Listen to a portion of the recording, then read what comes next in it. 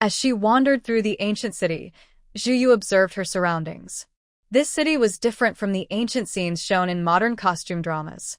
Or rather, those dramas are beautified. The real ancient society was much heavier and more serious. While passing outside the government office, Zhu saw a middle-aged woman kneeling at the door, looking hopeless. Suddenly, her eyes brightened. Perhaps she had been kneeling for too long and couldn't stand up. She looked anxious and decided not to try standing. Instead, she crawled forward quickly on her hands and knees. Zhu stopped and waited quietly. The woman approached her and first bowed her head forcefully twice. Her face was pale, with dark circles under her eyes. Her previously numb and hopeless eyes now showed a little life. "Sir, are you the master of the Taoist temple? My son has been missing for 3 days. Please, I beg you.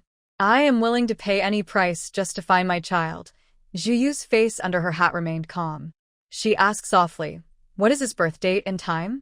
The woman quickly told her. Zhu mentally cast a divination and quickly understood the situation and outcome. She looked at the woman with some sympathy and said, "Your child hasn't been lost.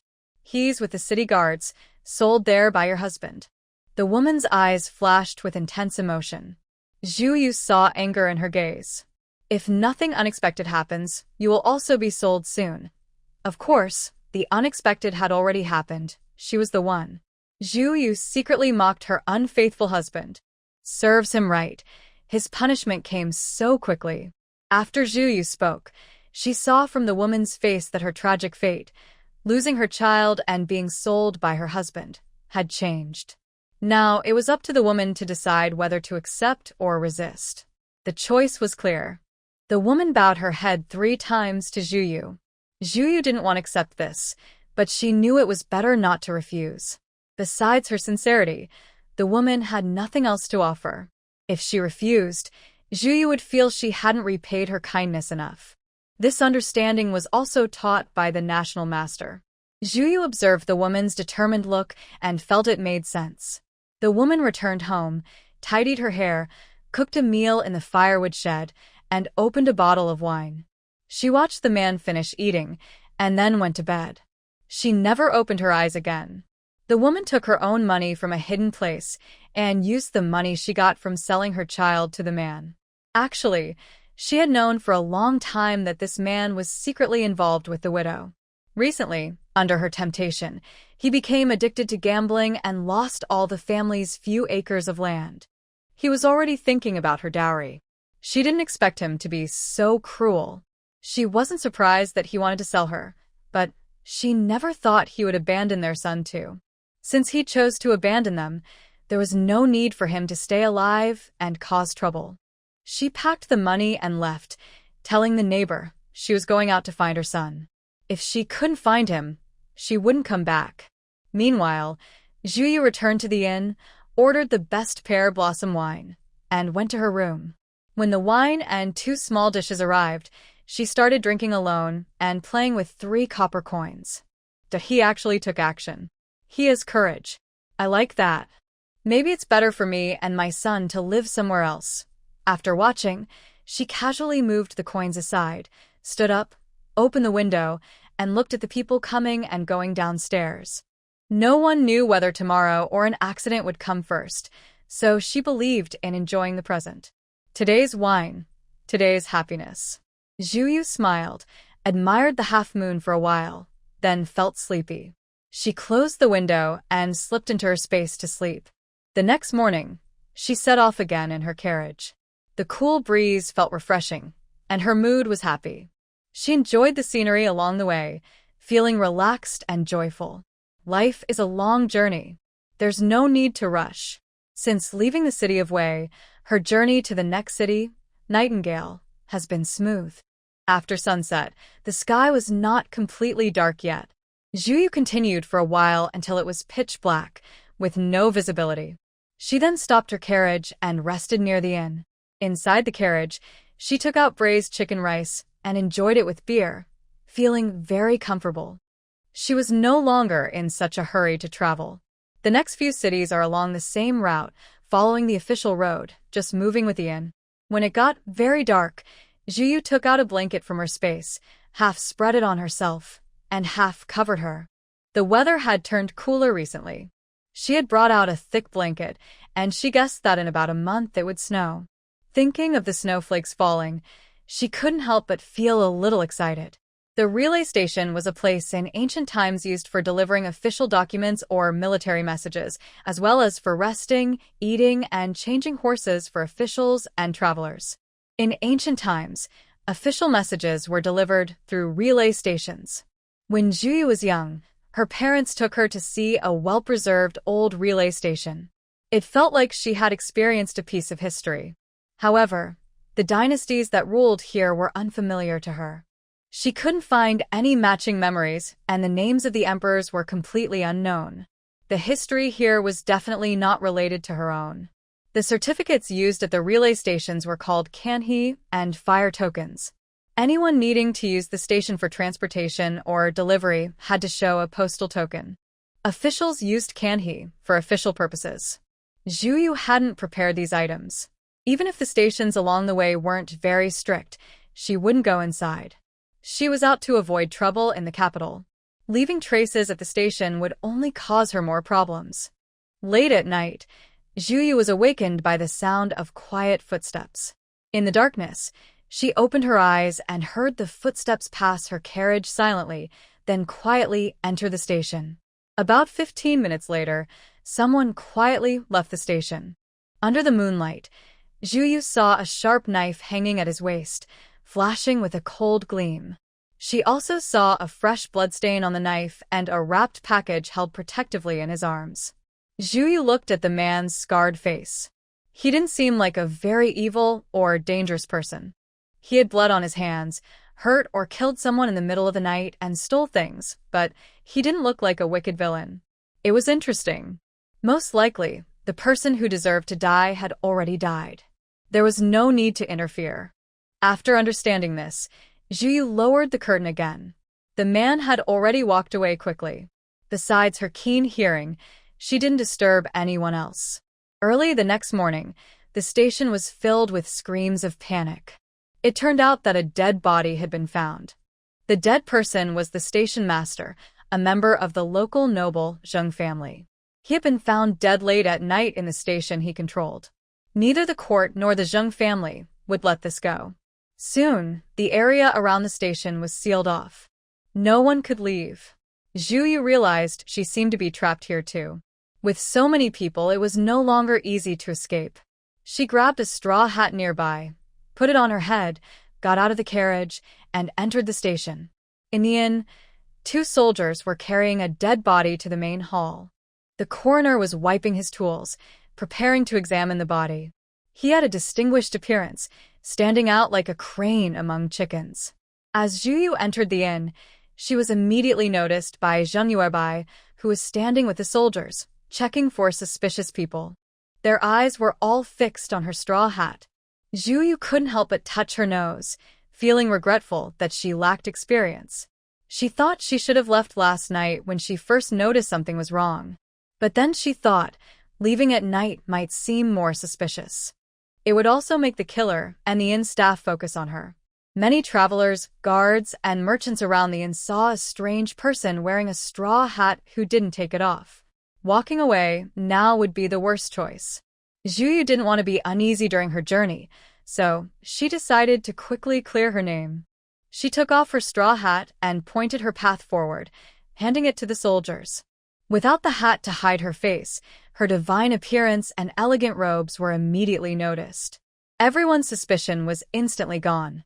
The way the victim died was clearly out of anger. He was stabbed more than 10 times, which showed he had a grudge against the Zheng family. It was unlikely that a passing Taoist or someone unrelated was involved. Even the Zheng family, who were powerful local leaders, wouldn't dare offend Taoists. People saw Taoists as extraordinary, with the most powerful being a national master who understood the secrets of heaven and earth. Zhuyu didn't know how famous Taoism was outside, so she was surprised to find that her robes seemed very useful. Her talisman was not even carefully checked, and the soldiers quickly declared her innocent. They respectfully handed her the talisman. Now that she could leave at any time, Zhu packed her talisman into her bag and prepared to leave the inn on horseback. At that moment, Zheng Yuebai hurried out of the inn and stopped in front of her, trying to test her. Would you be willing to help our Zheng family find the culprit? Zhu Yu looked at his hand blocking her way, then chose to go around him. She got on her carriage, driving with one hand. As she passed by Zheng Yuebai, she looked at him directly. Do you really want me to tell you who the culprit is? Little boy, is he playing tricks on her here? Zhu Yu could easily see that the person who committed the crime looked quite similar to Zheng Yuebai. It was as obvious as a mark on a bald head. She had noticed at the moment she entered the inn. So, this Zheng Yuebai, a member of the Zheng family, had come here to watch the questioning and secretly clean up after the real culprit. Fortunately, Zhu Yu had no intention of getting involved. She didn't care about Zheng Yuebai's cautious probing. Soon, she left the post station behind, putting a great distance between herself and those people. The official road was much easier to travel than the mountain paths, so her journey became faster. Zhu Yu walked continuously for half a year, stopping only to rest or to resupply in towns. When people came to her for help, whether rich or poor, she judged only by their hearts. If they were kind, she lent a hand. If they were cruel, she simply looked at them calmly and ignored them. Even if someone was wicked, as long as their wrongdoing had nothing to do with her, she saw no reason to interfere. The more she studied the 5 elements and the 8 trigrams, the more she understood that everything in this world happens for a reason. Outsiders can only see the surface, never the full truth. For example, once an old woman came to her, asking for help. The woman said her grandson was a terrible man who gambled, drank, and had even killed his own father.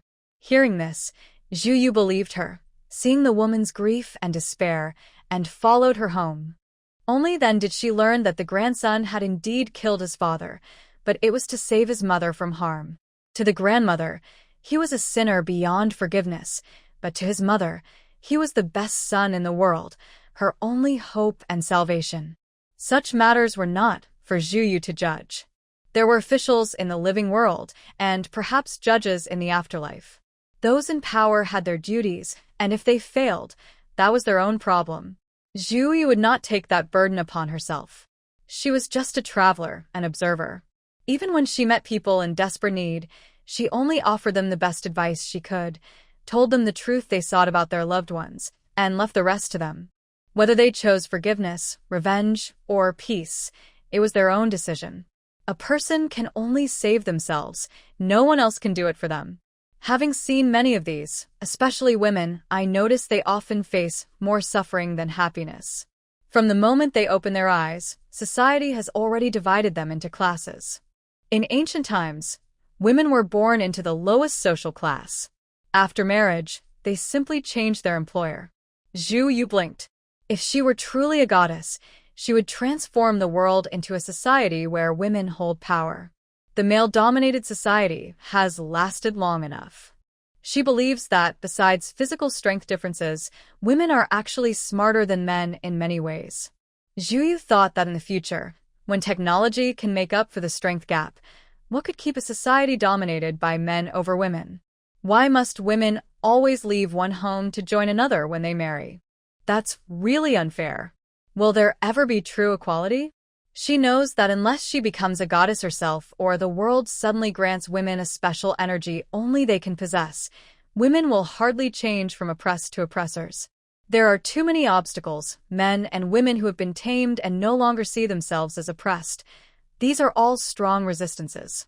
It will take a long time for the world to give all women the chance to awaken from the social roles of daughter, wife, mother, and grandmother, and to find their true selves. First, love yourself. Then love others. Life is only a few decades long. How much time can truly belong to them? Zhu Yu thought about the mainstream Confucian teachings now. She doesn't dislike Confucianism or any other philosophy. What she hates is that she herself cannot do better. She only uses these restrictive ideas to maintain her own rule. She hasn't taught anyone to resist or to desire equality because she knows it's useless. She can already imagine the criticism and attacks she will face. Here, Those who organize and fiercely criticize her are mostly those in power or landowners. Ordinary people are like cattle and sheep. They don't think about these issues. Just living takes up most of their energy. The heavy taxes and forced labor are truly terrifying. A simple natural disaster can force common people to sell their children or themselves just to survive. Releasing her scattered thoughts, Zhiyu no longer dwelled on things she couldn't change. At this moment, she was very close to Qingping Kingdom. After traveling for half a month, Zhiyu finally entered Qingping. Compared to Chenxi Kingdom, the difference was quite clear. If Chenxi was a land where Taoism flourished, then Qingping was a place dominated by Buddhism. Walking through the streets of Qingping's capital, Zhiyu could see monks in robes walking around, even through a layer of white gauze. Ancient trees and saha, the gray robes of monks were the most common, followed by blue, with gold and red being rare. It seemed that colors were used to distinguish social classes. She hadn't seen so many Taoist priests in the capital of Chenxi. Thinking about Ning Juanxi, the leading disciple of Buddhism and Taoism in Qingping, who was also the crown prince, Zhiyu felt that this country was practically a Buddhist nation. Recalling the descriptions she had read about Buddhist countries, they were portrayed as places full of kindness, compassion, and wisdom. But when she thought of Savatika, also called a Buddhist country, with its strange gods and teachings, she couldn't help but curl her lips in disappointment. She no longer held any hope for that term. Have you heard? The Grand Princess still isn't awake. The king has issued an order. Whoever can make the princess better will be made protector of the nation. Of course, the eldest princess is the most favored princess. I bet in the king's heart, even the crown prince can't compare. Shoo. Don't you want to live? I do. Let's go quickly. Zhiyu moved her ears slightly, listening to the whispers and gestures of those around her. She realized that last week, after arriving here, she had sent a message to Crown Prince Ning, but he hadn't come to see her. It turned out he was anxious about his sister. Zhiyu decided not to wander anymore. She had come out mainly to gather information and see if there was anything unusual. Back at the inn, she opened the window and looked at the monks walking on the street, pondering whether the competition could still start properly. She decided to wait here for at most a month. If the contest couldn't happen after a month, she wouldn't wait any longer and would travel around Qingping instead. On her journey from Chenxi to Qingping, passing through 17 cities of various sizes, Zhiyu had drawn a detailed map, using modern methods. I also prepared a journal to record the geographical information and various strange events encountered along the way. Some are local legends, and others are things she experienced herself. This was a task assigned by the national master. Zhiyu thinks this is probably like an ancient travel diary from a modern person's point of view. In this ancient time, where communication is difficult and information spreads very slowly, being able to record these details is very helpful. She also read the travel notes of Chen Qingyuan and the national master in the study, reading with great interest and finding it very fun. After half a month, an uninvited guest arrived at the inn. He was very grand, leading a young man who strode confidently. Zhiyu stood on the stairs, observing this man. He was very handsome. He was tall and elegant, with a slender figure, fair skin like jade, deep eyes that seemed to see through people, a high nose bridge, and a well-defined face. He wore a black robe, looking very handsome and impressive. Ning Juanxi saw Chen Chuanji and was also amazed by his appearance, unable to help but be distracted. It's been a long time. Since the family matter isn't resolved, she has no interest in competing, wasting Chuanji's time. Would you give your brother a chance to apologize? Chen Chuanji, like Zhiyu, was starting to get impatient waiting. No need. Our competition doesn't need to take long. Just predict the recent major events in the world, she said. To Zhiyu, this was very easy. She thought Ning Juanxi's words were just an excuse. If the eldest princess doesn't wake up for a day, she won't stay here all day. That wouldn't make sense. Her words showed little respect for Ning Juanxi, which made the people behind him look furious once they recovered from their surprise at her appearance. A trace of awkwardness flashed in Ning Juanxi's eyes. He waved his hand to signal the others to leave. When only the two of them were left in the inn, Ning Juanxi explained, "There was no problem with the competition, but I need to extend my sister's life. My energy is already exhausted." Zhiyu's eyes gradually darkened with displeasure. Does this mean she can't compete? So, what do you plan to do? Not compete. If this person dares to say he won't compete, she will leave overnight and cast a minor misfortune charm on him, making him unlucky for a week. Ning Juanxi hesitated and said, "My master heard that your medical skills are as good as your divination skills. Would you be willing to see my sister?" Zhu Yu was slightly stunned. She hadn't expected this. Was this a desperate attempt, or was she just too worried about her sister? She felt there might be no better way. They were not friends, more like rivals. Not enemies, but rivals nonetheless. "What's in it for me if I help? I will definitely thank you sincerely. I don't trust such promises. I'm not from your place. After we finish, I will leave sooner or later. Titles like Duke or Marquis are useless to me. If I help..." Zhu Yu's gaze shifted to the black string hanging from his chest. She sensed something like space around it. "Give me your pendant, or something of equal value."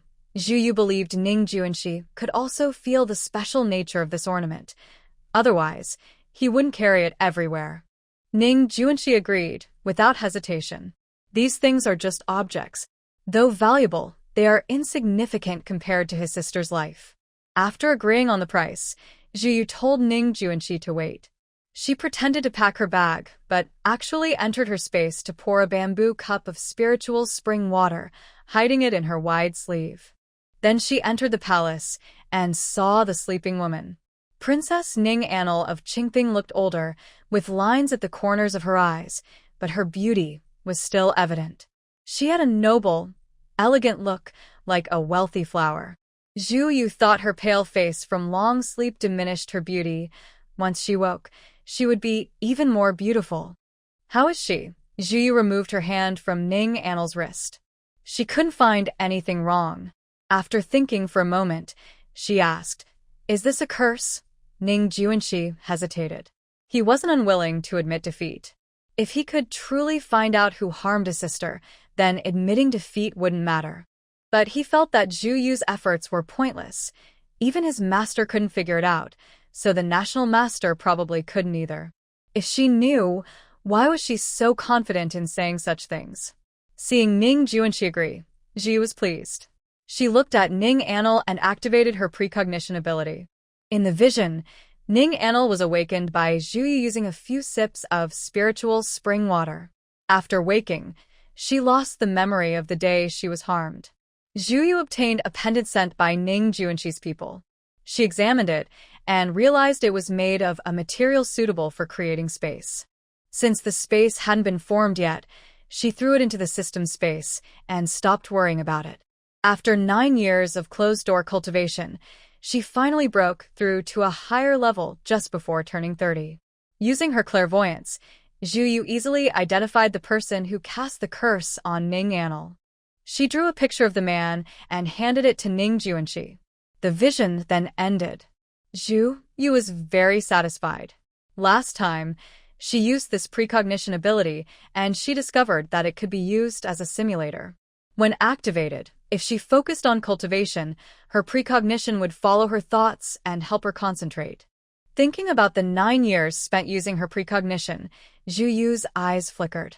She wondered if she could shorten that time, as the future seen through precognition could be changed.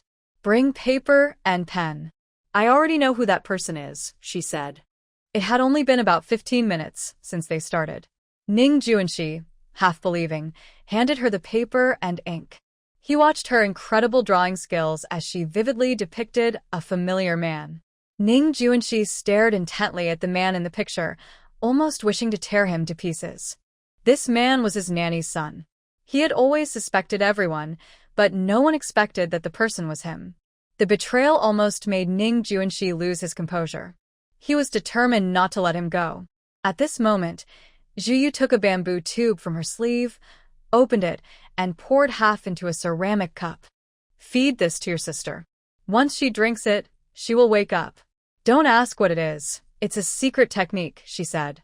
Ning Juanxi carefully helped his sister up and called a maid. He slowly fed the mysterious water into Ning Annal's mouth. After drinking the unknown water, Ning Annal's eyelashes fluttered, and she slowly opened her eyes. Although she only opened them briefly, she weakly smiled at Ning Juanxi before closing her eyes again. However, Ning Juanxi had already relaxed, knowing that the curse had been broken. At this point, he was fully convinced of Chen Xuanji's character. Zhu Yu glanced at the pendant on his chest and said, "Don't forget my reward, the defeated opponent." She then left the palace, waving her sleeve as she departed. The palace was very luxurious, but Zhu Yu didn't like it. Most of the people she met there looked down and seemed to be humble to the point of dust. The grand palace had only a few masters, but these few could control the lives and deaths of thousands. After staying in the capital of Qingping country for a few days, Zhu Yu visited various martial arts schools and many temples. She watched many competitions and gained some experience. She no longer wanted to stay there. She had discovered that a remote Buddhist temple outside the city had a stronger spiritual energy than other places. Zhu Yu planned to go there to meditate and train, hoping to speed up her breakthrough. 5 years later, time flew by quickly. Zhu Yu, immersed in her training, no longer felt the passage of time. If she hadn't suddenly received a message from her master via carrier pigeon, she might have stayed there to continue her cultivation. In the message, her master asked her to return to the capital and told her she was now eligible to take over as the Grand Master. He also briefly explained why he was stepping down. The reason for helping the Xianxian royal family was simple. Xianxian had merged its family bloodline with the underground dragon vein in the city. Watching the Xianxian family fall would bring disaster to the city and the country. So, he had taken action. The days ahead would be for recovery. The letter also said that he knew Zhu Yu had made a breakthrough. Even if he hadn't been injured, she should come back to take her place as the Grand Master. The stronger she became, the more she should quickly become the leader of her generation in the spiritual world. Zhu Yu thought for a moment and decided to follow her master's wishes. She had already prepared herself mentally for taking on the role of Grand Master. However, her master was mistaken. She hadn't truly advanced, only approached that level. Of course, she was much stronger than the master. In this world, as long as she didn't want to be hurt, no one could harm her. Going back was also good. The remaining spiritual spring water from before could be used by her master and Chen Qingyuan. When Ning Juanxi and Ning Annal, who had been quietly watching her, heard she was leaving, they came to see her off. Zhu Yu wasn't surprised to see them. She nodded, exchanged a few polite words, and then drove away. Over the years, the Ning siblings have tried many ways to persuade her to stay in Qingping, but all efforts have failed. Now they have given up. Zhu Yu didn't feel awkward when she saw them. She guessed that Ning Juanxi's insistence on inviting her was just an excuse to try to win her over, and she didn't think she would really agree. Taoism and Buddhism are very different, not just a little.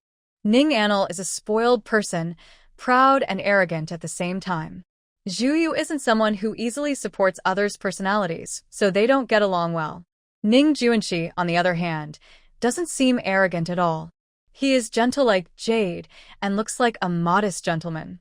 Zhu Yu asked him why he didn't seem like a monk. The unique calm aura of a Buddhist monk is missing from him.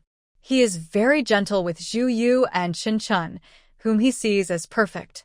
Sometimes he even seems a bit talkative. Zhu Yu thinks he is one of the few people who treat her as an equal or even someone of higher status. They are not far apart in age, and he is always patient and kind to her. He seems to never get angry, no matter what.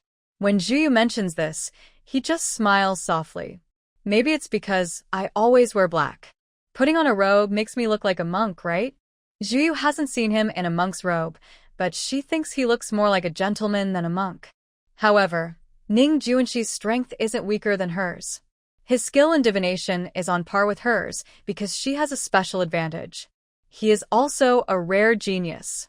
Thinking of their master and comparing herself and Ning Juanxi, Zhu Yu feels a sense of destined arrangement.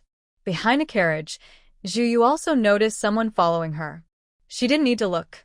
She knew who it was. It was the young man she first met in the cave with the statue, Wei Zhao. "You're really persistent," Zhu Yu couldn't help but say. The carriage behind her also stopped, and only then did Zhu Yu realize that the person was indeed following her. Zhu Yu got out of the carriage and walked to Wei Zhao's carriage, looking at him. "Why are you following me?"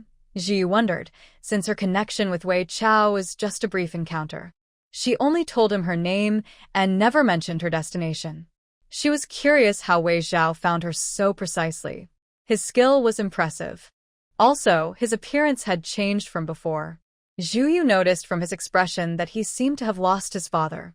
The young man got out of his carriage and slowly approached Zhu Yu. His handsome face looked like a perfect painting. "Coincidentally meeting my brother. Why not travel together?" Coincidence, was it really just luck? Zhu Yu didn't believe in such coincidences. "What if I refuse?" Wei Zhao's eyes darkened. He said, "Then I will just keep following my brother." Zhu Yu's face also grew serious. This young man was bold to threaten her. "I only say this once. Don't follow me again, unless you've already lived enough in this world." She wouldn't tolerate someone approaching her without reason. Whether he was kind or just young, she didn't care. If he kept being so rude, he could go to. Zhu Yu's cold attitude surprised Wei Zhao.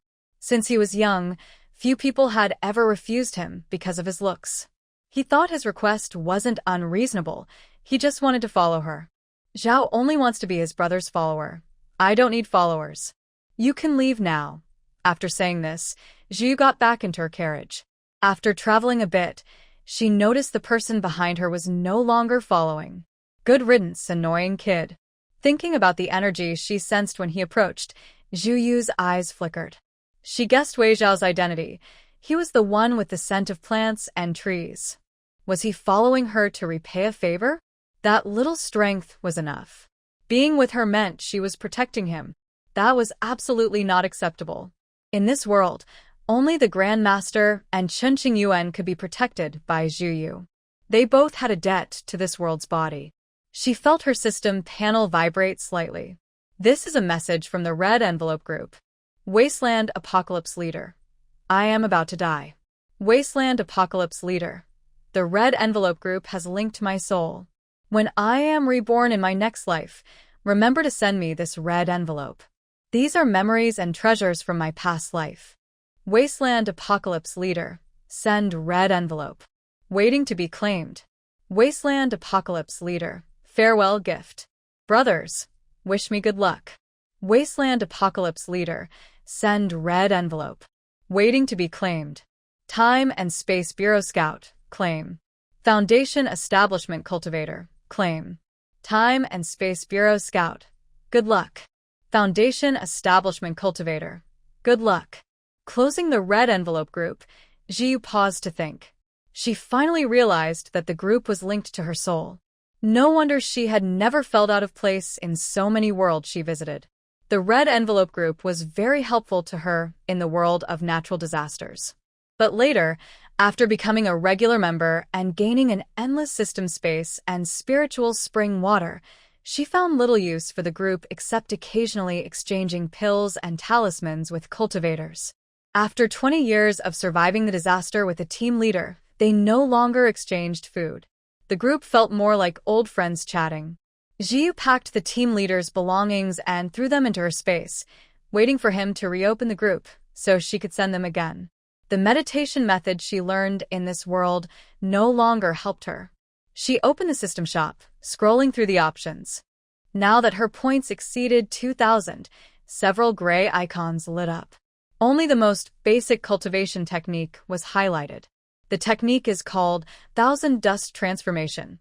It's a disguise technique that can change appearance and height. But this technique isn't very useful to Zhu Yu. She can't think of a situation where she'd need to change her face. Plus, this somewhat useless technique is too expensive, costs 2,000 points. It looks similar to the transformation talismans used by cultivators. Those talismans aren't expensive. One spirit stone can buy 2. She still has a stack of them in her space. Zhu Yu looked at the top of the skill list in the gray area. She really wanted a technique that could cultivate the soul. After all, her body was new in each world. If she only focused on training her physical body, she could rebuild it in every world, which wasn't a problem. But if sudden danger appeared, she wouldn't have time to develop her fighting strength. What should she do then? By cultivating her soul, she could gain abilities related to the soul that she wouldn't need to relearn in each world. She could use these abilities everywhere. Also, a stronger soul has many benefits. This was written in the employee manual, which encouraged employees to cultivate their divine spirits. However, such techniques are very expensive. With her current points, she didn't know how many worlds she would need to complete to afford it. Zhu Yu already felt the urgency and didn't want to spend her points easily. She planned to save them all. Her meditation method no longer showed progress, no matter how much she practiced. She could feel that she was just one breakthrough away from reaching the highest level her meditation could achieve. She was only 23 or 24 years old in this world. She could still live for more than 100 years. This meditation method was one of the top techniques in this world. Since she had already reached the peak of it, Zhu Yu wanted to become stronger, but suddenly felt lost about where to start. Now, after thinking about all this, she felt a bit confused. She planned to go back and see the Grand Master to see if there were other ways.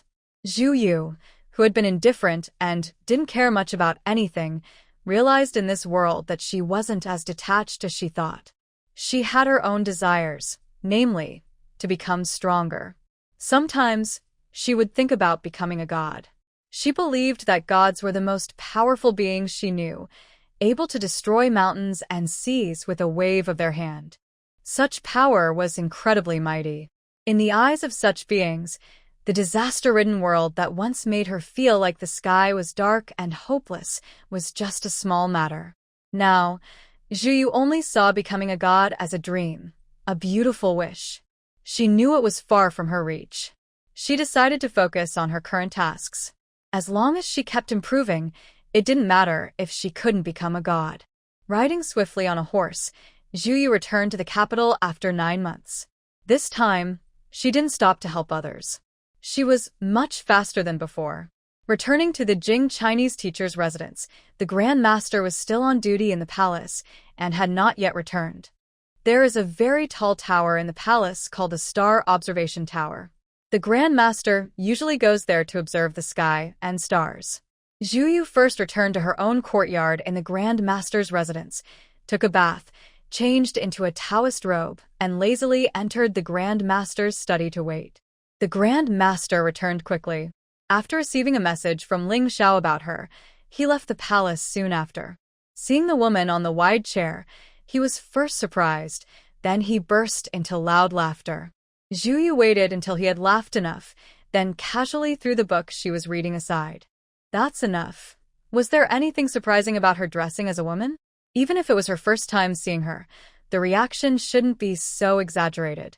Moreover, Zhu Yu didn't quite understand what the Grand Master was laughing at. After a while, the Grand Master stopped his joyful laughter and looked at Zhu Yu with a meaningful expression, saying, "Chunji, seeing your current state, I know you've reached that unknown level. But now, the situation in Jing is much more complicated than before. When the Grand Master first saw his disciple Chunji in the study, he was captivated by her stunning beauty for a while. Even someone with his calmness was affected, let alone ordinary people. In the Grand Master's eyes, Jing was a place full of ordinary people, filled with the most corrupt desires. Disciple does not understand. Please, Master, speak frankly. Zhu Yu knew that the Xianyuan royal family was very chaotic, fighting for power and using any means. Before she left Jing, many princes and princesses tried to win her over, all for the Grand Master.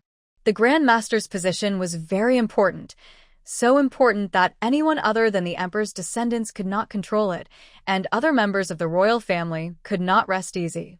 Zhu Yu also knew that the Grand Master never involved himself in the succession of the throne. She always shared the same attitude, refusing to be swayed or to serve anyone's interests. So, after she left Jing, she received no threats or resistance. The Grand Master did not answer immediately. Instead, he took out a yellow paper, prepared ink and a brush, and carefully wrote a character. Zhu Yu suddenly understood and said, The old emperor's health is failing. No wonder the Grand Master insisted she come back. It was indeed time to return. The current emperor was seriously ill, and this made the struggle among the princes more intense and fierce. The Grand Master was also close to losing control of the situation. Among the three princes, who do you think is the best candidate? Zhu Yu asked the Grand Master. Currently, the emperor has 7 sons and 5 daughters, so he has many children. However, aside from the youngest, some have already failed, and only 3 princes are contenders. The first prince is Xianyuan Min, the second prince is Xianyuan Song, and the 5th prince is Xianyuan Rong. The first prince is the most popular now. His mother is honored as the imperial noble consort, and he has a military general in his family who guards the border. The second prince was born weak and has been frail for years. He still looks pale and does not seem likely to live long. He is also the only one among the 3 princes without children. He had a son, but perhaps because of his father, the child died early.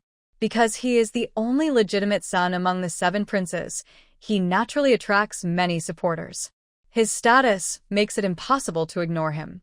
No matter which prince eventually becomes emperor, they won't overlook this special brother. The 5th prince is the type who hides his strength.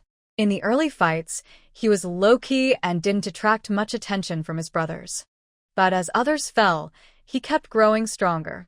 Currently, he is the weakest among the 3 princes. However, Zhu Yu, the cautious strategist, believes he might actually be the final winner. Having studied history, she thinks this 5th prince is like someone born lucky, blessed with good fortune. But she suspects this luck is man-made. She only watches whether the first and second princes will give him the chance to act as a decoy. The Grand Master also considered who might be the next emperor among the princes. After many years of observation, he sees that each of the 3 princes has strengths and weaknesses, similar to the current old emperor. None of them show the qualities of a truly wise ruler. He shook his head and said, "Anyone is fine. I just want it to end soon." With fewer innocent lives lost during the succession, he is now in the capital, like a steady anchor, giving many others the chance to stay neutral and not bet on who will succeed. Later, Zhu will take on this role. She narrowed her eyes, a look of weariness crossing her face. All these emperors are the same. Isn't there anyone a little better? No matter their personalities, all 3 princes share one trait. They don't value people's lives. Their subordinates are like that too. How can we expect the emperor to be kind and caring for the people after ascending to the throne? However, it doesn't matter. Someone must always sit on the throne to manage the kingdom, and since ancient times, officials and scholars have held this role. In the early years of the new country, these officials truly treated the emperor's orders as sacred commands. But after a generation or so, when the ruler was no longer the founding monarch, officials became like adults soothing children. They only showed the ruler what they wanted him to see. Every decision and development bore traces of their influence and control. This system is inherently corrupt. It will collapse sooner or later. Moreover, even when new dynasties are established, they are often just the same old story with different faces. The best outcome is usually downfall. The 4th princess is a remarkable person, but unfortunately, she is a woman. The image of the 4th princess appeared briefly in Zhu Yu's mind. It was that night when she was taken away by the princess who confessed to her, the girl in blue. Is the 4th princess the same mother as the 2nd prince? There are some similarities between them. The Grand Master nodded, picked up the paper with writing on it, and casually threw it into the fireplace. He asked about something he was curious about. How is the realm after this different from now? Zhu Yu closed her eyes, sensing the barrier within her body. She sighed slightly, regretful. I can't answer that now. There are still some barriers blocking my breakthrough. But Master, the closer I get to this realm, the more I feel my connection to the world deepening. The Grand Master smiled happily. You're right. Energy is a gift from this world. Before the ancestor ascended, he told me that this realm is the true unity of knowledge and action, capable of communicating with the heavens. Zhu Yu opened her eyes, a bit skeptical. Are there really immortals in this world? The Grand Master looked at her helplessly. Pure ones, stop saying such things. It's a great disrespect. You may disrespect the royal family, but you cannot disrespect the gods who grant you power. Just like a cultivator in the foundation building stage arriving in this world, flying on a sword, turning fog into rain, and wielding sword intent capable of splitting mountains and rivers, such abilities would be seen as divine powers by the royal master, who believes they can already control the forces of nature. But can a cultivator in the foundation building stage truly be called a god? Claiming to be a divine being will eventually lead to being taught humility by a cultivator who transforms their spiritual core into a divine form. Therefore, the royal master's words brought her some unsettling thoughts. She even began to wonder if the meditation method was some kind of evil magic. What kind of existence does the next realm communicate with? Can it influence or control her through cultivation techniques? This was the first time Zhu Yu heard the royal master mention this matter. She thought that if she had known earlier, she might not have practiced the meditation method at all. This hidden danger was just too great. The royal master didn't notice her eyes darkening instantly. He snapped out of the memory of the ancestral master and looked at Zhu Yu with great anticipation. This disciple had brought him too much surprise. Tomorrow you will come with me to the palace. The top floor of the observation tower holds the ancestral master's notes, which only the head of the Taoist sect can read. Zhu Yu was momentarily distracted, putting aside her worries. The old emperor's gaze was fixed on the feng shui map, staring at the location of Dawn Country for a long time. His face was already very old. If one didn't see his sharp eyes and only looked at his white hair and the wrinkles crossing like old tree branches, they would think he was close to death. Xian Yuan Jing didn't want to die like this. With each additional white hair, he would think of the royal master's youthful appearance. The fear brought by his father's warning not to disrespect the royal master seemed to be gradually fading. He was clearly the supreme ruler above everyone else in the world. The entire dynasty belonged to him, and the royal master was no exception. Moreover, the art of eternal youth was incredibly tempting. Is everything prepared? The inner attendant bowed deeply and carefully said, "Your Majesty, the observation tower has been set with many traps." The old emperor's gaze grew even deeper as he stared at the feng shui map. He had been preparing for this day for 10 years, ever since he first felt himself approaching the end of his life. If there truly were divine beings, why wouldn't they grant longevity to the Xian Yuan family? The meditation method was not a secret in the royal court. In fact, many noble families could also access it. Many people see it in this world, but very few can truly practice it. Across the entire country, each generation has no more than 3 people who can cultivate. And each generation's national master is always the most talented. The emperor has seen this many times, and even killed 2 other children who could understand and practice it in this generation. Even drinking this blood cannot make the emperor talented, and after doing so, his body begins to age faster.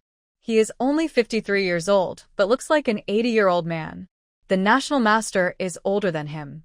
It's really unfair. If the national master hadn't taken disciples on his own and found the last talented person, carefully protecting him in his residence, the emperor wouldn't let it go.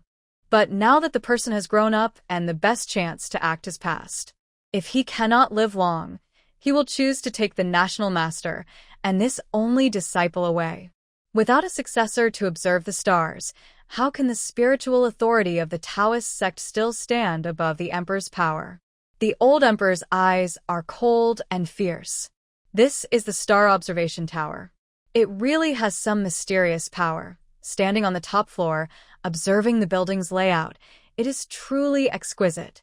Zhu Yu carefully looks at every detail, and the more she looks, the more she feels the structure is simply not scientific.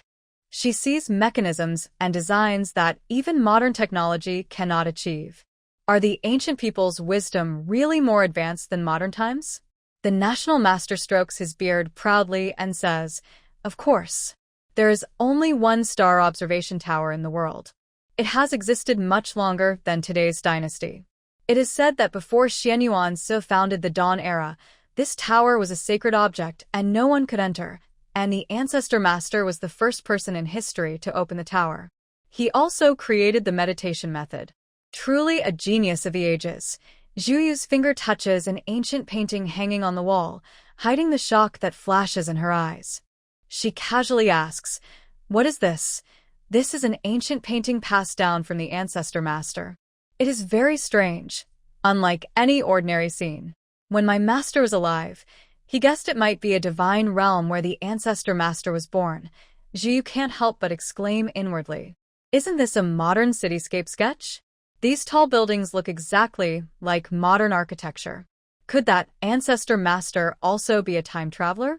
Helping to establish the new dynasty, he casually passed down this meditation method, which he probably didn't think much of.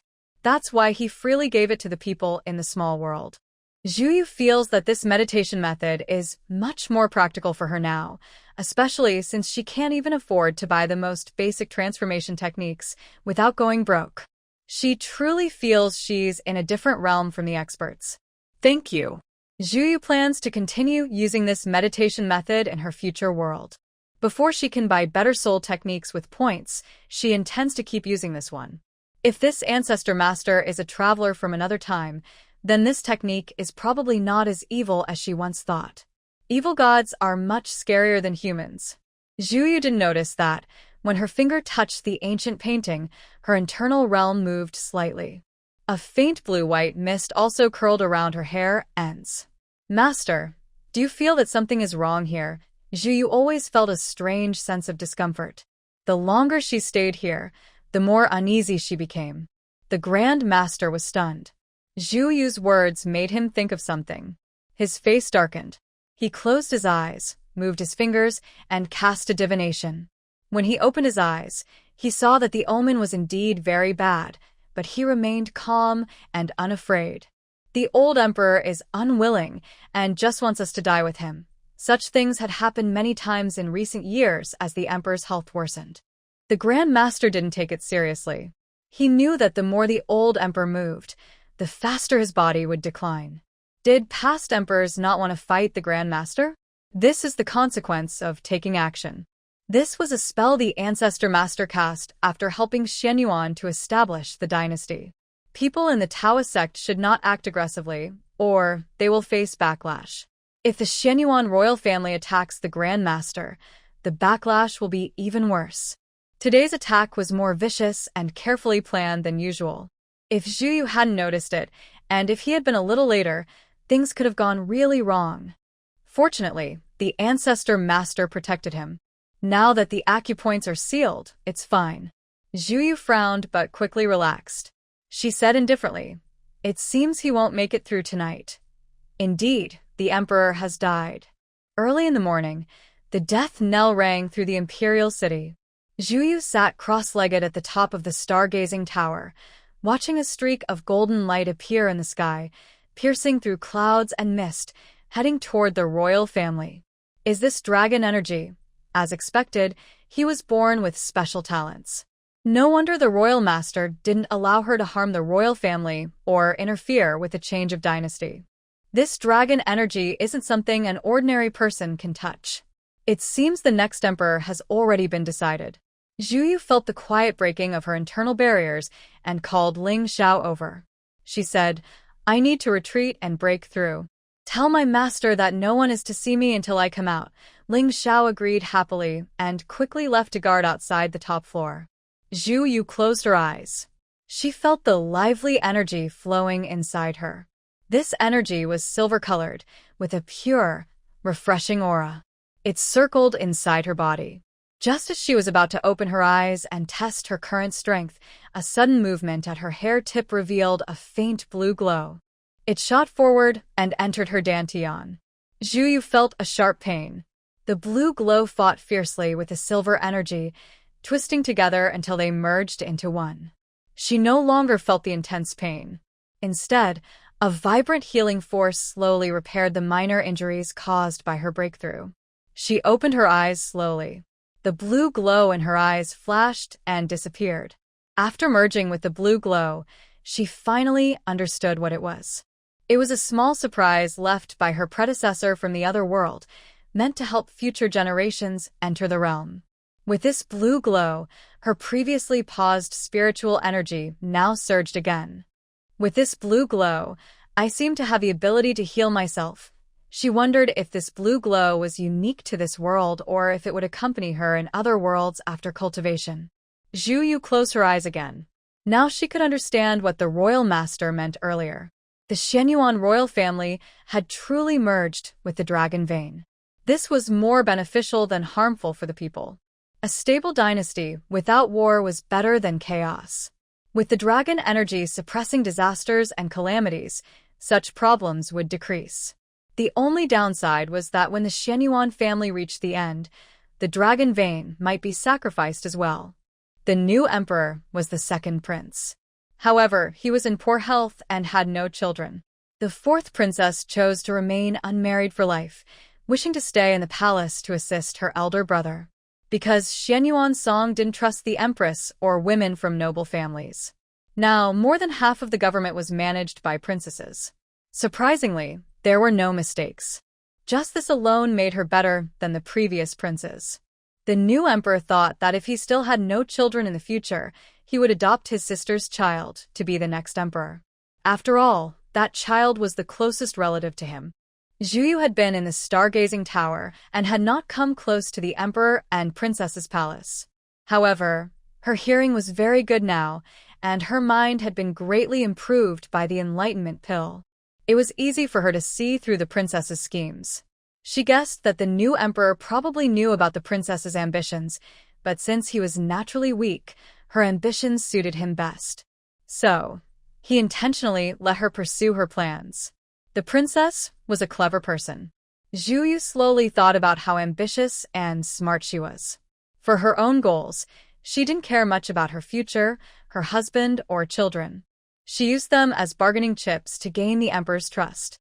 Zhu Yu even thought that when the emperor needed a child, she could ignore that child forever and not care at all. She was a ruthless woman who would do anything to achieve her goals. And she was very good at pretending to be innocent. Zhu Yu admitted she admired her. Even though curing the emperor's health was an easy task, Zhu Yu chose to ignore it. How interesting that was. Maybe if she lived a little longer and the emperor died sooner, she might even see the empress. Zhu Yu felt a bit excited and couldn't help but smile slightly. I really want to help you, she sighed regretfully, knowing she couldn't interfere.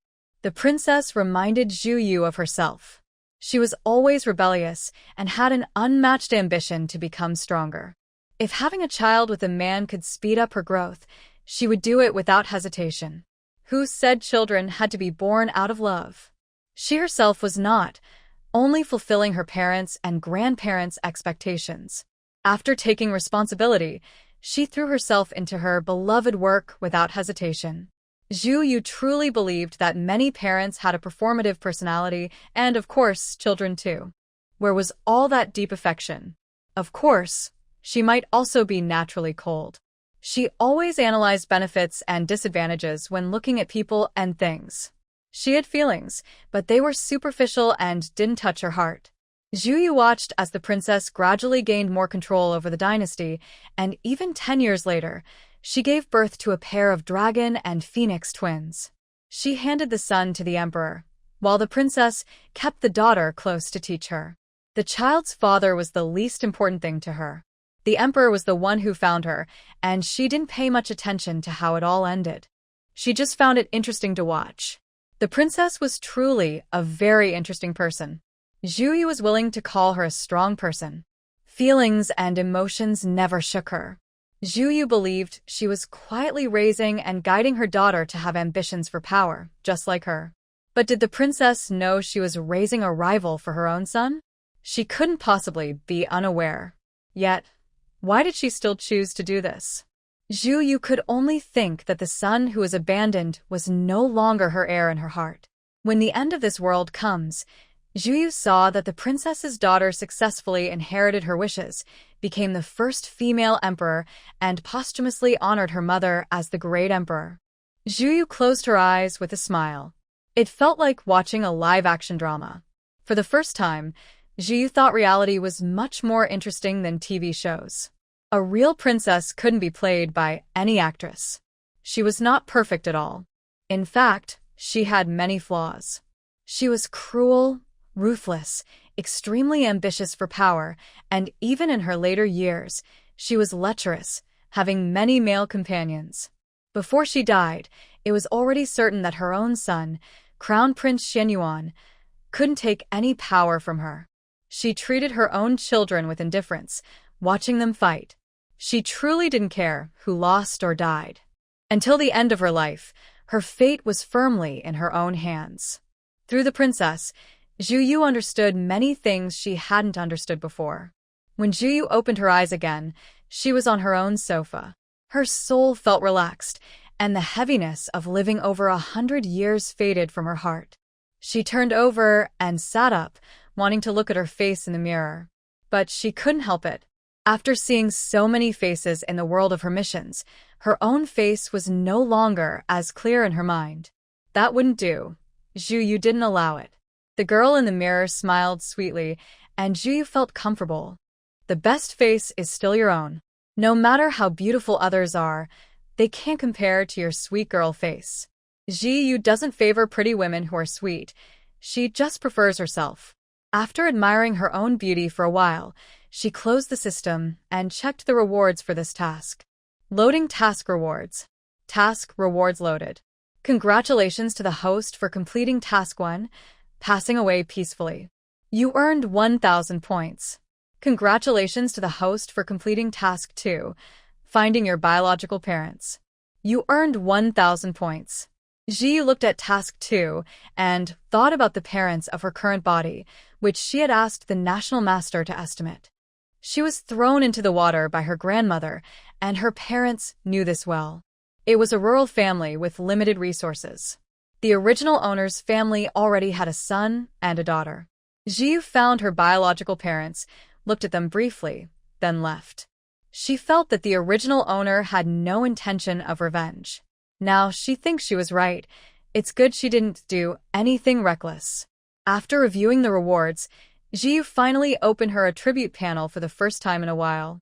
Name: Ji skills: traditional Chinese medicine, acting, martial arts, divination, meditation. Genius tools: precognition, 3 realms red envelope group, spirit spring water. Points: 4,100. Looking at her points, Ji sighed with some dissatisfaction. They were accumulating too slowly. In the months since she returned, she continued to go to school during the day and practice meditation in real life at night. But she found that meditation couldn't be practiced in this world because there was no natural energy in the air. She had to give up, feeling a bit disappointed but relieved. Time passed quickly. Soon it was time to complete another task. When she opened her eyes again, the first thing she saw was a dim, cramped rental room.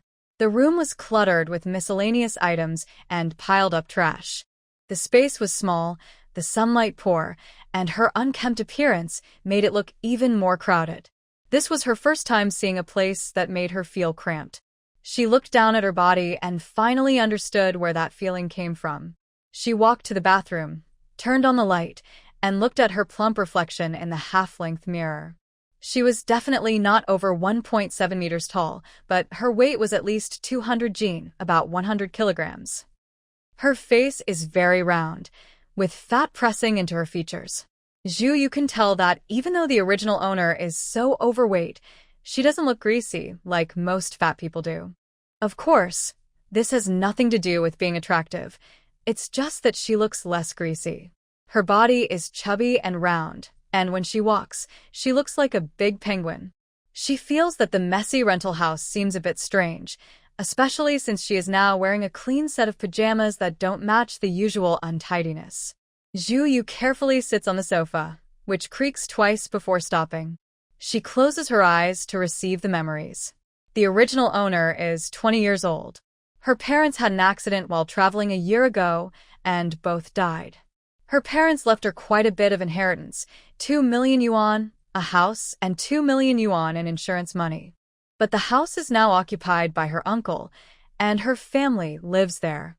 Every time she wants to go back to her home, she has to endure their cold remarks. She was only 19 at the time and couldn't handle her normally kind relatives suddenly changing their attitude. Plus, she had just been accepted to university and was still studying, so she didn't have the strength to fight her uncle's family. She rented her own place instead. Fortunately, she was not so naive as to tell anyone about the insurance money or her parents' inheritance. Otherwise, her uncle might have taken everything from her. Unfortunately, 6 months ago, she suddenly fainted during class. Things got worse. After hospital tests, she was diagnosed with a terminal illness and immune system disease. With current medicine, she can only take medication to slow it down. There is no cure. In the late stages, this disease destroys her immune system, and all her organs will gradually fail. The original owner didn't give up. She actively followed her doctor's treatment, took her medicine on time, and kept exercising. But the steroids in the medication caused her to gain weight rapidly, like a balloon inflating. Her former classmates thought she was just sad from her family troubles and overeating, so they didn't look at her differently. But her desire to live was weakening. If she stopped taking her medicine, she would often get sick and feel pain all over her body. If she took the medicine, she would keep gaining weight, looking like a pig. Every morning, looking at herself in the mirror, she only felt more hopeless. She had lost everything. She would never see her parents again. From now on, she must live with medication and obesity for her whole life. Even if she takes medicine, the doctor cannot guarantee how long she will survive. Within 10 years, many complications and failures may begin. What is the meaning of living? The original owner went to school with her medical records and took a leave of absence. She donated all the money in her parents' savings account and the insurance payout to Hope for Children. She believed that giving them this money was the best choice, as it could give their future hope. Unlike her, who only felt despair. Back at her rented apartment, she quietly took an overdose of sleeping pills and closed her eyes forever. Juyu opened her eyes, and a sharp light flashed in her gaze. She thought the original owner's wish might be to punish her uncle's family. Her family still lives with her greedy uncle's family. However, when she opened the system panel, Juyu was slightly stunned. Remaining lifespan, 8 years. Task 1. Live until the end of this body's natural life. Task 2. Receive lots and lots of love. Juyu didn't believe in superstition and closed the panel, then reopened it. The system was working fine. 8 years of life to achieve the goal of receiving lots of love. She thought about becoming a star, but she instinctively rejected the idea. She felt that the original owner's true desire was not that. She needed to find her own strengths and use them to gain affection. Feeling this thought, she didn't feel resistance. Juyu knew what to do next. She got up, picked up her phone from the bedside table, and called a cleaning service to tidy up the house. Besides her phone, property deed, and ID, she didn't want anything else from her previous life. After cleaning up the apartment, she returned the rental and left. She took the property deed and her ID to the police station. If relatives refuse to leave her home, she can report it. It's effective. Citizens' homes are protected from illegal searches and intrusion. This is what Juyu learned in the world of cats. Illegal searches or intrusion into a citizen's home, or illegal entry, can lead to imprisonment for up to 3 years or detention. Juyu decided to send that family to jail. In modern society, order still exists. Of course, they can't be killed, but letting them go is not an option. Retrieving the house is necessary. Juyu feels extremely unwilling. Such maliciousness, bullying a young girl's family. She won't let them off easily. First, she plans to spend a few years in jail. She knows they broke into the original owner's house, and surveillance cameras outside the neighbor's door have already recorded everything, including the scene when the original owner was driven out and forced to stay outside. Juyu first went to the neighbor to gather evidence before calling the police. A venomous snake can't be killed instantly. Instead, you must weaken its deadly fangs. After a stint in prison, even if she doesn't stay long, her reputation will be ruined. She will likely lose her job, and her family and neighbors will look at her with strange eyes. However, many people might think Juyu is cold-blooded. At such a young age, she was so harsh to her own uncle's family, even though she could have just driven them out. But Zhu doesn't care about what these people say. When the original owner's incident happened, she didn't show up. When her uncle occupied the house, she was absent. Now, standing as an elder, she hears some hypocritical words, but she just thinks they're talking nonsense and dismisses them all without mercy. After driving them away, the house was left in chaos. Zhu took out her phone to find someone to clean up. Looking at the original owner's remaining balance, after paying for cleaning, there were still 2,300 yuan. She felt no regret about donating all her money. She believed it was her own money, and she could decide what to do with it.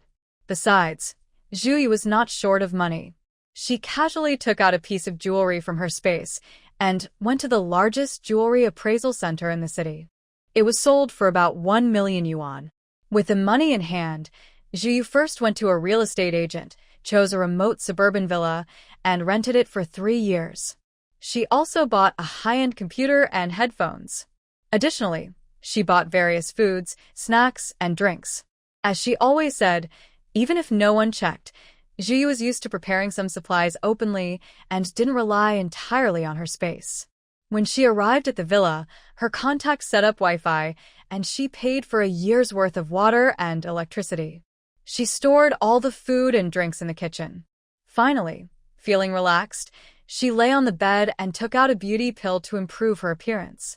Zhu cannot change the predetermined lifespan of her body, but she can alter the obesity caused by hormones in the original owner and control her body to stay healthy during these years. She continues to drink the beauty face pill and spirit spring water, which is simple for Zhu. Over the years, she has accumulated a lot of spirit spring water, forming a small pond. She no longer feels guilty about using it.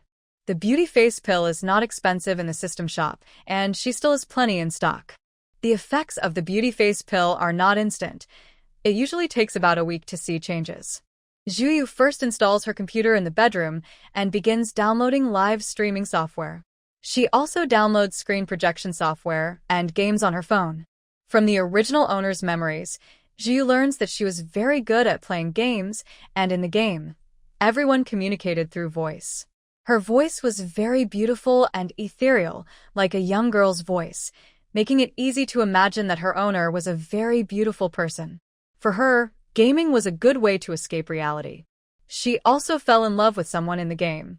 Not only did the original owner have a lovely voice, but she was also very talented at gaming. Since she was young, she could quickly learn any game she tried. Zhu decides to use the original owner's talent and her transformed appearance. She thinks that since time in this world is limited, online dating is a good way for her to complete her mission now. Zhu knows that it's easy to fall in love with someone online, just a moment of infatuation, which can fade away. But real life is not so simple, or sometimes the feelings online are just based on an idealized image of the other person. In reality, there are always some disappointments. People tend to weigh pros and cons. Gaming is much simpler. If you are skilled and have a good voice, many people will admire and like you. This is Zhu first time exploring this area. She has always lived under her grandparents' and great-grandparents' watchful eyes, so she has never been close to gaming consoles. Except for occasional visits to Prince Ming's house to play his games, she was often mocked for being bad at them. Over time, she simply stopped caring and avoided it. In her free time, she read manga. She secretly bought many manga and asked Prince Ming to take them home, then secretly went to see him. Prince Ming's mother and Zhu's mother have been classmates and close friends for many years. The friendship between Prince Ming and her was arranged by their parents intentionally. However, Zhu feels that Auntie Wang and her mother are not very sincere in their intentions. She suspects they want her and Prince Ming to grow up together and eventually become a couple naturally. She doesn't know if Prince Ming understands what the elders mean, but Zhu is aware of it and doesn't care. She simply hasn't realized it yet, especially when it comes to her friend, Prince Ming. To her, friends are much more stable than boyfriends. Thinking of Prince Ming, Zhu can't help but imagine that he must be having a very fun and carefree life abroad. He's the kind of person who always finds ways to enjoy himself. She shifts her thoughts away from herself and focuses back on her original plan. Maybe I should create a new account, she thinks. She opens her game app and considers her old account. She liked a game streamer, a former professional player, whom she had encountered several times in the game. The original user didn't turn on the microphone, just listened quietly to the lively, youthful voice of the streamer, which made her feel a bit better inside. She often watched his live streams. Juyu decides to become a streamer herself, hoping it will help her get closer to him. Of course, she plans to test whether he has a girlfriend first. If he does, she will stay away until he breaks up. She can set her sights on someone else. She believes that with her good gaming skills, handsome appearance, and cheerful voice, there must be other options. There must be someone suitable. Juyu is full of determination. She hasn't approached any man directly before, and she's the kind of person who finds it hard to develop feelings for anyone, even somewhat emotionally cold. Honestly, Juyu feels this task might be even harder than surviving a disaster world. How can she complete so much love? Is it okay to keep changing boyfriends?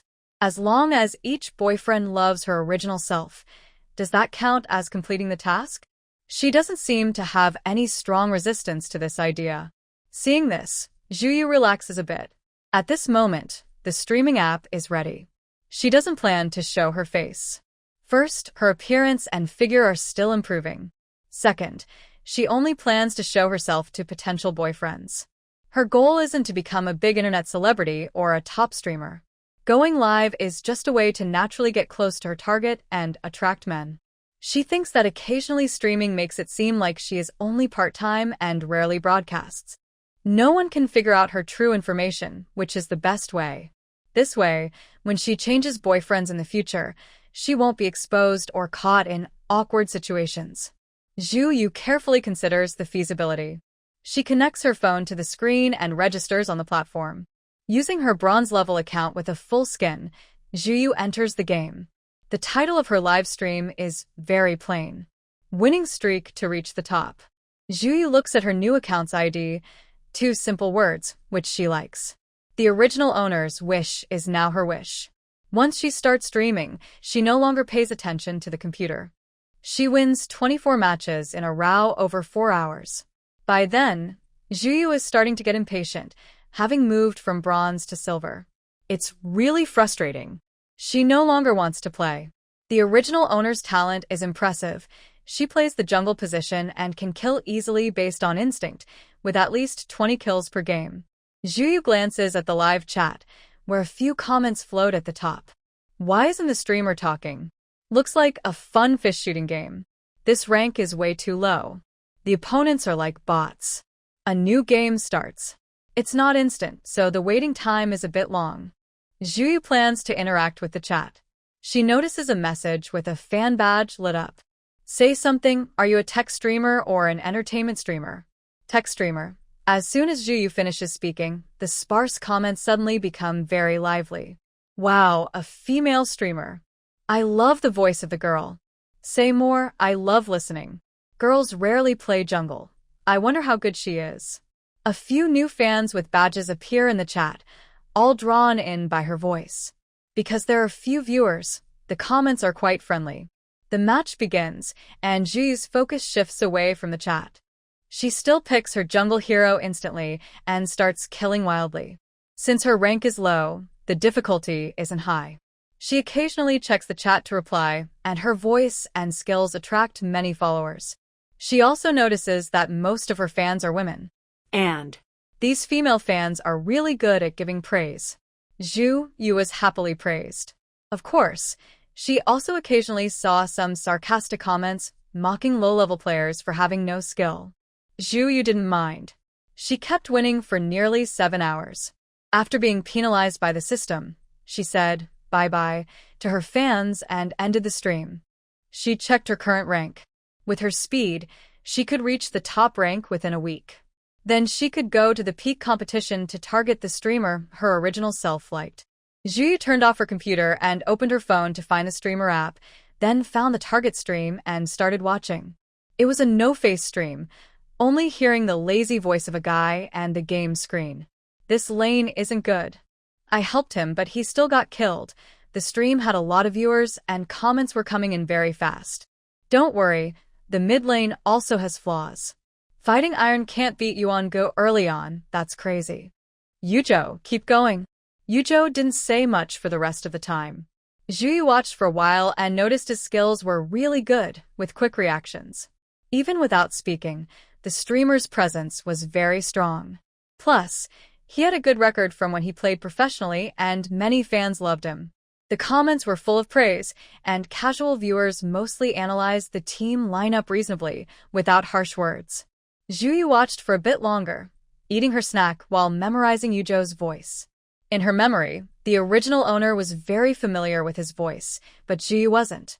Now she didn't remember it, so she probably wouldn't recognize him even if they met. After eating, she turned off his stream. She opened Baidu and started searching for handsome professional gamers. She didn't realize how rare it was. Only those who are good at gaming tend to be handsome. That's why Yujo was so popular, constantly praised by countless esports fans as a shining star. Zhuyu felt a little disappointed. Was she only going to fish in the sea? Sure, men who aren't handsome can still give love, but she's a face lover. She sighed, threw her phone aside, and decided not to think about it anymore. She would deal with the rest later. Over the next week, Zhuyu worked hard to improve her rank, crushing her opponents and rushing to reach the top rank. After a day of rest, she continued playing again. When she opened the live streaming app, many fans immediately joined. Zhuyu's live stream usually has about 100 viewers each time she starts. Because she mostly responds to questions in the comments based on her mood and isn't very lively. Fans who watch for a few days know that she is a part-time streamer who doesn't ask for gifts. If someone sends gifts, she doesn't thank them, and she doesn't add contacts privately or have a fan group. She prefers to go with the flow. Gradually, no one sends gifts anymore because she treats everyone equally. Even wealthy viewers don't get special treatment, and since they aren't fools, they don't waste their energy on that. Most of her remaining fans are women who mainly come to learn skills, not to play casually. The other half are men who like her voice and also want to learn. Because of this, these two groups often argue in the comments. Zhuyu finds it quite amusing. Neither side gets truly angry.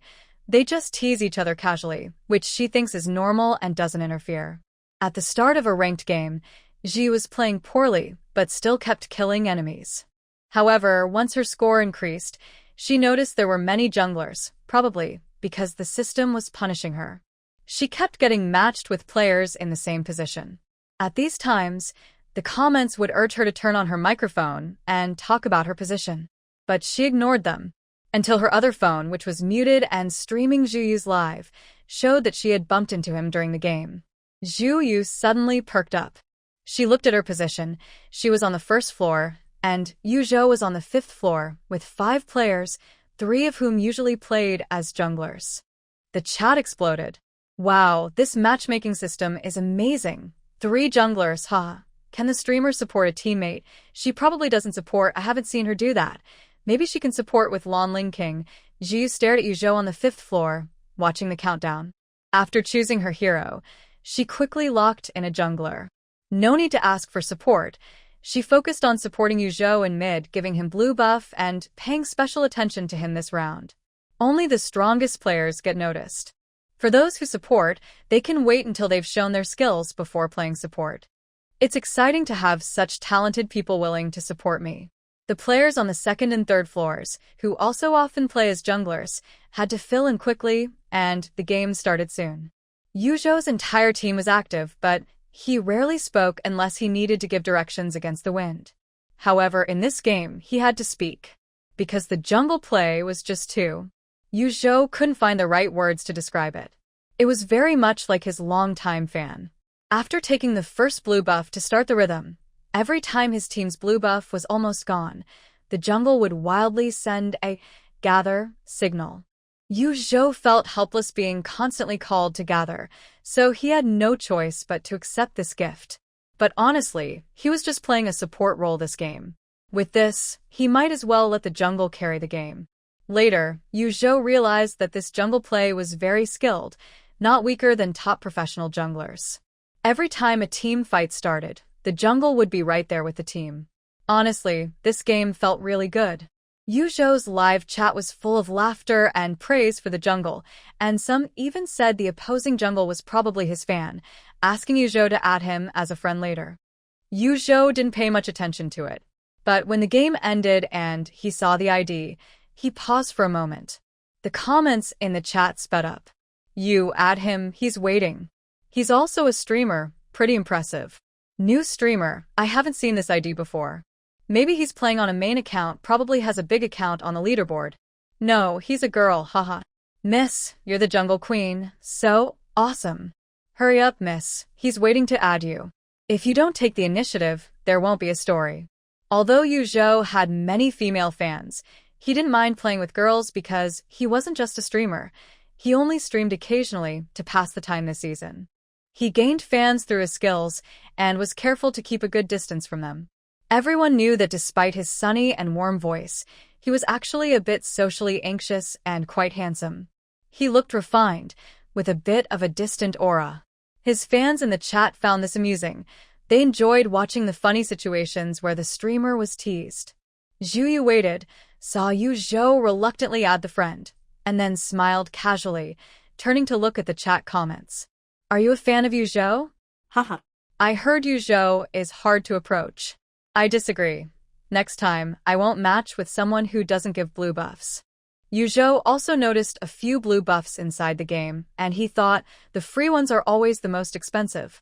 He didn't want to add anyone, especially girls, because he was worried about trouble.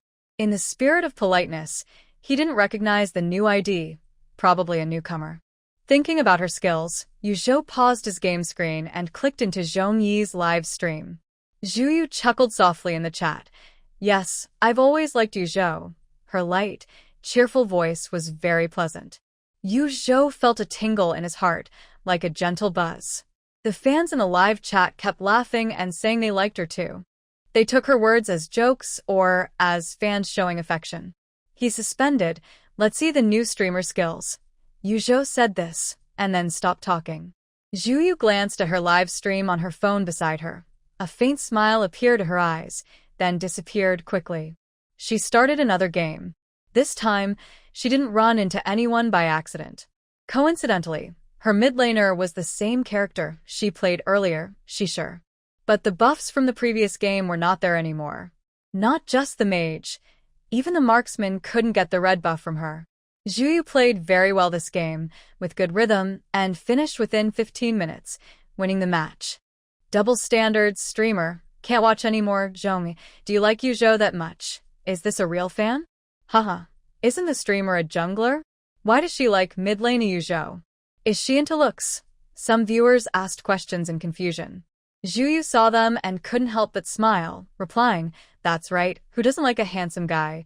The chat started flooding with comments about how women only care about looks, haha. Yu Zhou's face, hidden from view, warmed slightly. His suspension was over after about 10 minutes, and he left that person's live stream, no longer watching. He liked her too openly, and he found it a bit hard to handle. What no one knew was that he was also a voice enthusiast. After playing 2 more games without running into anyone, Zhu decided to stop and said goodbye to the chat, turning off her computer. She took out another phone from beside her. You can't just keep throwing out your net without any results. Take it slow with Yu Zhou, find opportunities to make a good impression while doing so. You also need some other goals. Zhu Yu has learned to be smarter this time. She directly bought an account with a high rank in the game and specifically changed servers to avoid being recognized on her current main account. She plans to switch to a different position in this new server and play as support. She started a game and immediately matched her position. Seeing the cute girl avatar on the second floor and the common support characters, Zhu Yu didn't hesitate and changed her role to a marksman. She thought to herself, this time, I want to try what it feels like to bring a girl along, haha. But in the next second, the player on the 4th floor also sent a signal, indicating they would play as a marksman. Zhu Yu, I also play jungle. She changed her role again to jungle. The player on the 1st floor, who usually plays the opposing lane, looked at Zhu Yu's original main role and asked suspiciously, 1st floor, can you play jungle? If not, just play a tank. I'll handle jungle. Zhu Yu on the 5th floor wrinkled her nose, cleared her throat, and opened her microphone. "Just wait and see if I can carry you. You'll find out if I can or not." The first floor immediately responded with admiration. 666, a slang for impressive. The second floor chimed in with praise. "Wow, my sister is carrying me." The fourth floor remained calm and aloof. After speaking, Jiu turned off her microphone, chuckled softly, and started the game. Her voice was really beautiful, ethereal and sweet. In this game, the second floor played support and stayed close to the jungle, clearly relying on her as a strong teammate. Zhuyu was killing enemies recklessly and even helping the sidekick support to take blue buff, remembering to go back and help her team at the crystal. At this point, she completely forgot her original goal of playing support to flirt with the marksman. The support didn't open her mic and stayed silent, quietly enduring the pressure. The marksman, also silent, didn't speak either. But the first floor, who had been killed a few times in the opposing lane, did open her mic. She said with a lot of frustration, "The jungle isn't helping me." Zhuyu also felt a bit wronged. She replied, "Count how many times I've helped you catch enemies, push towers, and if you can't beat the marksman, just switch lanes." "No worries, I'll carry this game. You just focus on farming." The support silently typed a message. "With the jungle playing recklessly, we can just relax and stay safe." The opposing lane player stopped complaining and started teasing. "Where are you from, miss?" His greasy voice made Jiu focus on the game and clear her mind, but she immediately frowned. The owner of this voice was definitely not her target, because it was not at all pleasant to hear.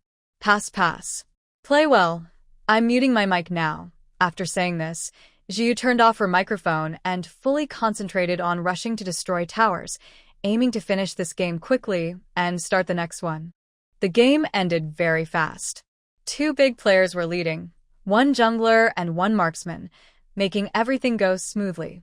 At the end, everyone except the cold and silent marksman praised her and sent friend requests. Zhu started the next game. When she looked at the avatar, she saw it was the same marksman from the last game. Fortunately, no one took her position this time. The hero Yao was banned, so she chose the marksman Luban, then quickly locked in Master Luban. Alright, this time she was going to play as the marksman's dad. In this match, the lane was heavily targeted. The enemy sent 5 players, and 4 of them kept ganking 3 times in a row. Zhu felt very annoyed. She thought playing support was not as good as playing jungle, but she had to admit, the marksman's skills were quite impressive. She paid attention to her positioning, occasionally used her second skill to control enemies, and watched the marksman's health. Several times, she managed to pull 2 enemies back from the brink of death.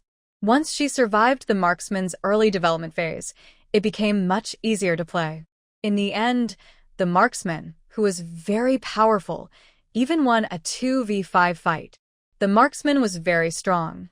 After finishing, she started another game. In the third game, she ran into the same marksman again. This time, Jiu saw he chose Gong Sun Li, paired with Daji. She didn't believe in bad luck and played all afternoon, but she kept running into this marksman, at least 6 times.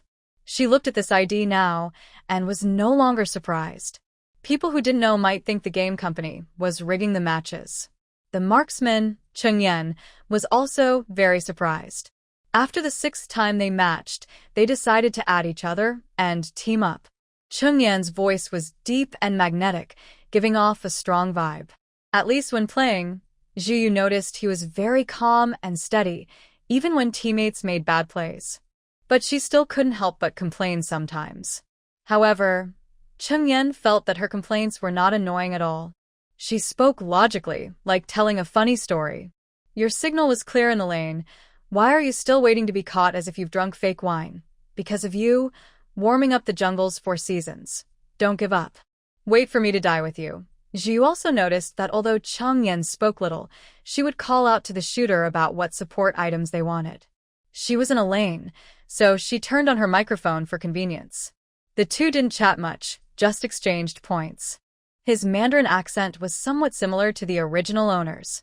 Zhu, you guess they probably came from the same region. They logged out of the game, and neither added the other as a friend. Although their teamwork in the game was good, Zhuyu stood in front of the full-length mirror. The girl in the mirror was no longer the same as before. The excess fat on her body had completely disappeared, her figure was curvy, and her appearance was incredibly pure. Looking at her current body, Zhuyu felt a little embarrassed. Perhaps she looked a bit too perfect. Even as a woman, she found it hard to resist. But even with her past experiences and the system's influence, Zhuyu knew she was no longer a teenage girl. She accepted herself well and found ways to use her advantages. Eating and enjoying life like this was more convenient for completing her tasks. Even if it went against common values, Zhuyu had to admit that beautiful women tend to find love more easily. Maybe true love wouldn't come from superficial attraction, but initial crushes often happen more easily with attractive people. She turned off the live stream, finished her takeout, and happily patted her stomach. She loved the beauty-enhancing pill. She could eat whatever she wanted without worrying about gaining weight. It was so wonderful. Zhuyu tidied up the clutter on her table, then grabbed the trash bag and left the room. But when she returned after throwing out the trash, she saw a luxury car parked not far from her villa. She didn't know much about cars, but it was obvious that this car was very expensive. The car window was half open. The young man in the driver's seat was on the phone. He was very handsome, but different from the cool, distant Japanese-style handsome guy Yujo. His features were not very outstanding, not as delicate as Yujo's, but he was from a good family background, naturally carrying a noble air that set him apart. There was also a sense of boredom, as if all desires had been satisfied and nothing could excite him anymore. Zhuyu could sense a similar aura from him as she did from Huizhang. She knew that his lazy, indifferent appearance was just a surface. Deep down, he was probably very dominant. When he spoke, Zhuyu's gaze shifted from casual interest to focus on his face. This voice sounded very familiar. They had just finished playing a few rounds of a game together, and she had been thinking they were from the same area. Seeing someone from next door, how could she not recognize him? Is the world this small? At this moment, Chengyan's thoughts were no longer on the phone. Zhuyu didn't realize how much her current appearance could affect a man. Even just casually throwing on a jacket, she looked as if she was glowing. She looked so beautiful, it was almost unreal. Chengyan felt his heart tighten and even felt a bit thirsty. In a daze, he thought he heard his own rapid heartbeat. He had never experienced this feeling before in his life. His whole body seemed to urge him to get closer to her. He quickly hung up the call with his subordinate, regaining his composure and suppressing the restless desire. At the same time, he noticed the girl's gaze fixed on him. Chengyan looked in the direction she was heading and realized she was probably his new neighbor, living next door. Seeing him now, out of politeness, she came over to say hello. Chengyan fully rolled down the window and offered a harmless, friendly smile. This smile was much more intimate than what he usually gave strangers, crossing the usual social boundaries. Honestly, Chengyan felt a bit at a loss. It was the first time he had such a strong desire to get close to someone. He said to her, "Hello, I live next door. My name is Chengyan. Are you new here?" He then saw the girl tilt her head cutely, a smile appearing in her eyes. Her beautiful face lit up even more when she moved, making him feel almost melted by her charm. Chengyan feels that now, whatever the girl says, he probably can't resist. "Hello, my name is Zhuyu." The girl's voice is very pleasant, even strangely familiar. Chengyan is truly surprised now. He recognizes Zhuyu's voice from earlier, from their gaming team. "Are you Zhong-yi?" He can't help but ask her game ID. After asking, he notices the smile in the girl's eyes deepening. Her eyes sparkle like stars, with tiny shining bits, very beautiful, like a piece of art. The girl waves goodbye to him and says, "You finally noticed. I'm going home now. See you next time." Then she turns and walks back to her villa. She doesn't notice that her display of confidence and nervousness just moments ago was like a peacock showing its feathers. Chengyan keeps his eyes fixed on her back. When she leaves, he still stares in her direction, as if he's a top hunter thinking about how to catch his prey. On her way back, Zhuyu can feel his intense gaze, full of desire. She's not completely unaware of it.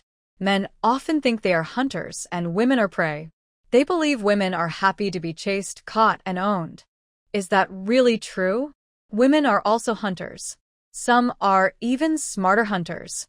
Playing hard to get because they are also interested in the prey gives them a chance to get close. Zhu Yu doesn't dislike Cheng Yan's gaze. He's a handsome, powerful man who loves and desires her. It's hard for anyone not to like that. Back at the villa, Zhu Yu first takes a shower, then changes into comfortable silk pajamas.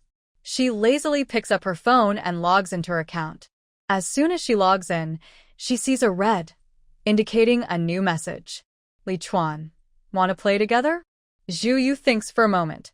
She's been playing all day and really doesn't feel like playing anymore. Zhong, not in the mood to play today.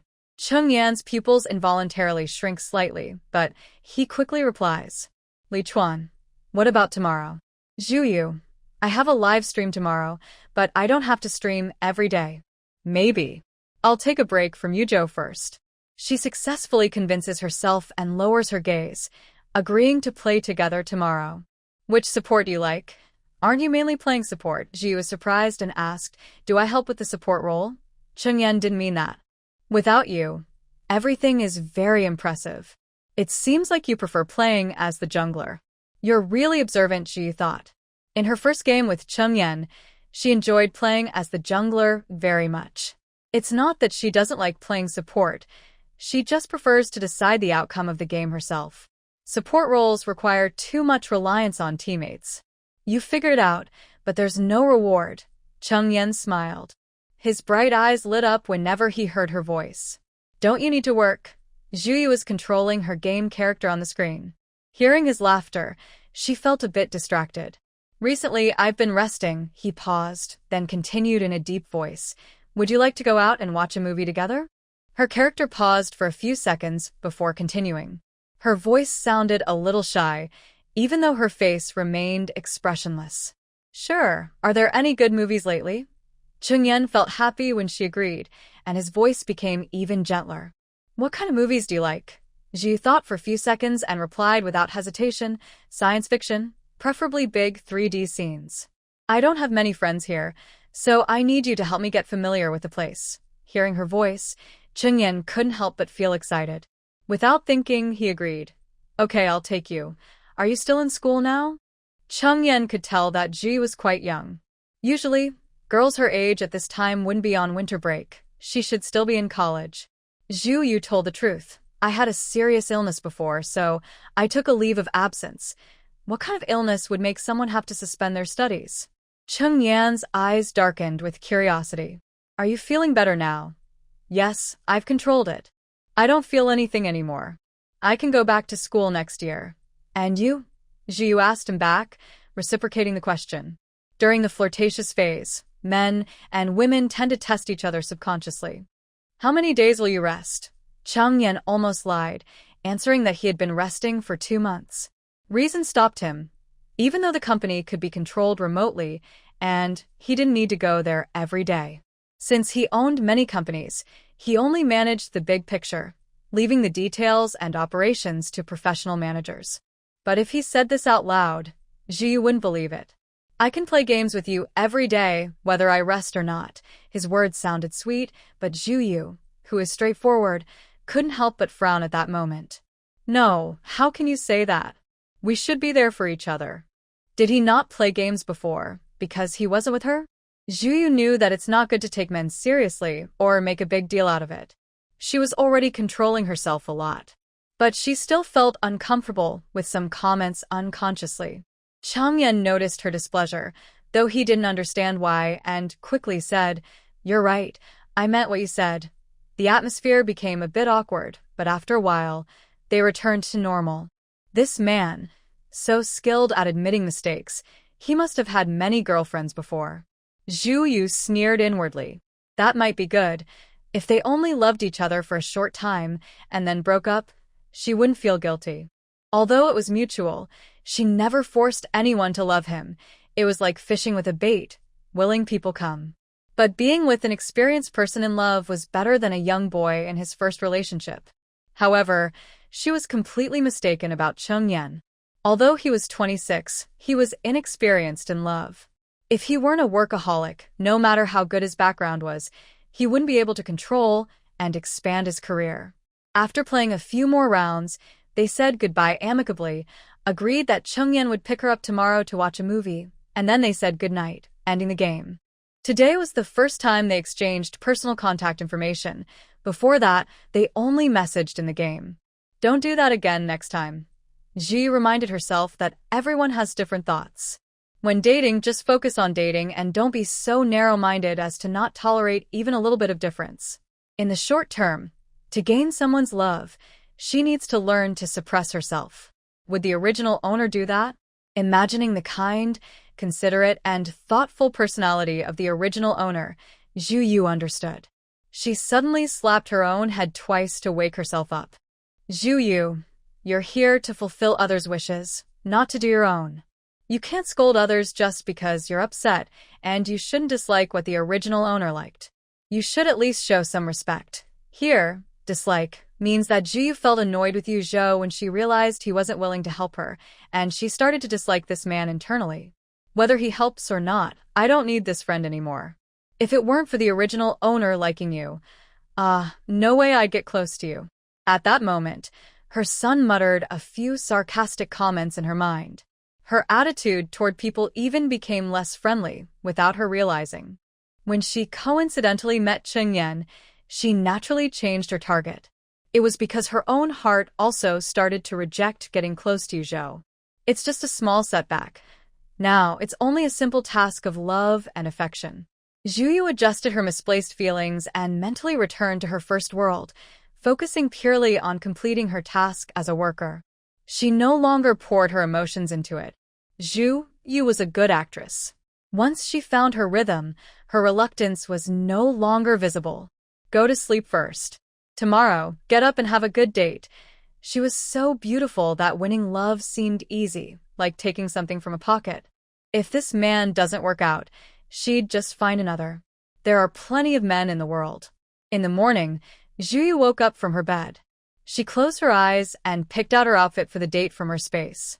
A gentle white sweater paired with a blue skirt, lazy and casual. Her long curly hair was tied into a loose, low ponytail. Finally, she looked at her jewelry but decided not to wear any. All her jewelry was valuable and didn't match her background. She didn't wear makeup. Her face was already beautiful enough.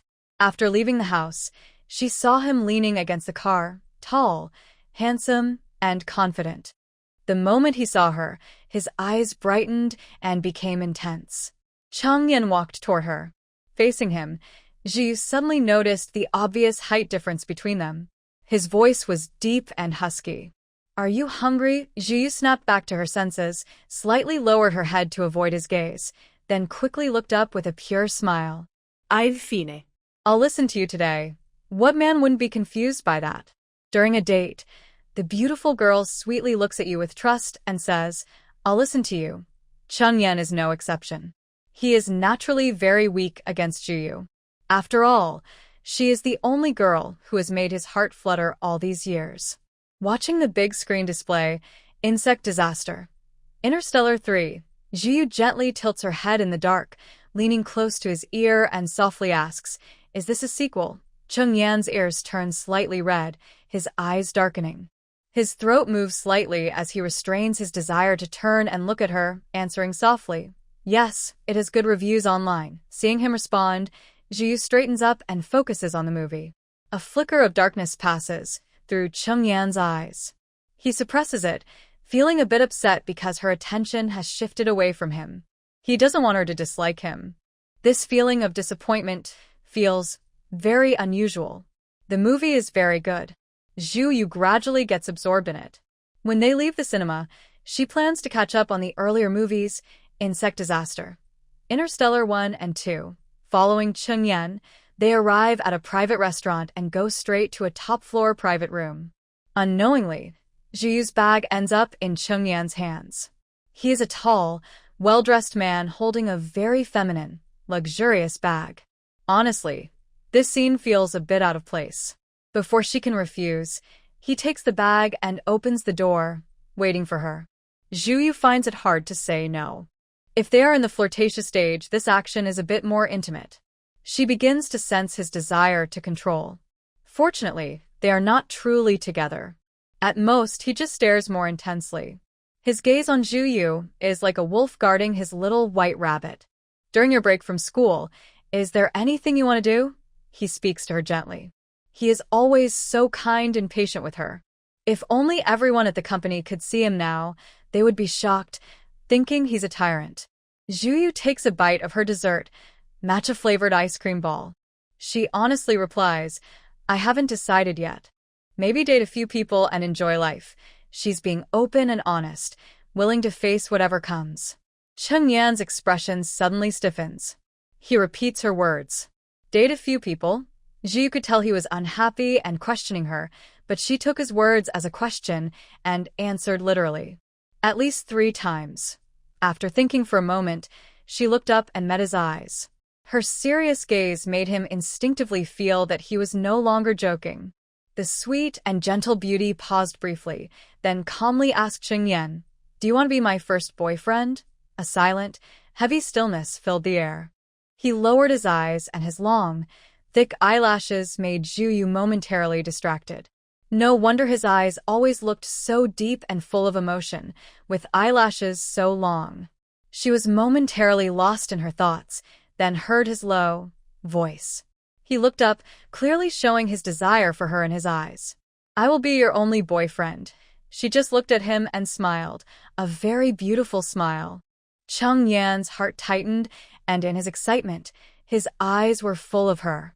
Then, boyfriend, you have to fall in love with me quickly. He had already fallen in love with her. From the very first moment, he was hopelessly in love with her. In the car, he held her on his lap, and they hugged tightly for a long time before Zhu Yu was taken back home. They agreed to meet at his house the next day, and Cheng Yan reluctantly saw her off. This man kept asking her, You won't regret waiting for me to wake up tomorrow, right? Zhu Yu repeatedly said she wouldn't, but he wouldn't let go. He held her tightly in his arms, pressed her against his chest, and kept her from looking away. Although Zhu Yu felt that his embrace was warm, broad, and gave her a sense of safety. But she still wanted to go home, take a shower, and sleep. After repeatedly saying she wanted to go home, Cheng Yan finally let her go. Zhu Yu had never had such a clingy boyfriend before. Now she was already worried about breaking up in the future. When she was outside, she really wanted to go home and sleep. But once she got home, she felt more awake and didn't want to sleep at all. Zhu Yu felt helpless. She was completely out of sleepiness. She had no choice but to sit up, open her live streaming app, and enter Yuzhou's live room. Only by playing the game in a full-on, dedicated way can I match with the top players who carry the team. Your team composition isn't better than the opponents in any game. What kind of teammates are these? So strange. Indeed, good matchmaking is very important. Seeing a professional mid laner try to carry 4 teammates and still fail, I realized something.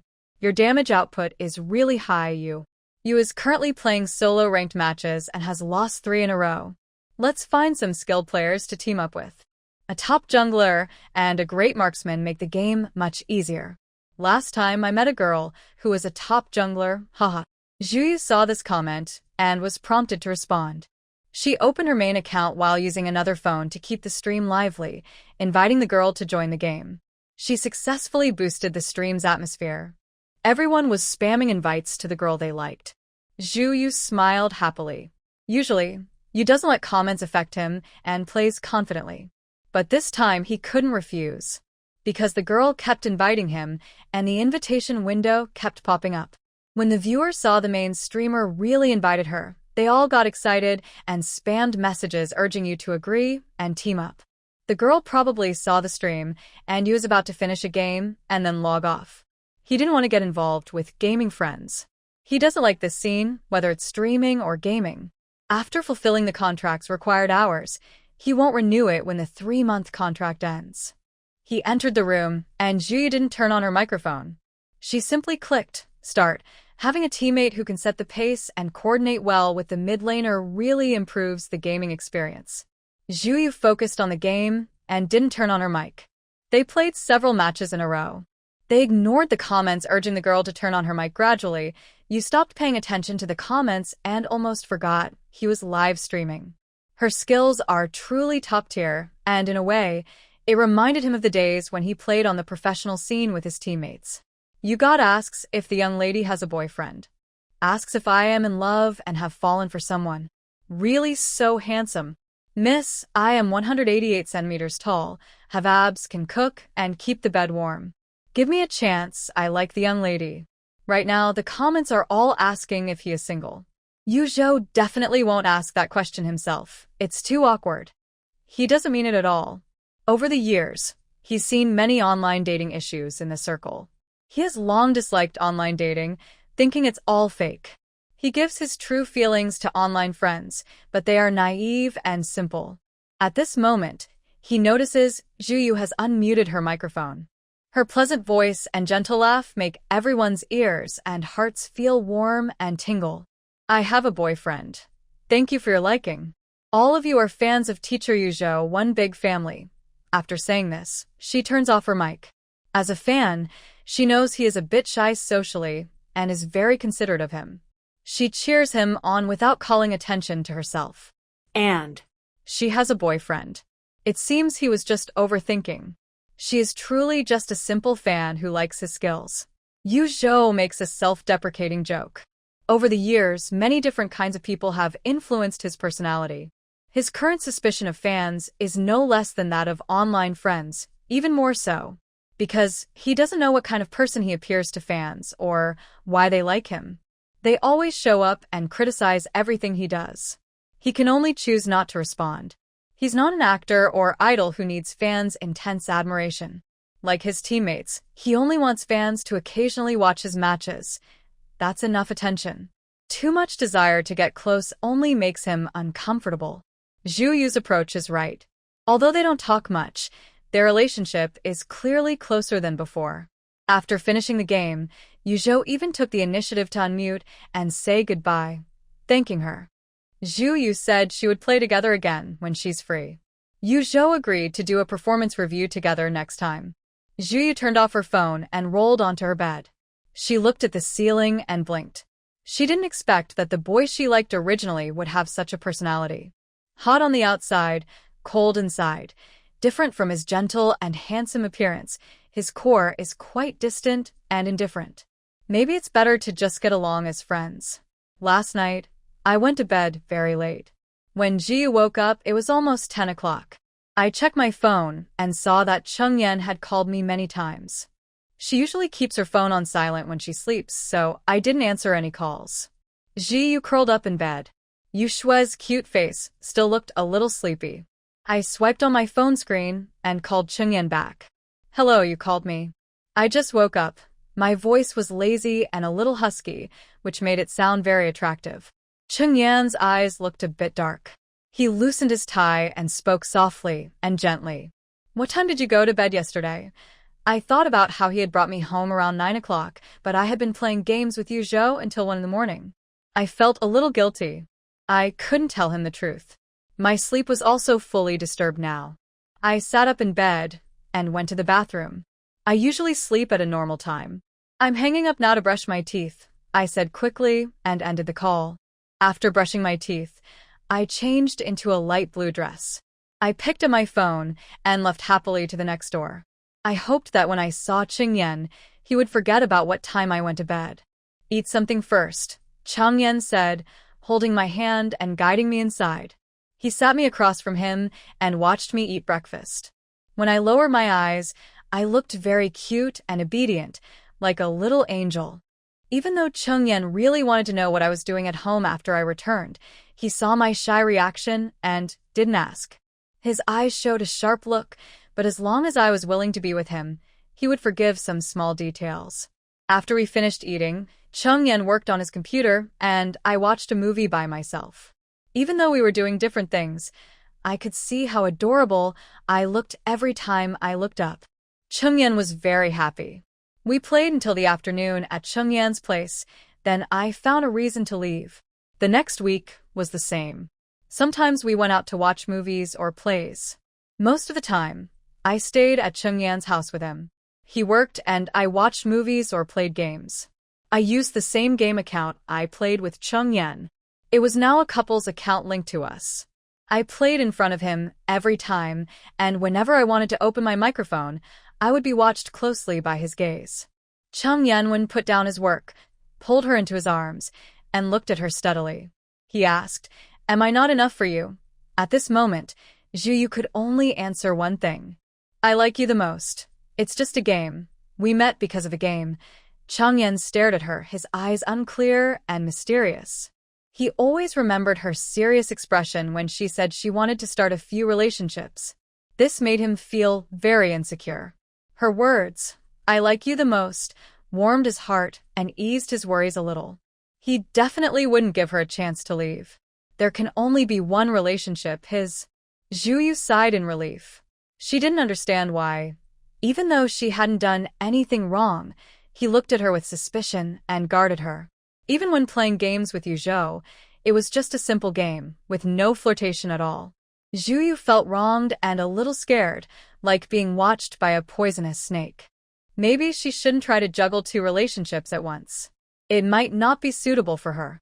She decided to break up early and start a new relationship. Next week, Chung Yenwon would start going to the company every day. Their time together would definitely decrease, and their feelings might gradually fade. Zhu Yu thought that even if Chung Yenwon didn't love her anymore, he probably still liked her a lot. She wasn't sure if this met the original owner's expectations. It would be great if there was a scoring device. As she thought this, the system panel suddenly popped up. This world-specific affection meter only needs 50 points. 50 points was an acceptable cost compared to the 1,000 points needed to complete a wish. Zhu Yu blinked and silently thought, then started the test. Chung Yenwon's affection level, 75, friendly reminder. To complete the task, you need either 3 people with affection levels above 80 or 1 person with affection level 100. Chung Yenwon turned to look at her. She sat quietly, unintentionally radiating a sense of independence and uniqueness, beautiful but distant. It seemed that no matter how hard he tried, it was difficult to hold her in his hands. Zhu Yu also looked at him, her eyes lazy and casual. "Do you really like me?" she asked. Chung Yan's every movement exuded a noble and indifferent aura, making people feel naturally respectful. His tone was calm and flat, without any waves, seeming cold and distant. But when his eyes looked at her, they were always gentle, with a hint of passion beneath the softness. So even if he didn't say it out loud, Zhu felt that he probably liked her. If it weren't for this affection meter, she might have foolishly believed it. An affection level of 80 means liking someone. 100 means true love. He clearly wasn't at that liking level yet. "Are you acting for me?" she continued to ask him. Her beautiful face no longer held a faint smile, and she felt a bit more distant. Chung Yan's fingers on the keyboard paused. He looked into her eyes, greedily observing her true expression at this moment. He stood up, slowly approached her, squatted in front of her, and coldly held her hand. He smiled and said, "And you, why are you not acting anymore?" Zhu wanted to pull away his hand but found he was holding it tighter. She decided not to bother anymore. "Are you happy teasing me?" She was genuinely annoyed and embarrassed, never having been played like this before. If it weren't for the affection meter, she really wouldn't have noticed that this man was also acting for her. This scoundrel, she wanted to change to someone else immediately. Zhu Yu was very double-standard. She could lie, but others couldn't lie to her. While she was glaring angrily at him, the system panel suddenly vibrated. Chung Yan's affection level, 79. Chung Yan's affection level, 85. Chung Yan's affection level, 75. Chung Yan's affection level, 90. Chung Yan's affection level, 88. In the end, the affection level stopped at 88. She froze, staring blankly at him. Chung Yan stood up. From his half-squatted position that matched her height, he now looked tall and handsome. Zhu Yu appeared very small in front of him. He placed one hand on her waist and the other on her knee, effortlessly lifting her into a princess carry. He pressed his forehead against hers, his nose nuzzling her affectionately. "Are you angry?" You acting for me. I didn't get angry. His deep voice was close, as if it was whispered into her ear. Zhu couldn't help blushing, and her eyes became moist. In his arms, she looked like a rabbit that had been badly bullied. Chang Yen moved his throat, holding back the urge to press her down on the bed. How could I not like you? Please forgive me, little obedient one. He actually called her little obedient one? For some reason, Zhu felt her heart ache a little. It was the first time in a mission world that someone made her feel this way. However, she didn't want to act like she accepted his feelings because she knew she couldn't hide from him. You see through me, so why are you still with me? Why don't you expose me? She no longer doubted his feelings for her, but it didn't matter. She still thought he was a bit strange. Cheng Yan held her and sat back at the computer, replying to work emails while teasing her. I can't resist your cuteness. As he spoke, one hand held her struggling hands, keeping her firmly in his arms. Don't move, or I might lose control. Zhu felt something strange, and her whole body stiffened. His breath grew a little heavier, deliberately whispering in her ear, so she could hear clearly. That warm feeling seemed to spread to her as well. Zhu clenched her teeth, but couldn't stop the blush spreading across her face. Nonsense, you rascal. Cheng Yan smiled gently, leaning down to nuzzle her soft cheek, then kissed her on the side of her face. Yes, I was wrong. Now Zhu realized that most of what this man said wasn't his true thoughts. He changed his attitude based on hers. When he saw she was truly angry, he suddenly became more assertive. Zhu admitted that her earlier questioning was just a test to leave. She glanced at the door. But he noticed her and stopped replying to work emails. He grabbed her, holding her in his arms. She couldn't even think about leaving now. She couldn't move at all. Let me down. Zhu felt a little nervous inside. For the first time, her acting skills were useless, and she was forced to face him as her real self. She didn't really know Cheng Yan. He was completely different from what she thought. He was clever and always seemed to guess her thoughts. Stay with me for a while. Once we're done, we can talk properly. Cheng Yan didn't let go. His legs kept her close in front of him, and one arm wrapped around her waist. She was reading the document quickly with her eyes. Zhu lowered her flag and wanted to talk to him about their breakup. Could she not run away if she couldn't hold it anymore? This man was too scary. 10 minutes later, Cheng Yan closed his computer. He placed one hand behind her head, pressing her head against his chest. His deep voice sounded a little sad at this moment. Can you not be so cruel to me? Zhu was confused. She wanted to look up and see how he could say such a thing, but he first rubbed her head and then loosened his grip so she could lift her head. Who is truly cruel? We are equally guilty. His eyes darkened, and the sharpness in his gaze was no longer hidden. It's okay to keep pretending. It's fine if you like someone else instead of me. But if you mention leaving me, then I won't hurt you, but the person you like in the future might. Looking into his eyes, she felt a shiver run down her spine. It was like being targeted by a powerful beast. Zhu was actually someone who was afraid of trouble. If you don't love me enough, I will leave you. Cheng Yan couldn't hold back his anger anymore. He pressed her body and kissed her fiercely, with such force that he seemed eager to swallow her. He kept kissing her for a long time. Zhu was almost out of breath and weakly patted his back. This man was like a murderer. At this moment, she only wished she had taken a strength-enhancing pill. She had only thought about gaining strength, so she wouldn't accidentally hurt herself or others when fighting some handsome guys, which wouldn't be good. But instead, she ended up trapping herself. Although if she really fought, she could easily take out weapons from her space to defeat her enemies, but facing Cheng Yan, who was still technically her boyfriend, exposing her space would be too much of a waste. She wouldn't reveal her space unless it was a matter of life and death. The man pressed her and kissed her for a long, long time. From the beginning, driven by anger and possessiveness, to later becoming greedy and stubborn. Noticing Zhu was gathering her anger, he finally let go but still kept his hands on her face. He was clearly trying to control her. Have you investigated me?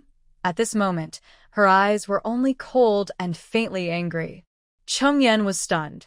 Of course, he had investigated her. But the results hadn't come out yet. Zhu Yu gave a cold smile and looked directly at him. I am sick, terminally ill. I will die in a few years.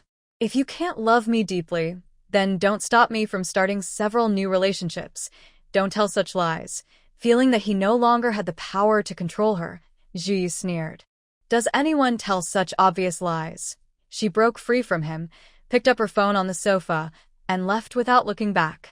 Cheng Yan stood there stiffly for a long time. He didn't want to believe what she said was true. But if it was true, the way he treated her, Cheng Yan would do everything he could to save her life. He hurried back to his villa, closed the door, and finally let out a deep breath. Why is it that all the men she meets, no matter how cold or gentle they seem, turn into obsessive people after being with her? Why can't she find a normal, peaceful relationship like others? Zhu Yu felt a bit sad. Knowing that the original owner didn't have any strong attachment to the person she liked, Zhu Yu also decided not to do live broadcasts anymore. Before settling things with Cheng Yan, she didn't plan to get close to Yuzhou anymore. Thinking about Cheng Yan's obsessive and gloomy look, Zhu Yu shivered and took out her phone to book a plane ticket. She decided to go somewhere to hide. Now that she had revealed a big secret about herself, she needed time for investigation and confirmation. Probably, he wouldn't be in the mood to look for her now. After booking a flight to Disneyland for a few hours later, Zhu Yu started packing her luggage. Relationships, if not part of her mission, she really thought were just burdens. Women should learn to enjoy life and love themselves. She looked at 10 different dresses of various lengths and dozens of face masks and skincare products. She glanced at her phone with the live streaming app, then threw it aside, absolutely not taking it. She didn't bring her gaming phone used to contact Cheng Yan, only the original owner's phone, logged into the account that had played games with Yuzhou. She brought it mainly to avoid losing contact completely. Cheng Yan would definitely find out eventually, but Zhu Yu didn't want him to discover everything so easily. If she gave no clues at all, that man might go crazy trying to find her. Zhu Yu didn't want both of them to get hurt. Looking at her good impression level with 88, she still held some hope for him. As long as he can provide her with 100 points of affection, it doesn't matter if she spends her whole life with him. He is a handsome man who matches her taste, and he also told her early on that he wouldn't have long to live. They each have their own needs. Boss, I'll take 2 more of these headbands. Zhu Yu looked at the delicate dolls making the headbands, planning to prepare another one to send to Prince Ming in her space. That guy even sent her a birthday gift last time. She didn't know what to give him in return. She has expensive things, but she thought Prince Ming would get upset and rush back if he saw them, so she decided not to. She thought it would be better to buy some souvenirs and send them to him. She put the mini headband on her head. These days, Zhu Yu has been having a lot of fun here. Until her phone popped up a news alert. DSS team versus VF team. Come watch. Oh, there's a match. Zhu Yu clicked to see the details of the game. The VF team is the one Yuzhou was part of before. After winning the championship last season, Yuzhou retired. He's still young and in his prime, but he chose to retire early. The public was very confused, and later, his teammates revealed he went back home to take over the family business, which is why he left. Zhu Yu thought for a moment. The original owner also voted for VF. Since she had nothing to do, and since she was already here, she decided to go see the match. She checked the start time. She first returned to the hotel and changed into a champagne-colored dress. She has fallen in love with wearing dresses in this world. Every time she changes into a different dress and looks at herself in the mirror, she can't help but stare at her reflection. She really looks like a fairy. She also wore a matching champagne-colored headband, styled into a loose braid, looking very beautiful. Before entering, she looked at the support banners handed out at the entrance by fans of both teams, and she took one from the VF team as well. She followed the crowd into the venue. She didn't notice that from the moment she appeared, there were continuous whispers, excited discussions, and camera sounds. She thought the people were marveling at the players entering the arena. But they weren't. Everyone was here to watch the game. Besides a few fans who liked the players themselves, most were more excited during the matches. At the start, they were quite calm about the players. Also, handsome gamers are rare. If you're a fan, why not just love your idols directly? Zhu Yu didn't notice that after she received the support banner from VF, the fans of the VF team proudly glanced at the fans of the DSS team. It was funny how the support banner, held by a beautiful young woman, suddenly looked more elegant. Zhu Yu didn't pay attention to these details. After taking the team support banner, she stood for a while at the place where the light sticks were given out. She couldn't find one for Yuzhou. She asked the girl in front, who was holding a Yuzhou light stick, "Is there no Yuzhou light stick?" The girl blushed. People say only men love to look at pretty girls, but girls appreciate beauty even more. I prepared two, so I can give you one. Zhu Yu was touched by the girl's kindness. She took the light stick and also took out a mini headband from her bag to give to her. I bought this as a souvenir when I was at Disney. I want to give it to you. The girl happily accepted it. The light stick was shaped like a headband. Zhu Yu took off her mini headband and put on a cute, cartoon-style Yuzhou headband. It was very adorable, but when she wore it, people's attention naturally focused on her face instead. The director will be lucky. Today's performance will definitely exceed expectations. Your sister will keep your face on the big screen. Zhu Yu tilted her head in confusion. Huh? What do you mean? Suddenly, the crowd's screams grew louder, with whistles and excited shouts. The girl's excited voice explained to Zhu Yu. Just look at the big screen. Zhu Yu looked up in confusion and saw her face appear on the largest screen in the venue. She was stunned. She raised her support banner to cover her face and lowered her eyes, showing only her pure and charming eyebrows and eyes. The crowd's screams grew even louder. Zhu Yu could faintly hear people shouting, "Don't block her, beautiful girl," and other noisy sounds. She felt a little uncomfortable with this atmosphere. After a while, she looked up again and saw the scene had returned to the live performers. She let out a small breath of relief. How can they not film me? Zhu Yu asked the girl beside her. The girl smiled and comforted her. It's okay. This part is usually just for fun, and it doesn't have much impact. It usually only happens once. What she didn't say was that when a beautiful girl appears, it might not just be a one-time shot. Meanwhile, backstage, Captain VF was loudly patting Yuzhou on the shoulder, annoyed, and said, "What's going on with such a beautiful girl? Is she not paying attention, or does she like you?" Clearly, he was no less attractive than Yuzhou. Yuzhou nonchalantly and somewhat proudly raised an eyebrow and said, "Obviously, I am more handsome than you." Nonsense. You should really show your fans how full of yourself you are right now. All right, focus on the game. Yuzhou reminded him to concentrate on the match. The captain nodded but still looked unwilling and said, "After the game, you should sign some autographs for your fans and get the contact info of that girl." "I know you won't be with fans, so pass her to me." Yuzhou snorted coldly, breaking his fantasy. "Dream on. Do you think you're good enough for her? Go get ready." He pushed and kicked him away, finally making him leave reluctantly. Yuzhou looked at the big screen, which no longer showed the girl, and at that moment, there was no one around him. He showed a hint of distraction. Coming to the competition was a surprise. He was called by the coach to cheer for his teammates. The new mid laner hadn't yet fully integrated with the others. After Yuzhou arrived, he helped smooth out their relationship and had a private chat with the mid laner about coordinating with the team. After the talk, the coach invited him to watch the game and review it afterward. Yuzhou agreed. He felt partly responsible for his sudden departure, as it might affect his former teammates' performance. If they started to fall behind or stopped being a top team, he would feel guilty. For some reason, whenever he saw that beautiful the big screen, he instinctively thought of someone he liked. He realized that Jing Yi hadn't logged in these past few days. Could she be the Jing Yi from the game? Yuzhou was very curious. The match result between DSS and VF was announced quickly. During the halftime break, Zhu Yu went to the restroom. She could tell that the two teams had a noticeable difference in strength.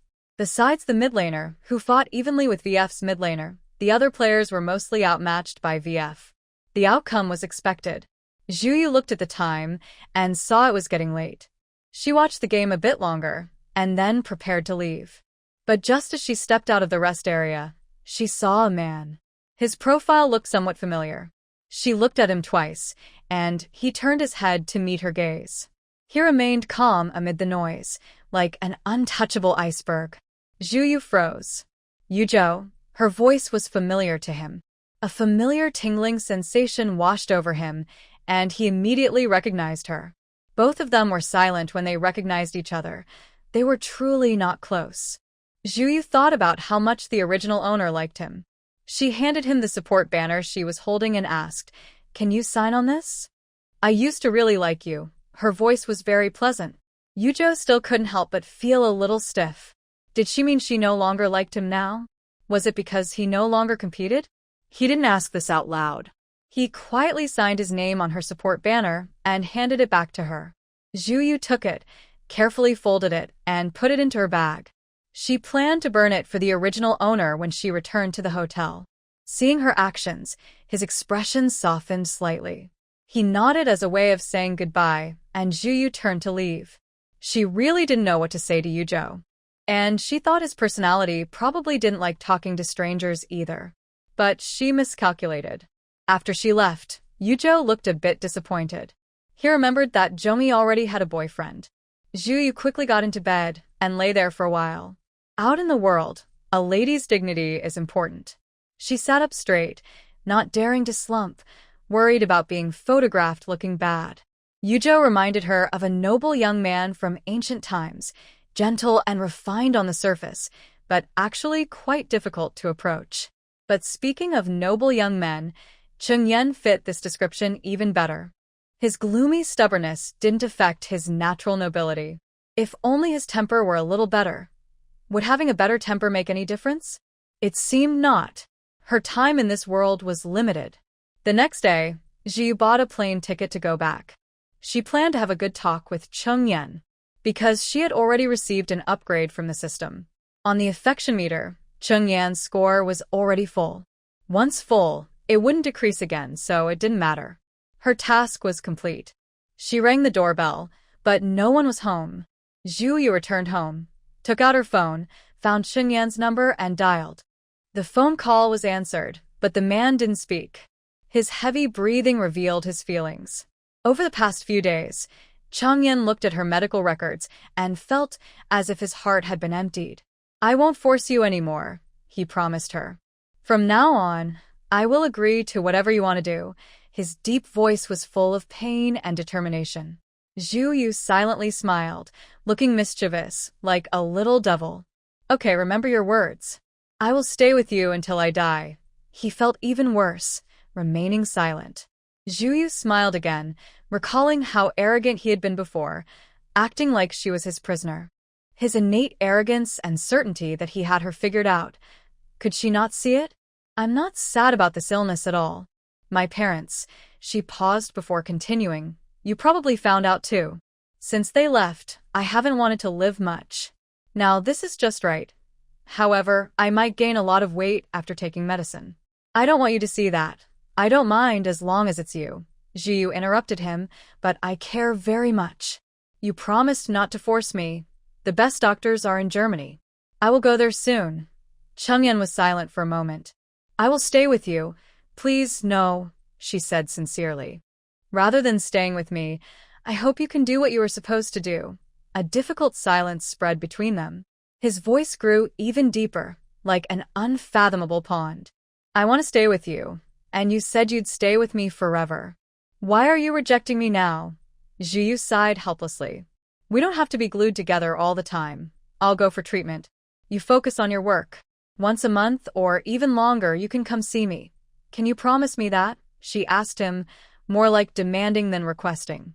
Although her affection level was already full, Zhu Yu still couldn't understand or fully trust these feelings. Maybe she's naturally cold. Or perhaps she always thought these men loved her face. Though her soul was hers, it was obvious they loved only her appearance. Loving the face isn't a problem. Zhu Yu loved it too. Who wouldn't like such beauty? After realizing this, Zhu Yu's heart once again became calm and without waves. "I promise," Cheng Yan choked, unable to refuse any of her current requests. Any illness that could possibly be cured, no matter the cost, he was willing to do everything to save her. Time in Germany passed quickly. The mission was complete. Zhu Yu never logged into the game again, nor did she reply to Yuzhou's messages. Although she went to see the doctor regularly and took her medication, she didn't eat the piles of bitter pills. She knew whether they worked or not. The doctor said she didn't look sick, but her test results kept getting worse, which puzzled him. Zhu Yu didn't answer his confusion, only saying she didn't know either. Maybe her mindset could influence her condition. The doctor had to see this as a medical miracle. Every 2 weeks, Cheng Yan would fly here and stay with her for half a month. During this time, Zhu Yu would take the chance to brainwash him. She told him to accept reality, that she wasn't sad at all, and to stop being sad himself. She was very happy to see her parents after death. Gradually, he began to accept this. He also regained his old bad temper, no longer so heavy and gloomy, and started forcing Zhu Yu to write promises. Promises not to drink the Mengpa soup, wait for her at the bridge of helplessness, and meet her again in the next life. Zhu Yu first laughed loudly at his childishness. Later, unable to bear it, she told him he absolutely couldn't wait for her to die before finding her, or she wouldn't wait for him and would live until her natural end. If he didn't see her when reincarnating, he shouldn't be anxious. Their fate was so strong that they would have another chance to meet. In short, it was a trick to comfort him. Zhu Yu felt very helpless, such a grown man, becoming more childish the older he got. Before closing her eyes, she specifically told Qing Yan to bring her back to her country and bury her with her parents. She also asked him to handle her property and donate it. When she closed her eyes, she was still smiling at Qing Yan, telling him not to be sad, to live well, or they would never see each other again. Qing Yan nodded seriously and promised. Looking around at the familiar home, Zhu Yu let out a satisfied sigh. This task was very exhausting. Deceiving feelings means you can't really invest no emotion at all. Fortunately, she always remembers who she is and won't lose herself. She opened the system panel. Task reward loading. Task reward loaded. Congratulations on completing Task 1. Passing away peacefully, 1,000 points rewarded. Congratulations on completing Task 2, the original owner's wish, 1,000 points rewarded. Zhu Yu clicked on the attribute panel again. Name, Zhu Yu skills, traditional Chinese medicine, acting, martial arts, divination. Special abilities, precognition, 3 realms red envelope group, spirit spring water. Points, 60-50 after reading, she closed the panel. She took out the souvenir she bought in the task world from her space, packed it, and sent it out to Prince Ming. That was his birthday gift. Zhu Yu realized she had been subtly pushed into becoming the school's most popular girl. She happily accepted it. Prince Ming left, and she felt a little lonely every day. Whenever she instinctively wanted to share something with him, she remembered he had already left. Feeling a bit lost, Zhu Yu put it aside after a while. She stayed with her grandparents for a few days, and soon a month passed. Just as Zhu Yu thought the task was about to start, she received a system pop-up. System updating. Basic functions will be updated and fixed in about 4 years. She was stunned for a moment, felt that the space was still usable, and quickly relaxed. Although she really wanted to complete the task and become stronger faster, she also wanted to take this time to get closer to her grandparents. Over the past few years, Prince Ming would come back every holiday. The two loved going to amusement parks and shooting clubs together. She didn't know what he had learned abroad, and Zhu Yu originally looked down on competing with Prince Ming. She wasn't a child anymore. In the disaster world, she had been shooting guns her whole life. But Prince Ming gave her a lesson. It turned out that true shooting talent was like this, and also, she hadn't practiced in a long time, so her shooting skills had indeed declined. The second point was even more important to her. So, she worked hard and, together with Prince Ming, participated in many outdoor camping trips and shooting training camps. She also started learning martial arts. She realized that Prince Ming was intentionally using her stubbornness to encourage her to learn self-defense skills. Zhu Yu had heard him jokingly say before that he was worried about her going out alone because she had no self-protection skills. Her heart warmed at this, feeling the same as when cared for by family.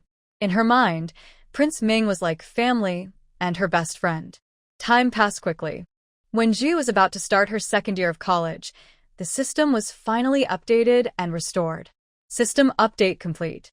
Loading mission. Mission loaded successfully. When Juyu opened her eyes again, she was in complete darkness. She found herself lying on a cold, hard wooden board. She moved slightly and looked around. The environment was familiar and old. There was a red quote on another desk. All of this reminded her that the background of this mission was set in the 1960s or 70s. Everything around her was very quiet. Juyu closed her eyes and chose to receive the memories of the original host. Although she had experienced many worlds, she had already seen strange parents in her first mission world. Seeing the original host's memories, she couldn't help but twitch her lips and feel speechless. The original host's father was a soldier who sacrificed himself to save a high-ranking leader. After his death, the original host's mother used the compensation money from the army to leave the family compound with her child. Although the army officer in charge of the original host's father kept urging her to stay, because they were a mother and orphan child, he couldn't bear to see them go. The officer told them they could stay in the military area until Juyu got married. But the original host's mother firmly refused. She took the money, sold the job arranged by the army, moved out of the house, and returned to her hometown. She then married her old lover, who had been widowed for 2 years. Now, Juyu was living with her stepmother and her current husband.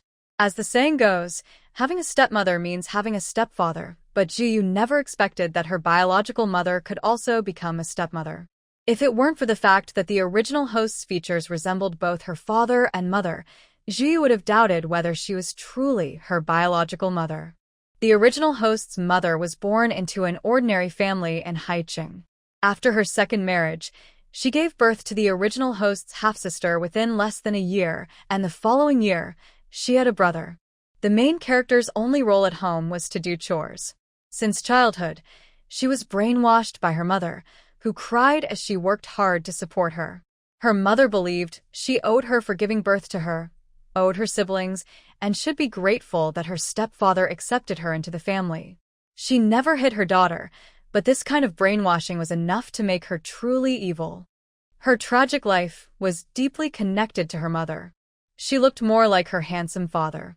She had a boyish face, and even though she ate the least at home, she grew to 5 feet 9 inches by age 16. Her mother disliked her even more. Her mother often praised her sister and looked down on her. When she was 16, her mother told her that her stepfather had arranged a good marriage for her and that she should be grateful. The daughter, brainwashed for over 10 years, had no ability to refuse. She only nodded silently. The family wanted her to marry a man 30 years older who liked to drink and hit people.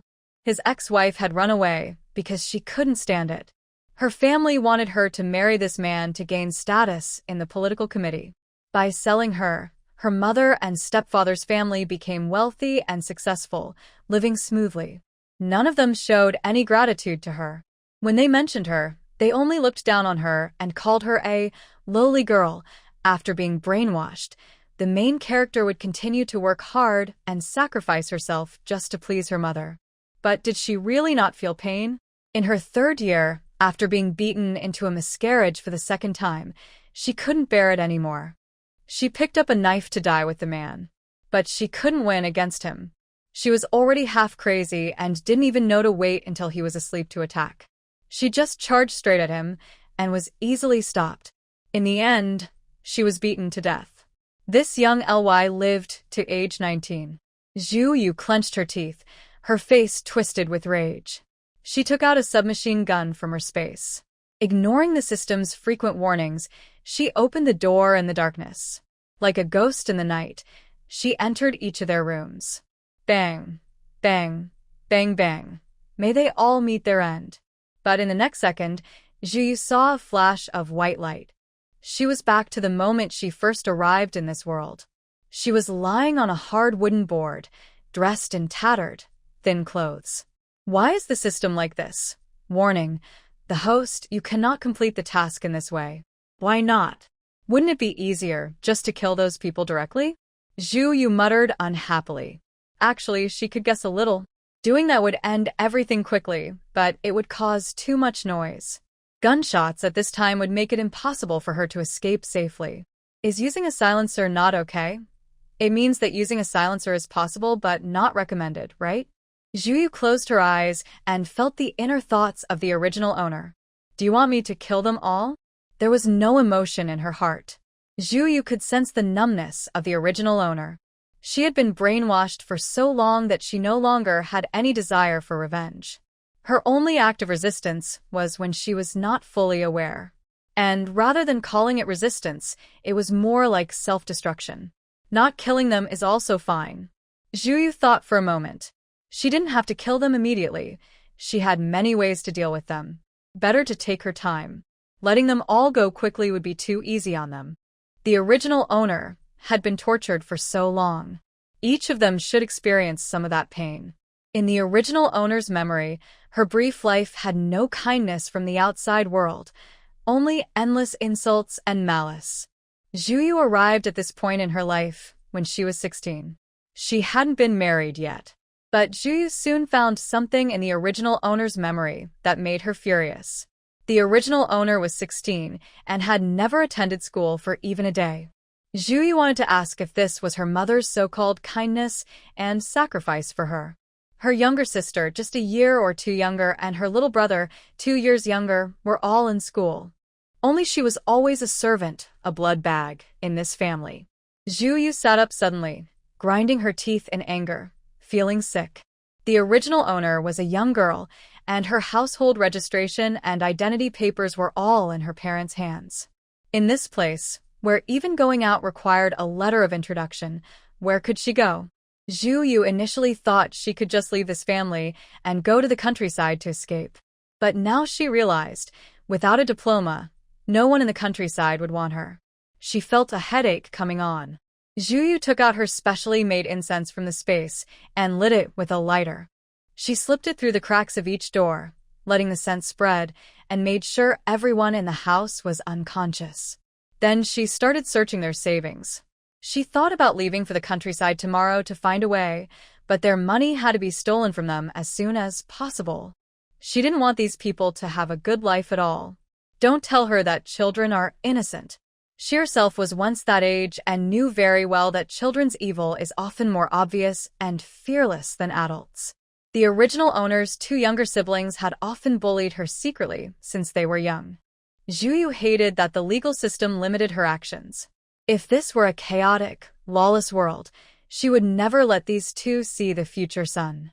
In the end, the original owner's mother's savings were hidden in the inner pocket of her clothes, and her stepfather's were hidden on the ceiling beam of their bedroom. After taking the money, Zhuyu turned and entered the space. The original owner's mother had about 3,300 yuan in savings. Zhuyu looked at the martyr's child certificate and the records of withdrawals over the years, and her lips curled into a more sarcastic smile. Using her husband's hard-earned money to abuse his own daughter showed a complete lack of morality. The stepfather's savings was in a small box. Before opening it, Zhuyu hoped it might contain a letter that could send him to, like in the worlds she had experienced before. But when she opened it, she was disappointed to see only a few small yellow fish and a roll of black paper. She counted and found it was twice as much as her mother's savings. Seeing nothing suspicious, Zhuyu didn't bother to count the exact amount and casually threw it into the space. She closed her eyes and thought about her future plans. She would think of one plan and then deny it. First, it was easy to set a trap for this family. She had seen the real and fake letters before, so forging a letter was no problem for her. She hesitated about what kind of crime to accuse them of that would carry a heavy sentence. Related to spies could be directly deadly, but a single letter might only raise suspicion. It wouldn't be like before, where if the couple hadn't done anything, the police wouldn't find any clues. Without concrete evidence, they wouldn't be punished. So she could only use this letter during the chaos that would happen in a year. They wouldn't verify if it was true. Even if the original owner's mother and stepfather didn't die, they would still suffer greatly. But that was too long ago. Zhuyu felt a strong dislike at the thought of living with them for the next year. Besides, is stealing state property okay? At least 20 years. Zhuyu looked at the more than 6,000 yuan and didn't think her stepfather was truly innocent. But he didn't even tell her about his private money, which only she knew about. The original owner's mother was completely unaware. After all, her target of wrongdoing was her own daughter. She could only set a trap for her mother. Thinking of this, Jiu had a rough idea. She closed the door tightly and quickly entered the space. She really couldn't sleep here, and she hadn't seen what the original owner looked like. She was curious about what a girl with a male appearance looked like. Inside the space, Jiu stood in front of a full-length mirror and looked at her reflection. She had very striking phoenix eyes, a high nose bridge, perfect lips, sharp eyebrows, bright eyes, and a strong jawline. Jiu saw a sense of bravery in her brows. This kind of appearance was very rare. On a man, it was handsome and youthful. On a girl, it was also beautiful, just not suitable for long hair. The original owner's beauty leaned toward androgyny, with deep features. Jiu even thought her side profile had a hint of mixed race. She found a pair of scissors and cut off her originally chest-length, yellow, split hair, turning it into a buzz cut. They say a crew cut is a test of looks. After trimming her hair, Jiu looked at the girl in the mirror and couldn't help but be drawn to her eyes. This hairstyle fully revealed her advantages. She looked incredibly handsome. So handsome that Jiu was momentarily confused. Looking at herself in the mirror, she instinctively wanted to ask, "Hey, handsome, who are you?" But she quickly realized she was alone in the space, and her fear eased. Her eyes held a story. Jiu wasn't sure if it was because her soul was now in this body, but looking into the original owner's eyes combined with her own soul created a sense of disconnection. The original owner's appearance was more heroic and boyish than girlish. Sharp eyebrows, bright eyes, very righteous and handsome. Her originally timid and fearful expression would evoke sympathy, but seeing Jiu's gaze would overturn that impression. Jiu's eyes were cold, like solid ice. She thought that the original owner, who was naturally cheerful and sunny, had gained a more gloomy and tough aura because of her arrival. This changed her from being timid and numb to someone more formidable.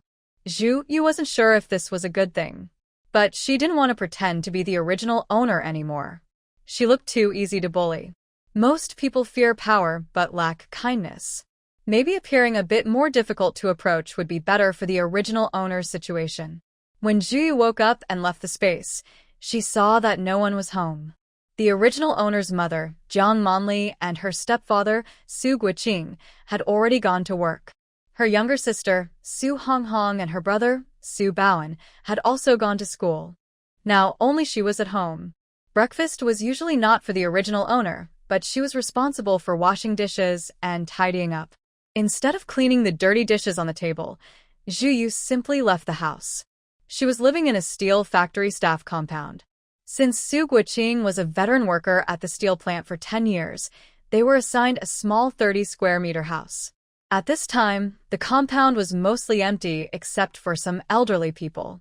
As Jiu passed through the gate, a few elderly people sitting under a tree noticed her, especially paying attention to her short haircut. "Hey, where are you from? I don't remember seeing anyone like you in our yard." A woman named Wang Dajia was the most talkative in the neighborhood. She claimed to know every family and person in the compound for sure. 2 or 3 other elderly women nodded along with her. "Whose relative is this young man? Looks a bit familiar, but I just can't remember why." Jiu paused. She knew she needed to maintain politeness in front of outsiders. This was the original owner's image, but from now on, she would start changing and shaping it according to her own ideas. "Grandma Wang, I'm Jiu, living with the Su family." Su family. "Su family. I remember now. You're the little girl Jiang Monli brought here, right?" Grandma Wang's face lit up with excitement.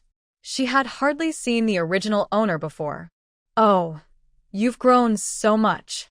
When you first arrived, I think you were about the same age as my grandson." How old are you now? "I haven't seen you go out much lately. Where did you go to school before?" Now, in this day and age, every family has secrets. If you try to hide something or avoid others, it will be found out quickly. Everyone has just come from that time, and they are very sensitive. If something is wrong, they will report it. Mrs. Wang thinks that she doesn't remember this girl, and something about her feels wrong.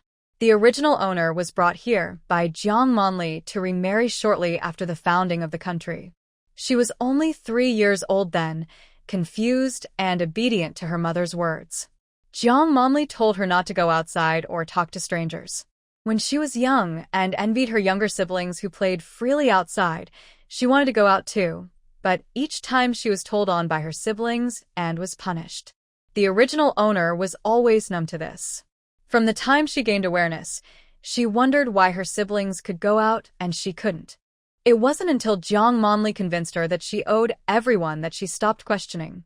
She thought she was born guilty. Her father died, and if it weren't for her mother, she wouldn't deserve to live. So, she believed she had to repay her mother, her stepfather, and take care of her siblings. Until now, her family's clothes, including her stepfather's, have all been washed by her. She started doing this at age 6 and has continued until today. Zhuyu remembers that the original owner was the first person she met who had no lingering obsession or resentment. She wants to help her, to seek revenge on those who hurt her, and to tell her that she was not born to owe anyone. Even if her mother didn't raise her, as a child of a martyr, she received enough support to eat well and live comfortably, just like other children. Jiang Monli violated the original owner's rights and shamelessly pretended to be a good mother while trying to exploit her for her entire life. She is not innocent at all, but Zhuyu wouldn't argue with such a mother. She knows how deeply she has hurt her daughter. Perhaps Jiang Monli isn't unaware, she just doesn't care. Even her younger siblings later born aren't necessarily loved. She has children mainly for the benefits they bring. Her own interests come first. The original owner truly never went outside. From age 5 to 16, she's gone out fewer than 10 times in 11 years. Zhuyu doesn't believe she's just a servant in this family. Mrs., I'm 16 now. I've never been to school. I need to go out to deliver something to my mother. I'm leaving now. Zhuyu woke up in the morning and suddenly remembered the meditation technique. Can this world be cultivated? I tried it and surprisingly it can. In the previous world, cultivation was not possible. She felt awkward about that. Although she didn't understand why it is possible here, Zhuyu quickly focused on sensing energy. Using her past experience, she easily resonated with the energy. She felt it carefully. Within a week, she believed she could integrate the energy into her body. However, she didn't want to gain eternal youth or increase her lifespan from energy absorption in this world. After the founding of the country, becoming a spirit or a magical being was not allowed, and living to 150 years old was unnecessary. So, she planned to control her cultivation speed and slow down a bit. She was close to advancing to the next level. Her internal strength was enough. This world mainly relies on hot weapons, which are enough to deal with ordinary people. Even higher levels wouldn't help much against a barrage of bullets. Zhuyu just left her family compound and was heading toward the steel factory near her stepfather's Su Guiqing. Based on her past experience living through many eras in historical novels, she knew that black markets are usually near hospitals or large factories. These markets are either hidden in complex alleys or small woods nearby. The steel factory is the largest in H province, with over 10,000 workers. It offers the best benefits among all factories. Since the sports event hasn't started yet, the management isn't strict about this. Zhuyu easily found a spot near the small woods close to the steel factory. After walking for a while into the woods, she saw a small path guarded by 2 burly men with dark faces. No one would suspect her to be a man in her current appearance. The guards glanced at her crew cut, and one of them couldn't help but rub his head, feeling like changing his hairstyle too. He confidently thought that if he changed his look, he would be more handsome than this kid. He's strong and not weaker than this weakling. Zhuyu's current appearance was very thin, almost like a stick. Although her face was pretty, her emaciated body looked a bit frightening and unappealing upon closer inspection. All this was because she was starving. Zhuyu thought that without beauty-enhancing pills, her childhood body, which had been hungry for a long time, wouldn't live to old age. Even if she started eating well now, she would still suffer from illnesses in middle age. "Are you selling or buying?" the burly man asked her in a low voice. "Big brother, I'm looking for your boss. Another person reached over and interrupted him, glancing at the basket on Zhuyu's back. He looked friendly and said to Zhuyu, "Little brother, he's a rough guy. Don't be angry at what he says. We don't know your background. Seeing the boss isn't so easy. If you leave like this, it will be our brothers who suffer." Zhuyu took out the basket she had hidden earlier, turned it around, and lifted the cloth. Inside were at least 100 watches. The two men's expressions changed instantly. The originally provocative man broke out in sweat on his forehead and quickly apologized. "Sorry, brother. I didn't recognize your worth. Please, let me take you to see our boss." "I was mistaken. I underestimated you." Zhuyu was not angry. She slightly curled her lips into a smile and said, "That's okay. No need to explain." For some reason, the two men felt a chill when they saw her smile. It was a very frightening smile. Zhuyu thought she was just a bit gloomy, but that was not true at all. If people from this era saw zombies, they would definitely think her smile looked like an unevolved zombie. "Just knock on that door over there to see our boss." I won't see you in. "I need to go back and watch the forest." The man left. Zhuyu stayed and looked around for a moment. Her professional instinct kicked in. She instinctively sensed that this house had excellent feng shui, a wealth-gathering setup. The people living here would continuously receive wealth. She knocked on the door. Soon, a young man opened it for Zhuyu. He led her through the courtyard into a study. The room was decorated with a somewhat antique style, but upon closer inspection, there was not a single real antique item.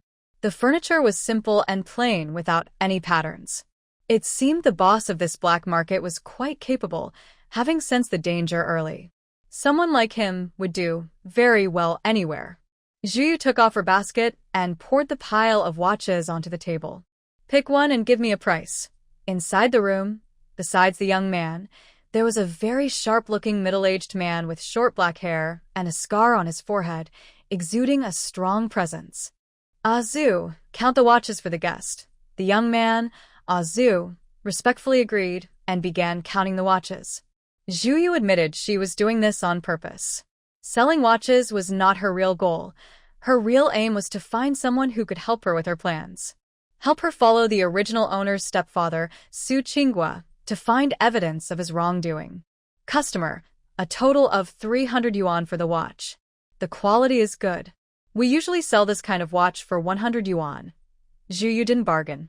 She didn't care about small amounts, and having just walked through the black market, she saw the prices. This price was fair. She looked at the middle-aged man and asked, "What should I call you, boss?" Chen Yong exhaled a puff of smoke and said, "My surname is Chen. Just call me Brother Chen. Are you guys willing to take on a job?" "What do you mean?" Chen Yong's eyes flicked over the watch, raising his eyebrows. "Killing someone this price is barely enough, but not now." "I can't do it," Zhuyu choked. For that money, she might as well do the killing herself. Business is business. But investigation isn't murder. That money will be paid separately. Chen Yong leaned back with interest, picked up the watch, and examined it carefully. "Kid, who have you heard about me from? Not many people know I can handle this kind of work. No matter what the price was before, now only we can do this kind of job." That previous price is definitely not enough, Zhu guessed, but she didn't expect this person to truly be a real black boss, someone far beyond the petty traders and resellers she had dealt with before. If it weren't for his face, perhaps he was a ruthless and scrupulous person. She might have already taken advantage of him after completing her task. "Help me with one thing. I'll tell you the most wanted information right now." Chen Yong's expression tightened, no longer as calm as before. "Do you know what I want to know?" A clever person who can sense the tension in the air clearly knows that the antique collector can handle everything, and that having early information shows she has the courage to trade. What she needs to do is prove she really knows something. Unlike before, when she casually glanced around upon entering, Zhuyu stood up and walked around the room. "Do you think you've finished tidying up this house? Is it really safe?" "No, that's not enough." "It's far from enough." Zhuyu walked around and stopped at the northwest corner of the room, clearly placing her foot on the tiles and tapping. "This place isn't safe either. If you really want to find something, you won't be able to hide it. And here," she knocked on a pillar. Chen Yong's face could no longer hold steady. His face darkened, then turned pale, then white. I interrupted her next words and asked, "What do you want me to do for you?" If I kept talking, I would be exposed completely. Fortunately, Azu in the room was his son. Otherwise, I might have lost my temper. Zhuyu paused to sense the energy inside the room. "Help me find evidence against someone named Su Qinghua, who is selling stolen goods from a factory. It shouldn't be hard for you. You don't need to give me the evidence, just report it to the police. When I hear he's in trouble, I will come back to see you." After saying this, she thought for a moment and pointed at the pile of watches on the table. "Settle the money for these first, exchange it for a 1,000 yuan note, and the rest should be antique collectibles." She felt that having so much money was useless. She couldn't spend it in this era. She already had enough food and drinks in her space. She just needed some official-looking receipts to disguise the amount, and the antiques had some collection value. She really didn't need more money. In this life, even if she was freed, she wouldn't want to do business anymore. The nearly 10,000 yuan she found in the original owner's house was enough to live on in this era. Chen Yong was stunned and asked, "All for antiques?" "Those aren't worth much now." Although he liked to play with these things, he had to admit that their value had dropped in the current situation. Many people use these items to exchange for food. "Yes, let's start." Chen Yong made a gesture, and Azu took Zhiyu's basket and went to the storeroom behind to get the items. Chen Yong smiled kindly and asked, "I want to know how long our group of brothers can keep working here." "The brothers working at the government office don't even know." "Are you sure you can give me an answer?" His eyes flashed with a cold light as he said this. "In this place, no one dares to lie to me." Zhi smiled and said, "Finish the job early, and you'll see whether I'm lying to you or not." The pressure and aura in her smile made Chen Yong stiffen. He couldn't maintain his previous confidence. 2 boxes of antiques were transferred into her space as she turned a corner, feeling relieved. She headed toward the steel factory's residential area. When she returned home, it was almost dark. She thought everyone had gone to bed. But when she entered, she found everyone was still there. Hearing the noise at the door, they all looked up and stared at her. Jiang Monli immediately noticed Jiyu's hair and instinctively frowned, feeling impatient. She said, "Where did you run off to all day? You didn't even wash the dishes. I've raised you so big. Can I expect you to be a little more obedient? I told you not to go out or talk to strangers, but you never listen. Who else would be so tolerant of you outside the house? And what's wrong with your hair?" Stepfather Su Qinghua sat beside Jiang Monli, patting her hand to comfort her, but his face was very cold when looking at Zhuyu. "Don't go out recently. Buy her some new clothes, let her take care of her hair, and arrange a marriage. With her current look, who would want her?" At this moment, Su Baoan and Su Honghong also looked disgusted. Su Baoan grabbed the chopsticks on the table and threw them. "You little brat, why are you only just coming back? No one in this family welcomes you. Just get married already. Seeing you annoys me." Some say that children's bad behavior is influenced by their environment and that human nature is good. Zhuyu never believed this. Or rather, any child who has experienced school bullying knows that not all children are innocent. Some people are inherently bad. A bad environment just speeds up their evil. It doesn't mean that a good environment will turn someone into a good person. Zhuyu dodged the incoming chopsticks. The original owner had endured this countless times. Whenever Su Baoan was unhappy at home, he would casually grab something nearby to hit her. Seeing that she dared to dodge, Su Honghong and Su Baoan both widened their eyes excitedly. Every time the original owner dodged, they would hold her down or grab her neck, slap her face, and enjoy her pain. This time, they also wanted to bully Zhuyu as they had before. Zhuyu stood still, her eyes icy. Come on, who's afraid? Today, she would take a small revenge for the original owner. Enough, Jiang Monli interrupted. She wasn't worried about Zhuyu. She just thought that soon her daughter would have to get married. The man she was marrying now was quite important, and it was better not to cause trouble. Although she was confident that her daughter would never escape her control, healing takes time. Su Honghong stopped regretfully, but Su Baoan didn't listen. In this family, he only listened to Su Qinghua. At this moment, Su Qinghua watched coldly, without saying a word. He thought, this daughter of mine is indeed a bit disobedient. She dared to run out all day without doing anything. She definitely needs to be taught a lesson. Knowing pain makes people obedient. Let's see if they dare to do this again. Zhu Yu faced Su Baoen's malicious and arrogant stare. In her eyes, Su Baoen saw no trace of the fear or humble pleading that once excited him. Instead, only a coldness remained, gradually replacing the previous cruelty. His mind, controlled by the desire to dominate, grew calmer. Beg me. Today, I am in a good mood. Kneel and beg, and I will let you go. He said this, but Zhu Yu's expression didn't change at all. She even looked more impatient. She walked slowly, unsure if he would come or not. If he didn't come, she would. Unexpectedly, Zhu Yu didn't step back. Instead, she took 2 quick steps forward and kicked Su Baoen hard in the stomach. The force sent him flying into the wall behind him with a dull thud, hitting his head against the wall. He had already fainted. Zhu Yu's gaze then shifted to Su Honghong. When she saw her look of terror, she ignored her scream and slapped her repeatedly, more than 20 times, leaving her cheeks swollen and bleeding. She couldn't even scream properly, and fainted too. Zhu Yu casually threw a torn cloth at Su Baoen. Jiang Manli and Su Qinghua were stunned. All of this happened in just over a minute. It was so fast that they had no time to stop it. Zhu Yu's violent beating was over, and they now had 2 unconscious children.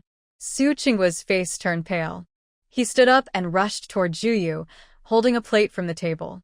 His anger had clouded his judgment, and he wanted to hit Zhu Yu the head. Jiang Manli's face, which was originally shocked, changed when she saw Su Qinghua's move. She quickly shouted, "Qinghua, she still has use. Keep this girl. She can be very helpful." Zhu Yu only wanted to sneer when she heard this. She glanced at the plate in Su Qinghua's hand and thought to herself, hesitation means defeat. If he doesn't do it, I will. She quickly stepped forward and kicked Jiang Manli in the stomach. The woman was kicked so hard she fell to the ground, trembling and unable to move.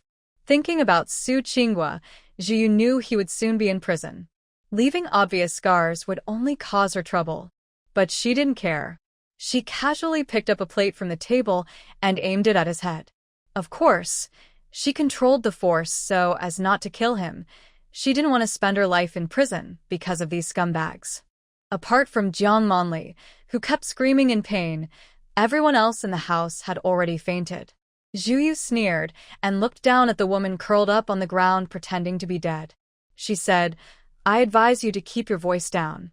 Don't let the neighbors find out, and don't think you can threaten me with suicide or report me. You might think that if you don't tell, I won't tell. No one will find out, right? And you took all the compensation money for my father's past. You know how much I've spent on you over the years. My father also had comrades in arms.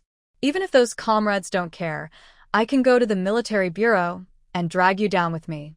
These are all debts you owe me. Today is just the beginning. I won't tolerate this in my own home anymore." After speaking, Zhu Yu went into Su Baoen's room. It had good lighting, all new furniture, and new bedding. Compared to the original owner, who slept on hardwood boards, her treatment was worlds apart. She threw out all of Su Baoen's belongings, then closed the door, planning to stay here after finishing with his family. From now on, she would be their nightmare. When Jiang Manli heard Zhu Yu mention the military subsidy for children of martyrs, her body immediately went still, and her scream stopped. The house fell into a deathly silence. She was in shock and panic. This person was definitely not the obedient daughter she thought she was. She must be a demon. Thinking about her ex-husband's upcoming Memorial Day, Jiang Manli's teeth lightly trembled, and a shadow cast over her heart. Zhu Yu didn't know Jiang Manli already thought she was a demon. If she knew, she would only be happy. Now she was a demon, and after she found out what she would do next, what would she think of her then? Zhu Yu's outburst today wasn't just a sudden loss of control, it was the result of careful thought. Waiting for old Chun to make his move, she refused to be bullied like the original owner. She wouldn't accept that. She had the power to easily crush them like bugs, yet she pretended to tolerate their bullying. That was unacceptable. She could compromise a little for the sake of the times, like not being so direct, and handle things through proper channels of this era. But being beaten and bullied was beyond her limits. Zhu Yu only hopes that today's punishment will make this family realize she is no longer the easy-to-control daughter they once knew. Especially Jiang Manli and her stepfather, Su Qinghua. If one punishment isn't enough, she can make them suffer every day. As for the consequences of hitting someone, family violence has always been hard to handle. Even in modern times, many cases of abuse are still hidden behind marriage. The original owner was hit many times before without any trouble. Now it's their turn, and they won't tell anyone. Even if they do, Zhu Yu won't admit to anything. She looks so fragile, almost blown away by the wind. Whether she hit the other 4 family members, it depends on whether the police believe her. She closes the door and takes out a small single bed from her space. The bed is already made with soft bedding that smells of laundry detergent. She has no interest in sleeping on any of this family's beds. Will you stand up for your children and be strong as a mother this time? Zhu Yu sneers, waiting to see how Jiang Manli will handle her injured children and her so-called loving husband. She waits until late at night, but hears no one calling her. Her sneer deepens. She closes her eyes and falls asleep. The next morning, she wakes up around 8 or 9 after hearing quiet footsteps outside the door. She listens carefully and hears Jiang Manli comforting someone. That girl must be crazy. She can't go out, or it will ruin her chances to get married. Qinghua, you're awake. Let's take the kids to the hospital now while there are fewer people. I won't let her get away with this, Su Qinghua says fiercely, his eyes cold and fierce, making Jiang Manli shrink back. Su Qinghua secretly curses Zhu Yu, wishing her harm, then calms down. He touches the back of his head and sees blood from his wound. His face changes instantly, more worried than when he first learned about the children needing the hospital.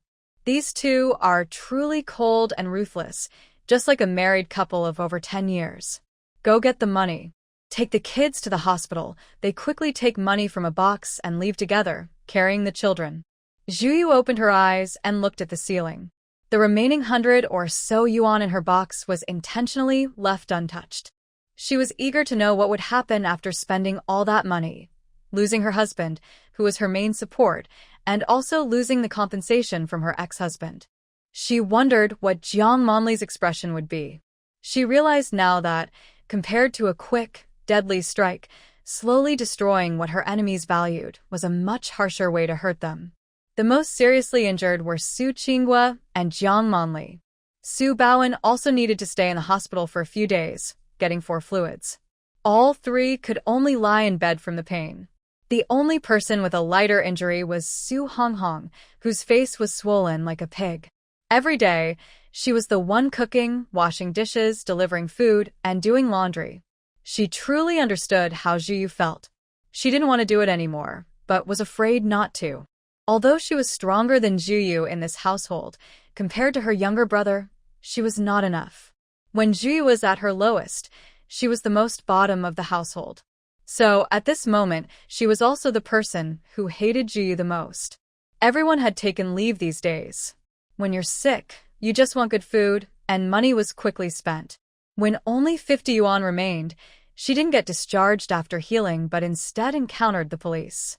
When Su Qinghua saw the police in the hospital bed, he couldn't help but lower his head, avoiding eye contact, like a turtle hiding in its shell. Who is Su Qinghua?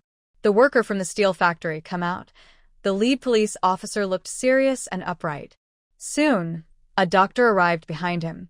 The doctor looked around the ward, pointed at Su Qinghua, who was shrinking his neck, and said, "Comrade, that is Su Qinghua. What did he do?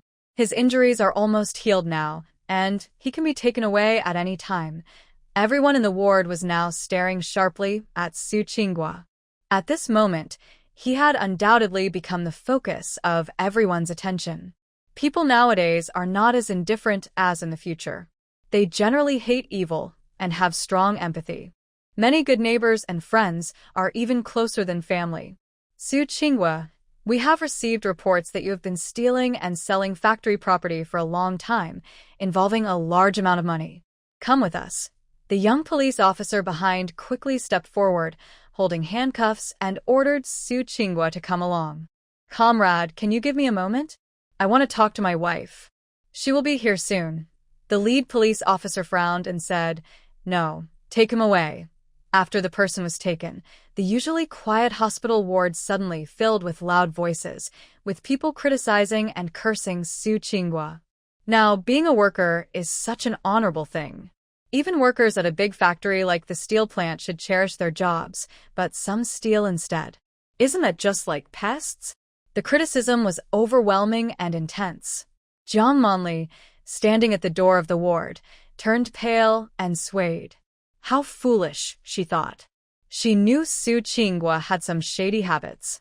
She thought he might just be lazy sometimes, but she never imagined he would be so bold as to steal from the factory, especially a large amount.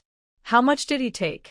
She thought about how the money he stole and sold didn't go to her. He was probably hiding it from her. Jiang Monli was both angry and scared. She was angry about his secrecy and scared because if this got out, Su Qinghua wouldn't have a good outcome. How would she support her 2 children in the future? Before she could think too much, Jiang Monli quickly left the hospital room. She had already been discharged yesterday. Now, only Su Qinghua was left in the hospital. She was just relieved that he wasn't taken from the steel factory. Otherwise, things might have been worse. They lived in the steel factory staff housing. With everyone so angry, no one knew what might happen next. Jiang Monli just wanted to go home quickly, pack her things, and leave the staff housing before the news spread. When Jiang Monli returned, the news hadn't spread yet. The staff housing was lively. It was mealtime, and many people sat at their doorways with bowls, chatting with neighbors.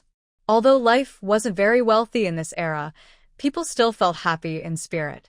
Just a few years after the war ended, those of working age had experienced the destruction and chaos of the country. They valued the peace they had now even more.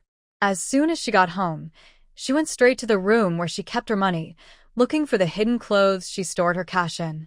But she found nothing, no money at all. Her face changed drastically.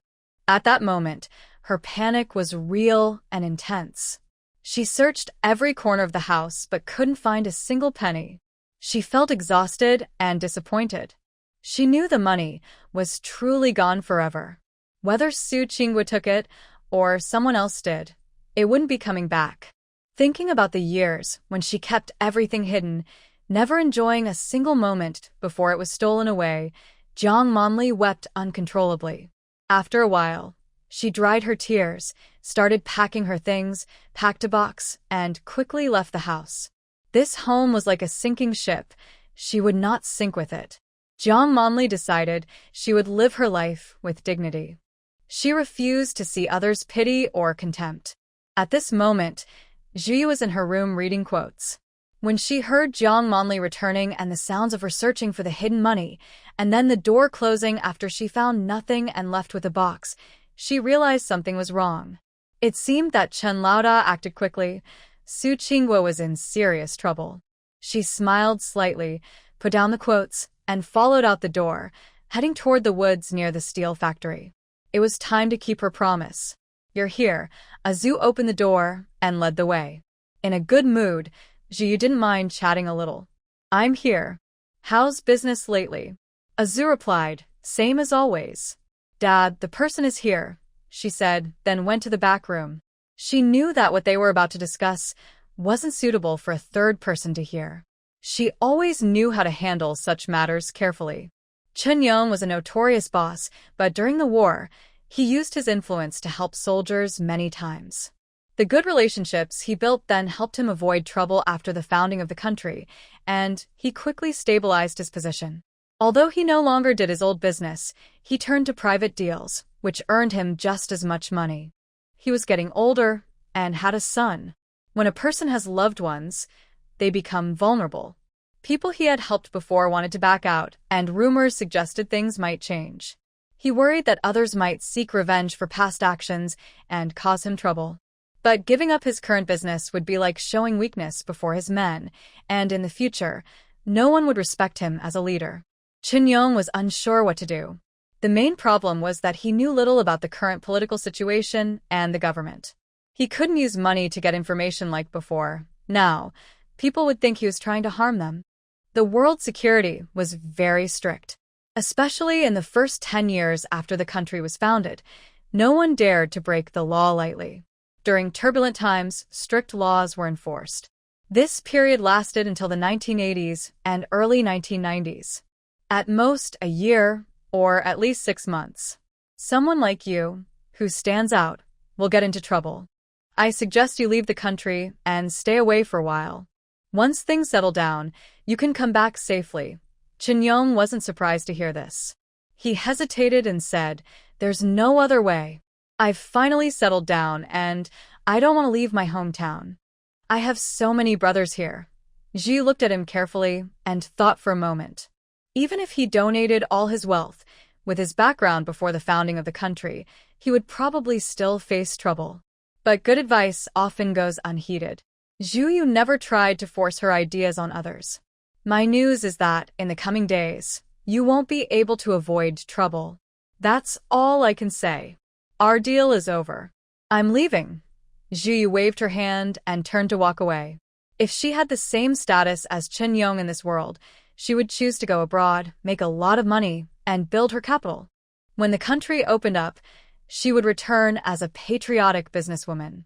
Staying safe would also help her keep her strength. It would be good for both herself and the country. But she wouldn't tell anyone this openly. The information she shared now, Chun Yong wouldn't believe all of it. Over time, it would be proven true.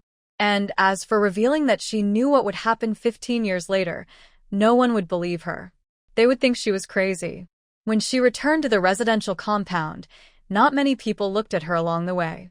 Most didn't recognize her.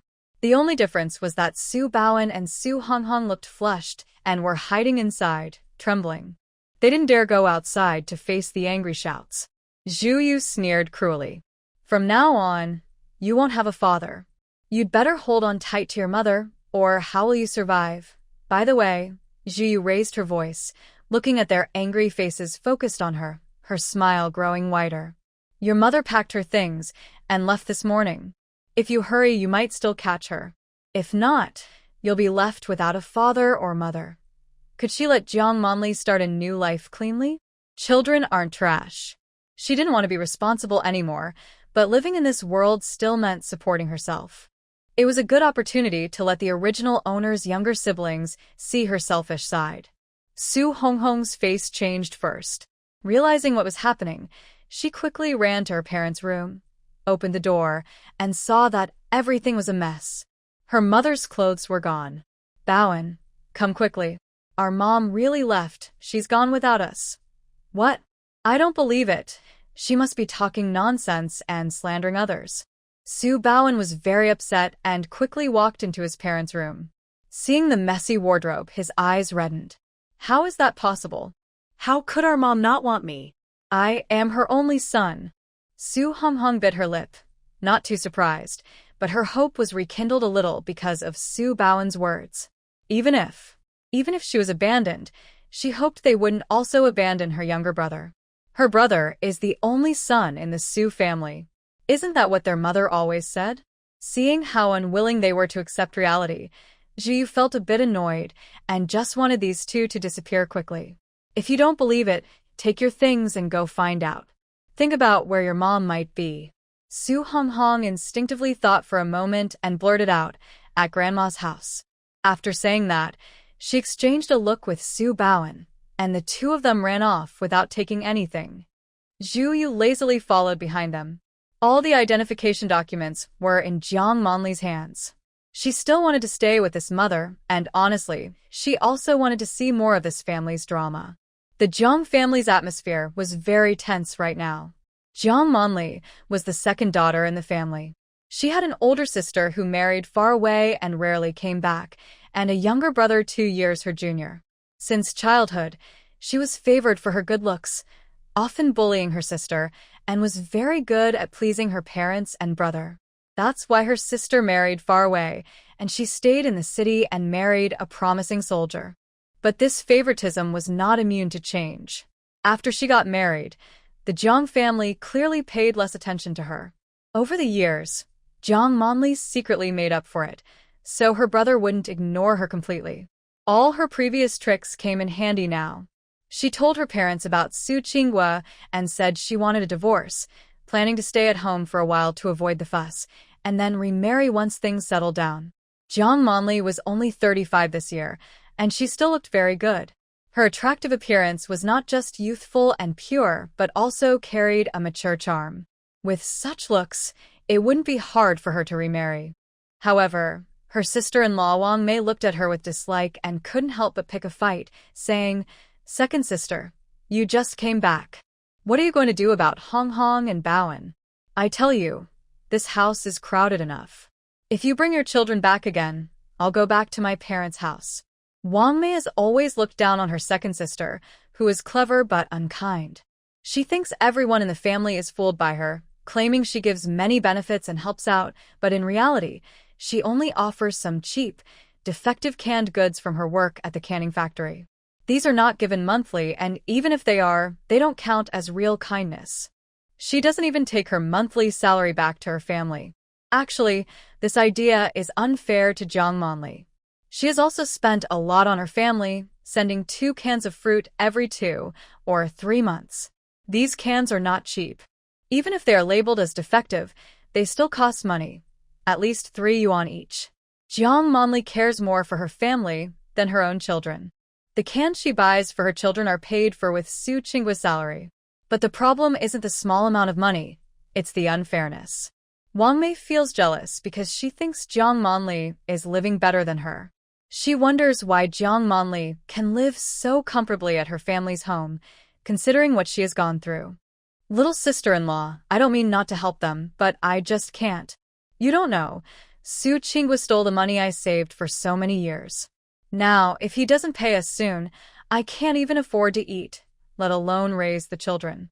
Once the gossip about Su Qinghua dies down, I will go pick up the children and send them back to Su's hometown. Su's hometown is in the village, so this means she plans to stop caring for the children altogether. Jiang Manli's brother, Jiang Guowei, asked her, "What about your eldest daughter? Is she about to get married?" He is also thinking about earning some bride price. He wouldn't have this thought about Su Honghong because he knows Jiang Manli doesn't care much about her. Hearing this, Jiang Manli's body stiffened. She said, "I have no plans to take care of her anymore. You don't know, she's gone crazy. She hits people whenever she sees them, completely different from before." "Really? Such a shame. She's grown up now." Jiang Wei sighed regretfully. Jiang's mother, with her old, wrinkled face, moved her lips and said, "Even a crazy woman can get married. She can marry someone in the village. There are many men who hit their wives in the village, so she won't be the only one suffering." After saying this, her drooping eyelids moved slightly, watching her daughter's face carefully. Jiang Manli's heart flickered for a moment. Sending her daughter to a remote mountain village meant her threatening words would no longer be useful. But then she remembered that chilling, terrifying smile from that day, and she shivered. She decided to abandon that idea. Forget it, there's no need to make things more complicated. That girl has become very strong recently. Even Su Qinghua can't control her, and she was taken to the hospital. I hope my dad and my brother don't get involved too. What? She's that powerful? Father Jiang was surprised and also lost the confident look he had just shown. He's old now, and he can't beat either of them. Seeing what happened to the other side, he really doesn't want to try. Su Guowei saw everyone no longer supported the idea, so he gave up too. Without the help of his parents, he couldn't sell the girl even if he caught her. Suddenly, there was a loud knocking on the door, along with Su Baowen calling out, "Mom, Grandma, Grandpa, Uncle, is my mom here? Open the door, Grandma." Su Honghong was also standing nearby, looking worried. Zhu Yuan watched the door for a while before it finally opened. The reason wasn't because she couldn't stand the knocking, but because the neighbors who came to watch the excitement had already left, and everyone was talking about it. She didn't want the news about her 2 sons-in-law to spread around, or they wouldn't be able to live peacefully. So she quickly opened the door and pulled the people inside. Zhu Yu didn't go in with them. She looked toward the street office a little further away, where some activity was happening under the shade of the trees. Promote culture, strive to be good children of China. On the table, there was a book of sayings and several thick books. Zhu Yu glanced at them and guessed it was probably a literacy class. She also wanted to ask about the current situation of illiteracy and see if there was any way to solve it. Comrade, hello. May I ask you some questions about studying? Zhu Yu approached a young girl who was writing something at the table. The girl immediately smiled warmly and looked at Zhu Yu with focus, saying, "Feel free to ask. It's part of our work." Zhu Yu showed a shy, self-deprecating expression and said, "I didn't go to school. My family is poor. But I attended literacy classes held elsewhere and I borrowed a lot of textbooks from classmates. I've always felt ashamed of not having a diploma. I wonder if there's a way for me to take exams at school. If I pass, I just want a graduation certificate." The young girl, Yang Qian, was first stunned, then quickly showed admiration. She encouraged her. "Of course. I can help you with that. My grandpa is the principal. You can go to the school before the weekend to find Principal Yang and take the exam." This situation is not uncommon, but her luck seemed especially good because she met someone with connections. Zhu Yu knew this wasn't just luck, it was a form of fortune-telling. Before leaving, she asked for a fortune, which told her that to solve her education problem, she needed to work in a certain direction. It showed a connection with the Su family siblings, which is why she came here. Seeing the event banner, Zhu Yu guessed the general situation, and after talking to the girl, she confirmed her guess. "Thank you, you really helped me a lot." Yang Qian smiled brightly and waved her hands, saying, "It's just a small favor. By the way, to take the exam, you need ID, and to get your diploma registered, you also need proof from the local street office. You should hurry up, the weekend is coming soon." Zhu Yu listened to these kind suggestions. She already had a basic idea about the ID and the street proof. "What are you here for?" Zhang Monli looked around nervously. Her children had already been coaxed back home. She told them to stay in the residential area for a while. Even though her father was arrested, no one would bother her two kids. If she stayed there, she would be kicked out soon. Only the children would stay, so they wouldn't be forced to leave immediately. She gave each child some money to keep them quiet and didn't tell them that she was waiting for her paycheck to send them to her parents' house. She knew Su Baoan and Su Honghong wouldn't listen. They didn't like the countryside and wouldn't accept being separated from their mother, living in the countryside forever. At 15 and 14, they understood many real-life issues. They realized that going to the countryside meant they might never have a chance to return. "Give me my ID and the things my father left." Zhang Monli's face changed. She wanted to scold him and refuse, because without her ID, she would lose about 10 yuan each month. Losing that money felt like losing a part of herself. But seeing her face and the cold look in her eyes, Zhang Monli lost her courage to refuse. Since she discovered her eldest daughter's unusual behavior, she never asked what was going on or why. She didn't want to dig deeper. Like Su Qinghua, who shrank from the truth, she acted like an ostrich, refusing to think about the wrongs she had done to her daughter over the years before the incident happened. She quickly ran into the room, found 2 certificates from her bag, and without hesitation, handed them to her. "Take these," she said, then quickly closed the door.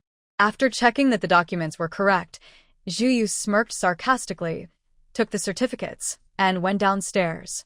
She handed one to Yang Qian, looked at the ID, and had a certificate made and stamped. Seeing the martyr's child certificate and realizing she was originally a girl, Yang Qian was very surprised. Her eyes showed a lot of sympathy. Zhu Yu didn't like this kind of look. She left a big white rabbit candy as a thank you and handed it to Yang Qian before leaving. With the ID, many things became less difficult. Zhu Yu rented a house for just a month, went to school for exams, and after getting her diploma, she started preparing to deal with the original owner's mother. She thought once that was done, she could apply to go to the countryside before the Cultural Revolution started. The later she waited, the harder it would be. To deal with Zhang Monli, Zhu Yu spent nearly 2 weeks investigating her husband. After careful selection, she chose a man even more ruthless than the original husband. He still looked like a decent person with a good position, deputy director of the supply and marketing cooperative. The hardest part was finding this man. The easiest way was to make these two meet. Zhu disguised herself and went to the matchmaker in the city, pretending to be a relative of the groom. She mentioned Jiang Manli and gave her 10 yuan. After that, she didn't need to do anything else. She watched Jiang Manli meet and get to know the man and quickly set a marriage date, preparing for the wedding. As for her wish to cut ties with Su Honghong and Su Baoan, Zhu didn't plan to let her do that. These three people had to be kept apart. Before Jiang Manli's wedding, she told Su Honghong and Su Baoan the news. After they doubted and verified it, they had to believe it. Mom, don't want to leave us. You're getting married so soon. Isn't that unfair to Dad? He was so good to you. Su Baoan's words made the last bit of softness in Jiang Manli's heart disappear. She looked at her son, who didn't care about her at all, with disappointment in her eyes. She pretended to be in pain and said, Baoan, I don't want to marry either. But your grandma and your uncle's family won't let me stay forever. I will marry sooner or later. You should go back to your grandparents. They have loved you since you were little. Going back is what's best for you. I don't want to go to the countryside. Don't think I don't know what you're planning. If you don't take us along and try to abandon us, we'll go to that man's place and tell him about my dad. See if he will still marry you then. Jiang Manli's eyes sharpened, and she had to compromise. She had indeed kept the matter of her ex-husband a secret. She softly said, All right, you and Mom go to that home together. When you get there, you must control your temper and not act like before. We don't know when your dad will come out. We are all living under others' roofs. Mom has done everything for you and won't complain, but you also need to learn to grow up. This was the first time Jiang Manli said such words. Su Baoan was visibly moved, feeling that his mother only married because of him. Sending him back to the countryside was also for his sake. Knowing he didn't want to go, she quickly agreed to his request. Su Honghong Zadhi Li Stacy Len. She didn't believe what was said, but what could she do now? She could only choose to believe for the time being. Zhu Yu watched Jiang Manli's third wedding from afar. She wore a red dress, smiling like a flower, looking so happy on the surface. She quietly watched, feeling a rare sense of relief that belonged only to the original owner. This feeling was faint, but so clear. Don't worry, she will taste all the suffering you've endured. Gently placing her hand on her chest, Zhu Yu closed her eyes and fully let go of the lingering obsession in her body. This obsession was very weak, like the original owner's will to survive. The day after Jiang Manli's wedding, Zhu Yu went to the youth office and took her graduation certificate, volunteering to go to the countryside. The youth office staff were very kind. Those who volunteered to go to the countryside were seen as highly conscious and the backbone of the country.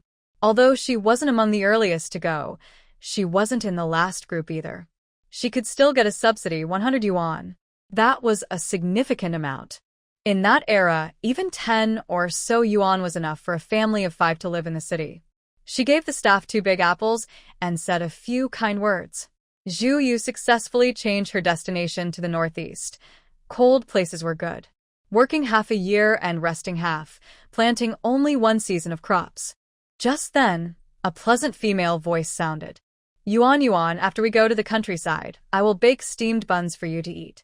I heard that the countryside in the northeast is very good now, with so much grain that they can't finish it all. Maybe we can send some home, and your parents won't be angry with you anymore. Thank you, Hui. Zhu looked up and saw 2 girls walking toward her, holding hands. The right was simple and pretty, while the left was very beautiful. Under her curved willow eyebrows, she had bright, clear eyes that sparkled like stars. Her flawless skin had a faint pink glow. Her small lips were natural and red, tender and tempting. She had a delicate, oval face, and when she smiled slightly, her dimples appeared faintly on her cheeks, making her very charming. Most importantly, she had a bold, large sign on her head. Main character, Jian Yuan. Zhu Yu instinctively rubbed her eyes, and then looked up again. Main character, Jian Yuan, what is this? After doing tasks for so long, Zhu had never encountered the main character of the story before. Lost in thought, she saw Jian Yuan and He Xuehui had already filled out the registration forms. Glancing sideways, Zhu realized with a shock, they were in the same place. After organizing the two sets of documents, the staff stood up to leave work. Zhu desire to change places faded away. Even if she met the main character, it didn't seem to matter much. She just thought of it as watching a live-action drama. It wouldn't affect her at all. She relaxed her mind and decided not to care anymore, leaving this place. She didn't know that after she left, the two girls discussed her for a while.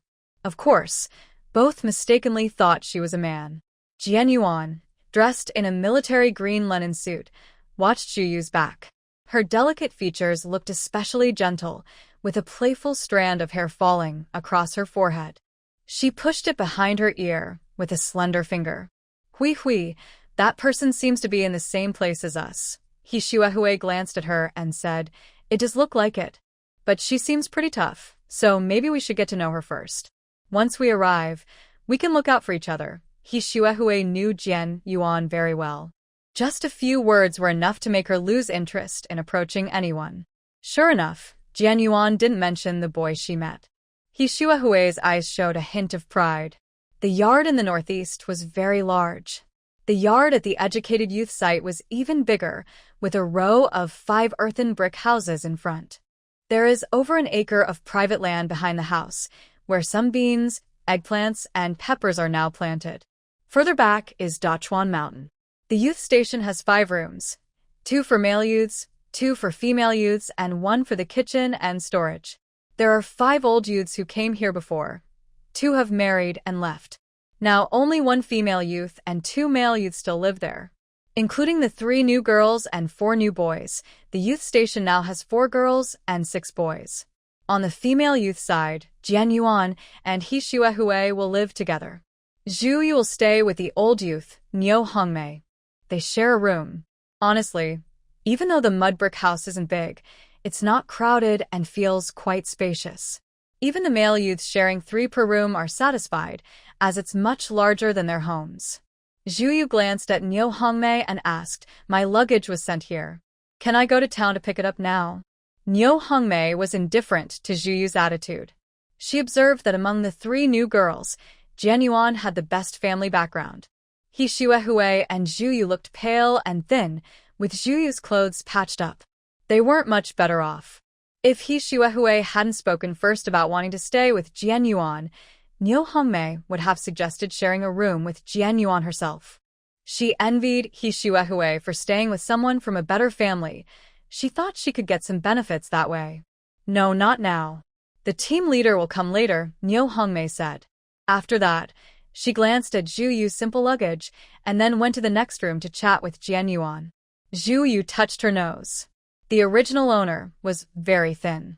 Even though she had been eating well for nearly 2 months here, she hadn't gained much weight. She still looked fragile and easily blown over by the wind. Zhu had planned to take a strength pill to help with farm work, so she wouldn't fall behind and could earn full points easily. But she hesitated. The pill could increase strength, but her weak body might not handle such heavy labor every day. So she decided to wait and nourish herself a bit more. At least she didn't want to be so thin anymore.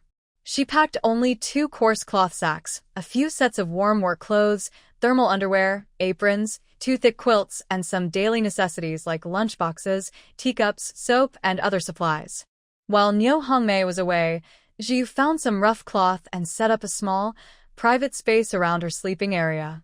This simple cloth curtain completely covers the sleeping area, making it very private. There are 2 cans of malted milk, 3 jars of fruit, 2 pounds of white rabbit milk candies, 2 pounds of hard fruit candies, 1 pound of red sugar, and 10 pounds of cookies. These are prepared as snacks for this period. She said she was going to the town to buy things, but it was really just a cover. She planned to visit the hospital and see if she could work as a health worker here. She has never stopped learning medical skills. Not just in the countryside, but even in the capital, she is confident. However, traditional Chinese medicine can be risky, so she only plans to show a little bit of her skills here. The red sugar, fruit candies, and milk candies are meant as gifts to build good relationships. Soon, she heard Wu Jianping, the leader of the youth station, calling everyone to gather. She and others gradually came out and saw a middle-aged man standing at the front. Wu Jianping stood beside him and introduced, "This is our local team leader, Zhao Kongcheng. Now, let the team leader say a few words." New arrivals listened carefully. Team leader Zhao was neither fat nor thin, full of energy, and smiled as he spoke. "Comrades, welcome to Dechuankun. We are all one family here. Work hard, and by the end of the year, everyone should have enough to eat. I don't have many instructions for you. The harvest season is coming soon, so you arrived at a good time. Tomorrow is a day off for you to organize your things. The day after tomorrow, everyone must start working early. No one can take leave before the harvest is finished. The team leaders will tell you what to do. Also, new comrades, listen up. Each of you can receive a month's worth of food rations. This is a government subsidy. Starting from the second month, you will need to exchange work points for supplies. If your work points are not enough, you can pay with money. That's all I have to say. If anything happens at the youth station that can be handled internally, do so. If not, come to me." The new arrivals were happy to hear this. They had been worried about food supplies, but now they had a month's worth, which was enough to get by. Everyone has their own subsidy, and in the countryside, this money can last for a year or two. The team leader left, and Wu Jianping's smile disappeared. His face became serious. He said, "All right, go get your rations now. If we delay any longer, the village committee will close up and go home." I don't know why, but several old educated youths are not very friendly toward the new ones. Although they answer questions and make arrangements, there is still a sense of keeping distance. Unavoidably, under this sense of separation, the new educated youths start to instinctively stick together to feel safe. He Shuehui links arms with Jian Yuan and glances at Yi Xiu, saying, "Yuan Yuan, I heard from Hong Mei that there's a family at the end of the village that sells furniture like cabinets. Let's go see after we pick up our grain. If the most handsome of the new female educated youths is Jian Yuan, then the most handsome male is Yi Xiu. Of course, if Zhu Yu were a male youth, he would be just as handsome as Yi Xiu." Not long after arriving, He Shuehui noticed Yi Xiu. She observed that Yi Xiu dressed neatly and wore a Shanghai brand watch. He carried a leather suitcase, indicating a good family background. She had just heard that another youth, Lu Yifan, who knew Yi Xiu, had agreed to go to the end of the village later. Being close to the water gives one an advantage. As long as Jian Yuan doesn't compete with her, He Shuehui was confident that her excellence meant no one could rival her. She looked down on Zhu Yu, thinking she was just a tomboy, and she didn't think much of Niu Hongmei either. Niu Hongmei's skin was tanned from working in the fields, looking somewhat rustic. How could she compare to her fair, tender skin? "Okay, Hui, wait for me. I'll go inside and get some money." Seeing Jian Yuan's delicate and even more beautiful appearance, along with her much better family background and loving parents, He Shuehui sneered inwardly, jealous and thinking, "No matter how many things I have, I'm still just a fool." Zhu hurried to pick up her grain, then returned to her room. She took a pound of brown sugar and headed to the village head's house. When she picked up her grain, she asked around and learned that the village chief and the brigade leader were the same person, Zhao Kongcheng. He was highly respected in the village, had once been a soldier, and had now retired. "Comrade Zhu, is there something you need?" The village head, Zhao, just returned home and opened the door. Zhu was momentarily stunned. The words she was about to speak were interrupted by a system prompt. Side mission activated. Side mission successfully activated. Trigger side mission. Zhao Kongcheng's old commander mission goal. Save the old commander within 1 week. Mission reward, unknown. Please confirm or decline the mission within 10 seconds. 10987. Zhu suddenly snapped back to her senses and quickly clicked to accept the mission with her mind. Side mission accepted. Please complete it as soon as possible. Zhao Kongcheng looked at the new comrade knocking on the door, staring at his face in a daze for a while before regaining his composure and speaking seriously. "Captain, do you believe I am the reincarnation of Su Hui, Zhao Kongcheng was stunned, looking at her with confusion. What hui? Comrade Zhu, just tell me what you want. Alright, the term su hui might be a bit too much. But saving someone within a week is very urgent. His old commander must be somewhere far away, maybe even on a train. The time wasted on travel alone wouldn't be short. When he first received the side mission, Zhu was very excited. She was determined to complete it, and no one could stop her.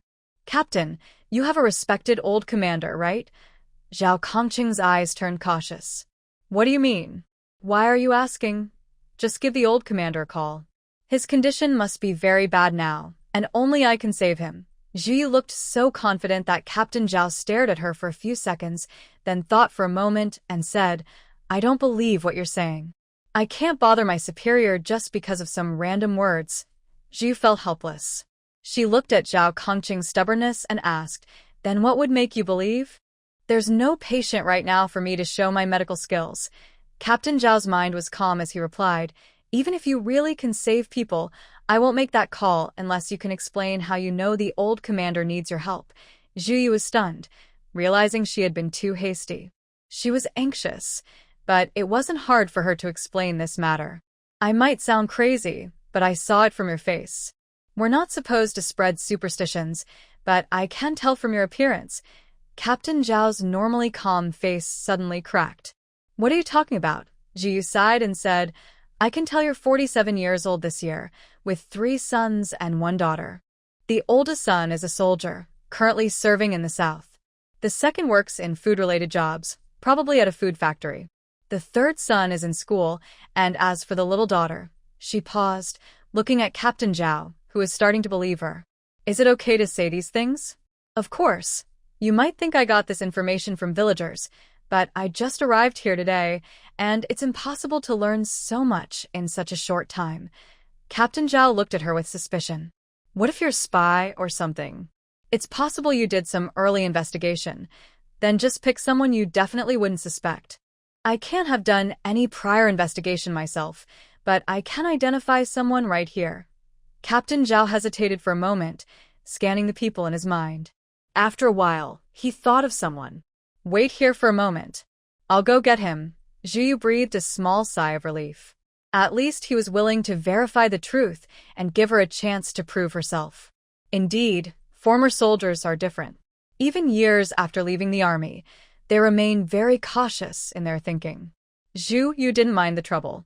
If her patient's condition weren't urgent, she would prefer stricter procedures. But these people are tricky, very clever, making it hard to catch them.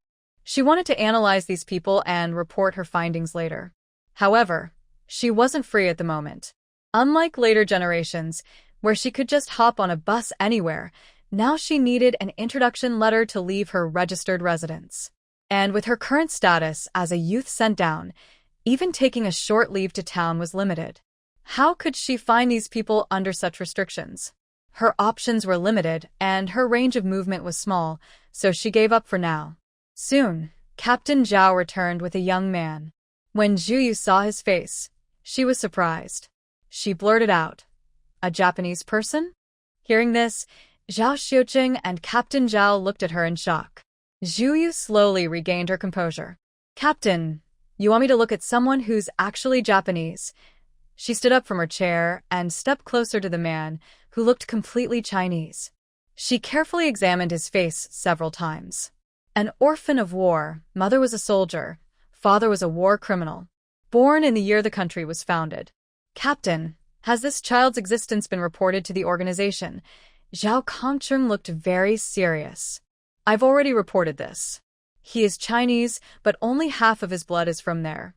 You can't say he's not Chinese. That would hurt people's feelings. Xiao Cheng's mother is a hero. Zhu kept her eyes fixed on Xiao Cheng's face. She looked straight at him, full of suspicion. Which country do you think you're from? Xiao Cheng's face stayed calm. At first, he was surprised when Zhu suddenly called him a in-country person, but after that, he showed no other expression, looking very peaceful. When Zhu asked such sharp questions, he answered without hesitation, I'm from the northeast. Captain Zhao already looked a bit annoyed. Watch your attitude. Your parents didn't choose where they were born. Zhuyu understood what Captain Zhao meant. His mother is a soldier, and she might have had a child with someone from another country, probably a spy in disguise. These people are secretly protecting the country and its people. She chose to have this child, and kept his family name. She shouldn't treat him badly.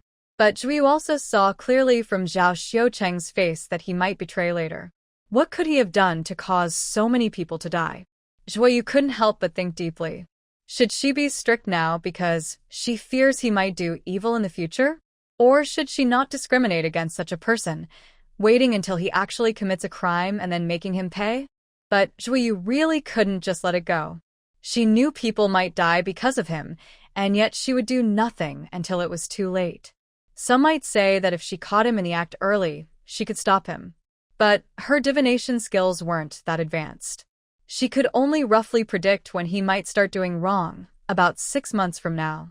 She could foresee major events in his future, but that wouldn't solve the core problem. She knew so much, but when it came time to act, she couldn't do much in this era.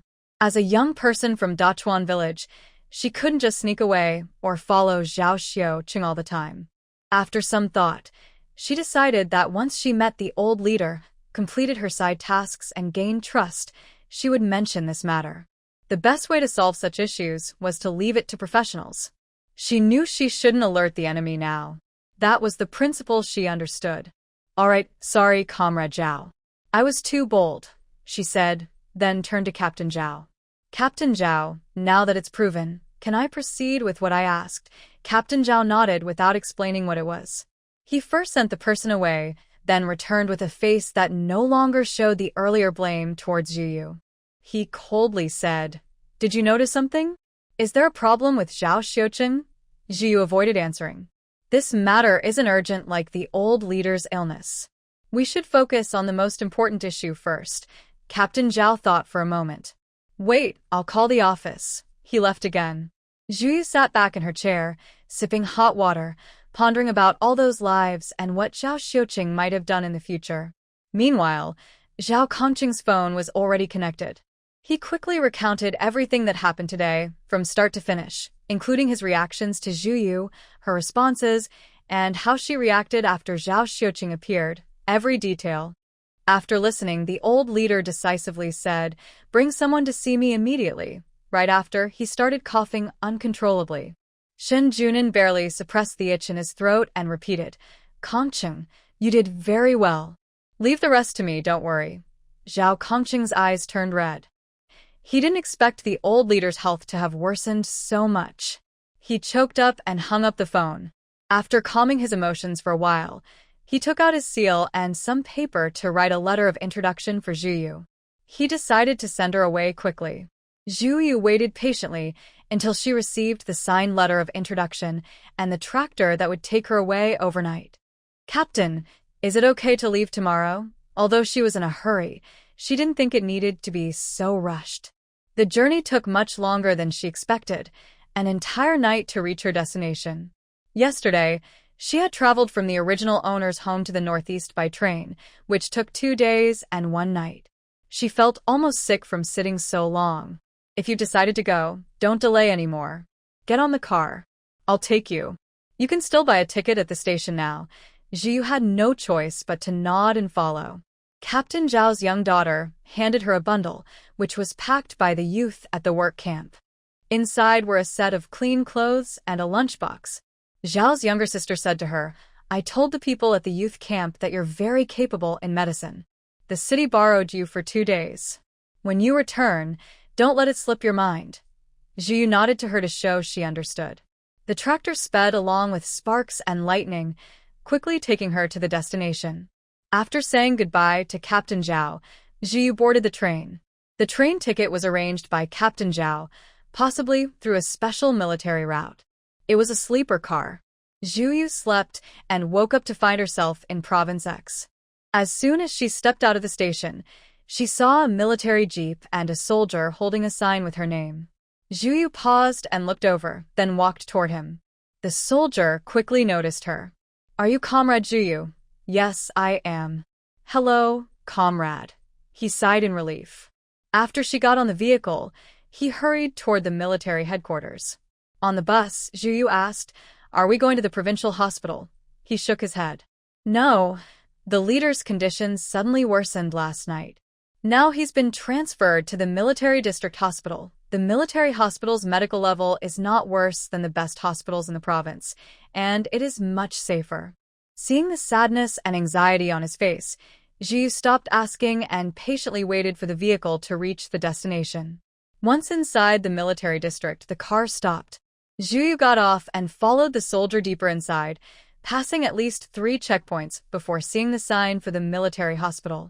As she entered the hospital, Zhu Yu attracted many glances, but no one spoke to her. The discipline was very strict. Finally, at the end of the corridor, at the ward, the soldier stepped back, allowing Zhu Yu to go in alone. Before entering, she knocked on the door and heard an old, weak voice. When she entered, she made eye contact with the elderly man in bed. Although Shun Junin was old, Zhu Yu could see more from his face. She had always doubted whether good and evil truly pay back in this world, or if there is such a thing as virtue and blessing. Meeting this respected person today confirmed her previous suspicions. Shin Junin's body radiated a faint golden glow. Zhu Yu, in this world, could practice meditation, so she could clearly see that this energy belonged to the soul. He looked extraordinary, and as she approached, she even felt warmth. She couldn't help but feel a bit envious. Zhu Yu did not answer immediately. Instead, she took out a small paper package from her bag and said, "It's better if you don't speak now. It will hurt a lot. Wait until I finish treating you, then you can talk." She looked around the ward and found a hot water kettle not far from the bed. She picked it up, poured the powder from the paper into it, and added hot water. Of course, she secretly added a few drops of spiritual spring water, which was the most important part. She had just checked his pulse. This person was already very weak. As people get older, their health declines. Using spiritual spring water to treat him, half a bowl would be enough to heal him. But she wouldn't cure him all at once. That would attract too much attention. Although she was probably quite noticeable to these people now, with her tone sounding like a wandering healer claiming to read faces, saying such things at this time showed she was somewhat reckless, even daring to seek danger. But Zhu Yu was not afraid of this. She could prove herself right at any time. However, she didn't want the reputation of being able to cure any illness quickly. She definitely didn't want others to think that. That would cause much more trouble than her ability to read faces. Every time she used a few drops of spiritual spring water, it would take half a year to fully heal. When the time came, they would say it was a special skill passed down from her ancestors, only capable of treating certain specific conditions. And what exactly those conditions were, she made up as she went along, very flexible, so she could only save the people she wanted to save. Revealing her ability to read faces, but hiding her true secret, precognition, had become an instinctive caution deeply ingrained in Zhu Yu. Before handing the medicine to him, she thought for a moment and poured a small amount into another cup, tasting it herself first. "Don't worry, I really want to save you." Shin Junin's eyes twitched slightly, and there was a hint of helplessness in his tone as he drank it all in one gulp. "I don't doubt that you want to harm me." He was capable of judging people's intentions. This young girl had no ill will toward him. The spiritual spring water was very effective in healing internal injuries. After drinking the medicine, Shin Junin fell asleep unknowingly. When he woke up, it was half an hour later. "How do you feel now?" Zhu Yu asked. "Much better. I can breathe more easily. This medicine is very precious. If you want to recover completely, you need to drink it 3 times a week for half a year." "I wouldn't want to use such a thing to harm people," Zhu Yu said with a pretend proud smile. Then she added, "You wanted to ask if I saw something on your face?" "I only saw that you're a good person." Shin Junin gave a weak smile, forcing out a hoarse sentence. "Thank you for your hard work, comrade. I'll pay for these medicines. If you ever need help, just tell me." Was he testing her? Zhu Yu sensed it, but she didn't care. Her unfocused gaze stayed on the system panel in front of her. The side mission was already completed. She had only helped ease his condition, not cured him completely. This relief would only lessen his pain, and let him live another half-year. Could half a year really change much? Side mission 1 completed. Reward: 1 lottery chance. New side mission 2 triggered. Help the nation overcome technological blockades. Reward: unknown. Zhu Yu was surprised by the new mission but didn't show it, not wanting the sharp old man to notice anything unusual. She never underestimated anyone. He must be curious about her strange ability. I told the team leader that I just awakened some past memories. In my previous life, I was a fortune teller and knew a bit of medicine. He didn't believe me. Do you? Comrade Zhu, I believe you, Shen Junin said after a pause. With your background, it's impossible for you to have such skills otherwise. But may I ask, why did you want to save me? She blinked. Her pale skin and long lashes cast faint shadows, each lash clear and delicate. Because of the system mission. Because she needed him for what she planned to do. There is something I need your help with. As a return, I'll tell you some important news in advance. In Dachuan village, there's a mixed-race man. His heart isn't pure. Keep an eye on him. He'll cause a lot of trouble in the future. Shen Junin looked surprised. You mean Zhao Xiuqing? Thank you for the information, Comrade Zhu. We'll send someone to investigate. Thinking about the second mission gave Zhu Yu a headache. There were so many technologies under blockade at this time. It was only the 1960s, and the country lagged behind in at least 100 areas. Even if she studied non-stop, it would take decades to master them all. Side mission 2 helped the nation take the lead in 3 technologies. While Zhu Yu was thinking this, she saw the task panel change. Now, the task became doable. Comrade Zhu, do you need any help? Shen Junin asked again. Zhu Yu had also thought of an answer. She looked at him seriously and asked, Can I have my own laboratory? Shen Junin's eyes changed. What kind of laboratory?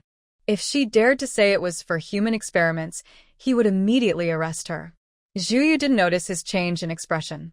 She was lost in her thoughts. Normal weapon research. The laboratory isn't urgent.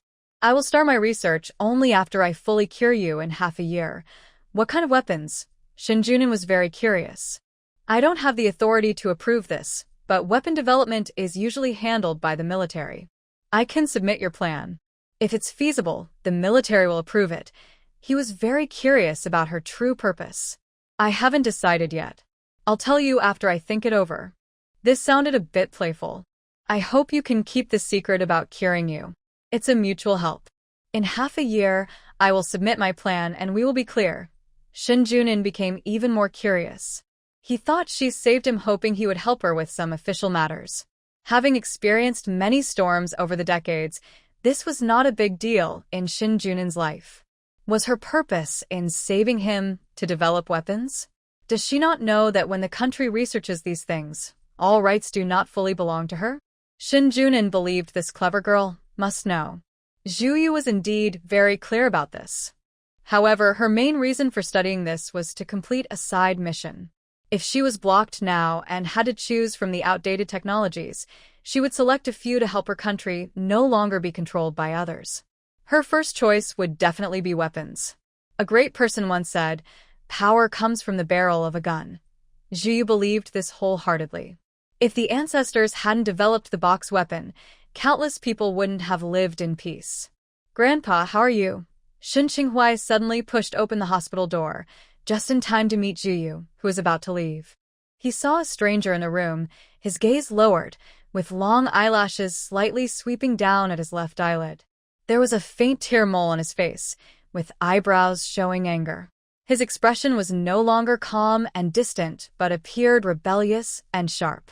"Who are you?" Shen Junin looked at him with joy, but quickly put on a serious face. "Why are you here? I told you I was fine, and didn't want you to come back. Why did you still take leave?" He thought for a moment and introduced his grandson to Sun Zun. "This is the talented doctor's apprentice that Uncle Zhao found for me. He's here to deliver medicine. If there's nothing urgent, don't block his way." Shen Qinghuai heard this and relaxed his expression, his face softening noticeably. He friendly smiled at Zhu Yu and moved aside. Main male character, Shen Qinghuai. Zhu Yu's gaze briefly lingered on his head, moving away quickly before he could notice. Back at the guest house, Zhu realized that in this world, the main male character is Shen Qinghuai and the heroine is Jian Yuan. The side mission she needs to save involves the male lead's grandfather. Thinking about how this mysterious task was triggered, Zhu wondered if the mission was activated because she interacted with this world's plot. She thought that maybe in her previous world, she never triggered any missions because she kept avoiding the plot. Zhu considered this possibility to be quite likely. So, system, you want me to save someone so that the male lead can grow up without losing his support? The system didn't respond. Zhu couldn't help but laugh. She found the plot of this world a bit amusing. Then why do I need to develop skills? Could it also be to pave the way for the male and female leads? She could see the plot of each world, but unlocking it required 10 points. Since the previous plots had nothing to do with her, she rarely looked at them. It seemed that in this world, she had to spend points to unlock the plot. Plot unlocked. Plot imported. Host can view at any time. Plot summary. Jian Yuan, after falling into the water, awakens memories from her past life. In her previous life, during her second year of rural work, He Xuehui deliberately caused her to marry an old hooligan, ruining her life. Reborn, Jian Yuan vows to take revenge on He Xuehui and repay her in kind. And That stern soldier brother who once warned her. This time, she must find her own happiness. After glancing at the summary, Zhu quickly finished reading this plot in 10 times speed. The story mainly revolves around Jian Yuan's rebirth, her revenge at the rural youth station, the female supporting character He Xuehui, who is attracted to the decisive female lead, and the male supporting character Yi Xiao. There is also a villain in the village who tries to scheme against the female lead but gets exposed. The male lead, Shen Qinghuai, appears in the second half of the story. When Shen Qinghuai is sorting through his grandfather's belongings, he finds some souvenirs meant for Captain Zhao and goes to Dachuan village. There, he meets the female lead, and they fall in love at first sight, getting to know each other and sharing a sweet, lifelong romance. Zhu carefully reread the story and found nothing unusual. Of course, she knew she wasn't part of the original plot. System, what causes the side mission to trigger? Host, even the system doesn't know. Based on the system database, side missions increase the influence of the small world and improve mission rewards. Is there any punishment if I don't do it? No punishment if you fail to complete the mission. Zhu entered her space. Standing among a huge pile of books, she was reading papers and magazines related to weapons, as well as some encrypted files. Many of these were collected during her years in the disaster world. She thought of the quiet red envelope group and the squad leader. Whenever she thought of the disaster world, she thought of him. She wondered if he had successfully reincarnated. She hadn't seen any messages from him, so it seemed he hadn't yet. A cultivator's retreat usually lasts a year or two. Zhu had only completed a few missions in the past few months. The group had only 3 members, 2 of whom were absent, so she had no one to talk to. If the squad leader hadn't reincarnated, she could easily get some outdated weapon data from him, making the task very simple. Zhu had already taken 2 enlightenment pills, absorbing a large amount of information quickly. Unconsciously, time passed. When the alarm in her space went off, she realized it was time to go to the hospital. She took out a mirror and looked at her face. Luckily, her dark circles weren't very noticeable. Staying up all night didn't affect her much. Her energy circulated inside her body, and most of her fatigue disappeared. Comrade Xiaozhu, you're here. Come in and sit. This time, it wasn't the military brother from yesterday opening the door. it was Shen Qinghuai. He opened the door, poured her a glass of water, then sat back on the bed, continuing to peel fruit. Shin Junin looked much better, no longer appearing weak from illness. His eyes shone brightly. Although Shen Qinghuai is the male lead, he still appears inexperienced and naive when around his grandfather, an old general. Give Xiaozhu an apple too. Shen Qinghuai feels helpless. He just finished peeling an apple and hands it to the old man, then picks up another and smiles at Zhu kindly. Wait a moment, I'll finish it quickly. Zhu happily accepts. Since she saved someone, Eating an apple is what she deserves, and she doesn't feel embarrassed. How are you feeling today? General Shin looks happy and says, much better. It's like I've gone back to when I was in my 50s. I haven't felt this relaxed in over 10 years. Hearing this, Shun Qinghuai pauses his fruit peeling and looks uncomfortable. Zhuyu sees this and remembers the story in the book about the male lead's deep love for his grandfather. He was raised by the old man since childhood, as his parents died early in the war. When the grandfather passed away, he was full of pain, but the female lead's warmth helped him through his life. Zhua, you can't help but think that saving the male lead's grandfather was a good deed. But if old Shun is fine, the male lead will probably return to the army soon, since the event of delivering belongings to Dakian village will no longer happen. Then, how will the male and female leads meet? The story now has taken a wild turn, which contradicts Zhuiyu's original guess that the system's side missions were related to the plot. The system knowing about the plot and still giving such tasks shows it doesn't care about the story at all. Thinking about what the system said, that increasing the influence of the small world would improve mission rewards, Zhuiyu's mind moves. Even the main characters in the story are less influential in the small world than someone like Old Shin, according to the system's evaluation. Indeed, after the world was created, it was no longer just a simple story. The story of the main characters isn't the main focus of the world.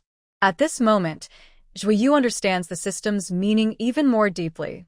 That's good. I'll drink the medicine again today. By the way, when can I go back? Zhuiyu thinks about her current status as a young worker. The introduction letter she has is only valid for a week. Although it can be extended, the extension is limited. Comrade Xiao Zhua, I want to discuss something with you. Treating your illness will take about half a year. During this time, how about staying in the military district? The new construction has a corps that's currently short of medical staff. With your medical skills, you can handle it easily. If you agree, I'll make a call to transfer you. A life of military service, risking his life for the country many times. Several of his sons also sacrificed themselves on the battlefield. Only one grandson remains. Shun Junin still has some pride. As long as he does not betray the country, such officials enjoy good benefits. The state provides for their retirement and will do everything possible to treat their illnesses. Zhu Yu was momentarily stunned, thought for a while, then smiled lightly and said, "That's fine. It's better this way, making it easier for me to check on your situation anytime. I just don't have time to see a doctor every day while working. I have my own things to do. Can I just be listed as a nominal member? I don't need a salary." Shun Junin was surprised. This job was originally found for her out of gratitude, with easy tasks and good benefits. He didn't expect she didn't need it. In that case, there's no need to be officially listed. I'll submit an application, and once approved, you can stay here. Staying at the guest house for half a year is inconvenient, so I'll ask Xiao Wei to find you a house. Zhu nodded. Not having to be officially listed was definitely better. After the side mission appeared, she was no longer interested in being a medic or similar roles. That's good. After preparing the medicine and watching the old man drink it, Zhu left to return to the guest house. Before finding a house, she would still stay at the guest house. After she left, the kind smile on old Shin's face disappeared. He looked at his grandson and asked, "Did you notice anything?" Shun Qinghuai remained calm, pondering the details of what just happened several times, then said, "Her movements don't seem like those of a trained soldier. Isn't she just an ordinary girl?" Old Shin snorted coldly. "Stupid. She's a master." Zhu looked at the books she would be reading in the future, including titles like Weapon Systems and Engineering, Weapon Launch Engineering, Detection, Guidance and Control Technology, and Ammunition Engineering and Explosive Technology. All these books and documents were organized into hundreds of thick volumes. The military industry covers many fields, including aerospace, ships, nuclear industry, and weapons. The weapons category is smaller, mainly referring to tanks, armored vehicles, artillery, and ammunition. The weapon systems and engineering major studies the overall design of artillery, launchers, and firearms. The weapon launch engineering major focuses on the mechanics and movement laws of weapons from launch to hitting the target. The ammunition engineering and explosive technology major studies the design, manufacturing, and testing of the destructive power of shells. The special energy technology and engineering major focuses on designing, producing, and testing high-explosive propellants, mainly used in weapons and mining explosions. The weapon systems and engineering major mainly involves the overall design of weapons, while the ballistics and firing engineering major emphasizes the performance and power of weapons like artillery. Both the ammunition engineering and explosive technology and the special energy technology and engineering majors involve blasting, which carries significant responsibility and danger. Detection, guidance, and control technology is a field that was formed after some restructuring, merging four specialties: aircraft guidance and control, torpedo and mine engineering, fire control and command systems, and fuse technology. This field studies controlling the operation of shells, missiles, aircraft, and mines, as well as searching for and locating targets. Zhu Yu plans to review all this information first to gain a full understanding of current weapons. Her goal is to design a powerful weapon that is at least 20 years ahead of the most advanced technology today. She is confident she can do it if she thoroughly studies these materials. Most of these encrypted documents are from a world of natural disasters, and their technology is even more advanced than that of her own 21st century world. Although they are useless against natural disasters, they are valuable human heritage. However, she soon realizes how difficult it is to start working on this. The existing productivity level from the late 1960s is far from capable of producing such weapons. The more Zhu Yu reads, the more she feels her ideas are naive. After reading about a third of the documents, she decides she needs to see the current weapons and research level firsthand. Without that, her ideas will remain just dreams and won't be practically achievable. 2 months later, Zhu Yu asks Old Master Shen if she can visit a military research institute.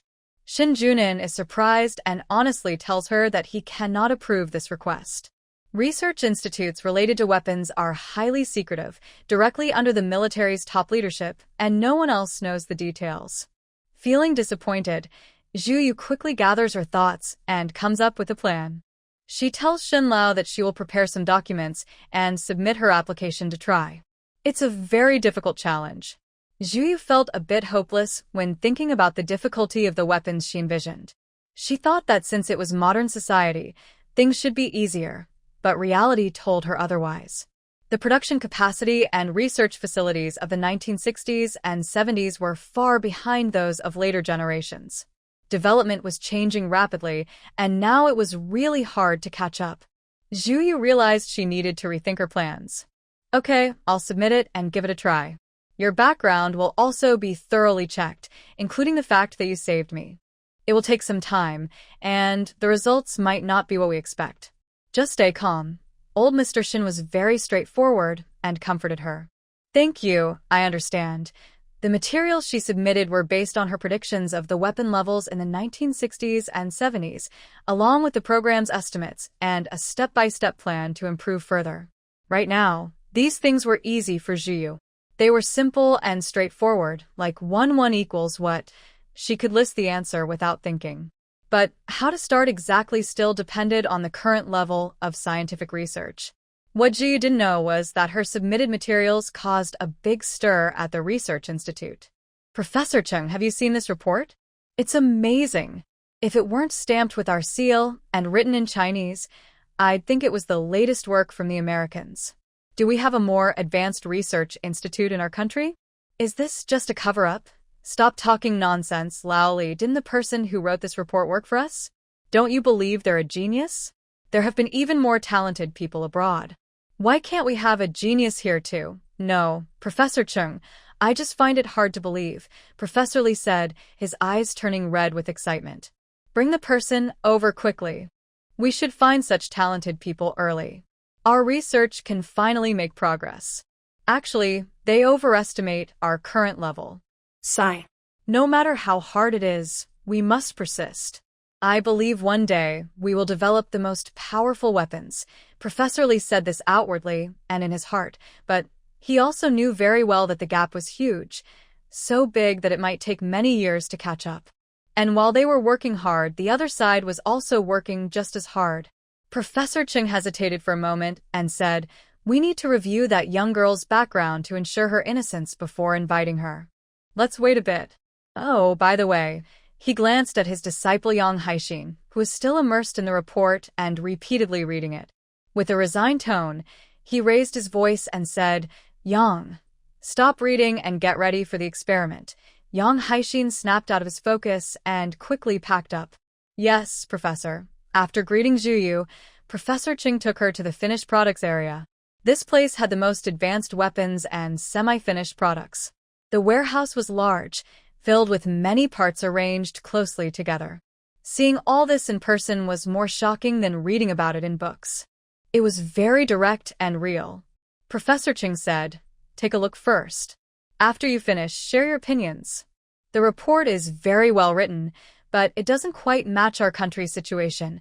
Indeed, after looking around, Zhu noticed that these weapons were very simple, mostly in their initial stages. The oldest historical documents in the archives only mention some details. Is the problem with the welding step? After observing for a while longer, she began to see the clues. Professor Cheng nodded with satisfaction. Yes. Professor Fu and Professor Li, who studied abroad and have returned, are now key members of our research team. We've looked at all the weapon blueprints we could find. It seems that foreigners are guarding their designs. Even though these weapons are outdated models they have discarded, we still can't access the original data. Relying on the limited information we have, we've failed many times during experiments. We just can't get it right, and there are errors and deviations we can't ignore. There are many things we don't understand. This was a very unfortunate and wasteful situation in terms of manpower and resources. But scientific progress is built on repeated failures and the search for success. Zhu deeply admired these people. Even in such a nearly empty situation, they managed to develop a prototype of their own weapons. It might not be powerful yet, but it was the seed. Without their current efforts, there would be no future blossoming. Now that Zhu is here, she can skip many wrong steps and save more time for her country's rise. Zhu said, "The issue is with the parts not fitting. The small components under the firing port need to be 12 millimeters smaller." Professor Chung was surprised, stepped closer to examine the machine, and suddenly realized something. He shouted excitedly, "Professor Fu, come quickly. The young comrade has found a problem, something we've all overlooked." "What?" "Let me see." A few professors, whose average age was nearly 60, carefully observed the weapons in the finished product warehouse. Turning to everyone, Xiaoyang said excitedly, "Professor, I will inform the parts factory to change the model now." Professor Chung snapped out of his daze and quickly responded, "Yes, yes, yes, go ahead, Xiaoyang." While the professors were still passionately discussing, Zhu was already lost in her own thoughts. She looked at most of the finished products in the warehouse. After observing a few times, she had a good idea of the current production capacity. First, the plan needed to change. Western countries are far ahead in gun and weapon development. From basic models to the latest versions, she didn't believe they could surpass them in a short time. Also, the weapon documents she received didn't describe the old models much. They were more for reference. But she could switch tracks, develop a new type of weapon that is more powerful. Weapons that would have been developed abroad only years later, now 30 or 40 years old, are enough to create a big gap. Professor Li, turning his head during a discussion, noticed Zhu deep in thought. He asked, "Young comrade, what are you thinking about?" He admired Zhu's report. Once you understood it, you'd realize that her weapon development skills far surpassed theirs. Her understanding was deeper, and she gave them many useful ideas. That was a good thing. "Professor, I want to lead the weapon development. What steps do I need to follow? What applications should I make?" All the professors were stunned by her question. They looked at each other, realizing they didn't know much about this. When they first returned, they went straight into a secret laboratory and hadn't dealt with this kind of process until now. Professor Chung had some experience. He had submitted some applications for the laboratory. He was also, besides Zhu, the most skilled person in the country. Professor Chung said, "You need to prepare a report with your general idea and submit it. We, the older folks, are the reviewers. Once it's approved, you're good to go. Zhu Yu nodded and asked, Okay, is there paper and pen here? Give me half an hour, and I'll have the report ready. Professor Chung was surprised. Half an hour enough, Zhu Yu. Enough? I have thought about these things countless times. This is the truth. Her mind now works very quickly, with perfect memory and exceptional logical thinking. In less than half an hour, the report was finished. Professor Chung and a group of professors gathered around, each one looking at it. Finally, Xiao Yang, who had returned, broke the silence. Professor Li looked at Zhu Yu with shining eyes, full of admiration. He said, Are these your own ideas? They are truly amazing. How did you come up with such a way to develop weapons? It's completely different from all current weapons in the world, but it's very convincing, young comrade. Professor Li couldn't help but raise his voice excitedly. Once you submit this plan and report, the military officials will go crazy. Of course they would. If Zhu Yu's new weapon is actually developed, the number of casualties on the battlefield would drop significantly. We could attack the enemy first, and they wouldn't be able to reach us. Professor Chung watched with intense emotion and said, Seeing you now, I finally understand what real genius is. Young comrade, do you know how difficult it is to overcome the technical challenges to make this weapon? You must know, but I didn't see a projected completion date in the report. Is it not certain, Zhu Yu? It's not written down? Maybe I forgot to include it at the end. The estimated completion time is within 5 years. This surprised the professors, and they all said in unison, What? Zhu Yu helplessly said, Professors, we will still need your help in the laboratory. Everyone has confidence in me. If I say I can do it, I definitely can. Her tone was confident, but the professors couldn't help feeling pleased.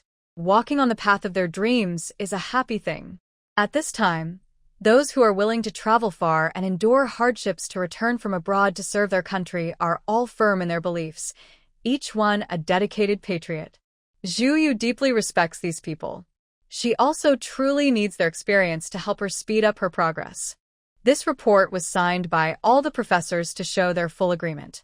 It was quickly submitted to the highest military planning department. The senior officers in the staff headquarters held a 3-day meeting to discuss the feasibility of this project. During the meeting, they repeatedly called in relevant professors to ask for their detailed opinions. After the report was approved, they left the conference room. Privately, they struggled to accept the shock of the new weapon. If not all the professors had said it was somewhat feasible, this report would seem very childish to these battle-hardened but not weapon design experts, like a soldier's daydream about a perfect weapon. It seemed impossible to have such a powerful, magical weapon. They didn't believe it but held on to a small hope. What if it was possible? Since the professionals said it might not be impossible, they kept thinking about whether it could be real. They kept going back and forth, believing it might be possible, then thinking it probably wasn't, then reconsidering again. Fortunately, the weapon development team remained very calm and unaffected by outside opinions.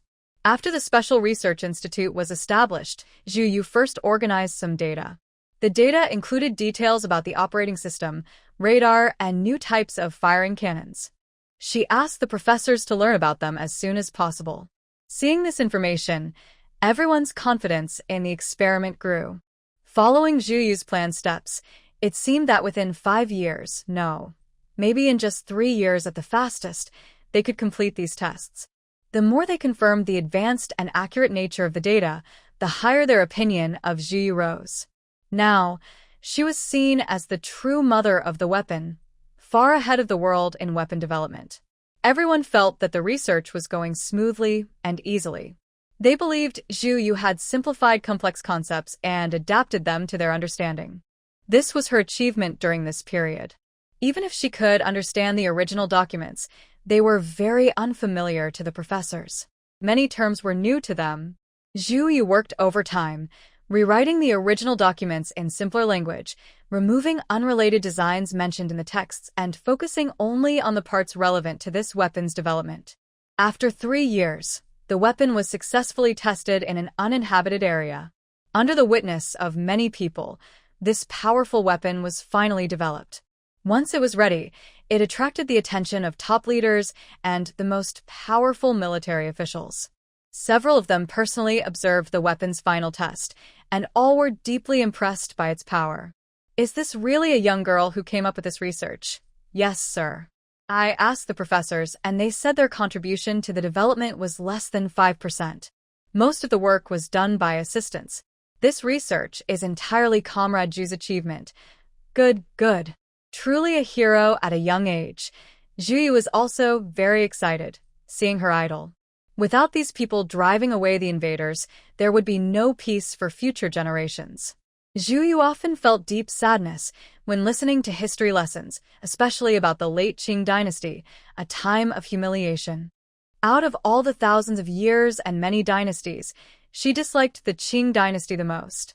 The leading country, China, fell behind the West starting from the Qing's policy of isolation. This was the narrow-mindedness of the ruling minority. They might see the problem but didn't care because it was not good for their rule. Only foolish common people wouldn't dare to resist.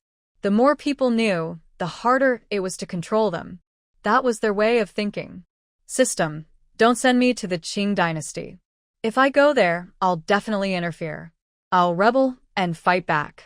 Don't let me get involved in the world's history if I'm not allowed to intervene.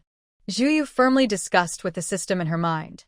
Host, the task world cannot be chosen. It is random. The system explained that it couldn't control this. It was just a weak subsystem. Which world she would go to was random and fixed. The main system couldn't change it. All right, Zhu said regretfully. If I really change the course of history, what will happen? Host analyzed specific situations case by case. In some worlds, the world consciousness cares a lot about boundaries. If the host acts against them, she might be expelled, which means failing the task and being unable to enter that world again.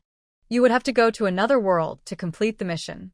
In other worlds, the consciousness doesn't care about these things. It doesn't mind what humans do. In such worlds, the host's actions won't matter. The intern's manual suggests not to change anything, as it's not worth risking a 50-50 chance. The system's goal is simply for the host to survive and complete the task. The system's explanation made Zhu understand. I see. If I fail, I'll just be expelled and go to another world. If I end up in the Qing dynasty, I definitely won't do nothing. At least, she would definitely stop the trade. After successfully developing the weapon, Zhu also completed her side mission.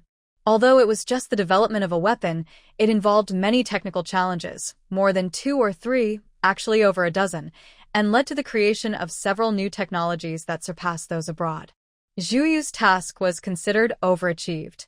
Side mission 2 helped the motherland break through at least 3 technological barriers. Completed. Reward 1 lottery chance. Zhu saw she already had 2 chances from the previous lottery. She decided not to draw now, planning to rest at home after finishing her tasks. She asked the system again, are there any other side missions? Is this world consciousness just a passive observer? No other side missions are triggered at the moment, yes, host. Being uninvolved is good. Zhu can act without too many worries.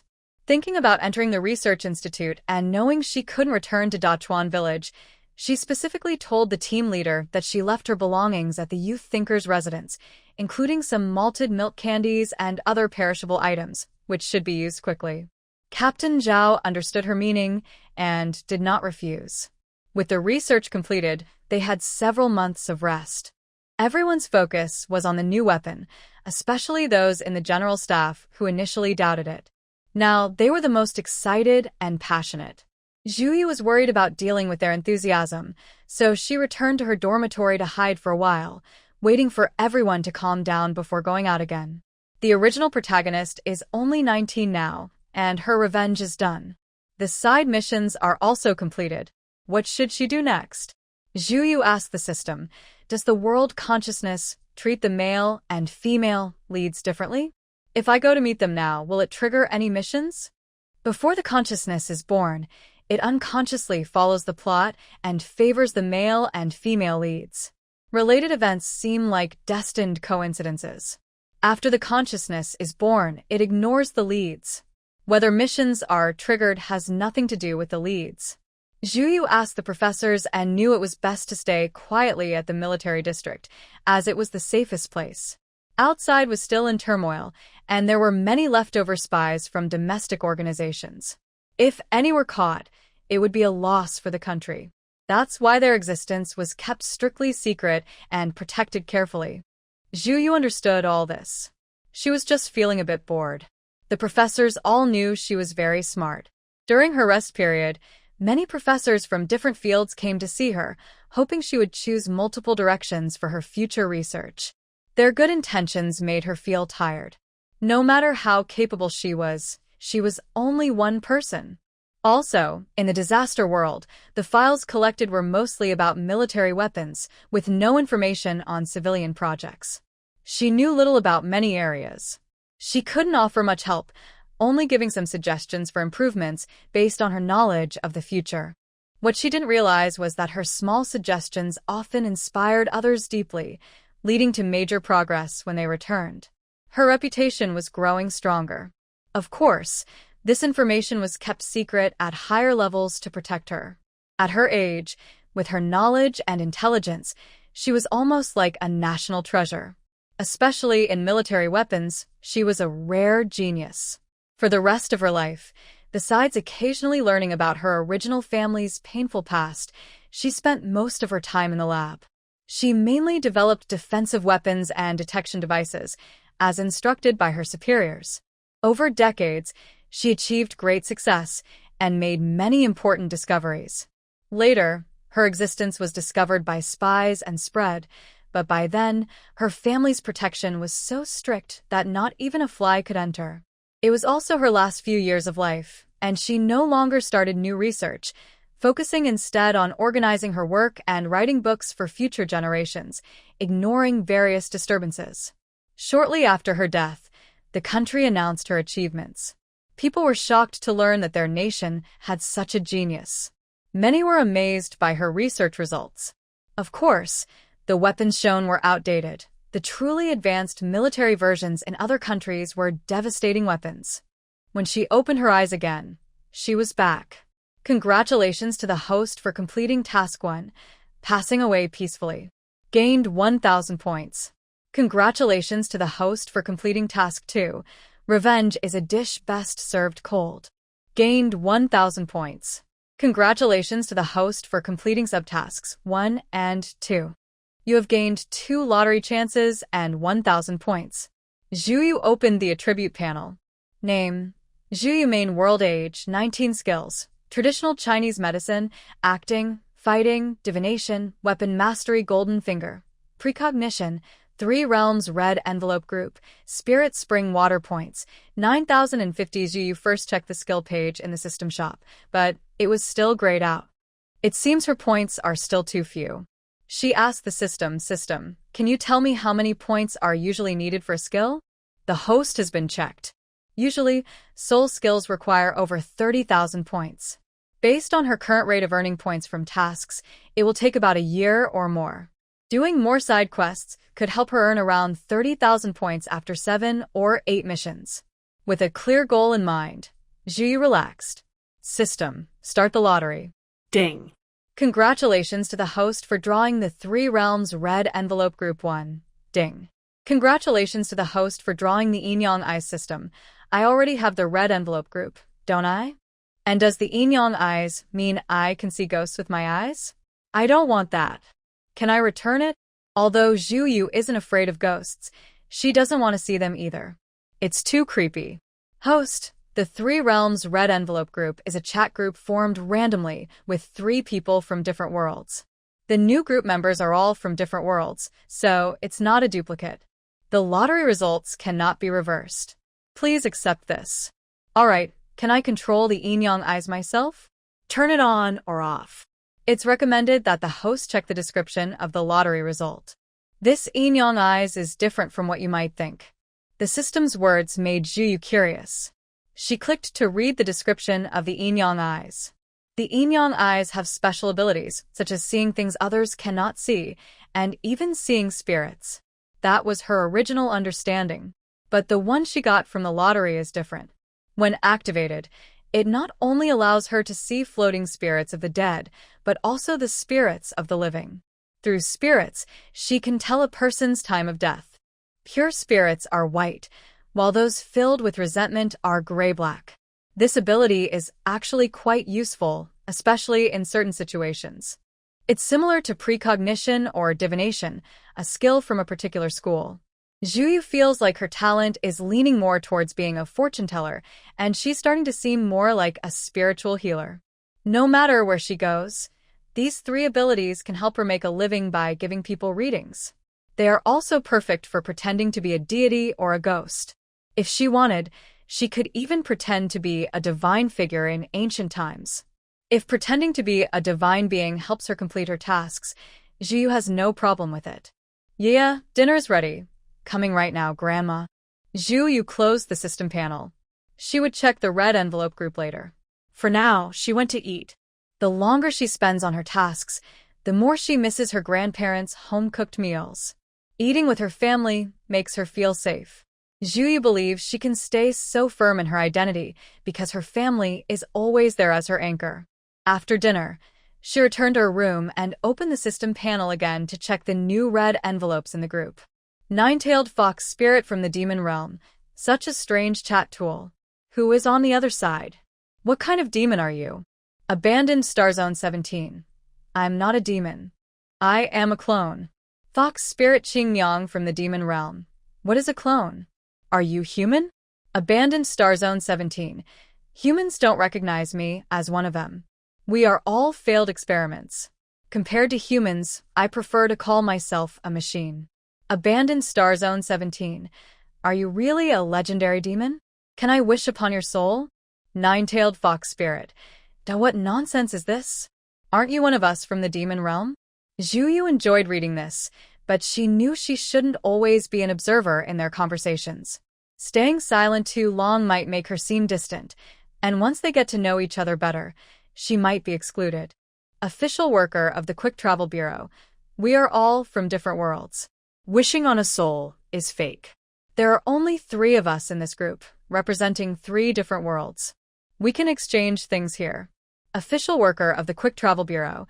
It's also fine to chat casually. The clone from the interstellar world understood these concepts much faster than the nine-tailed fox. For him, these ideas had been written about in ancient novels before. Demon world, nine-tailed fox demon. Different worlds, I understand now. Do you need herbs to extend your life?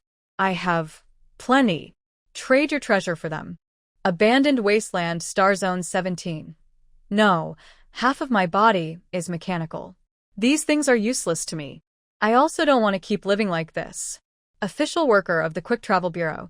You can reincarnate after you die, and we can trade again then. Abandoned wasteland, Star Zone 17. Can clones also reincarnate after they die? Juyu hesitated and asked the system, which replied. Official worker of the Quick Travel Bureau. Only beings with souls can bind to this group, and having a soul means you can reincarnate. On the other side, Xia Yan, a clone on the wasteland star, looked at her explanation. His previously dull eyes lit up with a glimmer of hope. Meanwhile, the nine-tailed fox was also pondering about souls, worlds, and these new words. Juyu thought for a moment and asked the system, Can I send spiritual spring water in a red envelope? Official worker of the Quick Travel Bureau. Send a red envelope, it will be received. Official worker of the Quick Travel Bureau. A welcome gift. Just click to receive. The nine-tailed fox stared in surprise at the delicate white porcelain bottle that appeared out of nowhere. Is this the effect of the red envelope group? She held the porcelain bottle in her hand, opened it, and gently sniffed. The spiritual energy was rich, an excellent supplement, also effective for healing. It wouldn't be very useful for her, a nine-tailed demon, but it was a good gift for the younger members of her clan. Thinking of this, the nine-tailed fox generously took out 2 seven-star swords, fiddled with them for a while, and also sent out red envelopes. These were originally meant for her to craft as gifts for the younger generation. In her eyes, they were as valuable as the spiritual water. Strictly speaking, the younger ones might prefer the spiritual water more. Demon World, nine-tailed fox demon. Send a red envelope, it will be received. Demon World Nine-Tailed Fox Demon. Some small trinkets, a gift for meeting. After her, the clone also sent a red envelope. Spiritual water wasn't very useful to him, but he could sell it at a high price to humans. Abandoned Wasteland Star Zone 17. Send a red envelope. It will be received. Abandoned Wasteland Star Zone 17. Our local specialty, a gift for meeting. Zhuyu clicked to receive them one by one. First, she saw the shining, colorful long sword. It was clear it was not an ordinary item. Zhuyu tried it, but she realized it was more for viewing than use, since she had no spiritual power and couldn't wield it. She stored it in her space. Getting familiar with friends from 3 different worlds took time. Surprisingly, Zhuyu and the Nine-Tailed Fox became friends the fastest.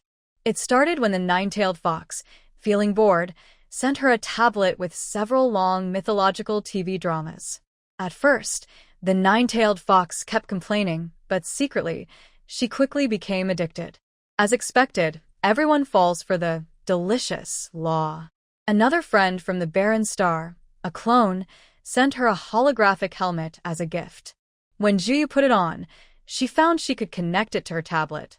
She could choose any show or movie and feel as if it was happening right around her. She was really impressed. She used the holographic helmet to connect to her favorite comics and games, playing until she was exhausted. She almost forgot about her mission until the system reminded her at the right time. Reluctantly, she took off the helmet and asked the system, "Has the next mission world information come out? What world is it?" "Host, it is an ancient world. Please prepare." Zhuyu nodded. "I'm ready. Let's begin." When she opened her eyes again, she was already in the mission world. The heavy rain had just stopped. Water dripped from the eaves onto the lush green banana leaves outside the window. The clouds dispersed, and the room was brightly lit again. After nightfall, in the largest brothel in the capital, Yanyu Tower, the scent of perfume and the shadows of beautiful women filled the air. Bamboo music played softly, creating a luxurious scene. Zhuyu looked down at her outfit. A moon-white silk jacket, a light pink cross-collared top, and a pale pink silk shawl, dressed like a noble young lady. But which young lady would be in a brothel? She closed her eyes quickly and began to absorb the memories of her original self. The main character is the legitimate second daughter of the Marquis of Anil. She appears here because her father was falsely accused and ordered to have his family confiscated by the emperor. All the men were exiled, and the women were also sent away.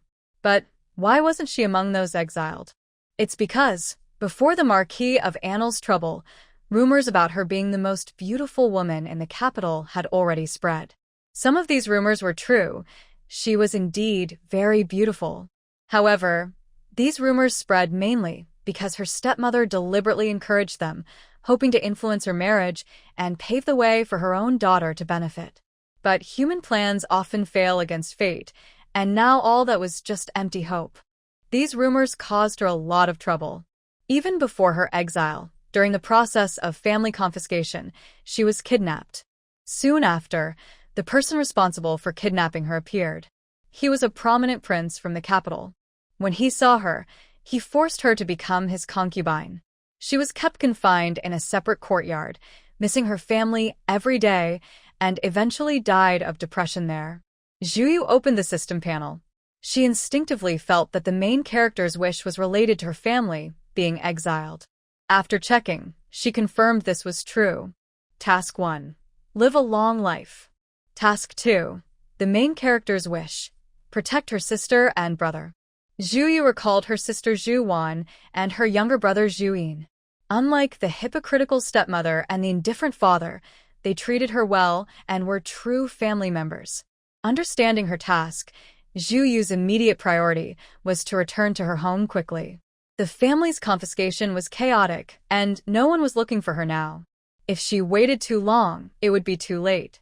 She took out an invisibility talisman from her space and stuck it on herself.